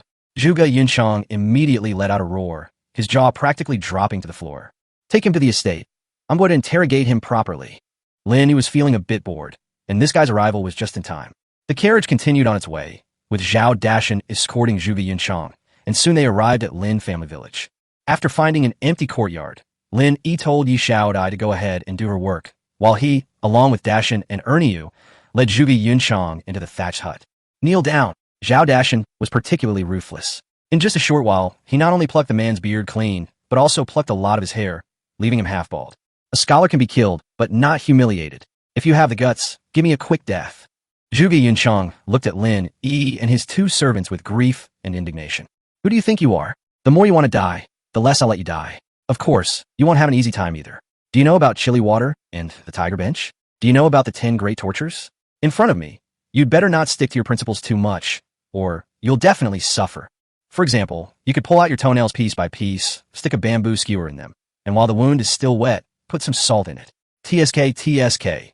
That feeling would be absolutely awful. Do you want to try it? You're a devil. The Lin Yi of rumors isn't like you at all. Everyone has a demon inside them. I've just unleashed it. Speak up, or you'll suffer the consequences. I said yes. Zhuge Yunchang stopped abruptly, then collapsed and died. Quick after them, Lin Yi immediately rushed out. Chapter 70, You have a killer move. I have armor. The sudden death of Zhuge Yunchang came as a surprise to Lin Yi, but that didn't stop him from being the first to rush out of the room. The next instant, a figure leaped over the low wall, leaving Lin Yi with only his back to the camera. Trying to run, Lin Yi snorted coldly and immediately used the time manipulation item. He immediately appeared in front of the figure, blocking the other's path. You think you can just kill someone and run away? You'll have to ask me if I'll allow it. You're certainly fast. The murderer seemed to have everything under control, as if he had anticipated this. Oh, how do you know I'm fast? Did you investigate me? Of course, otherwise how would I kill you? Did you deliberately lure me out? Lin Yi feigned a nervous expression and looked around. Your two henchmen are still 100 meters away. By the time they find this place, you will be dead. Is Zhuge Yunchang just your bait? It can only be described as the mantis stalking the cicada, unaware of the oriole behind. Then can you tell me who wants to kill me? Don't let me die a foolish death. Fine. I'll tell you after you die. Before the murderer finished speaking, he lunged at Lin Yi. He seemed very confident in his abilities, so he still had time to waste talking to Lin Yi.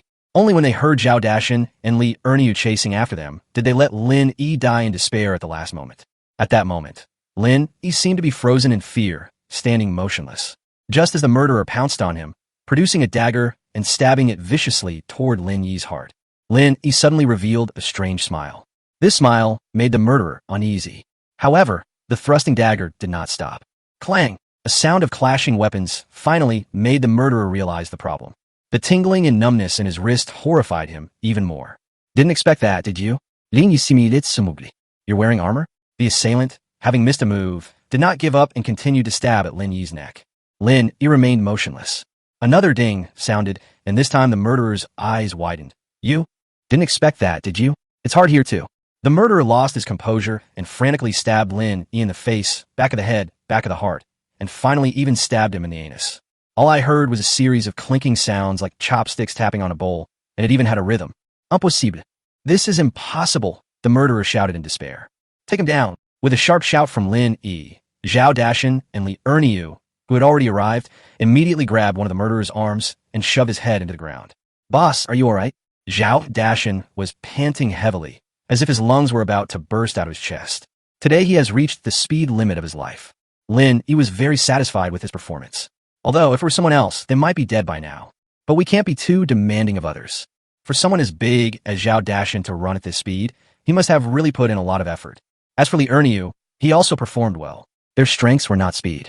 Today, he has almost run himself to death to save the Lord. So he deserves recognition and praise. I'm Fine. Take this guy back. Don't let him die this time. Don't worry, boss. This time I'll make sure he can't even die. As Zhao Dashan spoke, he swung his axe and struck the murderer's mouth several times. Immediately afterwards, all of the murderer's teeth loosened, and he pulled them all out in a few quick movements. On the other hand, Li Erniu stripped him naked, worried that there might be some hidden weapons or something. Back in the courtyard, Zhao Dashan mischievously poured a basin of cold water on the murderer, freezing him solid. Would you like to experience the feeling of a bamboo skewer sticking into your finger? The murderer was shivering from the cold, but his eyes were unusually fierce. I love your rebellious nature. Dashan, go fetch another bucket of water. Erniu, press him down on the stool. Today, I'll show you what torture is. Boss, move aside a bit. Don't get splashed with water. Zhao Dashan ran back, carrying a bucket of water, excitedly saying, What the hell are you talking about? Lin Yi found a ladle in the house, then took out a stack of papers from the game inventory and stuck them one by one on the murderer's face. Just like pasting paper on a wall, you stick on a piece of paper, pour some water, and soon the murderer starts to struggle violently. However, Lin Yi did not stop, but continued to smear the face. They only tore off the paper from the killer's face when he was almost too weak to struggle any longer. The murderer immediately began to gasp for breath. This feeling of slight suffocation is absolutely terrifying. How is it? Not bad, huh? I have many more tortures like this here. You can try them all if you want. I have plenty of time. Just kill me. Of course I will kill you. But you must tell me who ordered it. Everyone says you're a great philanthropist, but I never imagined you had such a ruthless side. I admit defeat. The murderer finally couldn't withstand the torture and confessed. However, Lin Yi did not believe him easily, and instead gave him several more rounds of wonderful experiences. In such extreme circumstances, the probability of the murderer lying is much lower. But the answer he gave surprised Lin Yi, because he never expected that the person who wanted to kill him would be that person. Kill him and bury him. Make sure it's clean. Lin Yi left with a puzzled look on his face. Good brother, are you all right? Yi shouted I saw Lin Yi and quickly ran over to ask. Lin Yi shook his head and asked, How is it? How's the quality of the bricks after firing? I tried it, and the quality is pretty good. It'll be fine for building a house. You cut it with your hands again? Lin Yi picked up Yi Xiaotia's small hand and looked at it, then said seriously, You're not allowed to cut bricks with your hands anymore, understand? I understand. Yi Xiaotia felt a sweet warmth in her heart at Lin Yi's concern. Sweetie, come with me to see how things are at the school. After selecting many talented individuals from the pot of meat, Lin Yi set up a school for the children of these refugees. However, the teacher did not teach the 4 books and 5 classics, but rather arithmetic, pinyin, and English. Those with a talent for languages should learn English, not for exam preparation, but to develop their own unique intelligence system. Of course, there's no need for that now. It's just a precaution. Arithmetic was taught using materials brought by Lin Yi, and students were required to memorize multiplication tables, learn speed calculation, and keep accounts, among other skills. 1 times 3 equals 3, 2 times 3 equals 6, 3 times 3 equals 9. In the classroom, children learning arithmetic are reciting multiplication tables. Lin Yi walked into the classroom and randomly asked a few children questions, and they recited the poems quite well. They also rewarded the children with candy and melon seeds. Thank you, master. Study hard, and whoever does well will get even more delicious food in the future. If he gets first place in the final exam, I'll reward him with a piece of pork. Wow, that's great. Thank you, master. We'll definitely study hard. Not to mention the children wanting to study hard. Even the teachers wanted to learn from the reward of a piece of pork. After leaving the school, Lin Yi went to check on the kitchen, where things were bustling with activity every day. Because too many people were eating. There are more than a dozen large pots just for steaming cornbread. After the tour, Lin Yi was quite satisfied, and there was no evidence of embezzlement or misappropriation. Finally, Lin Yi arrived at the research institute. The cement was still in the research and development stage. Even with the information he provided, it would take time to make it step by step. On the other hand, the glass industry has made new progress. They've already produced transparent glass. Chapter 71, Chun Rong arrives with a secret order. With glass, the manufacture of eyeglasses, magnifying glasses, and telescopes can be traced back to their origins. Lin Yi awarded prizes to all the craftsmen who had made achievements, encouraging them to continue their efforts and achieve even greater success. With the rewards, all the craftsmen's enthusiasm for research soared even higher. The garment factory is now mass-producing underwear, and this time it's not just for women, but also for men. From now on, he will not only be a friend to women, but also a beacon of light for men. After making general arrangements for the work, Lin Yi took a carriage home. All the way there, he kept thinking about the assassination attempt and why it was that person who wanted to kill him. There was no conflict between them. It seems that to get the answer, we must meet him in person to find out. It was almost dark when he got home. Lin Yi was preoccupied, so he ate dinner and went back to his room by himself. Although Qiu Xiang, Yi Shaodai, and Lin Yu cared about Lin Yi, they dared not enter his room without his permission. What's more, the great sage is guarding the door. Now that the great sage has the golden cudgel, his fighting power is even stronger, while Dehei and Erhei have completely become his lackeys. Late at night, Lin Yi used a time-traveling device to quickly arrive at the location where he planned to build the manor. It could be quickly erected using building walls. Working until late into the night, Lin Yi had completed the largest main building in the blueprints.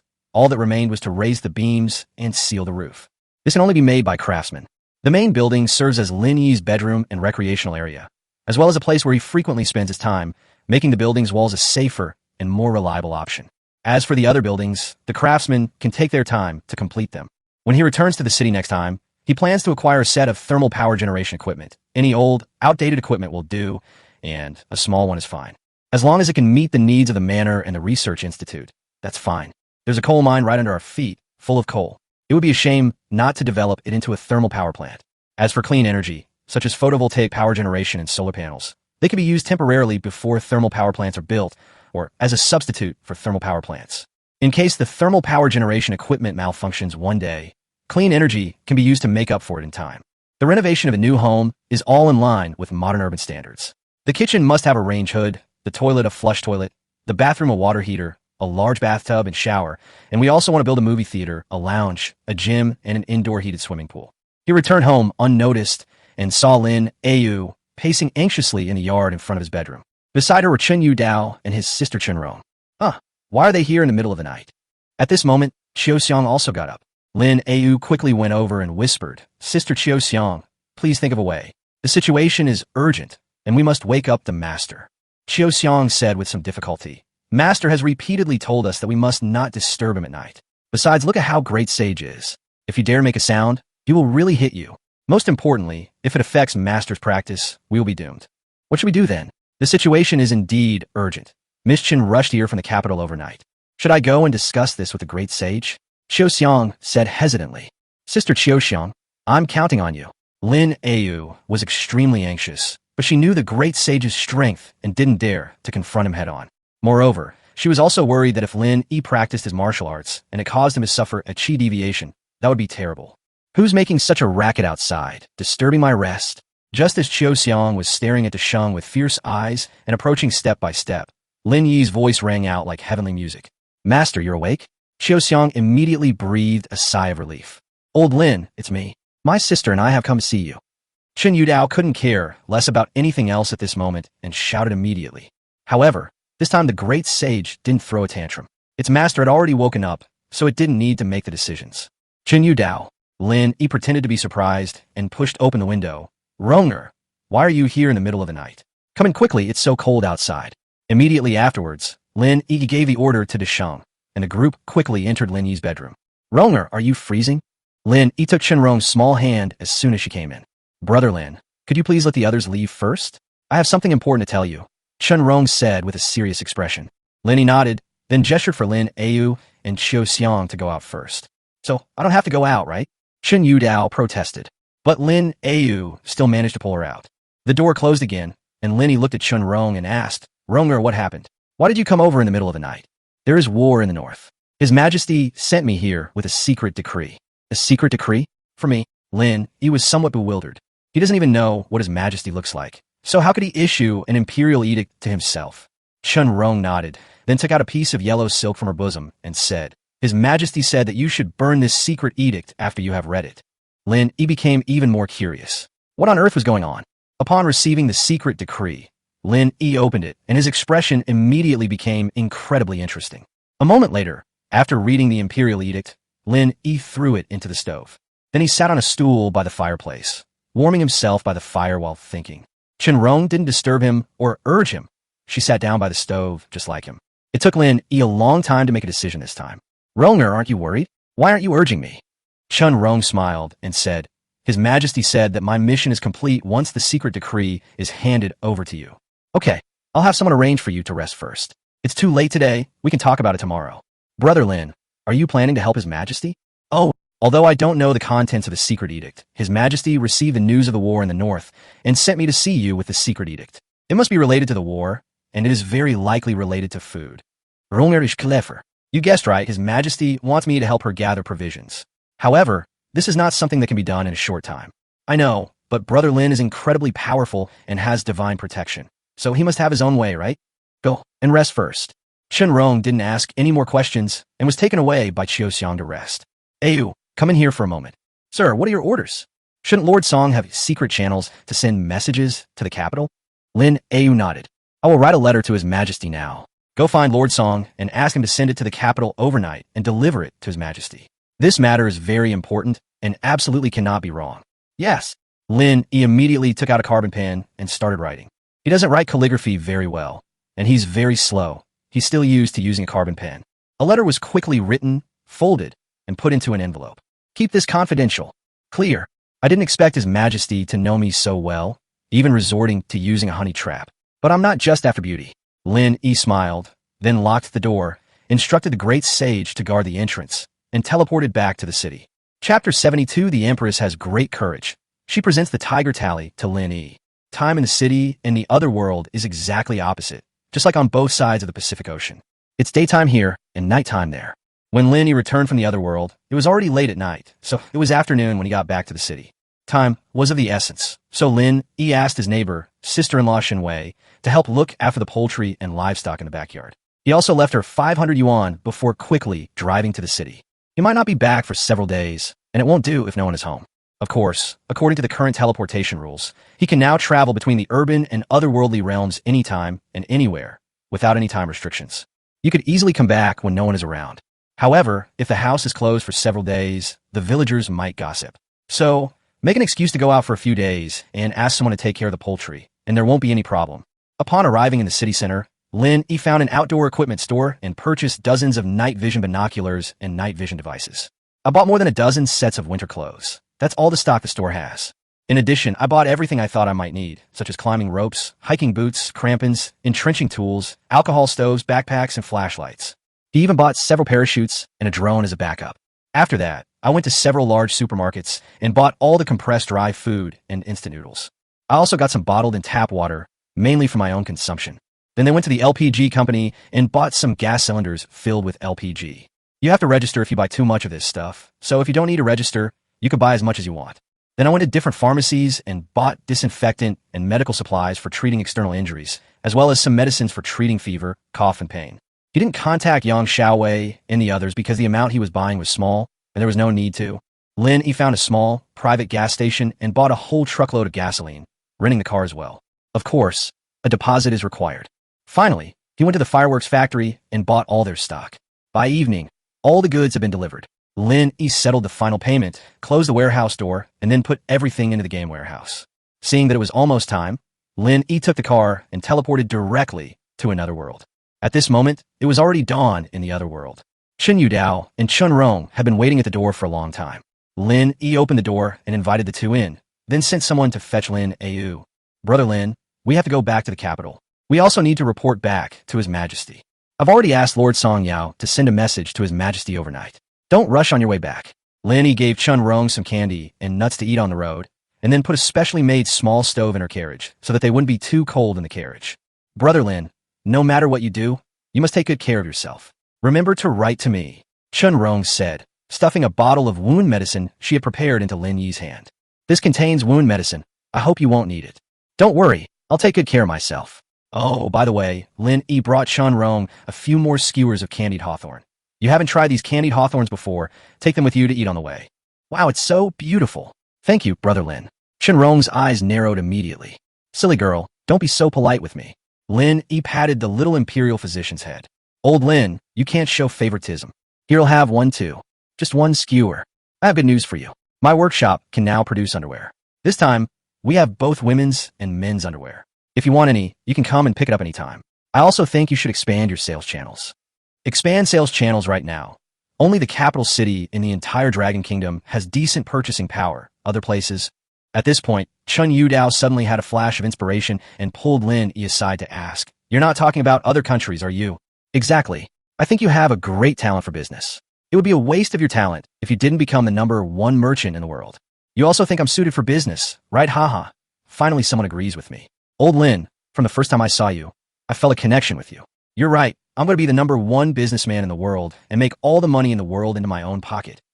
We can make some good plans. Our products are very competitive. So, where do you think I should open my first shopping mall? Southern Yu? Eastern Wu? Northern Yen? Or the Chu Kingdom in the West? Aren't you quite familiar with Miss Shir? You could try to collaborate with her. Stop joking. We're at war with the Yin Kingdom right now. If I go to the Yin Kingdom to do business, wouldn't that be treason?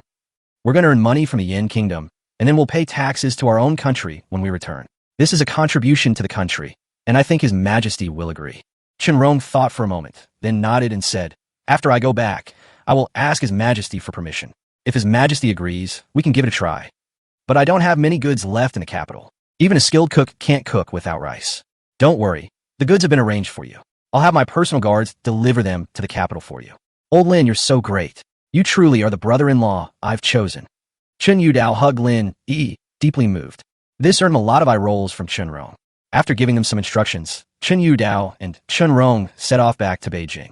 Zhao Dashin and Li Erniu also left with them. They were escorting 2 large truckloads of goods, enough to sell for a while. After seeing Chun Yudao and his sister off, Lin Yi asked Lin Yu, "When will we receive a reply from the capital from Lord Song?" Lord Song has a special carrier pigeon for delivering messages. If things go smoothly, I believe you should have received a letter by now. Go, and keep watch at the county government office. Report back immediately whenever a letter arrives from the capital. Understood. Lin Yu turned to leave. At this moment, a yamen runner came running from the direction of the county government office. "It's one of Lord Song's confidants," Lin Yu said. "It's probably a reply from the capital. Master Lin, this is a secret letter from my master, along with these other things." The constable handed Lin Yi a bundle and a letter, then hurried back. Lin Yi wanted to open the letter, but Lin Yu reminded him, "Read it when you get home." Lin Yi nodded, and then the two entered through the gate. The secret letter was not written by Song Yao, but by Her Majesty the Empress herself. In just a few lines, Lin Yi witnessed the Empress's charisma. This is a decision that no emperor could have made. Lin Yu, who was standing next to him, was very well behaved. She just stood there on guard, neither peeking nor asking any questions. It wasn't until Lin Yi took out a token from his bundle that Lin Yi showed a look of surprise. "Our Empress is truly audacious," Lin Yi said, holding the token.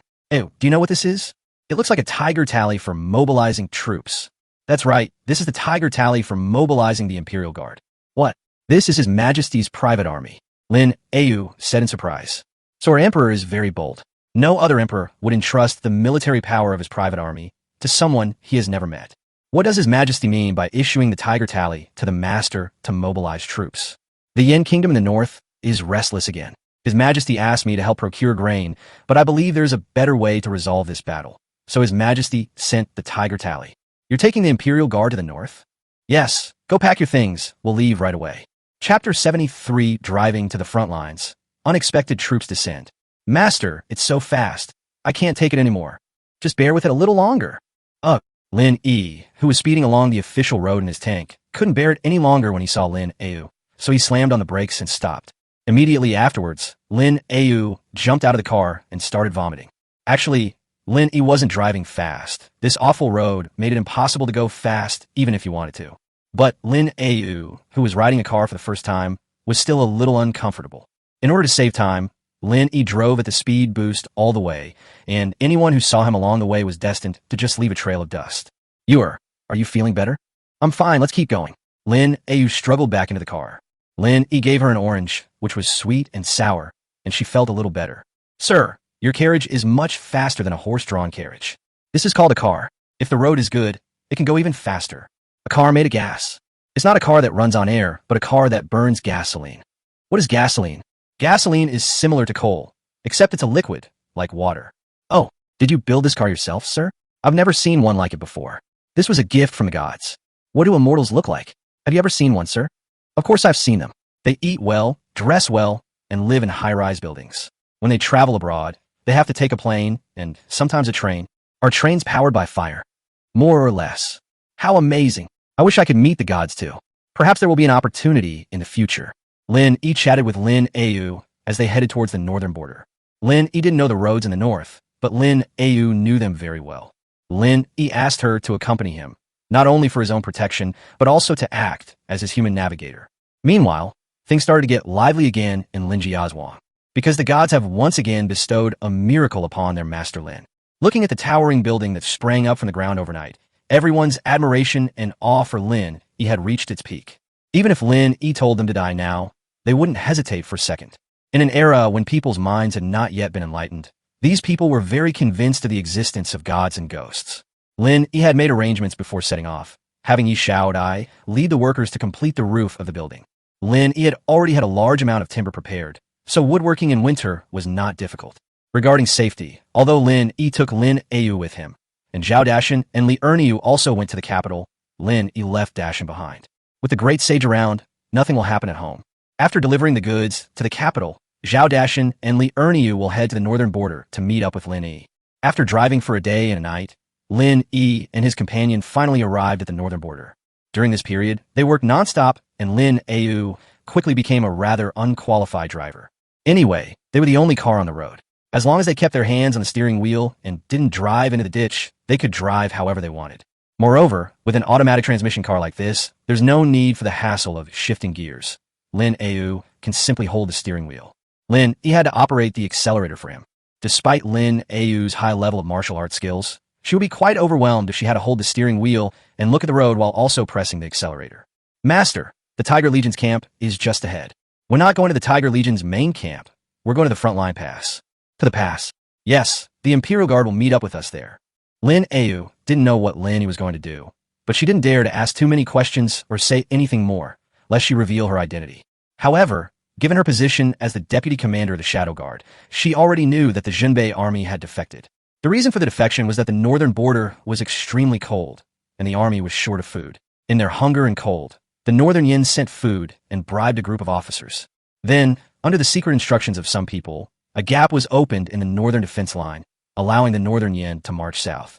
The army currently in contact with the northern Yin army is the Tiger Legion, which is also the second line of defense established by the Empress in the northern border. Lin Yi's purpose in coming here is to eliminate the traitors and bring the Jinbei army back into the embrace of the Dragon Kingdom. After all, only a portion of the officers betrayed the Dragon Kingdom. Many more were loyal to the Dragon Kingdom and to the Empress, especially the majority of soldiers who were simply following orders. The Empress granted Lin Yi the authority to lead the Imperial Guard, intending to rely on this most powerful private army of the Emperor to eliminate rebels and deter villains. Finally, we'll wipe out the entire Southern Yin army that marched south. That's the plan, but getting into the pass and reaching the Jinbei army's camp is not so easy. The Jinbei army's main camp was built against the mountain range, and the Jinbei general's main camp was located at the foot of the mountain. The mountain range behind them was steep and sheer, and with the current snow and ice, even birds couldn't land on the nearby mountains. Even someone with high martial arts skills couldn't sneak in from the other side of the mountain range. Directly ahead was the camp of 30,000 troops. Breaking into the camp was simply impossible. Although the Imperial Guard was a strong fighting force and consisted entirely of cavalry, only 5,000 men came this time. Coupled with the long journey, they were certainly no match for the well-rested Jinbei army. Most importantly, this must be done secretly, without letting the Yin state find out, otherwise the Yin army marching south will definitely not be able to be defeated. Bypassing the Tiger Legion's camp, Lin Yi continued north, avoiding the Yin Kingdom scouts, and finally quietly arrived at the northern border pass in the dead of night. Standing on a slightly elevated spot nearby, Lin Yi took out his night vision binoculars and observed the area. The Jinbei army camp was already on high alert, with patrol soldiers constantly moving about. Even those on guard duty changed shifts on time, and no one dared to secretly sleep. Lin even saw some military officers conducting overnight patrols. Looking further ahead, Lin Yi's gaze passed through rows of barracks and landed on the innermost general's camp. Although it was late at night, there were still lights visible there. "You come and take a look." Lin Yi handed the binoculars in his hand to Lin Yi. Lin Yi took the binoculars with some curiosity, and the next moment, a look of shock appeared on her face. If it weren't for good professional ethics, one would have to shout it out. "Master, what kind of treasure is this? In such darkness, how can it clearly see the troop deployment of the main camp? And see so far? This is called a telescope. You can call it a telescope if you want. Tell me, how do you think we should enter the Jinbei army camp without anyone noticing?" Chapter 74, To Catch the Thief, First Catch the King. Lin Yi looked at the Jinbei army's camp through her binoculars again, and after a moment of contemplation, said, "The entire camp is now as solid as an iron barrel. It's definitely not realistic to force our way in through the main gate. If we go down the cliffs behind the mountain, we can do it without anyone noticing, but the weather is cold now, and there's a lot of snow on the mountain. Even if you're good at it, it will be difficult to sneak in safely in this environment. Are you sure you can do it?"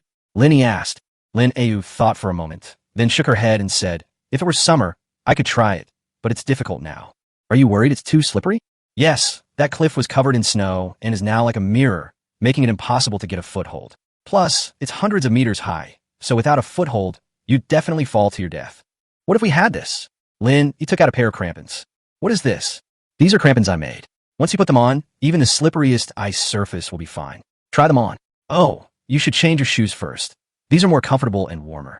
Lin Yi knew Lin Yi's small feet very well, so he took out a pair of hiking boots from his backpack and handed them her. "Sir, these shoes look so warm. Put these on. They were made especially for you." "Thank you, sir." Lin Yi took the new shoes and happily put them on. "How are they? Do they fit?"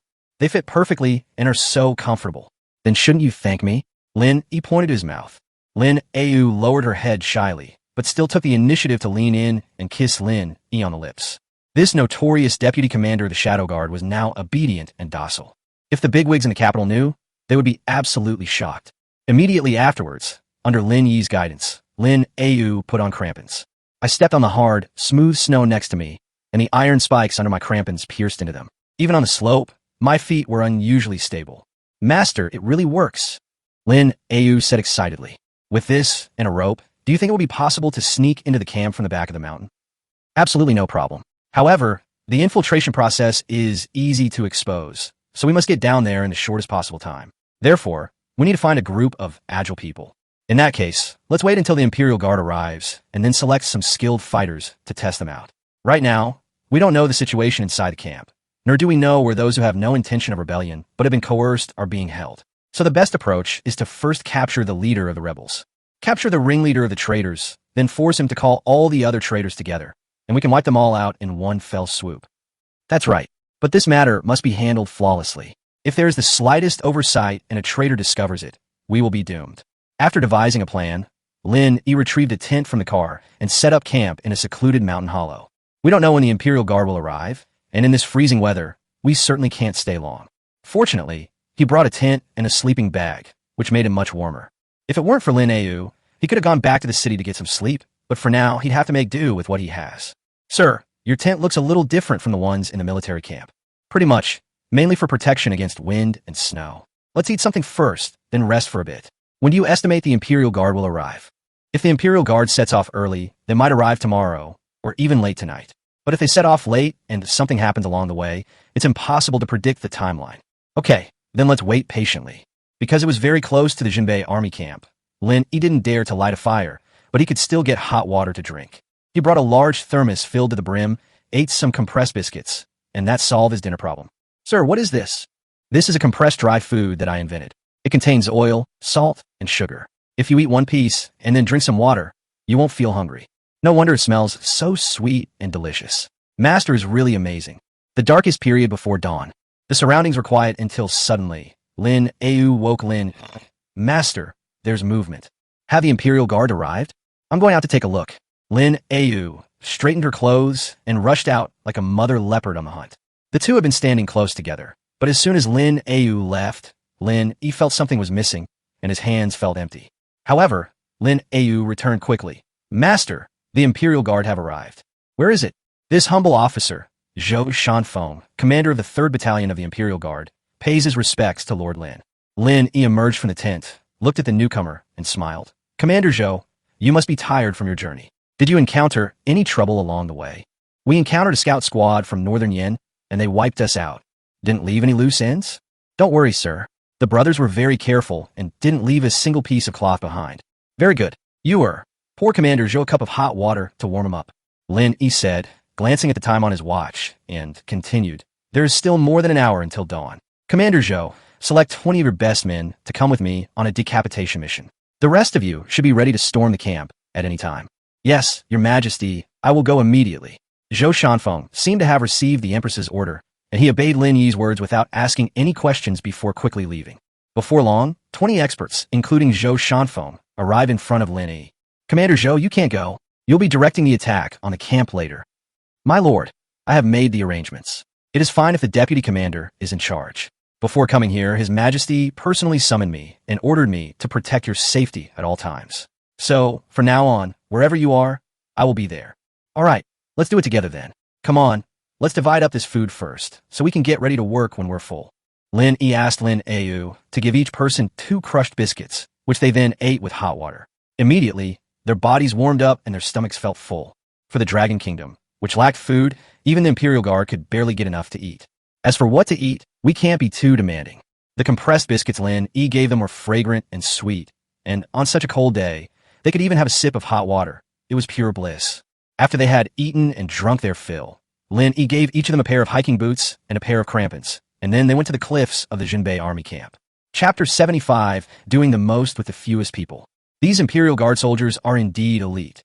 Wearing crampons makes them even more formidable. In less than an hour, they climbed the high cliff. Immediately afterwards, they moved to the rear of the Jinbei army camp. They tied the rope to a large rock, and then Zhou Shanfeng led his men down the mountain. Finally, there were Lin Yi and Lin Yi. Lin Yi had never learned rappelling, but he was now very strong and had amazing arm strength, so he slid down the rope without any accidents. The whole process took less than 5 minutes. The patrolmen in the main camp hadn't even finished their rounds. In fact, Lin Yi didn't need to take the risk. It would have been much safer for him to sit up there and wait, or to stay in the Imperial Guard camp. The reason he personally ventured into the tiger's den was because he relied on the Qilin armor and its powerful strength. In this era, no one should be able to break through his armor. Since no one can break through his defenses, security is not an issue. So his original idea was to come along, see the big scene, and maybe get some excitement. As for the Empress's talk of using a beauty trap, Lin Yi wasn't actually that desperate. Lin Yi took out a drone and piloted it into the air. This helps him to control the overall situation and detect dangers in advance. Zhou Shanfeng led his men to find General Jinbei, while Lin Yi stayed by Lin Yi's side, protecting him closely. She was used to the strange and unusual things Lin Yi brought out. Go to the largest tent up ahead. They found someone. Lin Yi controlled the drone, and the two of them quickly ran over. Lord Lin, the general of Jinbei, is dead. The one who issued the orders before was his deputy, Xiao Hu, who was also the leader of this rebellion. Where is Xiao Huan? Lin Yi asked. He's inside the main tent, and we've successfully brought him under control, but he's unwilling to compromise. Let's go in and take a look, Lin Yi said, and entered the main tent. Lin Yi followed behind and winked at Zhou Shanfeng. Zhou Shanfeng immediately understood and ordered the others to spread out around the main tent to keep watch. Inside the large tent, a corpse clad in a general's armor was placed on the ground. The other person, with half of their body stained red with blood, knelt beside them. Are you Xiao Hu? Did you issue the orders in the name of the general of the north to lead the Jinbei army to defect to the enemy? Lin Yi asked. And who are you? Xiao Hu asked Lin Yi with disdain. This is Lord Lin. He was personally appointed by His Majesty to handle the Jinbei army rebellion with full authority and the power to act first and report later. Lord Lin. Oof. I bet he's the Empress's kept man. Xiao Hu sneered. Are you complimenting me on my good looks? Lin Yi smiled, looking completely unconcerned. Do you know that your life or death is now in my hands? Do you also know that the life or death of your entire family of 36 is also in my hands? Do you dare? If you kill my family, the entire Jinbei army will tear you apart alive. You're scared, Lin Yi said with amusement. You've been scared ever since the Imperial Guard captured you. Bullshit. You foul mouth. Lin Yi suddenly swung her sword at Xiao Hu from its scabbard, knocking blood from his mouth and knocking out 2 of his teeth. You bitch. You dare touch me? You're dead. Xiao Hu's ferocity suddenly erupted. Master, hand this man over to me, and I guarantee he'll cooperate obediently, Lin Yi said to Lin Yi. Lin Yi nodded, then led Zhou Shanfeng out of the main tent. Do you have a list of those officers who didn't betray us? Yes, we already have the specific list. Try to notify as many people as possible in order to prevent military conflict. I've already notified them. If Xiao doesn't cooperate in a while. Master, he has agreed to cooperate. Lin Yi reported to Lin Yi as she came out. So fast. Lin Yi was stunned. How did you do that? Sir, time is of the essence. Let's implement the plan immediately. All right. Lin Yi knew this was not the time for idle talk, so the group immediately returned to the main tent. The remaining Imperial Guard soldiers lay in ambush all around. Xiao order was quickly relayed, and all officers of the rank of colonel and above rushed over. At the entrance to the main tent, everyone automatically removed their weapons. General Xiao, what happened? A subordinate who was close to Xiao asked curiously. Take him down. But the only response he received was a sharp shout. After a period of commotion, all the officers who had participated in the rebellion were brought under control by the elite soldiers of the Imperial Guard and those officers who had not rebelled. Commander Zhou, we can proceed now. Yes. Zhou Shanfeng went outside and lit the signal, signaling the charge. At this moment, the gates of the Jinbei army camp had already been opened by the people who were there to meet them. Several thousand Imperial Guard cavalrymen surged forward like a raging torrent, shouting as they marched. The rebels have been executed. His Majesty has decreed that only the ringleaders be punished, and the followers will be spared. The soldiers, who were unaware of the situation, all laid down their weapons. Next, witnessed by 30,000 soldiers of the Jinbei army, all the rebellious officers were beheaded and their heads displayed to the public. The remaining officers who did not rebel played a crucial role in maintaining stability in the aftermath. However, having just encountered such a major event, the morale of the Jinbei soldiers was low, and in order to quickly restore their combat effectiveness, they had to come up with an unconventional strategy. At this moment, he had a large pot brought over, and then took out all the grain from the granary to start cooking for everyone. Lin even pretended to take out more than 300 gene of pork from the car and have the cook stew it. In addition, he took out some instant noodles, cooked a big pot, and gave it to the officers who were always loyal to the Dragon Kingdom to satisfy their cravings. These ancient people, who had never tasted various seasonings and additives, were immediately tempted by the aroma of instant noodles. Moreover, the fried eggs inside are a true classic. The officers ate in complete silence, the only sound being the slurping of their noodles. As dawn broke, the pork stew was cooked and the rice was ready. Lin Yi instructed the soldiers of the Imperial Guard to serve everyone the rice. While distributing the food, they also said that His Majesty had not forgotten their words and was allocating grain to be sent over. With their stomachs full and the Emperor's promise, the morale of the troops improved significantly. Commander Zhou, we have finally fulfilled our mission. Lin Yi made it. It's quite exciting to be able to participate in something like this. It's all thanks to your plan, sir. Commander Zhou, you're too kind. It's all thanks to everyone involved. But we can't be too happy yet. That 20,000-strong Northern Yan army is still wreaking havoc on our land. Our next step is to wipe them all out. I'll do as you command, sir. Let's go to the main tent to talk. Lin Yi, Zhou Shanfeng, and a group of officers entered the main tent. Afterwards, Lin Yi looked at the map and said, everyone knows that the Northern Yan army is no weaker than us, so if we want to wipe out their 20,000 troops, we must find a favorable terrain. At this point, Lin Yi pointed to the Azure Dragon Gorge on the map. This is a large canyon, a buffer zone between the Dragon Kingdom and Northern Yan, and the most suitable passage for large armies to pass through. The terrain is long and narrow, with high mountains and cliffs on both sides. If we can ambush them here, wiping out 20,000 Northern Yan troops will be no problem. Sir, you are right, but it is precisely because of the narrow and long terrain that we are unable to launch a large-scale assault, Zhou Shanfeng said. Lin Yi smiled and countered, who said we were going to launch a large-scale attack? This time, we're going to use the fewest people to accomplish the biggest things. Chapter 76, Northern Yan enters the trap. The next morning, Lin Yi poked his head out of the sleeping bag, and then pulled Lin Yi out of it as well. In this cold weather, I need to hug a hand warmer to sleep comfortably. Sir, are you hungry? Looking at that pretty face that was both innocent and alluring, Lin Yi really wanted to have another 300 rounds of battle. But now that it's already daylight, there are still many things to get done. I'd like to eat you, though. Didn't you eat enough last night? You're so well-behaved and sensible. I could eat you for a lifetime and still not have enough. If I could stay with the master for the rest of my life, I would be content. You are my woman. Of course you have to stay with me for life. Lord Lin, the men who went to the Tiger Legion have returned. Commander Zhou requests your presence in the main tent. Just then, a soldier's voice rang out from outside the door. I understand, Lin Yi replied, and then had Lin Yi help him get dressed. It's often said that it's easy to go from frugality to extravagance, and that's certainly true. These days, I feel awkward getting dressed if no one is there to help me. Of course, Lin Yi was also a bit clumsy, far less considerate, gentle, and skillful than Xiu Xian. but it's better than nothing. After getting dressed, Lin Yi brushed his teeth and washed his face before taking Lin Yi to the main tent. Sir, a group of officers, including Zhou Shanfeng, saluted Lin Yi. Did you all rest well last night? Have you all had breakfast? Lin Yi asked with a smile. Thanks to your excellency's great fortune, we slept very well last night and have already had breakfast, Zhou Shanfeng replied on behalf of everyone. I heard the people who went to the Tiger Legion have returned. They're back. The Tiger Legion will cooperate with our plan. Very well. In that case, let's proceed according to plan. Your subordinate obeys. They formulated a specific action plan yesterday. 10,000 men from the Jinbei army were secretly dispatched to King Longjian to block the retreat route of the Northern Yin army, effectively sealing their fate.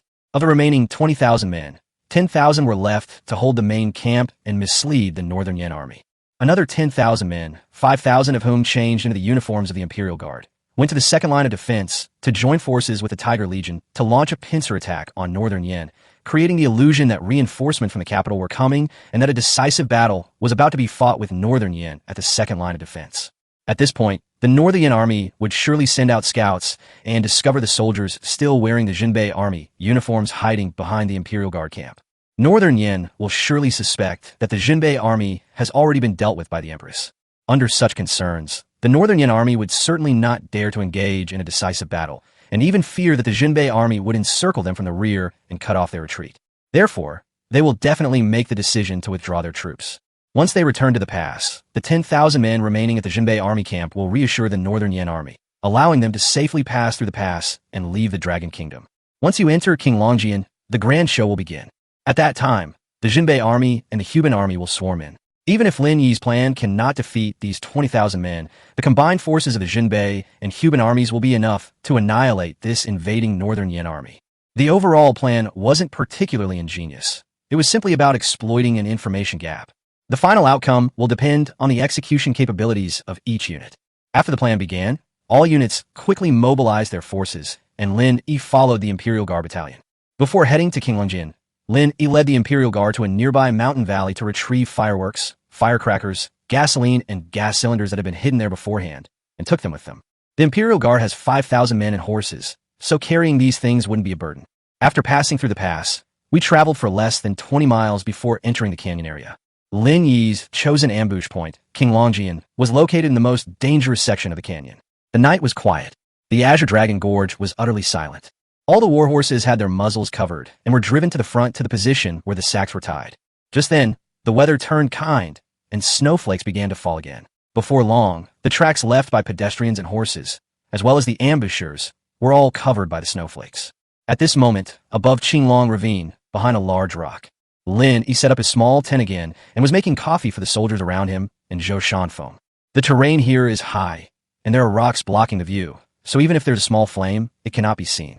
Besides, the flame of an alcohol stove is very small to begin with, and when two people surround it, the flame is completely blocked.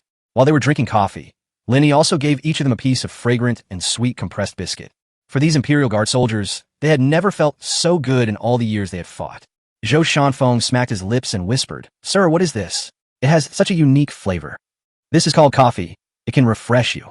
As he spoke, Lin Yi raised his wrist to check the time. "Commander Zhou, shouldn't Northern Yin have reacted by now? I've already sent out scouts, but they haven't returned yet. How many troops does Northern Yin have in total?" Lin Yi asked again.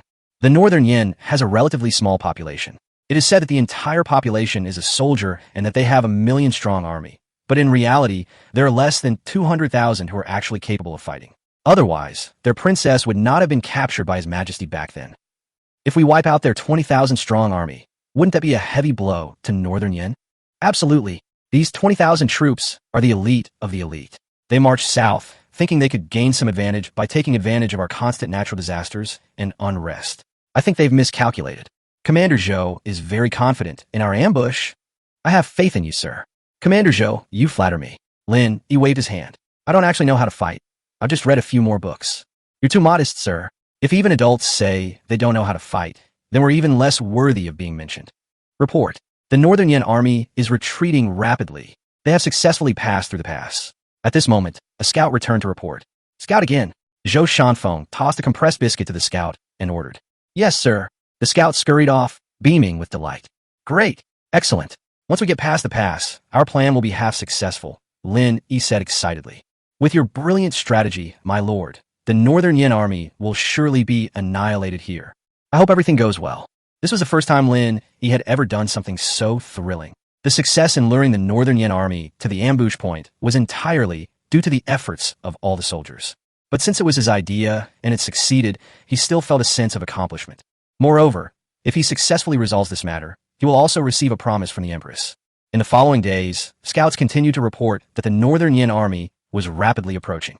The night grew darker and darker, but the snowflakes continued to fall. Several streaks of light suddenly appeared from the mouth of the canyon, followed by more torches, forming a long line. The Northern Yin army has arrived. Chapter 77, Burning Qinglong Ravine, annihilating the Northern Yin army. They're here. The Northern Yin army is here. Damn it, I've been freezing for so long, but it wasn't a waste of time. Sir, when will the fireworks start? We servants can't wait. Lin Yi smiled and looked down at the Northern Yin army advancing rapidly through the canyon, saying, Don't rush. Let's wait until the Northern Yin army is trapped. Commander Zhou, make sure the brothers are well hidden. Anyone who exposes themselves or acts without authorization will be dealt with according to military law. Your subordinate obeys, Zhou Shanfeng replied, then instructed the messenger to quickly relay the latest orders. The fire dragon formed by torches was rapidly approaching, but when they were almost at Qinglong Ravine, the group suddenly stopped. What's going on? Has someone been exposed? Lin Yi frowned as he saw that the Northern Yin army had stopped advancing. Although this position can also serve as an ambush, the effect will definitely be greatly reduced before the trap is even inside. My lord, there's no need to worry. Qinglong Ravine has a treacherous terrain, making it the best ambush location. We know this, and so does Northern Yin, so it's normal for them to be cautious, Zhou Shanfeng said, leaning closer. No matter what happens, you must not make a sound until you hear an order. Don't worry, my lord. I have repeatedly reminded you. Commander Zhou, if we achieve a great victory this time, you'll be credited with the greatest merit. My lord, please don't say that. Without your planning, we wouldn't know how to fight this battle. As the group was talking in hushed tones, several arrows suddenly shot out from beneath the canyon. Master, be careful. Lin Yi quickly tackled Lin Yi to the ground. Everyone stay still. Don't retaliate. This is Northern Yan's reconnaissance fire, Lin Yi said in a low voice. The Imperial Guards truly live up to their reputation as the Empress's private army, boasting exceptionally high combat strength and fighting skills.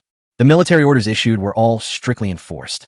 Even though the Northern Yin army was firing arrows haphazardly below and even wounded some unlucky ones, not a single person made sound. After a short while, the Northern Yin army below began to move again. As the Northern Yin army walked right into the trap prepared for them by the Imperial Guards, everyone involved in the ambush was excited. If we win this battle, it will be a tremendous achievement.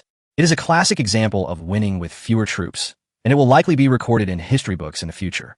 The agonizing wait made time feel incredibly slow. Finally, the Northern Yin army was completely trapped. Zhou Shanfeng excitedly said, My lord, we can begin. Lin Yi laughed loudly, stood up, grabbed a Gatling gun firework, and started firing it down in the canyon.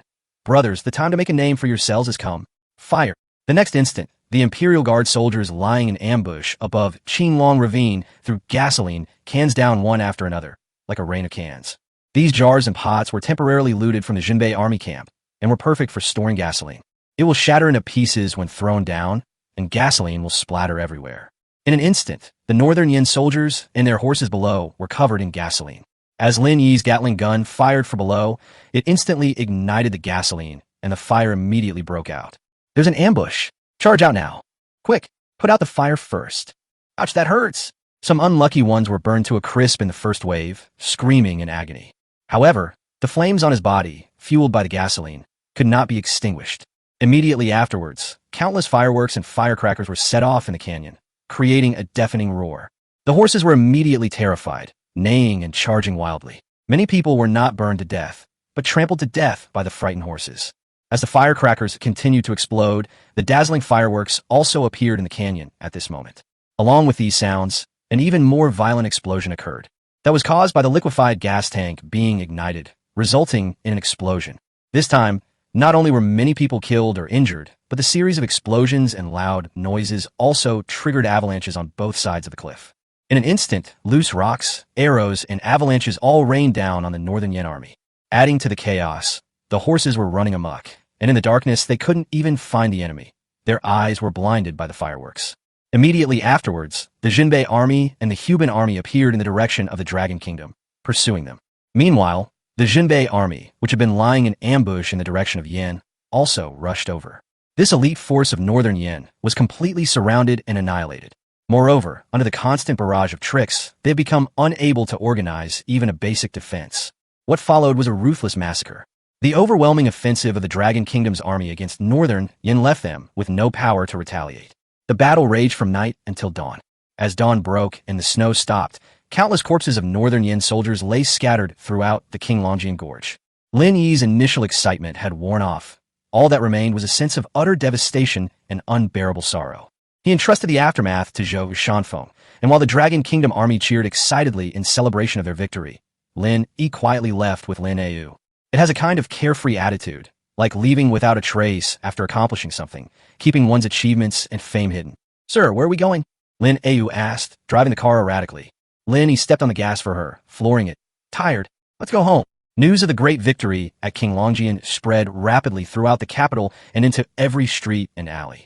Lin Yi's name once again resounded throughout the imperial court and the common people of the Dragon Kingdom. The last time was when coal was discovered. After a day of running around, as night fell again, the envoy sent by the empress finally found Lin Yi. He was ordered to go to the capital immediately to meet the emperor. "I originally wanted to go home, but now I have no choice but to go to the capital first." When this iron cart appeared on the streets of the capital, it immediately attracted everyone's attention, because this vehicle can move on its own without horses. Upon receiving the news, the empress immediately ordered Lin Yi to drive the car into the palace, as she also wanted to see this rare item. Lord Lin has had a long journey. His Majesty has specially decreed that Lord Lin may first take a bath and rest, and will be summoned for an audience in the afternoon. The palace maid led Lin Yi to take a bath, and 2 other beautiful palace maids served him. This treatment is truly exceptional. After Lin Yi had bathed, the palace maids brought him new clothes and some food before leaving. Lin Yi ate some of the food from the palace, and thought it was nothing special. Out of boredom, I lay in bed and pretended to sleep. Not long after, there was a knock on the door. Lin Yi, still lying down, replied, "Come in, Mr. Lin." "Miss Linglong." Lin Yi immediately sat up when he heard the familiar voice. "We meet again." "Yes. Did His Majesty send you to fetch me?" "His Majesty is busy and cannot summon you for the time being. So he sent me to meet with you and ask you a few questions." "What did you say?" Lin Yi asked curiously. His Majesty asks, "Does Mr. Lin truly not wish to become an official?" Lin Yi thought for a moment and said, "Miss Linglong, please thank His Majesty for his appreciation. But I really don't want to be an official, nor do I like the deceit and pretentious social interactions. Please let me go back to Lanyan County to farm." Linglong nodded and continued, "Your Majesty, if you ask again, what reward does Mr. Lin desire for his great service this time?" "Your Majesty, anything you give me will do. I'm not picky." Linglong smiled and said, "Mr. Lin truly lives up to his reputation as a reclusive master." "Miss Linglong, you flatter me." His Majesty asked 3 questions. "How can we gather talent for the country?" "Mr. Lin, His Majesty said that if you answer well, all the land in Lanyan County will be given to you as a reward." Lin Yi thought to himself, what about the honey trap we agreed on before? Are we not going to mention it? However, with Miss Linglong by his side, he couldn't ask too many questions. To recruit talent, it's actually very simple. Take exams, and the candidates should be spread throughout the entire Dragon Kingdom. Whether they are poor people, slaves, or scions of noble families, as long as they want to take the exam and have talent, they can participate and no one can stop them. "Could you please explain in detail, sir?" Linglong's eyes lit up immediately upon hearing this. Chapter 78, the Empress summons her, but doesn't see her. She goes to her father-in-law's house to find balance. As an ordinary citizen, he didn't actually know much about theory. It's simply about standing on the shoulders of giants and adopting a borrowing approach. Moreover, he is now considered a reclusive sage, and to maintain this status, he must continue to use it. Lin Yi went on and on about the examination models in modern cities, from elementary school to high school to university, as well as the middle school entrance examination, college entrance examination, postgraduate entrance examination, civil service examination, and civil service examination. Although it sounds a bit high-minded, or to put it bluntly, pretentious and empty, it does make people feel very impressive. These forward-thinking ideas and policies are absolutely in line with the development of human society. The Dragon Kingdom, which the Empress conquered, was precisely in the initial stage of breaking down the old and embracing the new, rebuilding a new nation. As a representative of innovation, the Empress is far more receptive to new things than others. What you say is so true, sir. If we could really do that, all the talented people in the world would be under our control, and how could the country not become strong? Linglong said excitedly. Sure. Lin Yi cautiously covered her mouth, reminding her, "It's not that they're all in your trap, but that they're in His Majesty's trap. Yes, yes, I was just too excited. Ling Long subtly pushed away Lin Yi's large hand. This policy will definitely have a significant effect and can break the control of the aristocratic families and landlords over the court and the stagnation of talent. However, it will not be so easy to implement. First of all, free education for all citizens is something that the Dragon Kingdom's current finances cannot support. That's right, everyone is starving right now. By the way, when I went to Lanyan County last time, I think I saw that you built a school in Linjiazhuang and enrolled many refugee children to study for free. My case is an exception. Sir, if I asked you to conduct a pilot program in Lanyan County, could you do it? That shouldn't be a problem. After all, Lord Song has already eliminated the biggest obstacle in Lanyan County. As long as the economy can support it, we will definitely be able to cultivate a group of talents for the country within a few years, Lin Yi said. Very well. With your words, sir, I will report to His Majesty in a moment and ask him to issue a special decree to take charge of this matter. I could try to do it myself. There's no need to bother His Majesty, is there? What? Are you afraid of His Majesty, sir? I just don't want to cause trouble for His Majesty. Ling Long didn't say anything more about this issue, but suddenly remembered the car Lin Yi had driven. Sir, I heard you came by iron carriage. Could you take me to try it out? Of course you can, Lin Yi said, leading Ling Long to where the car was parked. Lin Yu had been taken somewhere unknown, and there was no one else around. I heard this iron car can move on its own. Ling Long sat in the car, looking around curiously. Lin Yi smiled and said, actually, it can't move on its own. It's powered by burning gasoline. Who is gasoline? Similar to coal, it is a non-renewable resource discovered underground. Oh, we have some underground too? Is it easy to dig? It definitely exists, but it requires exploration. And even if it is dug up, it requires very advanced refining technology and equipment to turn it into gasoline. Sir, you own a car, so you must be familiar with this kind of exploration technology, right? This car was a gift from an immortal, as was the gasoline. But perhaps I can master this technology in the future. Lin Yi could only use this excuse to fool people now. Whether others believe it or not is none of his business. Anyway, this world doesn't have the capability for slice and research, and he already has enough ability to protect himself. Once you master this technology, I hope you can find this resource for our Dragon Kingdom. Definitely. I'm really looking forward to that day. Sir, may I try out this car? Here. There's no one around now, so running a couple of laps won't hurt. You are a lady-in-waiting to His Majesty. If you say it's all right, then it's all right. Lin Yi said, then started the car and began to move. Ling Long, sit tight. I'm about to speed up. Immediately afterwards, the car's speed noticeably increased. Finally, the car reached a speed of 80 miles per hour, mainly because the palace grounds were paved with stone slabs, which made it very easy to drive. So fast. Stand up and feel it. Lin Yi opened the sunroof. Ling Long stood up, crawled out of the skylight, and her long hair instantly fluttered in the wind. The rapid stimulation made her scream with excitement. Mr. Lin, faster, faster. We can't go any faster, or we won't be able to stop. At this moment, Lin Yi turned on the music, a very rhythmic DJ song, which made Ling Long unable to resist swaying to the rhythm. That's the feeling of flying. Sir, what kind of music is this? It's so wonderful. Ling Long couldn't find a single word to describe it. Feeling good, huh? Let me show you how to have fun. I drove while listening to music and drove with Ling Long for an hour before finally stopping. Ling Long's hairstyle and clothes were all messed up. Sir, that was so awesome. If you like it, come find me in Lanyan County later, and I'll give you a good time. Then it's a deal. It's settled. Ling Long left, but Lin Yi was not summoned by His Majesty and was dismissed the next day. Lin Yu, who had been missing for nearly a day, finally reappeared. Where did you go yesterday? I didn't even have a warm bed to sleep in last night. Lin Yi said as he drove, stroking Lin Yu's thigh as if he were handling a gear shift. I was led by a palace lady to their resting place, and then they told me to stay there. I didn't dare to wander around, for fear of causing trouble for the master. Yes, you can't just wander around in the palace. Lin Yi nodded. My lord, have you seen His Majesty? It's frustrating to even think about it. I came to the capital because His Majesty wanted to see me, but I didn't even get to see him. Lin Yi felt even more frustrated. He invested a lot to win this battle, but in the end, he didn't get any reward or enjoy the benefits of the honey trap. He lost a lot. No, I have to go to my future father-in-law's house and plunder some good stuff, otherwise I'll feel unbalanced. With that in mind, Lin Yi drove directly to the Chun residence. After meeting Chun Rong, Chun Della chatted with him for a while, and then Chun Yudao took Lin Yi to the storeroom to pick out some medicinal herbs to nourish the body. As a family of imperial physicians, and deeply trusted by the emperor, the Chun family had an abundance of fine medicinal herbs. Lin Yi only prepared a small amount, which was enough to break even on this trip. Little imperial physician Chun Rong.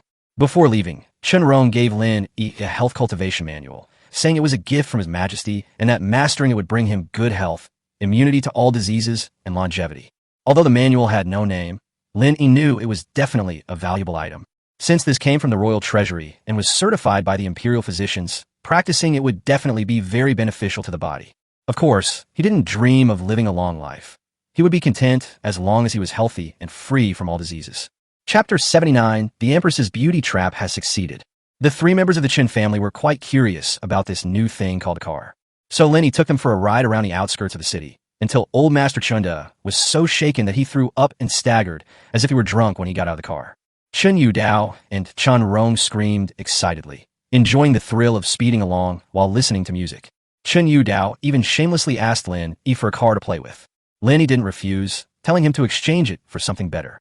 Lin Yi also gave them some snacks, instant noodles, compressed biscuits, and various seasonings for cooking. These items are rare even in the capital, so taking them out wouldn't be considered beneath them. This time, Lin Yi is really leaving. When they parted, Lin Yi called Chen Rong into the car and kissed her for the first time, which could be considered a perfect ending to this trip to Beijing. The car left Beijing and headed towards Lanyan County.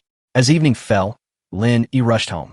When Lin Yi saw Qiu Xiang and Yi Shaodai standing at the gate, along with a group of maids and servants, he finally felt like he was coming home.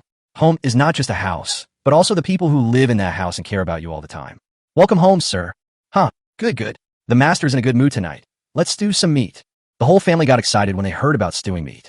In this situation, poor people can't even eat meat once a year. However, when they arrived at Lin Yi's house, the maids and servants would have their meals improved every few days. Although the portion was small, enjoying a bit of meat broth was a blessing. Now that the car had been revealed, Lin Yi no longer needed to hide it and drove in through the back door. Upon hearing Lin Yi's voice, the great sage rode his black horse to greet him. He was brandishing his golden cudgel. Anyone who didn't know better would think he was about to go to war. It's called riding, but it's really just about carrying the big black dog between your legs and letting it walk on its own. Because Big Black can't move it at all right now. A single weapon is enough to crush Big Black. Lin Yi took out some fruit and gave it to Desheng, and took out a few bones and gave them to Dehei and Erhei. With a master's command, the kitchen quickly sprang into action. Just then, a carriage suddenly arrived at the back gate of the Lin family's courtyard. The carriage was driven by Shadow Guard, and there were many more Shadow Guard around, keeping a close watch on the carriage. Knock, knock, knock. There was a knock on the back door. Lin Yi appeared at the back gate, exchanged a glance with the Shadow Guard driving the carriage, and then walked into the courtyard. Not long after, Lin Yi was led out. Lord Lin, this is His Majesty's reward to you.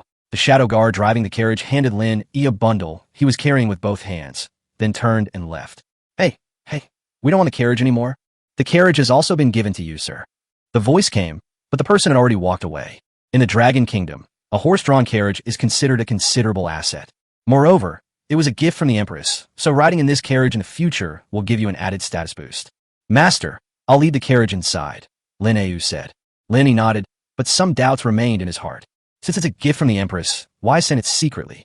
Master, come and see quickly. Just then, Lin Yi, who had already entered the backyard, suddenly called out. Lin Yi quickly went over and asked, "What's wrong?" "Take a look for yourself," Lin Yi said, pushing the carriage aside.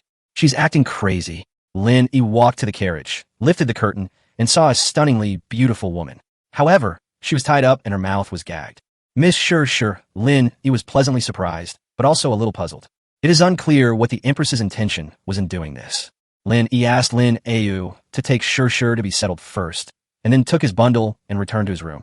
By candlelight, Lin Yi unwrapped the bundle, which contained an imperial edict and a scroll. Lin Yi first unfurled the scroll, which turned out to be a portrait of a woman without a face. However, judging from her figure, she has the charm of a beautiful woman. But Lin Yi was even more confused. What does the Empress mean by this? Setting the scroll aside, Lin Yi then opened the imperial edict. After quickly scanning through it, Lin Yi gave a wry smile. This Empress really knows how to cause him trouble. However, if you're talking about a reward, then there's no problem with that. The imperial edict mainly addressed three matters. The first thing is about Miss Sure. His Majesty has already bestowed her upon Lin Yi. From now on, there'll be no more Miss Sure in this world, nor will there be any more courtesans of Zuexiang Pavilion. She will only be a maid, and her master will be Lin Yi. The second thing was what gave Lin Yi the biggest headache. He had previously declined the Empress's offer to take up an official position, but now the Empress was trying every means to get him to do so. Strictly speaking, it wasn't really an official position. It was just that, in recognition of his merits, all the land in Lanyan County was granted to him. Furthermore, he was told that after Song Yao was transferred, Lanyin County would no longer have a magistrate, and everything would be up to him. This is essentially making him a county magistrate in disguise. However, this is also a good thing. Without an official position, there will be fewer troubles. Moreover, the entire Lanyin County will belong to him in the future, and he can do whatever he wants here, which gives him a great deal of freedom. Of course, you still have to pay taxes every year. The third thing is what Lin Yi mentioned to Ling Long about starting an educational institution and opening a school. His Majesty ordered him to conduct a pilot program in Lanyin County to set an example for others. After storing the imperial edict in his game inventory, Lin Yi picked up the portrait of the faceless woman again and looked at it. He could never quite fathom the Empress's true intentions. Forget it, let's go see the living beauty instead. Lin Yi put away the portrait and went to the room next door. Master, go ahead and get busy. I'll call you if I need anything. Yes. After Lin Yi left, Lin Yi went into the room. Looking at Shur, who was still tied up like a dumpling, Lin Yi couldn't help but laugh. He wondered who tied the rope, but it was quite skillful, highlighting everything that should be there. Lin Yi stepped forward and removed the gag from Shur's mouth. Shur, did you not expect we would meet again in this way? I really didn't expect that. Are you already aware of your current identity? I know. She has already given me to Mr. Lin. From now on, there will be no more Miss Shur in the world. From now on, I'll call you Teacher Tsang. Why is it Miss Tsang? Teacher Tsang is the representative of all enlightenment teachers and was once the goddess in the hearts of otaku. I don't want to. I want to call my own name. What's your name? Manhwa, the eternal bright moon on Langshan Mountain. That is the meaning of my name. Lin Yi shook his head and said, His Majesty said that from today onwards, you are my servant, and there is no longer a person like you in this world. So I will give you a new name. Let's call you Tiger Girl. I don't want to. I am the master. You have to take it whether you want it or not. Do you think you're a princess of Yen Kingdom? Or the most beautiful courtesan of Zuexiang Pavilion? From now on, you are a lowly maid, serving the master's daily life. If you don't do well, you won't get any food. Do you understand? Chapter 80 Pay to Win Quick Start Function. You can't even wash a dish properly, so you're not eating today. Or did you clean this floor? It's still dusty everywhere. Go stand outside for an hour as punishment. You can't even wash your own feet. What else can you do? Asked you to give me a massage, not to kill someone?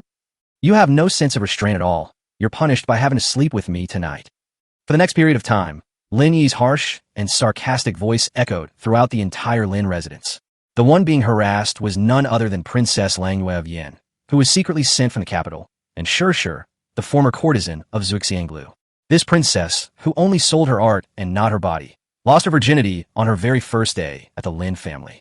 But that's not the worst part. The most cruel thing is the mental torment. No matter how arrogant and self-important she used to be, she has now fallen into the mud and is so lowly that she's not even as good as the big monkey guarding the gate. Xiaoxiang knew Lin Yi quite well. Logically speaking, her master shouldn't be such a difficult person to serve. Therefore, Lin Yi's harshness towards Lang Yu puzzled her.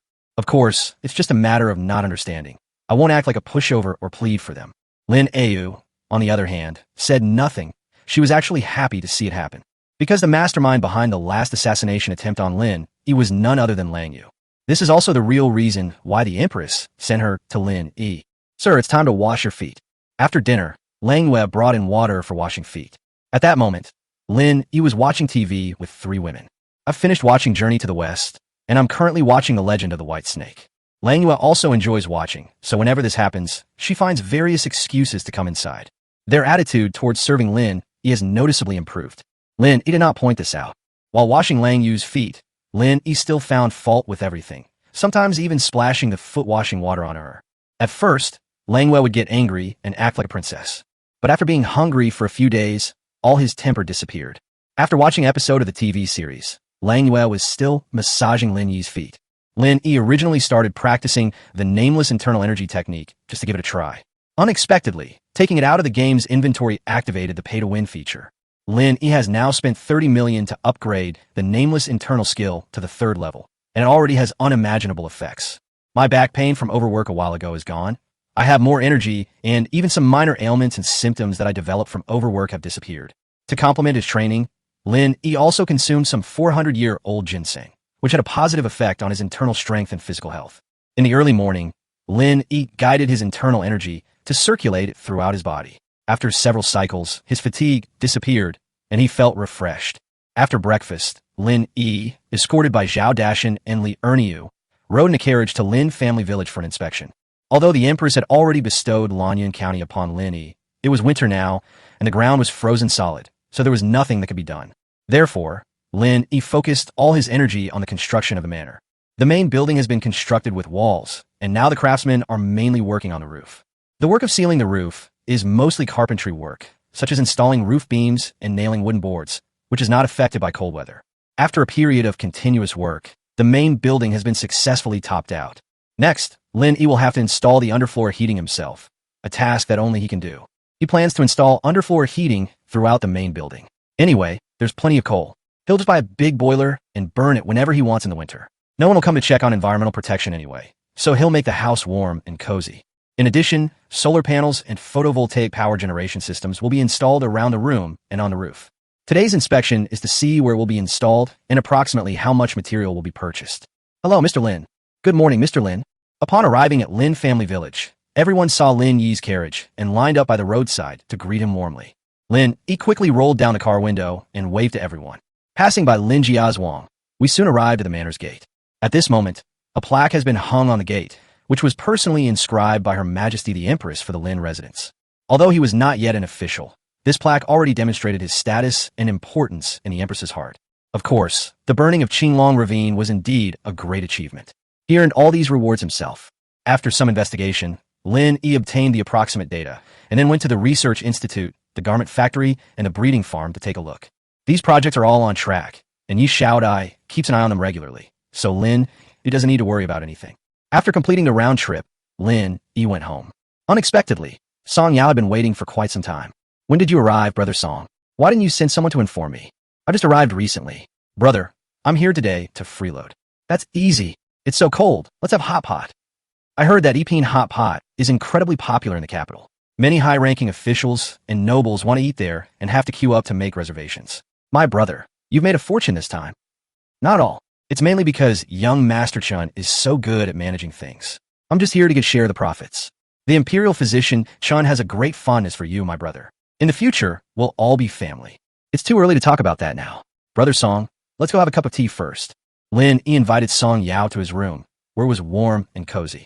Brother, actually, I have a few words to tell you today. After all the servants had left the room, Song Yao suddenly leaned closer and said, Please enlighten me, Brother Song. His Majesty has bestowed all the land in Lanyan County upon you, and after I leave office, he will not appoint another magistrate. Do you understand His Majesty's profound meaning? Lin Yi gave a wry smile and said, His Majesty wants me to use Lanyan County as a pilot area to make some bold attempts in terms of policy. Song Yao nodded. My dear brother, you don't want to be an official, but His Majesty didn't force you. On the contrary, he went to great lengths to come up with this method. It is clear that His Majesty respects you very much. You must not let down this imperial favor. Chapter 81 Medical Treatment or Indecent Assault. In the boiling hot pot, various kinds of meatballs that Lord Song loved to eat floated. Lin Yi, on the other hand, only picked out the sliced mutton and vegetables to eat. They left all the delicious meatballs for Song Yao, which deeply moved Lord Song. Brother, you're so kind. Let me say a few more words to you. Lin Yi poured Song Yao a glass of wine, pretending to be all ears. Many people are watching this pilot project you're conducting. If it succeeds, His Majesty will be happy, but the court officials will be unhappy. If it fails, His Majesty will be disappointed, but the court officials will be happy. You understand what I mean, right? So, it's about choosing a team. Brother, your words are insightful. Song Yao gave a thumbs up. In fact, we have already chosen sides, namely His Majesty, and have become a thorn in the side of the ministers. There is no turning back on this path. What are you worried about, Brother Song? Your Majesty has shown me great favor, and I will naturally devote myself to your service until my dying breath. But my family... Song Yao waved his hand, tilted his head back, and drank the wine in his cup. I've had a bit too much to drink. I'll stop here. Brother Song is going to Lingyang to take up his post after the new year. Are you worried that some of your actions might arouse public outrage and implicate your family? Song Yao patted Lin Yi on the shoulder and said earnestly, Brother, it is my honor to know you. Brother, don't worry. If you need any help, I will definitely do my best to help. The drinking session lasted until evening. After seeing Song Yao off, Lin Yi recalled Song Yao's words but wasn't too worried. He knew that Song Yao was willing to say these things to him today because he truly considered him one of his own. Seeing how sincere Lao Song is, I will definitely lend a helping hand if he ever encounters trouble in the future. As for taking sides, is that even a question? Lin Yi will definitely choose the Empress's side. As for the ministers, they are all scum. What is there to be afraid of? Once he sets up a musketeer squad, anyone who dares to blow up a spike will be shot dead. With the Empress backing him up, What's there to be afraid of? That night, Lin Yi did not allow anyone to serve him. He's been in this other world for quite a while now. It's time for him to return to the city. After instructing the great sage to guard the gate, Lin Yi activated the teleportation. The next moment, he appeared in a warehouse on the outskirts of the city. He brought back a lot of medicinal herbs this time. He first distributed them to Yang Xiaowei and others, earning more than 10 million yuan. Then he bought some snacks, went to see cocoa, and then went to buy materials and tools for laying underfloor heating. In addition, solar panels, solar streetlights, photovoltaic power generation equipment, and so on, cost a total of more than 1 million yuan. In addition, he also ordered various doors and windows, which he couldn't take with him this time and would have to wait for them to be made. We acquired a batch of building materials such as cement, sand, and putty powder for use in laying underfloor heating and painting the walls. Although the Research Institute has successfully developed cement, the production volume is still insufficient, so Lin Yi can only bring it from the city first. Basically, I just buy. If the price seems right, I pay directly and have them deliver. I was so sick of buying them by the end. At this moment, Lin Yi suddenly had an idea to find one or a few people to help him buy things. Just like that fruit delivery grandpa. If you want any fruit, you could just have him deliver it to your door, which is much more convenient. It not only saves time, but also improves efficiency. So over the next few days, Lin Yi went to the job market to recruit. He doesn't care about academic qualifications or experience. He just wants someone who is honest and reliable. Furthermore, he doesn't want to hire people who are too smart or who think they're a little clever. The best person is a diligent and honest one. Just do the things he asks you to do well. After several days of recruitment, Lin Yi found two people, both graduates from ordinary universities. One was a recent graduate, and the other had been out of school for more than 2 years and had not found a suitable job. With the devaluation of academic qualifications, the job market is now dominated by college graduates, and their salaries are generally not high. Some people even went directly to deliver food and could earn more money that way. Lin Yi offered him a trial period salary of 5,000 yuan per month, with a potential increase if he performed well. As for insurance and the like, Lin Yi hadn't thought of that, so they didn't even discuss it. The two of them honestly didn't mention that they had a salary of 5,000 yuan. The job was very simple, and it was still a probationary period. So they decided to just start working and see what happened. Lin Yi assigned the purchasing task to the two men, assigning them to be responsible for different categories of goods. For convenience, Lin Yi rented a warehouse in the county town and assigned each of them to be in charge of one. With two assistants, Lin Yi finally had some free time and became a hands-off manager. Every day, all I have to do is check the accounts and pay the money. That morning, Lin Yi woke up naturally after a nap, but before he even got out of bed, there was a knock on the door. Upon checking the surveillance footage, it turned out to be Su Yun who had come looking for them. Lin Yi then remembered that he had promised to help her find medicinal herbs, but he had completely forgotten about it because he was so busy. I quickly got up, dressed, and hastily washed my face before welcoming the person in. Miss Su, I'm so sorry. I've been so busy lately that I forgot to send you the medicinal herbs. Mr. Lin, you're too kind. I should have come to pick it up myself. I just happened to be here today looking at a project, so I came over on the way. I hope I didn't disturb your rest. You're too kind. Please come in and have a seat. Lin Yi invited Su Yun to the coffee table, poured her a cup of hot tea, and then took out the medicinal herbs. Miss Su, here are all the medicinal herbs you need. The ginseng is 30 years old. I wonder if that's enough. That's enough. How much? I'll transfer it to you now. Miss Su, please give me the cost price. I really forgot this time because I was so busy. I couldn't possibly accept that. You don't need to be so polite. Su Yun transferred the money to Lin Yi, sat for a while longer, and then quickly got up to say goodbye. Lin Yi suddenly spoke up. Miss Su, you don't look well. Are you feeling unwell? It's nothing, it'll be fine in a bit. Is Miss Su on her period? Su Yun wasn't curious about why Lin Yi knew this. Someone in the medicinal herb business would know a thing or two about the properties and effects of medicinal herbs. The prescription she gave Lin Yi earlier was a traditional Chinese medicine formula for treating menstrual cramps. Sujuanadi, samwadimbatist. After all, the two weren't very familiar with each other, so it was a bit awkward to talk about such private matters. Miss Su, how about I take a look at you? Mr. Lin also knows medicine. I know some methods of luck, which might help alleviate your pain. Then I'll trouble Mr. Lin to take a look at me. Su Yun was indeed in a lot of pain at the moment, so she readily agreed.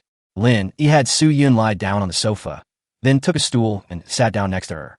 Miss Su, I apologize for the intrusion, Lin Yi said, unbuttoning Su Yun's jeans. What are you doing? Su Yun immediately felt embarrassed and annoyed. This isn't a medical consultation, it's indecent assault. Chapter 82, A Pure Heart in a Jade Pot. Lin Yi's home in Xiaohua Village. Seeing Su Yun's clearly misunderstanding expression, Lin Yi said calmly, Miss Su, are you doubting my character? I'm sorry, I was just being too sensitive. Su Yun suddenly remembered that the man in front of her, despite living in the countryside, was a genuine billionaire. With his wealth, he could have any woman he wanted. There's no need to take advantage of this and ruin your reputation. The lower abdomen is where the lower dantian is located. I need to transfer chi to you here to help alleviate your pain. If you think I have ulterior motives, then forget it, Lin Yi said, standing up.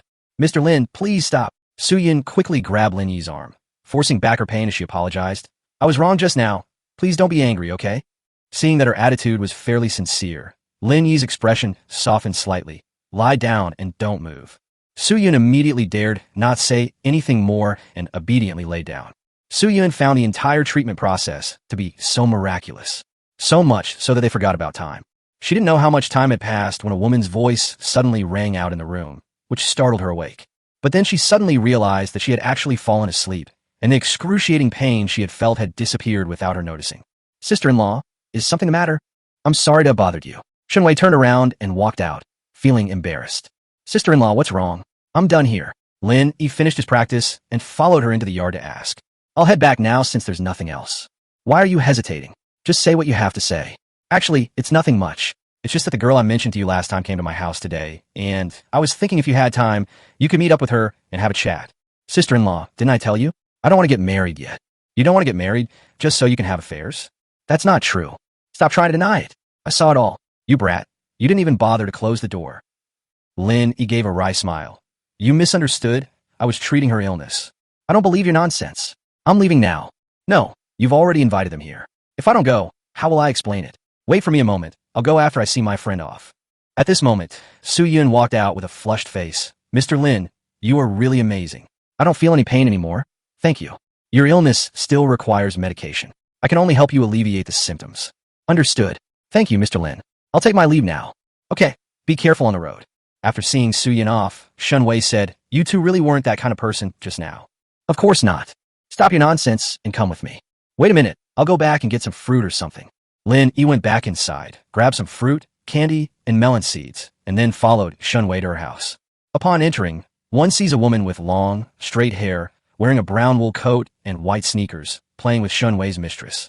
Xiaobing, Lin Yi is here, Shunwei said to the woman. Lin Yi.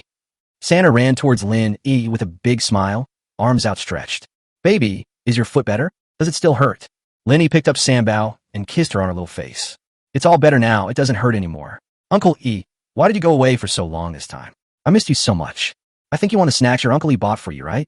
Shunwei smiled, took the child, and said to Lin, you and Xiaobing go inside and talk.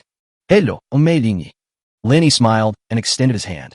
Now that he has a net worth of hundreds of millions, he naturally exudes a confident charm.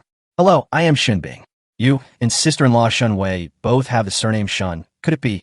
Shunwei is my cousin. I knew it. Let's go inside and talk. Lin Yi invited Shunbing into the house and placed fruits and melon seeds in front of her. My sister told me that you've been working away from home all these years. Why did you suddenly come back to your hometown? Shunbing asked first. Your sister-in-law has probably told you about my situation, right? I'm all alone now. After my father passed away, I suddenly felt like I had no future, so I just went back to my hometown and settled down, Lin Yi said without any hesitation. Lying flat is also a lifestyle. Once you see through it all, you don't want to work hard anymore. Then why are you so busy every day that you're never home? A few days ago, you even harvested all the corn for the villagers. Hey, I'm just busy doing nothing, and I'm just trying to earn some pocket money on the side. Don't you want to ask me about my situation? My sister-in-law also told me roughly that you have a car and a house in the city, a stable job, and a master's degree. I was also married once, but we divorced after a year. I don't have any children, Shunbing said. A whirlwind marriage? Not really. We'd known each other for over a year, but after we got married, we realized how different our views were. Then we kept arguing, and in the end, we had to separate. If our values are incompatible, it's better to separate sooner rather than later. Otherwise, we'll just be torturing each other. That's right, I think so too. The two chatted for more than half an hour, but only on superficial topics. Lin Yi then went back first. To be honest, Shunbing is fairly good-looking and fits his aesthetic preferences, but Lin Yi isn't very interested. He's living a comfortable life now, and he doesn't lack women. He doesn't mind if it's just interaction between adults. He'd rather not get married. He didn't want to create unnecessary trouble for himself. In this other world, women all revolve around him, and he doesn't want to marry a wife to control him. Moreover, Lin Yi disappears for days at a time, which is unacceptable to anyone. Xiaobing, how the talks go? Shunwei asked after Lin Yi left. He's all right, but he seems a little indifferent. Sis, does he not like me? How could that be? My sister is so outstanding. Lin Yi, Maybe he was a little traumatized by his father's death and couldn't think straight for a moment, so he didn't want to get married or anything. Didn't you two add each other on WeChat? Shin Bing shook her head, feeling somewhat aggrieved. I'll have him add you later. You two can chat first. I think you two are a good match. Maybe he just doesn't like me. So, have you taken a liking to him? Shenwei asked with a smile. His speech and mannerisms are alright, but he always seems a bit arrogant. I don't know what he's so proud of, just because he has some money. Lin Yi isn't that kind of person. I've been his neighbor for so many years. Don't I know that from his father to him, they all have very good tempers and personalities. You just don't understand him yet. Chapter 83. Expanding the security team and equipping them with embroidered spring knives. Once Lin Yi got home, he put the blind date out of his mind. But Su Yun, who had just left, called again. Miss Su, have you forgotten something? No, I just want to thank you again, and I'm sorry. I misunderstood you before. Please don't take it to heart. Su Yun's sincere apology came from the other end of the phone. I didn't take it to heart. It's normal to be misunderstood in that situation. Speaking of this, Lin Yi couldn't help but recall the feeling when he touched it earlier. It really did feel quite smooth. I was judging others by my own petty standards. You don't need to blame yourself. I really didn't take it to heart. Thank you for your kindness. And could I come again tomorrow? What do you mean? Lin Yi was taken aback. After you helped me with the breathing, I felt very comfortable. The pain stopped and my body warmed up. I would like to ask you to do it for me again. I can pay you. Lin Yi couldn't help but laugh. You asked me to do this, so don't say I took advantage of you later. No, it was all my own choice. Okay, then come back tomorrow. It's best not to come too early. I like to sleep until I naturally wake up. Okay, I'll go over around noon. Which girl did he meet up with this time? Shenwei's voice suddenly rang out from behind. Sister-in-law, why do you walk so quietly? It's terrifying. I think you've done something wrong, haven't you? I'm just eyeing your great figure, sister-in-law. Lin Yi joked. Huh, you can't expect anything good to come out of dog's mouth. Shenwei blushed instantly, slapped Lin Yi twice, and asked, Lin Yi, tell me honestly, what do you think of my sister? It's all right, Lin Yi replied somewhat perfunctorily. Then why didn't you even add her on WeChat? It made Xiaobing think you looked down on her. Your sister has taken a liking to me? Lin Yi found it quite amusing. This would have been impossible in the past. They own a car and a house in the city, have a stable job, and even have a master's degree. He has nothing, lives in the village, and only has a little money. Furthermore, no one knows exactly how much money he has, so his financial situation is not a plus. He didn't even bring his $1 million Patek Philippe today. As for the woman having been married before, given the current situation where there are more men than women, people should be grateful to be able to find a wife at all, let alone consider someone who has been married before or after marriage. The most likely scenario is that Shun Bing doesn't even think much of him. From an outsider's perspective, apart from the corn harvest which revealed a little bit of wealth, there was really nothing remarkable about him. Xiaobing thinks you're a good person, and I sincerely hope you two can get together. I know you both well. I think you're a good match, unless you mind that she's been married before. No, I just don't want to get married right now. I don't want to think about it right now. Let's just keep talking and talk when the conditions are right. Lin Yi, that's my sister. I would never harm you. Sister-in-law, thank you for your kindness, but I really don't want to. Let's add each other on WeChat first, and chat slowly. Here's her phone number. Remember to add her. Shenwei left a number and quickly left. It's clear that Shenwei genuinely wanted to bring them together. But Lin Yi wasn't interested, so he glanced at the piece of paper with the phone number on it, and then casually threw it away. If you don't want to get close to them, why provoke them in the first place? Then I went to the backyard to feed the poultry. Now, there are only a dozen or so chickens left in the backyard. The rest, along with the pigs and sheep, have been taken to the farm in the other world. This makes the house much quieter, and it's enough for him to eat eggs regularly. After feeding the poultry, Lin Yi went back inside for a nap. In the afternoon, he played some games and played a few rounds of billiards. It's a bit boring to play alone. It's much more fun to play with Qiu Xiang and the others. This pool table is brand new. It was delivered just a few days ago, and I bought two at once, one for my home and one for the other world. Anyway, we're not short of money. There's no need to move around. Just as I was getting a little bored and was about to be teleported to another world, the delivery guy arrived again. It turned out that the weapons that were custom-made for Zhao Dashan and his group had arrived. A pair of golden hammers for drumming, a green dragon crescent blade, and 100 throwing knives, all of excellent quality as always. Lin Yi took it to the mountain outside the village and tried it out. With one swing of the hammer, he smashed the hard rock to pieces. The green dragon crescent blade, under Lin Yi's powerful sweep, directly chopped down a small tree without even chipping the blade.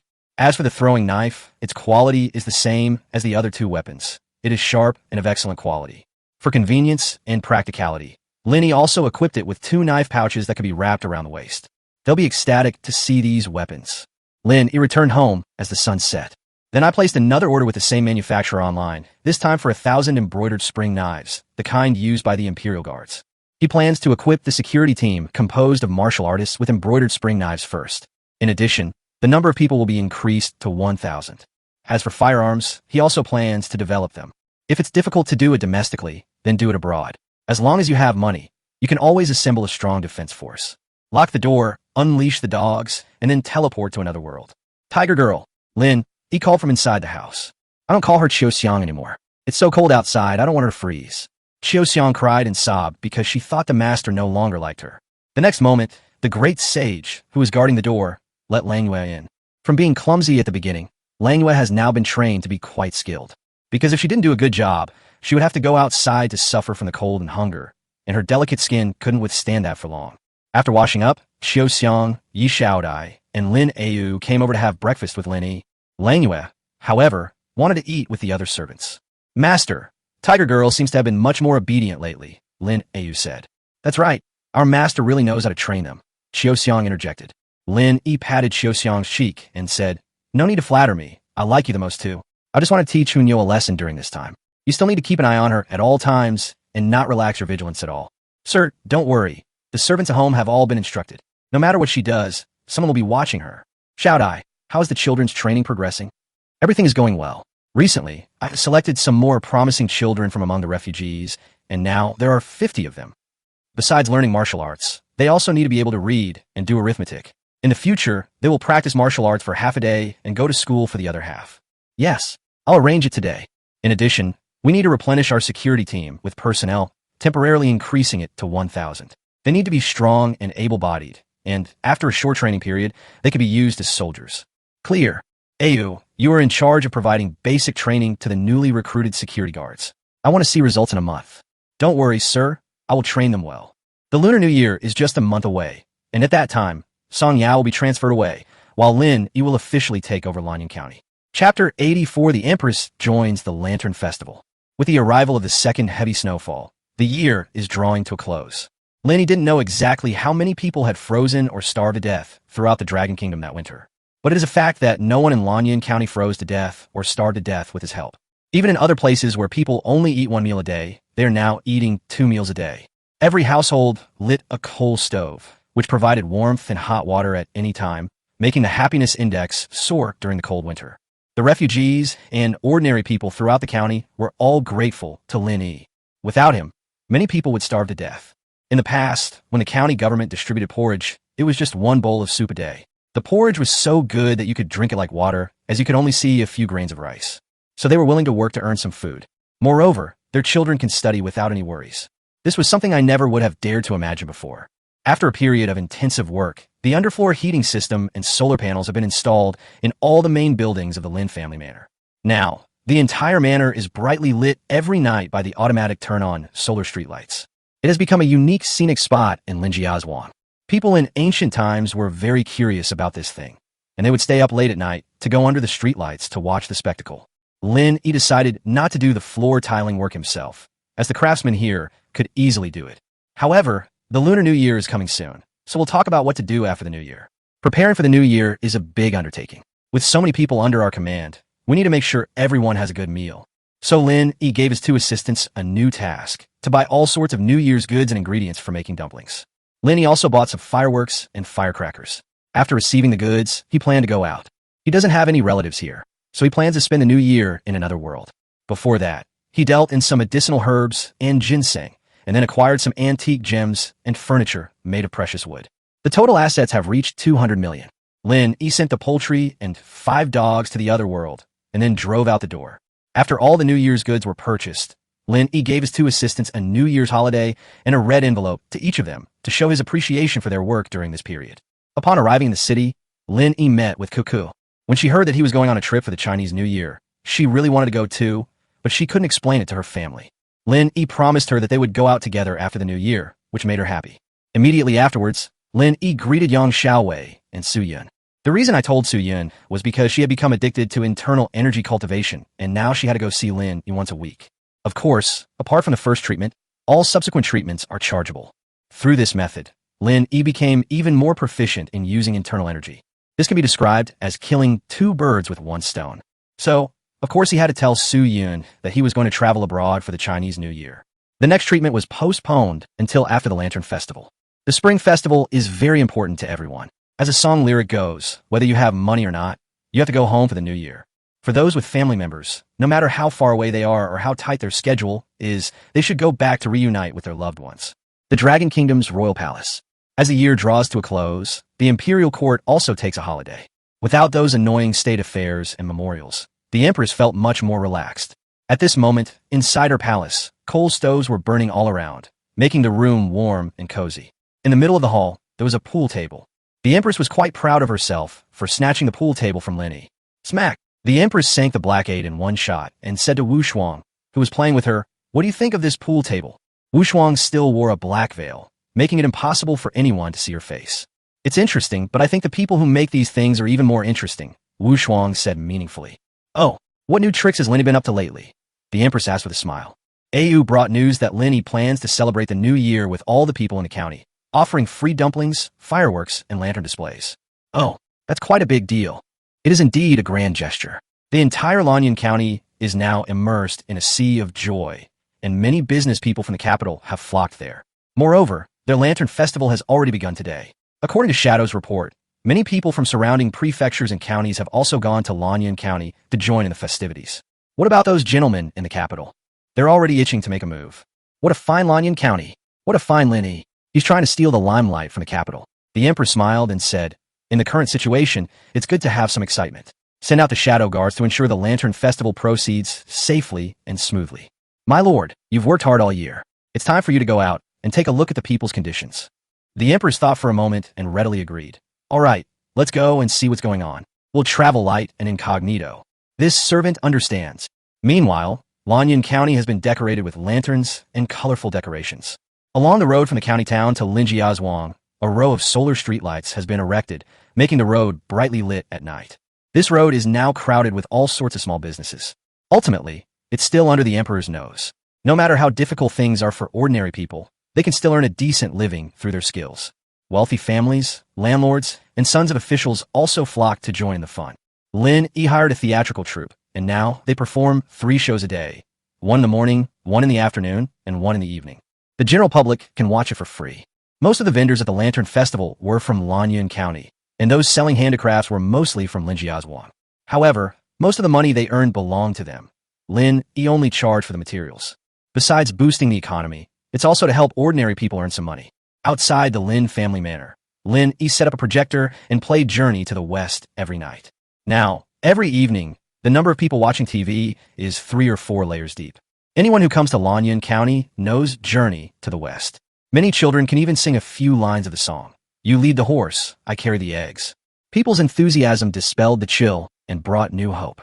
If you didn't see how emaciated they were, it would be hard to imagine that they were still living in a year of famine. Of course, the faces of the people and refugees in Lanyan County looked much better. Although they have endless work to do every day, at least they have enough to eat, and their mental outlook is noticeably different. "Miss, it's so lively here." Rui followed the empress, her eyes darting around at all the novel sights.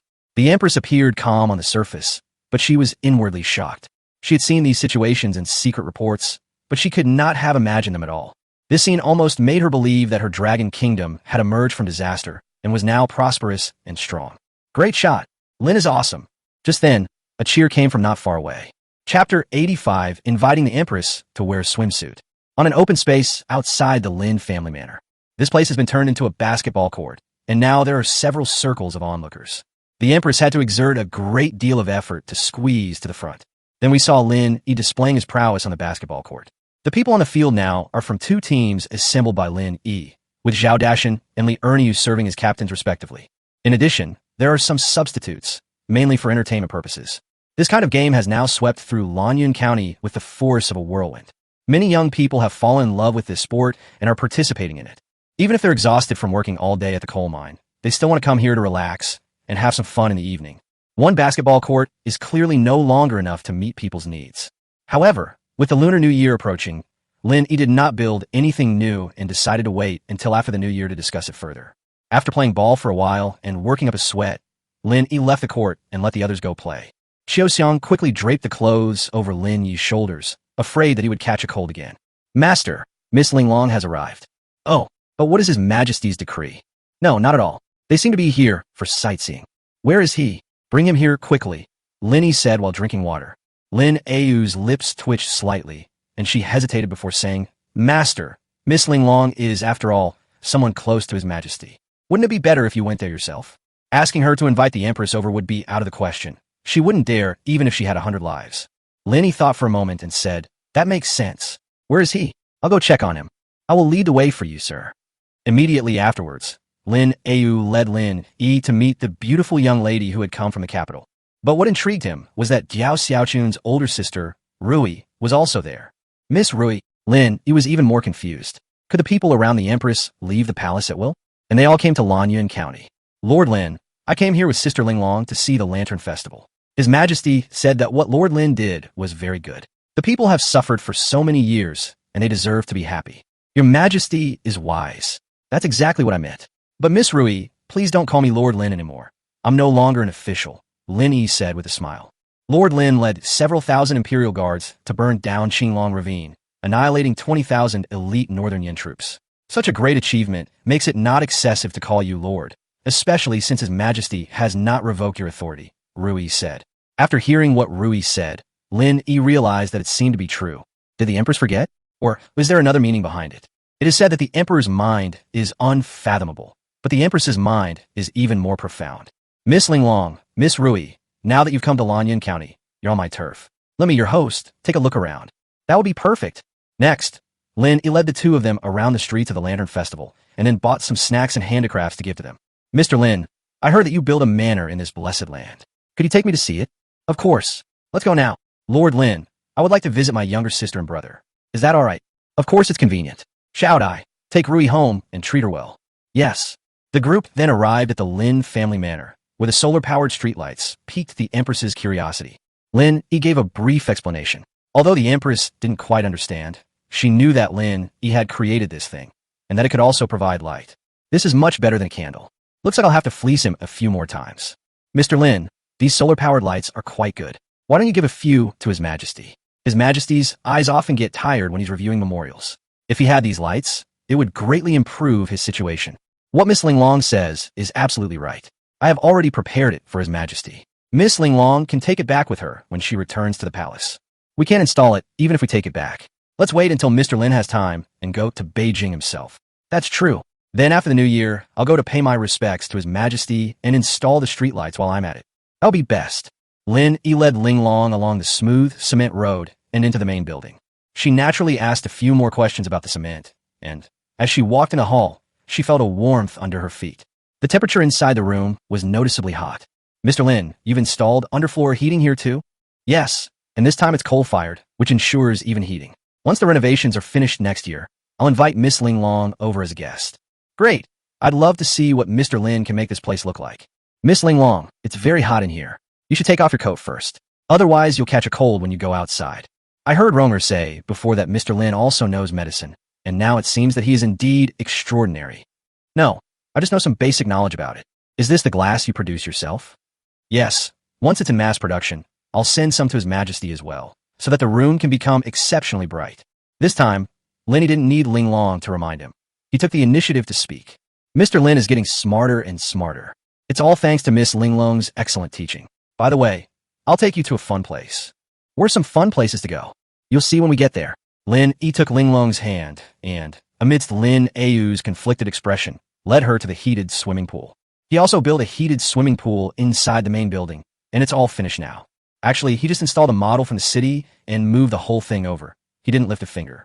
Because it was too troublesome, he didn't want to waste his brain cells any more time. Is this the bathing area? Linglong asked in surprise. It's not a bath, it's swimming, which is also a form of exercise. Feel the water, it's warm. Huh, it really is a hot spring. It's not a hot spring, it's a heating device I use to continuously heat the water. Want to try it? It's very comfortable. Before Linglong could refuse, Lin Yi called to Xiaoxiang. Xiaoxiang, take Miss Linglong to change into her swimsuit. Linglong wanted to refuse, but she was also very curious. Before she could even finish her hesitation, Xiaoxiang had already led her into the dressing room next door. Xiaoxiang took out a brand new swimsuit and handed it to Linglong. Linglong, you have such a great figure, this swimsuit should suit you. Let me help you change. Linglong reluctantly changed into her swimsuit, and then Xiaoxiang led her to the mirror. Linglong, you have such a great figure. This swimsuit looks a bit like underwear. Pretty much, they were all designed by my grandfather. Your husband is quite the expert. He has a very thorough understanding of women. Chapter 86, Swimming in the Pool. Another world, the Lin family manor. Driven by curiosity, the Empress finally put on her swimsuit and jumped into the heated pool. The moment she entered the water, an unprecedented excitement instantly boosted her spirits. The azure pool water was crystal clear, perfectly showcasing her fair skin and beautiful figure. Suddenly, the surrounding pool water surged violently, causing her body to sway. The next instant, a head popped out of the water. "Who goes there?" the Empress shouted coldly. Lin Yi shook his head, then wiped the water from his face and greeted her with a smile. "Miss Ling Long, it's me. Don't be afraid." "Mr. Lin? What are you doing here?" the Empress asked. Lin Yi asked in confusion. "If I'm not here, who will teach you to swim? Nobody else can. But after all, men and women should not touch each other. Aren't you wearing a swimsuit? Don't be shy, I can't see anything." The Empress was speechless. This was blatant lying. Everything that should be shown has been shown, yet nothing can be seen. However, the Empress was no ordinary woman. After the initial tension subsided, she relaxed. "Mr. Lin, please teach me how to swim." "No problem, you stay there and don't move. I'll swim over," Lin Yi said, and then used his doggy paddle technique to swim to the Empress's side. Next, Lin Yi demonstrated and instructed, and the two even had some intimate contact. Finally, after half an hour, the Empress successfully learned the basics of the doggy paddle and was able to swim forward a few strokes. However, the Empress also discovered the joy of swimming. After swimming for a while, although I was a little tired, I felt exceptionally refreshed and relaxed. "Ling Long, are you tired? Go upstairs and rest for a while. I'll make you a fruit salad." "What is a fruit salad?" "You'll find out in a moment." Lin Yi smiled mysteriously, went ashore first, and then took Ling Long's hand and pulled her out of the water. "So white, so big." Lin Yi glanced at it and couldn't help but exclaim in his heart. "You rest for a bit. I'll be right back." The Empress nodded and draped the snow-white bath towel that Lin Yi handed her over her body, covering up her beautiful figure. After a short while, Lin Yi returned with a fruit salad. "Ling Long, this is a fruit salad that I personally researched for you. No one else has ever tried it before. Why don't you try it and see if you like it?" "Researched specifically for me? Why?" "You're a lady in waiting by His Majesty's side, so I have to curry favor with you. I hope you'll take good care of me in the future," Lin Yi said with a smile. "That's all." The Empress picked up a spoon, tried scooping out a spoonful, and put it in her mouth. The coolness, combined with the sweet and sour taste, instantly awakened the Empress's taste buds, causing her eyes to squint. "Is it delicious?" Lin Yi asked with a smile. It's delicious. What's this white thing?" "This is the essence." "You haven't answered my question yet." Lin Yi looked at Ling Long and thought for a moment before saying, "Actually, I have some admiration for Miss Ling Long.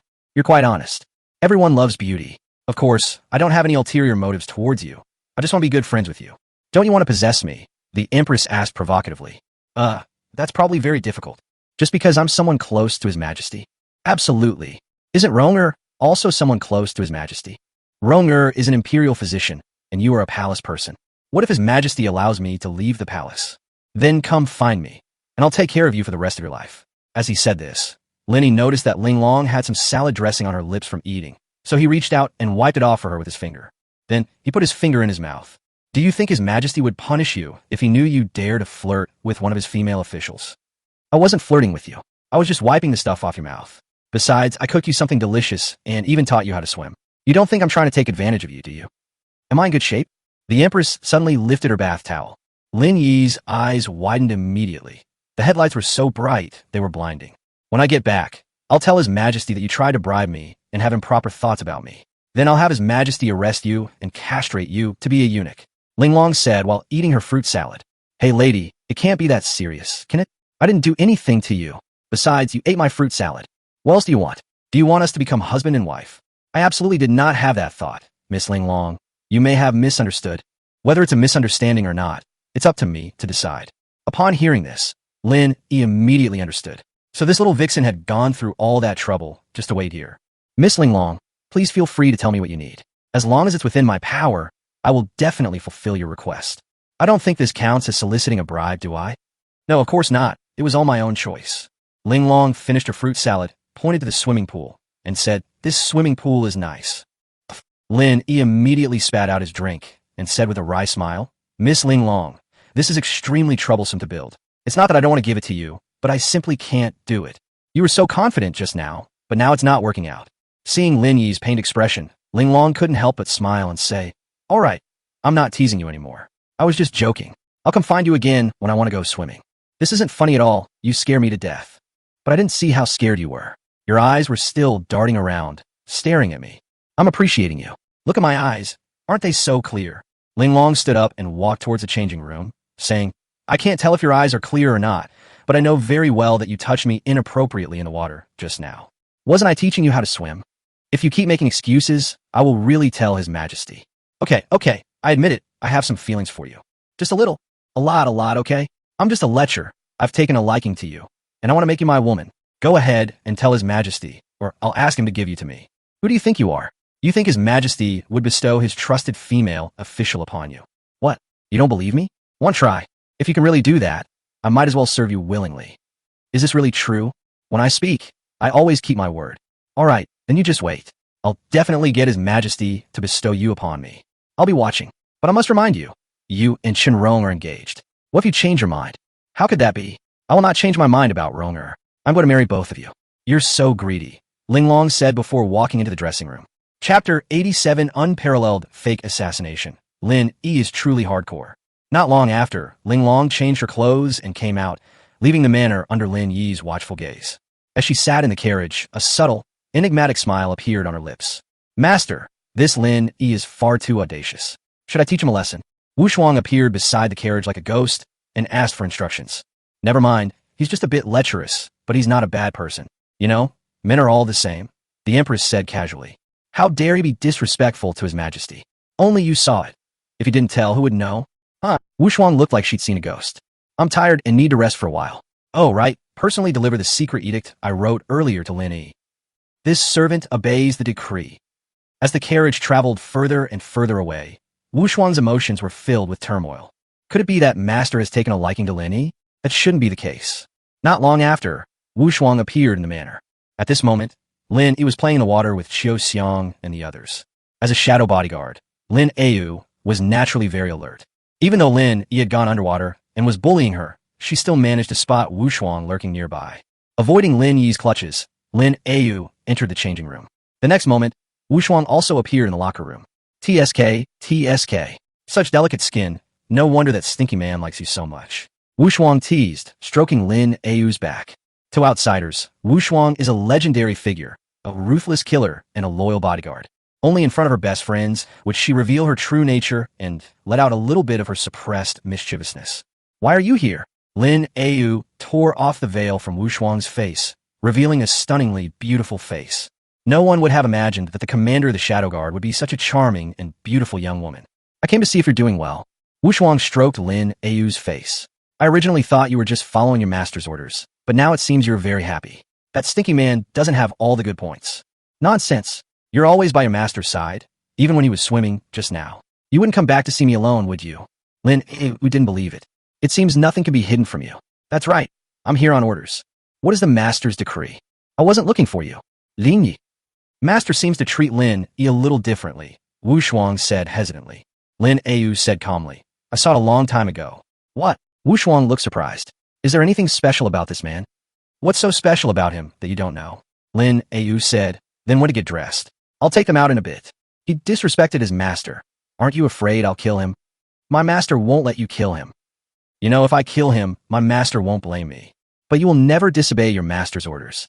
Let's go, this is so annoying. Wu Shuang pouted and put her face mask back on. Lin Yu finished dressing, walked up to Wu Shuang, and kissed her forehead. Don't make yourself so tired all the time. It's really good to relax a little.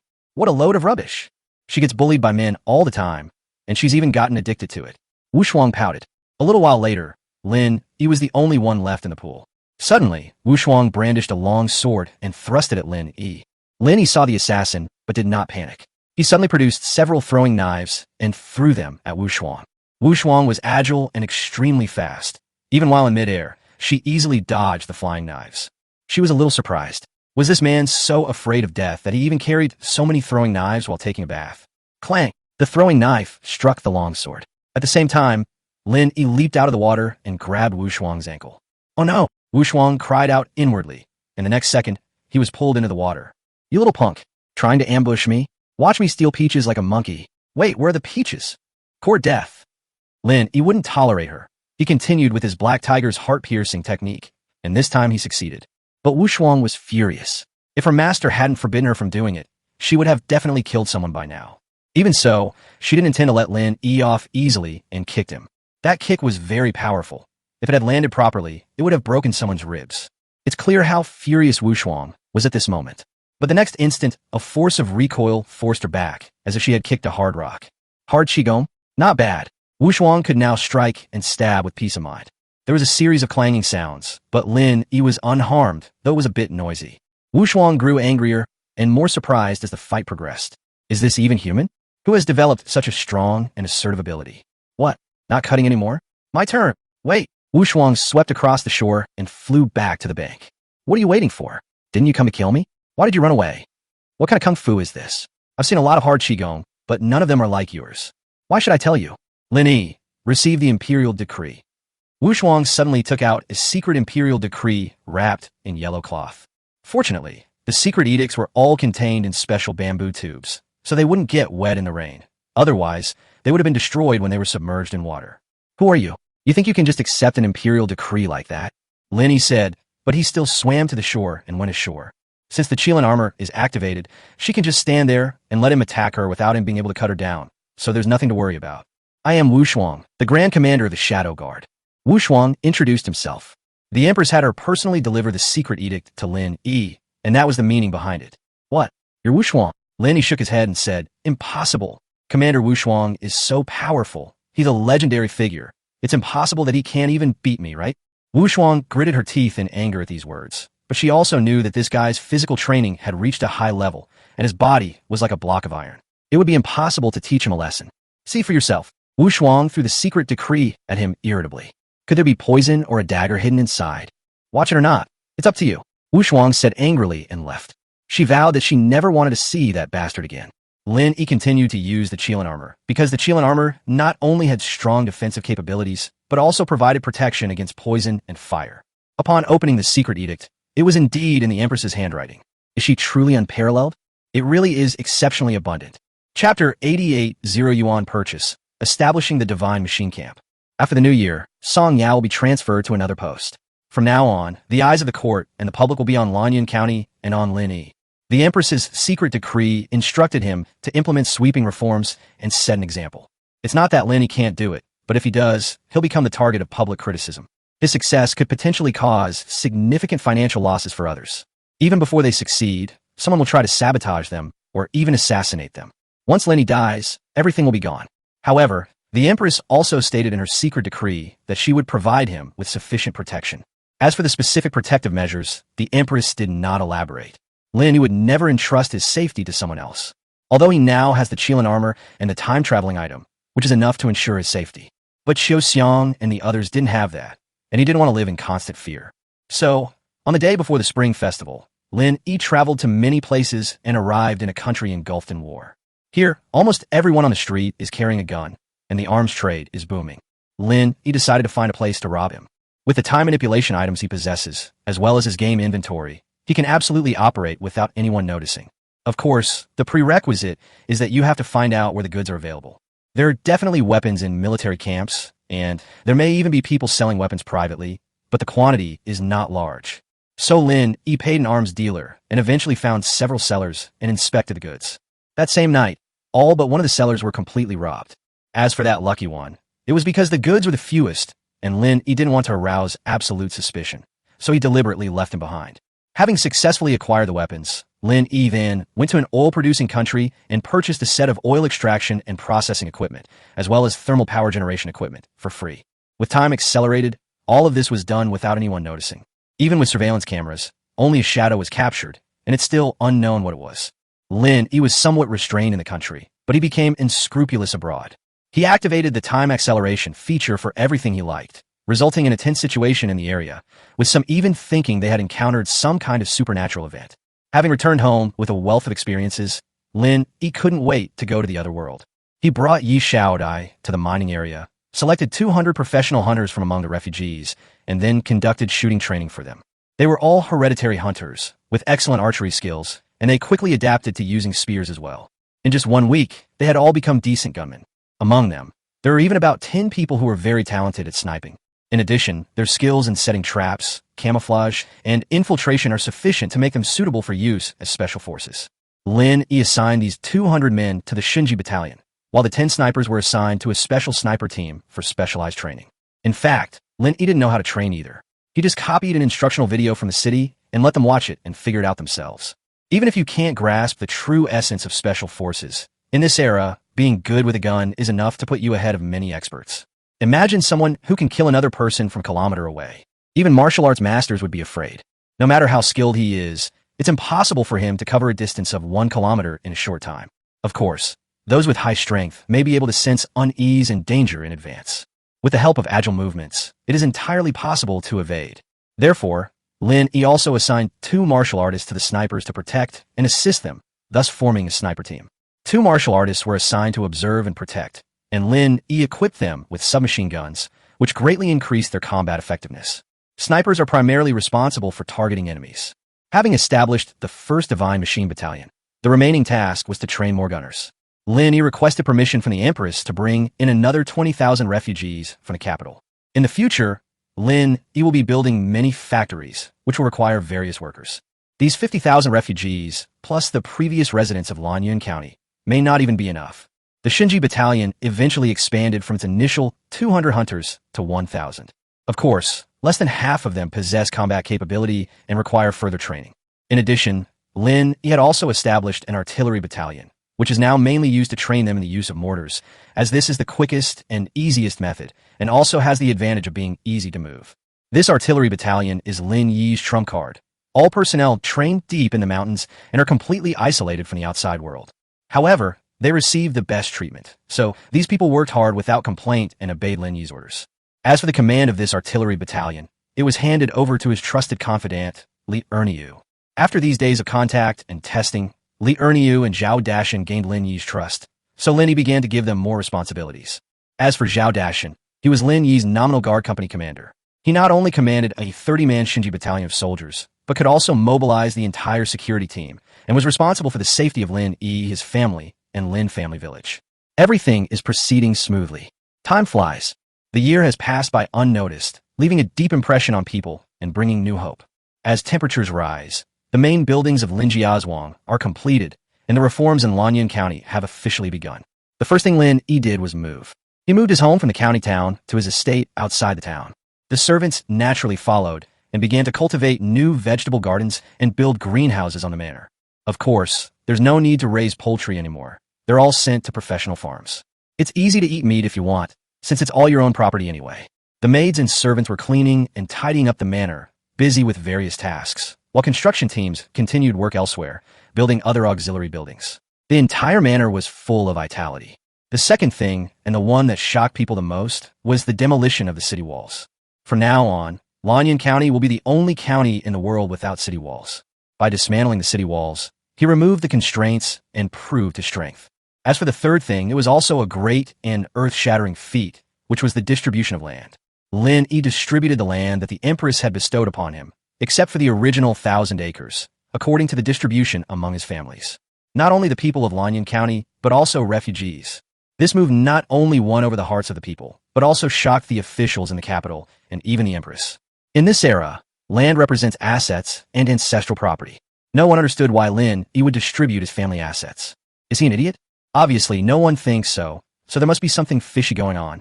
No one could have known what kind of tremendous changes distributing land to the people would bring to this land. Chapter 89, Constant Reforms, Tremendous Changes in Lanyan. After several measures were implemented, Lin Yi explicitly used the term worker for the first time.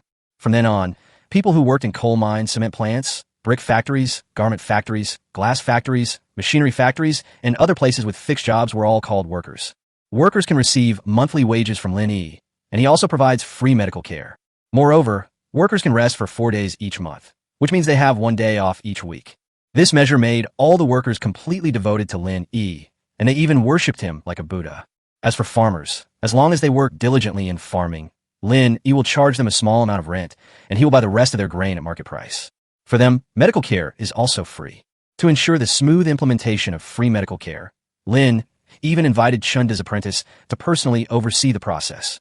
The Empress was curious about Lin Yi's policies, but she was also waiting to see what would happen. So he secretly instructed Chunda to help Lin Yi out, since they would be considered family in the future, and it was normal to provide assistance. And so, Chunda became the honorary president of Lanyun County People's Hospital. Sometimes they also come to hold consultations. Whenever the old man held a clinic, he would attract people from nearby counties and prefectures to come for treatment, which almost exhausted him. Left with no other choice, Lin Yi had to reintroduce the registration system. Grandpa Chunda can only check a maximum of 20 accounts a day. He can't bear to check any more. He's already 60. Other old men at this age only have time to enjoy themselves and wait for death. For his sake, his father-in-law was essentially giving his last breath. Fortunately, the old man usually pays attention to health and takes a lot of tonics, so he is still quite healthy. Otherwise, Ronger would probably have run over crying to her father. The city walls were demolished. Land was distributed. A people's hospital was built. Free medical care was implemented, and a wage system and vacation system were introduced for workers. Every single one of them was shocking, and every single facility brought the hearts of the people closer together with Lin Yi. But his reforms are not over yet. On a bright and sunny morning, the first royal bank of the Dragon Kingdom officially opened for business. It differs from traditional money shops in that it has a complete system. Whether it's lending or storage, there's nothing to criticize. Saving money and getting interest. This is the first time in the world that this has ever happened. Of course, ordinary people don't have much money these days, so the Royal Bank's primary task now is not to collect deposits, but to lend and print money. Lin Yi asked Su Yun to design a set of banknotes for him, explaining that it was just for fun. Afterwards, Lin Yi directly used a printing press to print a set of exquisite banknotes. At this stage, there is no need for specialized banknote printing equipment or anti-counterfeiting measures, unless someone designs a printing press. The paper, ink, and other items were all brought over from the city by Lin Yi. They couldn't possibly replicate them even if they wanted to. In the first month after the new year, Lin Yi paid his salary in paper money. To instill confidence in the workers regarding the banknotes, Lin Yi orchestrated another miraculous event. The thermal power generation equipment was directly arranged and placed in place. The remaining major measure was, of course, to electrify the entire city. Lin Yi's status in the hearts of the people was already close to that of Buddha. This time, with another miracle, people readily accepted the banknotes issued under Lin Yi's leadership. When people first used paper money to buy grain at the newly opened Lin's grain store, everyone went crazy. The light piece of paper in my hand was suddenly given value. To facilitate the issuance of paper money, all transactions in the county must be conducted using paper money from this date onwards. Those who have no paper money and no salary can exchange gold and silver at the bank. Of course, nowadays, Lin's grain store still has the largest distribution volume, because it is the time when food is scarce and people are most eager for grain. From the day Lin's grain store opened, long queues formed. Unlimited supply for residents of this county. Of course, the previous Work for Relief program was canceled. Lin Yi no longer provides food for everyone for free. They all have wages now, and a month's salary is enough for them to eat their fill and even have some left over. However, Lin Yi still provided room and board for the Shinji Battalion and the security team, and also offered them a salary. The business in the county town is visibly improving. Lin Yi also introduced some measures to encourage itinerant merchants. Not only did local residents start small businesses, but people from nearby prefectures and counties also began to flock to Lanyun County. There were people coming to sell goods and people coming to buy goods, and in a short time the situation here was very good. Of course, in order to ensure the smooth implementation of all these measures and environmental safety, the deterrent effect of the security team and the Shinji Battalion is indispensable. So far, more than a dozen groups of people who came to cause trouble and assassinate others have been eliminated by the security team and the Shinji Battalion. Lin Yi was assassinated as many as 10 times, but each time, the Shinji Battalion detected the attack in advance and resolved the crisis beforehand. These hunters, after undergoing special forces training, truly gave Lin Yi a pleasant surprise. Of course, they're still a long way from being real special forces soldiers. This is what Lin Yi was most looking forward to. After the banknotes were successfully issued, the power plant also started generating electricity smoothly, and the Lin family manor became the first beneficiary. However, a citywide power outage is not an option right now. Lin Yi plans to wait until the county town's renovation is complete before making any decisions. Otherwise, the wiring would have to be redone, which would increase the workload. Next, Lin Yi's task is to repair the road. To get rich, build roads first. Lin Yi separated the construction team into a road-building team, which was specifically responsible for repairing bridges and paving roads. The road that was paved was a cement road. However, the cement plant's output was still insufficient, so Lin Yi had no choice but to purchase a set of equipment to increase production. Lin Yi moved all the polluting factories to a downwind location near the coal mine, where there were also hills to block the view. It won't affect the air quality of the manor. Otherwise, you'll just be making things difficult for yourself. While building the road, Lin Yi also designated a section of land between the county town and the manor as a special recreational area. The plan includes a movie theater, a bathhouse, a basketball court, a football field, a food court, clothing stores, and of course, brothels, which are a favorite among men. With red bricks supplied by brick factories and cement supplied by cement factories, these buildings were constructed very quickly. The changes are happening almost daily, and everyone is amazed by the tremendous transformation of Lanyan County. Just as Lin Yi was carrying out reforms and large-scale construction projects, Her Majesty the Empress once again came on an incognito visit. She had already received word that many ministers in the capital had come to secretly observe. She had only read about it in the memorials. This was Lin Yi's first visit since taking over Lanyan County. Your Majesty, Lanyan County is just ahead, Rui said, sitting beside the carriage. The Empress lifted the curtain and looked outside, her face immediately showing surprise. Chapter 90, The Empress's Incognito Visit. Lanyan County welcomes you. What comes into view is a tall stone tablet with these 6 large characters engraved on it. On the other side, there are colorful neon signs, which are not visible now, but will be revealed at night. What surprised the Empress was not the calligraphy or the stone tablet, but the wide and straight cement road that stretched towards Lanyan County. The entire cement road is a full 10 meters wide, which is truly astonishing in China, a country without cars. It's too wide, too flat, too straight. Workers are currently carrying out landscaping work on both sides of the road, planting trees and flowers. Along the roadside farmland, one can often see farmers busy at work. The carriage traveled on the cement road, and the previous bumpy ride was gone, allowing the Empress to personally experience the tremendous changes in Lanyan County. Wu Shuang, the Empress whispered from inside the carriage. Immediately afterward, a shadow flew over from nowhere. Master, what are your orders? This is a cement road? Yes, this is the cement road invented by Lin Yi. Many roads like this have been laid in Lanyan County. It makes it very convenient for people to travel, and it's no longer muddy when it rains, Wu Shuang said. It's been installed throughout the entire Lanyan County. It is said that Lin Yi plans to pave every main street in Lanyan County with cement. Moreover, this kind of road is very easy to build. After drying for a day or two, it will be as hard as stone. Did Lin Yi also come up with the cement? Yes, Master. They built a cement factory with thousands of workers. The workers are paid every month and have 1 day off every 7 days, which is every week, and it's paid leave. The Empress nodded and didn't ask any further questions. Actually, I had already seen these contents in the memorial, such as the new term paid leave, monthly salary payments, cement factories, and so on.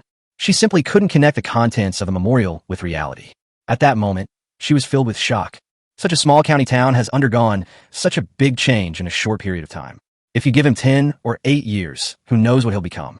The carriage continued its journey, and the bustling scene of the county town once again attracted the Empress's attention. Rui, have the carriage stop for a moment. Let's get off and go for a walk. Yes, Your Majesty. Call me Miss after you get off the bus. I've got it. The carriage stopped to the side, and at that moment, a patrol of constables came over and said in a friendly manner, "Hello, you can't park here. You need to park in the designated parking lot in front." What is a dedicated parking lot? Is this your first time visiting Lanyan County? The parking lot is specifically for parking vehicles, and it's free. However, if you need to feed the horses, repair the carriage, or have the carriage modified, there will be a fee. A parking lot can be converted into a carriage? The Empress asked curiously. That's right. Our conversion workshop is very popular right now. The converted carriages are both luxurious and comfortable. If you need, I can get you a back door. You only need to pay a small fee and you won't have to wait in line. Rui was about to rebuke him for being bold. The Empress waved her hand and said, "All right, take us there. I want to see just how comfortable your modified carriages are." "Miss, please come with us," the constable said with a smile. They were most confident in their ability to modify horse-drawn carriages. Because in the past few days, more than a dozen vehicles have been modified, and everyone who has done so has given positive feedback. The constable ordered the others to continue patrolling, while he himself led the Empress's carriage to the parking lot. The parking lot is spacious and not far from the main street. There are already quite a few horse-drawn carriages parked inside. "Miss, our parking lot is very secure. When distinguished guests come to Lanyan County, they can leave their carriages here, and we will take care of them, feed the horses, and provide maintenance services. Parking is free, but other services will incur reasonable charges. You don't need to worry about that." The Empress nodded and looked around. Sure enough, the horses here were all fed by special people, and along the south wall, a row of open sheds had been built where carriages were being modified. Having received the bribe, the constable led the Empress's carriage to the innermost modification room, spoke a few words to the person inside, and then allowed the Empress's carriage to be taken inside.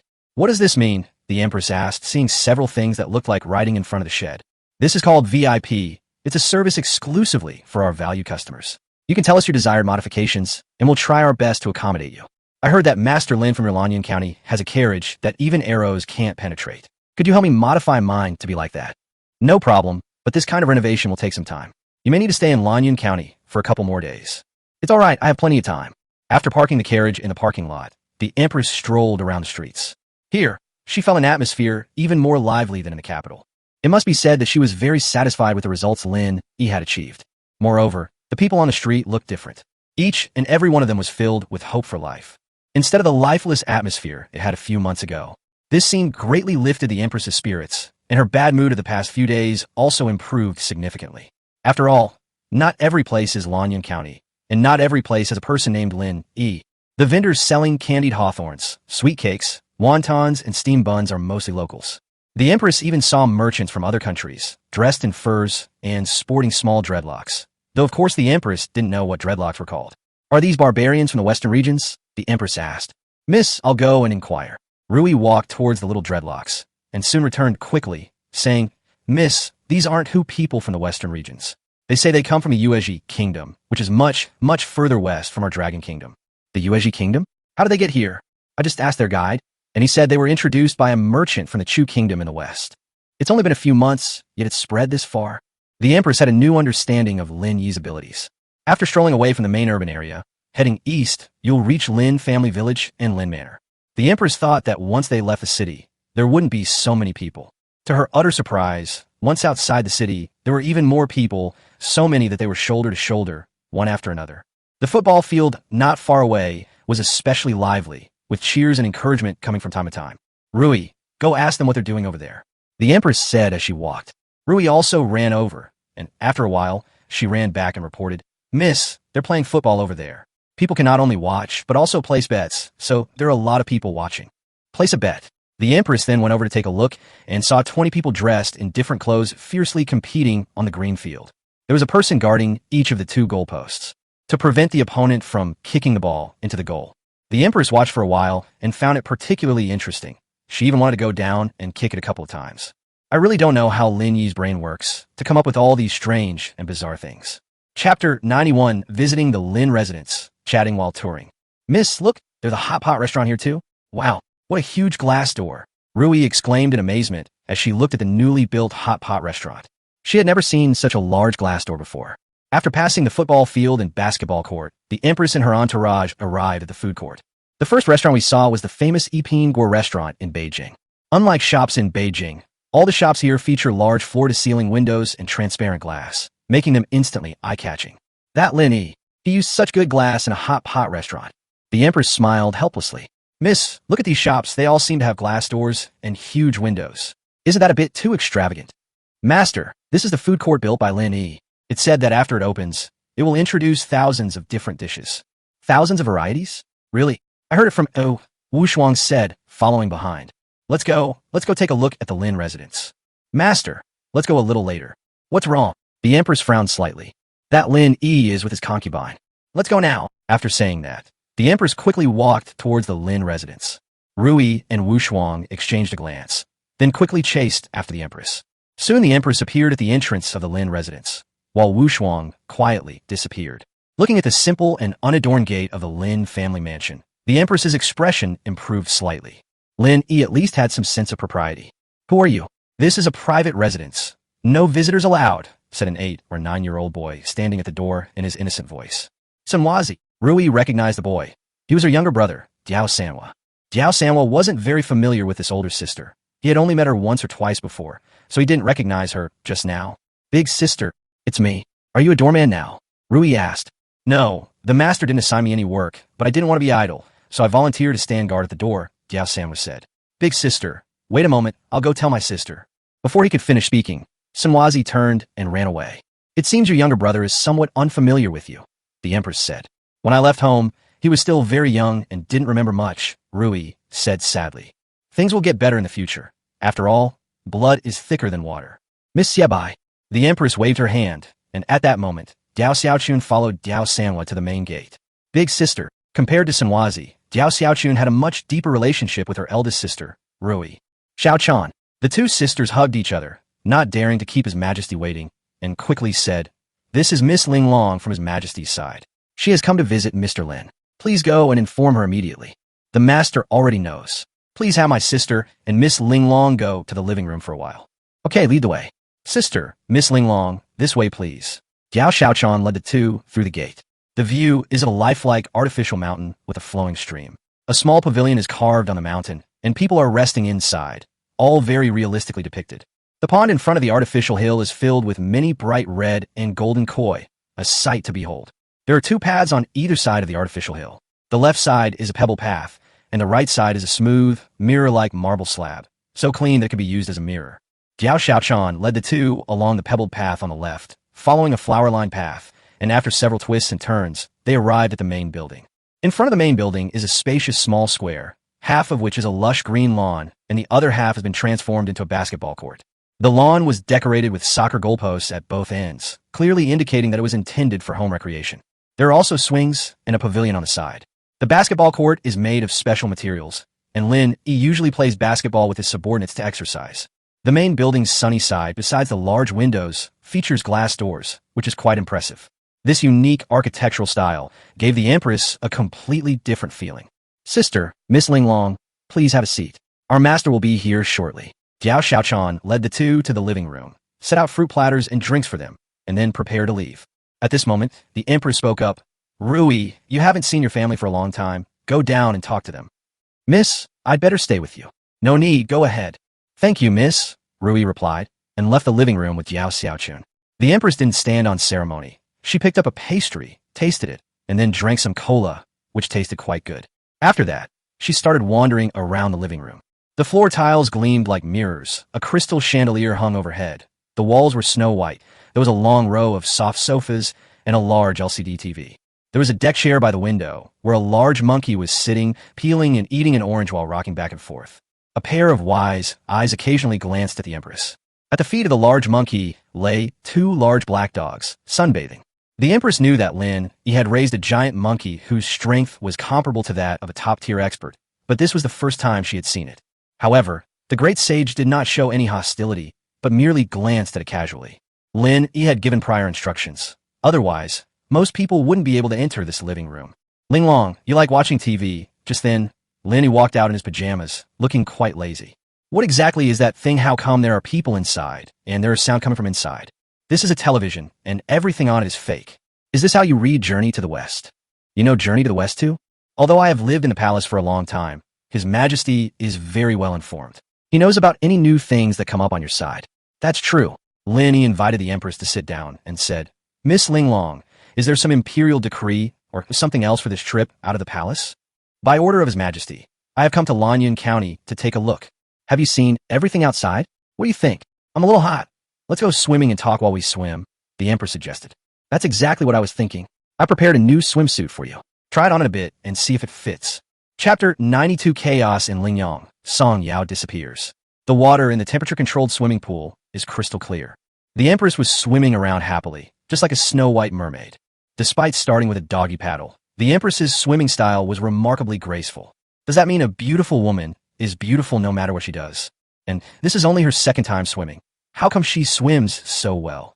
Lin Yi was very curious about this question, so he swam over and asked, Miss Ling Long, how come you suddenly swim so well? His Majesty also built a swimming pool in the palace, and I often practice there and learned how to swim. His Majesty has built a swimming pool too? Yes, I think swimming can relieve stress, so I suggested when I got back, and I didn't expect His Majesty to actually agree. Now His Majesty also really enjoys swimming, Ling Long said. That's great. We can go swimming together sometime, and maybe even have a swimming competition. What? You think it's not enough that you laid a hand on me? You dare to covet His Majesty? Do you have a death wish? No, absolutely not. How could I dare to disrespect His Majesty? Don't try to deny it. I know exactly what kind of person you are. Then tell me, what kind of person am I? Lin Yi asked, unabashedly admiring the beautiful underwater scenery. Ling Long rolled her eyes and said, Pervert, vulgar, brilliant. Lin Yi laughed heartily, giving Ling Long a thumbs up. A very apt summary. I've already started getting vulgar. Hey, I have something important to tell you. What's up? In a few years, His Majesty will have agreed to let me leave the palace. Would you really be willing to take me in then? Absolutely. Don't worry. You can live here with me for the rest of your life, as long as you like. I'll take care of you.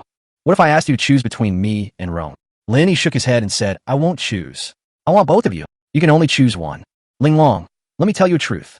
Lin Yi suddenly wrapped his arms around her slender waist. A strong man never makes choices. Lin Yi said with great confidence. If you don't move your hands while saying this, I might believe you. Doing it manually is the key to love. Ling Long smiled, then suddenly pushed Lin Yi away and swam away into the distance. Come and chase me. If you catch me, you'll have to admit that you're a powerful man. Next, the two figures chased each other swiftly in the pool. However, Lin Yi was always just a little bit short. This is because he has internal strength as a backup. Otherwise, he would have collapsed from exhaustion long ago. After playing for more than an hour, the two went ashore. Lin Yi was so tired that he lay down on the chair, not wanting to move anymore. The main reason is that he had already expended a lot of energy before Ling Long arrived. Could you tell me more about your bank situation? Is this something His Majesty instructed us to ask? Yes. His Majesty is very interested. May I? No. Lin Yi said directly before Ling Long could finish speaking. You know I'm going to ask, so you just say no? Ling Long frowned. Is that even a question? Lin Yi said lazily, munching on the fruit in a fruit platter. His Majesty definitely wants to open banks all over the country and then issue paper money, right? Paper money is convenient to carry and easy to circulate, so merchants would definitely support it, right? In the Dragon Kingdom, landlords and bureaucrats constitute the majority. The reason this can be implemented in Lanyan County is that landlords have been eliminated there, and people still trust me to a certain extent. A bank's most important asset is its reputation. Lin Yi rambled on, and although the Empress was somewhat confused, she understood the main point. It's not that banks can't expand nationwide, it's just that the timing isn't right yet. With Lin Yi's words, she felt relieved. It's just a matter of waiting another 2 years. For the next 2 days, Ling Long stayed at the Lin residence, where the various convenient amenities made the Empress reluctant to leave. Over the past 2 days, Lin Yi took her to inspect the many changes in Lanyan County, the most important of which was the construction of schools. In schools in Lanyan County, most of the students are children of refugees and ordinary people. If we can nurture them into talents, the grand strategy of the Dragon Kingdom will be successfully implemented. Ling Long was very satisfied with Lin Yi's execution ability. If Lin Yi hadn't repeatedly refused, she really wanted to bring him to the imperial court. It's such a waste that such a talented person doesn't become an official. Even though Lin Yi didn't agree, Ling Long planned to give him the position of Grand Tutor later. With Lin Yi's demonstrated abilities and talents, she is more than qualified to be his clever tutor. Of course, this matter needs to be planned slowly. Besides the inspection, Lin Yi also took Ling Long to sample the food at the food court, although the variety of food was not yet extensive. With a complete package of food, drinks, and entertainment, including playing football, swimming, watching movies, and getting a spa treatment, Ling Long was so happy she didn't want to leave. This is what it means to enjoy life. But as the ruler of a country, Ling Long was destined to only be able to steal moments of leisure amidst her busy schedule. The peaceful and happy days passed quickly, and unsurprisingly, an accident happened. That day, Lin Yi was watching Bao Qingtian with Ling Long when Wu Shuang suddenly appeared in the room, startling Lin Yi. He thought another assassin had broken in. Lady Ling Long, there's an urgent military situation in the palace. His Majesty orders you to return to the palace immediately. Wu Shuang said this very awkwardly. Even though His Majesty is standing right in front of you, you insist on making yourself look like someone else. On the contrary, the Empress seemed to enjoy it immensely. All right, I'll head back now. Ling Long remained calm, stood up to bid farewell to Lin Yi, and then left the Lin residence with Lin Yi and the others seeing her off. On the way back to the capital, the modified carriage was indeed much more comfortable, and the interior had been renovated, making it quite nice. But at this moment, Ling Long had no interest in paying attention to that at all. Wu Shuang, tell me what's going on. The Shadow reported urgently that a rebellion has broken out in Lingyang. The local garrison, along with the local people, stormed the prefectural government office and killed many people. What is Song Yao doing? Where is he? The Empress shouted angrily upon hearing this. Lord Song's whereabouts are currently unknown, and a shadow has also disappeared. It is very likely that he is with Lord Song, but they have lost contact. The Empress took a deep breath and said with a stern face, logically speaking, Song Yao is usually quite methodical in his actions. How could he have caused such a huge mess, with even the garrison rebelling? My lord, I believe there must be someone behind the garrison. Send someone to investigate immediately. Also, dispatch 10,000 men each from the Jinan army and the Pingxi army to Lingyang to quell the rebellion. Yes, your majesty. At the same time, Yuan Fei, who was elusive and rarely seen, suddenly returned to the Lin residence. Yuan Fei, why are you back at this time? Is everything going well with Lord Song? Master, something has happened in Lingyang. What happened? The local garrison mutinied. They stormed the prefectural government office and killed many officials. Where is Song Yao? Lord Song's whereabouts are currently unknown. He should still be alive. Damn, this is getting out of hand. With Lao Song's abilities, this shouldn't be happening. Lin Yi pondered for a moment. Chapter 93. The former crown prince reveals his whereabouts, unlocking the game shop. Lanyan County, Lin Prefecture. Inside the study, Lin Yi paced back and forth, his hands behind his back, pondering the strangeness of the matter. The entire Dragon Kingdom was conquered by the Empress leading her troops, so logically, the garrison should be the last group to rebel, because they share the same fate as the Empress. Unless they were former troops who defected halfway through the war, or those who, after the founding of the nation, did not receive the honors they desired and thus developed rebellious intentions. In addition, the Dragon Kingdom has suffered from years of famine, and rumors have spread among the people that this is a punishment for the Empress. She is not worthy to be emperor at all. Therefore, heaven sent down natural disasters one after another, and whoever followed the Empress was doomed. Similar rumors could be heard occasionally even in the capital, let alone in places far from the emperor's reach. Lingyang is a prefecture under Yunzhou, the southernmost of the 9 provinces of the Dragon Kingdom. It is located in a remote area, adjacent to the southwestern border, and borders both Nanyu and Shichu. The Empress sent Song Yao there in order to win over the hearts of the people through land policies. Unexpectedly, this backfired. Instead of winning over the people, it actually sparked a rebellion. Master, I've heard some rumors in Lingyang. Yuan Fei said after seeing Lin Yi finally stop pacing and sit back down in his chair. What rumor? Lin Yi asked, looking up. I heard that the former crown prince once frequented Lingyang territory, and the locals seem to have a strong attachment to the former dynasty. There are also many bandits in the mountains formed by the remnants of the former dynasty. Now, natural disasters are occurring frequently in various parts of the Dragon Kingdom, and there are many rumors that are detrimental to the Empress from there. Lin Yi, the former crown prince, nodded. It seems that's where the problem lies. Yuan Fei, you've worked hard these past few days. Go and rest for a bit. We might be going to Lingyang, and we'll need you to lead the way then. You flatter me, master. This is my duty. Go ahead. Lin Yi patted Sarutobi on the shoulder, then took out a candied hawthorn and handed it to him. Thank you very much, patriarch. Yuan Fei happily accepted the gift. These servants of the Lin family loved the delicious food that Lin Yi would occasionally bestow upon them. This signifies the head of the household's high regard and recognition of you. After Yuan Fei went downstairs, Lin Yi stood at the door and shouted, Great sage. Immediately afterwards, the big monkey, carrying the golden cudgel, ran over quickly. Lin Yi stroked the monkey's head, gave it a big peach, and said, Go to the mountains and call Ernie here. Squeak, squeak, squeak. The great sage patted his chest and nodded, then whistled, and Big Black and Little Black appeared out of nowhere. Then a monkey led 2 dogs and ran into the mountains. Lin Yi has not yet decided whether to go to Lingyang. If we're talking about personal relationships, Lin Yi should make the trip. Now that Song Yao is in trouble, Lin Yi, as a good friend and brother, cannot ignore it. Moreover, Lao Song is a decent person. Lin Yi's ability to settle down in Lanyan County and develop to where he is today is inseparable from Lao Song's strong support. But Lingyang's current situation is too dangerous. As someone who values his life, is it necessary for him to take this risk? Although Song Yao's whereabouts are unknown, no news is good news. He has people sent by the Empress to protect him, so he should be fine. He is probably hiding in a safe place now. Linglong's hasty departure earlier indicates that the Empress also knew about this matter and would definitely send troops to quell the rebellion. If Song Yao can get through this period, the danger will naturally be over once the army quells the rebellion. However, this period will likely be very difficult, and there's even a possibility that the rebels will find them. Master, Lord Song has sent someone. Just then, Lin Yi hurriedly walked in from outside. Which Lord Song? Lin Yi was taken aback. Song Yao, quick, bring them here right now. Soon a man, dressed in rags and looking like a beggar, staggered in. Master Lin, please say my master, the man said, kneeling down before Lin Yi. Lin Yi recognized him. This was Song Yao's trusted subordinate, someone he had brought from his hometown. Like the old servant, he was one of Song Yao's most trusted men. Get up and speak. What exactly happened? Master Lin, this is a letter from our master to you. You'll understand once you read it. The man pulled a letter from his pocket and then fainted. Master, he's all right. He just fainted from exhaustion after reaching his physical limit, Lin Yi said after checking him over. Take them away to rest. After giving his instructions, Lin Yi took the letter and returned to his study.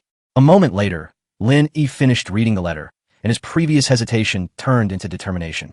This is Song Yao's plea for help, and it is also a valuable asset.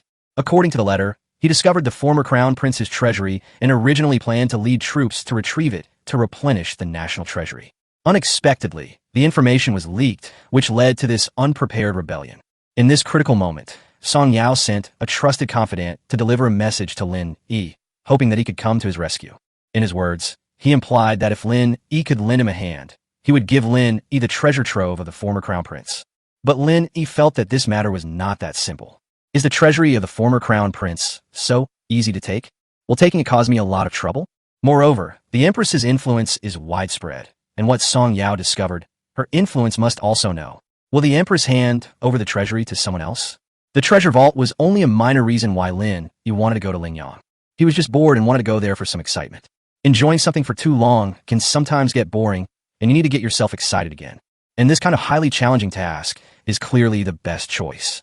Moreover, he now possesses the formidable Shunji battalion, ensuring his own safety.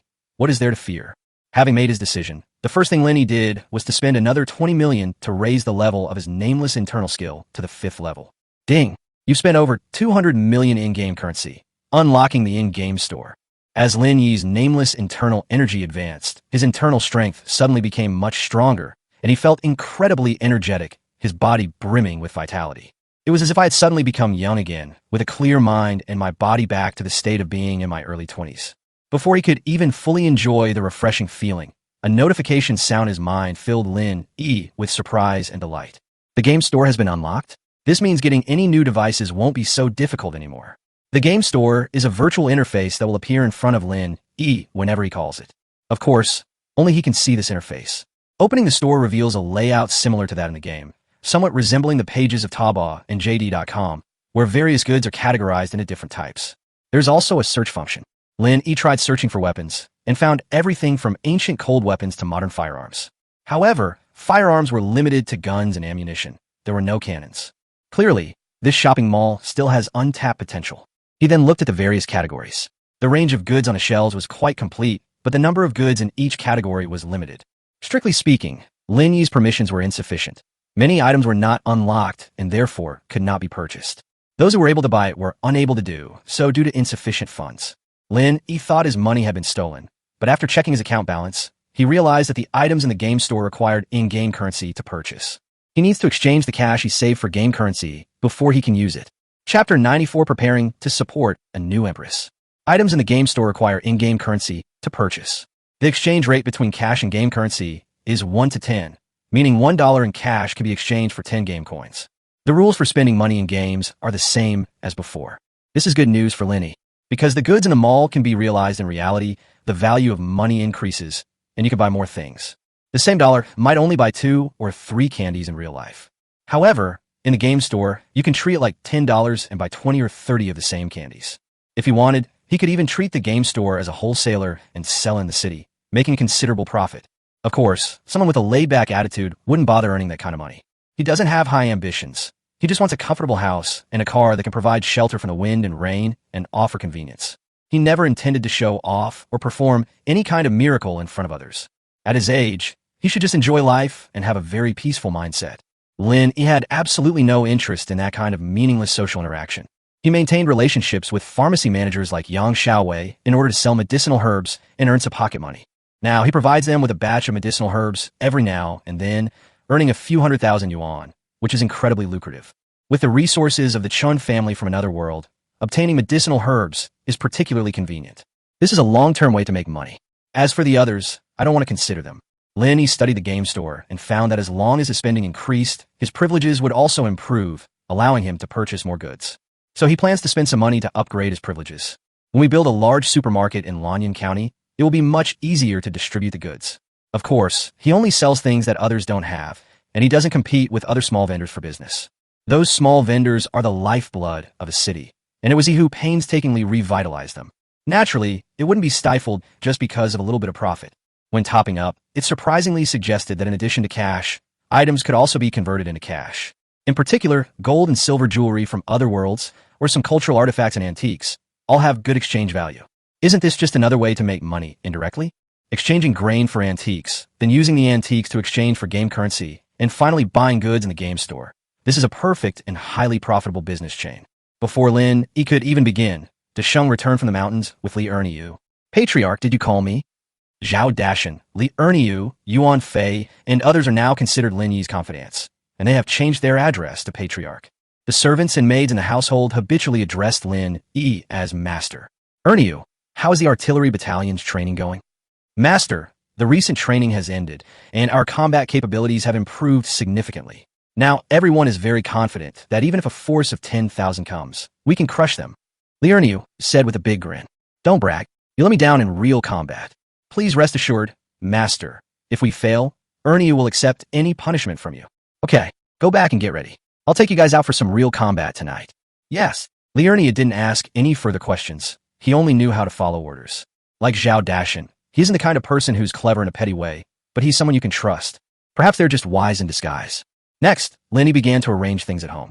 Qiu Xiong was in charge of housekeeping, while Yi Xiaodai was in charge of leading the Xinji battalion and the security team, and was responsible for the safety of Lanyan County. Lin Yi was skilled in martial arts, so she naturally went out with Lin Yi. As for Princess Langhua of Yan, whom Lin Yi calls Tiger Girl, she'll inevitably be bombarded a few more times. This young woman is now the best at pleasing men, which may be related to her experience in brothels. She is considered the most cunning among the women. If Lin Yi hadn't known she had ulterior motives, he probably would have fallen for her charms too. After a flurry of activity, everything was arranged, and Lin Yi called Langhua over. As the weather gradually warms up, Langhua has started wearing a rather light long dress. Her mature figure exudes a sophisticated charm. In addition, her status as a princess of the Yin Kingdom gave her an air of nobility, elegance, and grace. However, when she was in front of Lin Yi, she would instantly become charming and obedient. The simultaneous appearance of these two completely different temperaments in Lang Yu gave Lin Yi a great sensory stimulation. Tiger Girl, serve me as I take a bath. Lin Yi gave the order. Although Lang Yue was unhappy with the name, she no longer dared to voice any protests. At most, she would curse Lin Yi in her heart. If you dare to show the slightest dissatisfaction, you won't get to eat today, and you might even be severely punished. Master, are you going out? Lang Yue asked as she rubbed Lin Yi's back in the bathroom. Don't waste your time. I'll lock you in a secret room after I leave, Lin Yi sneered. Lang Yue immediately showed a hint of sadness. I've already complied so much. What more do you want from me? Our feud began the moment you sent someone to assassinate me. It will never end until the day I stop blaming you, Lin Yi said. You knew all along? Why did you want to assassinate me? I don't think I have any grudge against you. It wasn't until today that Lin Yi asked this question. We have no grudges against each other, but your appearance has ruined my plans. If it weren't for you, many people in the capital would have frozen to death or starved to death, and these people would have been the source of our unrest. Once there is unrest, the Yin army can take the opportunity to march south. This coordinated attack from within and without could not only rescue you during the chaos, but could also cause great turmoil in the Dragon Kingdom, leaving the Empress unable to attend to both ends, Lin Yi interjected. That's right, but I didn't expect you to suddenly appear at such a crucial moment. Could it be that you were truly sent by heaven to protect the Empress? Lang Yue asked, frowning. This house was a gift from the gods. I don't believe it.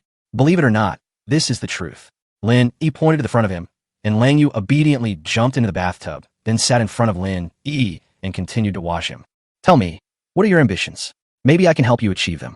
Lang Yu looked at Lin Yi with seductive eyes and asked, Are you going to let me go? If that's all the ambition you have, you might as well stay by my side. What do you mean? Your Northern Yin royal family is not large. Besides you, the Northern Yin emperor only has one son, and he is weak and sickly. I think you can go back and compete for the throne for fun. Your strategy of sowing discord is not clever at all.